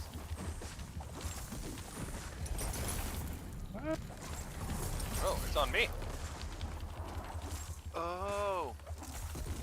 Dad, you're gonna die. Daedalus, no.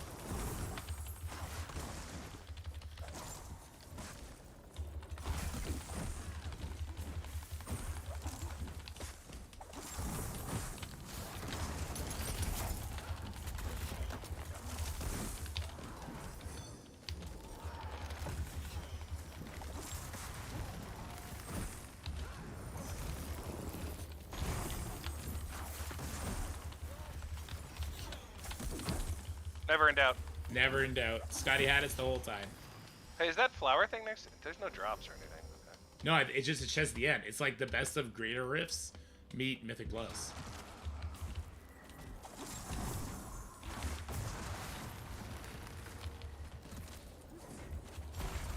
I'm half hoping there's like a random dungeon generator as well. Maybe? Something like that. Okay, so I can anything with the yellow cast bar looks like you can interrupt. Yep. So I'll get next interrupt. Mine's on 13-second cooldown still. It looks like we're probably not gonna be able to get out of them. Well, I'm getting out of that. It says detonation.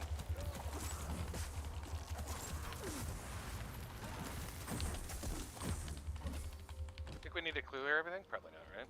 I don't think so. Oh, this is a spawn point. And we just need to clear 100% to open the boss, like a Mythic Plus, I believe. Oh, like a Mythic Plus.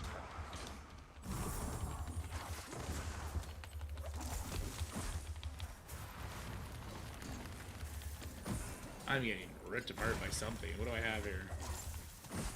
I cleansed you with something. Ah, okay. Oh, I pulled aggro. Trash tank confirmed. Hey, it is like, wow. Look, the toxicity comes out of you right away. It's perfect. I can't wait to disenchant something you need.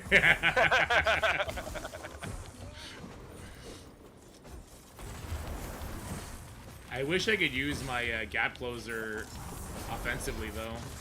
Oh, okay, so she moves. Okay. You erased that one. Oh, no, she went stealth. Okay, I got it. Okay. I don't see any, like, marking ability from the tank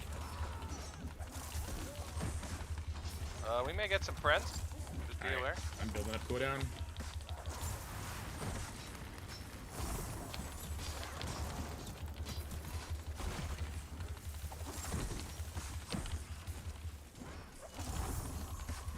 Look at X going hard. I like it. Oh, it shows me what you use as well. It literally has details built in. That's so cool. It does? Yeah, look at the right. I don't see it anywhere. You don't have damage? Oh, mine's on the left. That's Oh, sorry, it's on the left. Yeah, yeah, sorry. Apparently I don't know left and right. Apparently not. You got next interrupt. Okay.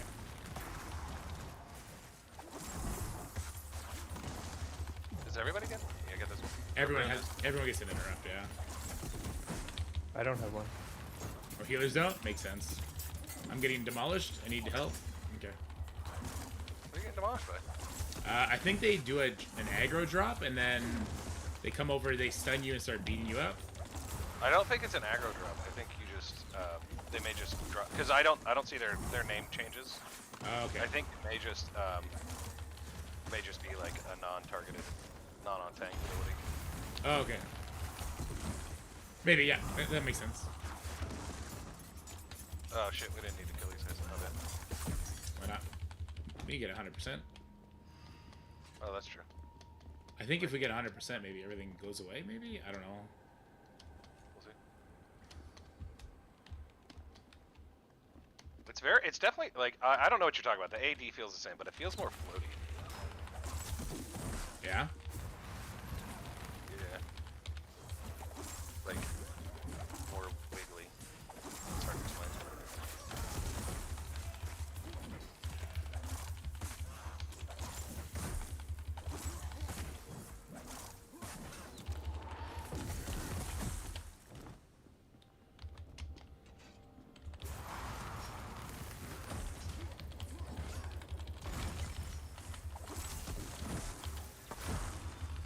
I love Tab is back, baby!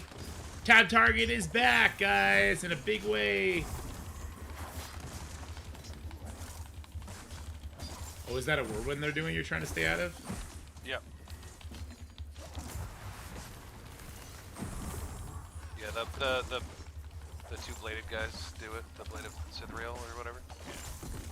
The rogue-looking guys. Yeah. Do that. Can I fall off the edge? I Probably think not. so. X was saying how his teammates fell off an edge earlier. Oh, maybe then. Kill those. Single target the blades if you can. 'Cause they do a lot of damage. Oh yeah, see he's on you. So I think you, yeah. So that assassin, he like teleported away. Stun's got him. And I never lost aggro to it, but he teleported away.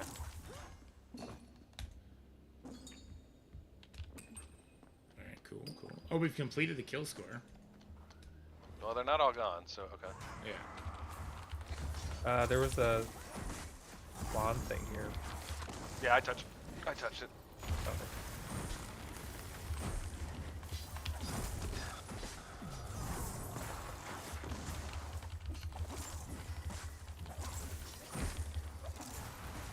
Mine's on cooldown for 15 more seconds. That one's good too. Let's see. He disappeared. Get ready to interrupt. Ah, okay. Oh, he died, maybe? So he died.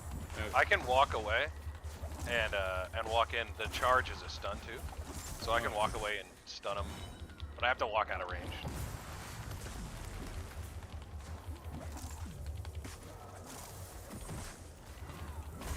Alright, I'm gonna try and build up some.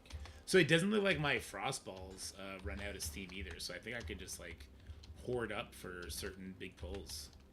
I don't think we have to do that. Yeah. I think we just follow. There's another fireplace if we want it, but fuck it. Let's just not wipe.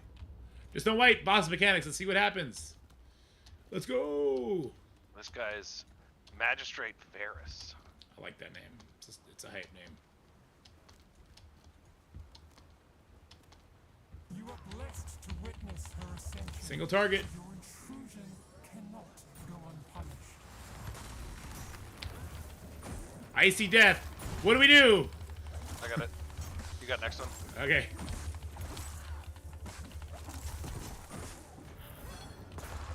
All right. Someone's got to get next. Ooh. Uh-oh. Okay. Oh. That's a big one. Good thing I'm pointing him away. Yeah, right? Glacial spikes. Oh, that's you guys, okay. They don't leave much time to weave spellcast. It's actually really cool. And so Dead, For the apparently, the higher 100%? difficulties you go, it adds more mechanics. Alright, you're up next. I just got that one. Oh, okay. Alright, X, you're next. Be burdened by frost. Frigid Mist. Oh, shit. Oh, my God. Dance, mortals. Oh, that one did not target me. Nice. It's probably, if I'm just guessing, like any tank, any non-tank. Yeah. You got next. I did mine again. Gone.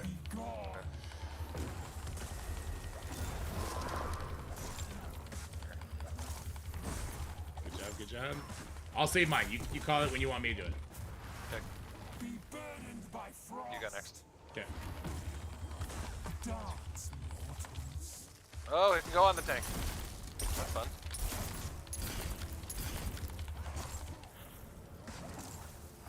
Oh, that one got through. Be gone. That didn't hurt too bad. Changes nothing. You will witness 9%. Sithril's power. I'll get next then. If there is one. Alright. Fucking tank highest damage. I quit this game already. Fuck this piece of shit game. Ah! Get better, scrubs. At the end of every dungeon, a loot chest crashes down from the heavens with a bounty of rewards for you and your allies. Interact with the loot chest and collect the items you have earned from the successful run.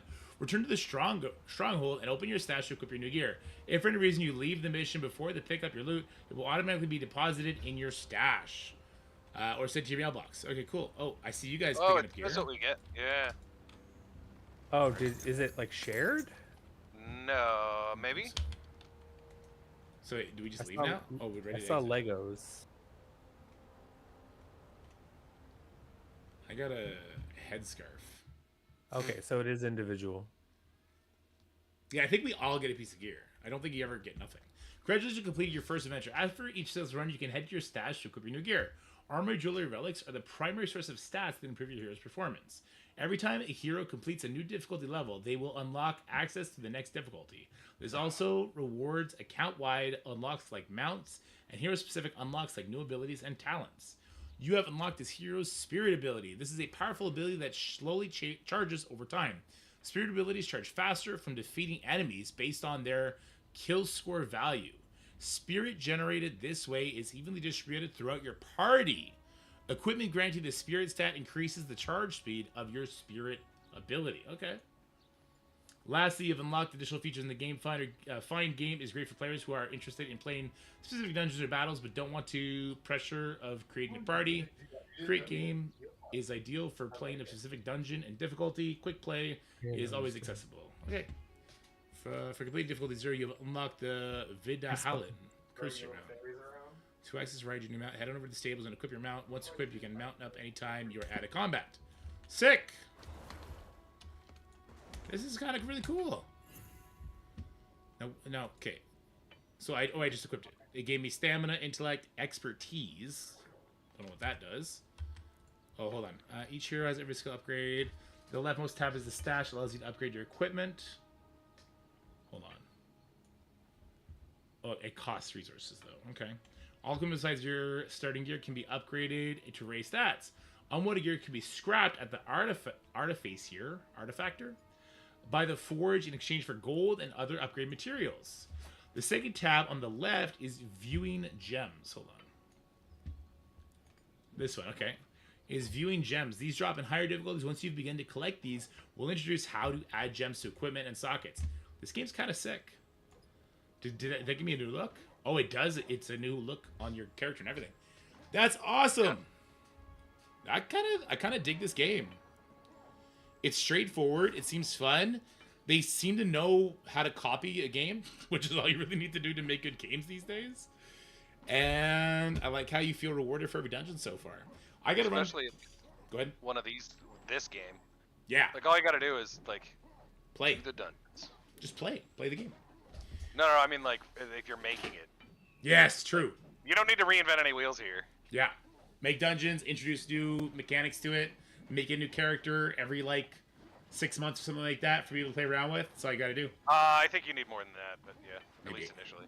Yeah. Yeah, oh yeah, initially, you can't have just 6 characters. You probably have to have at least double this, 12 maybe, when the game launches. Anyway, I gotta run before my wife kills me. You guys are the best. We'll be streaming later tonight, possibly, or me and Scotty will just be doing the damn thing. But for now, you guys are the best. Before you're out, 3 minutes of your time. Oh, Ceci got the video ready. Okay. Let's listen to this. Did we, Did we what? Did we give up on Baldur's Gate tonight? I thought we were doing it Tuesday. Okay, so this is what I've decided. Okay, this is what Scotty said. Okay, go. We are going to do event videos on Sunday. Okay. And I'm just going to say I will post new math when I get, like, because it's just there's certain things that I just don't know. But, like, I'm tired of waiting. Like, if people want to prepare, so at least I can give them an idea and not panic about 800 cores a day. Yeah. On stuff. And then we'll do Baldur's Gate Monday evenings. Okay, sounds good. Yeah, I mean, for energy stuff, like today, we can assume it's going to be 3 or 4, and then make a correction when it's changed, if it's changed. Yeah, exactly. Like I could have postulated what was happening, and it would have been helpful, and then just update it after, because people kind of want to know beforehand what they need to do. So that's fair. Fair enough. All right, Scotty made a roasting rap. Let's hear it. What? Just listen to the stream.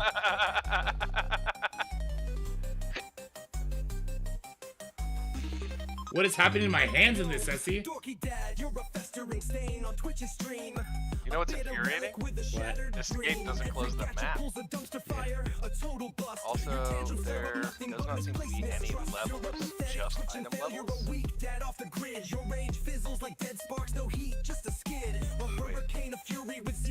a talent tree. Yeah, so I don't think there's any actual, like, experience points. Which is interesting. I'm fine with the idea of not having levels, but I did see that there's character skill ups. So there's some sort of way where you advance each individual hero. Yeah. As well. So if you look at the talent tree, you unlock it when you complete a +2, +5, or +9 difficulty. Oh, okay, there you go. Well, there you go. So I think it's literally just gear up, get better, gear up, get better. I like that. Okay, I'm getting yelled at. Yeah, buddy. Come up quick because your grandparents, like grandma and grandpa, are going. Okay.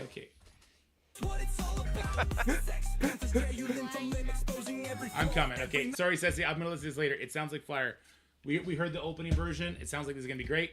All right, everyone, have a good day. Let's maybe see you tonight. You want? Okay, come over here. They can't see you yet.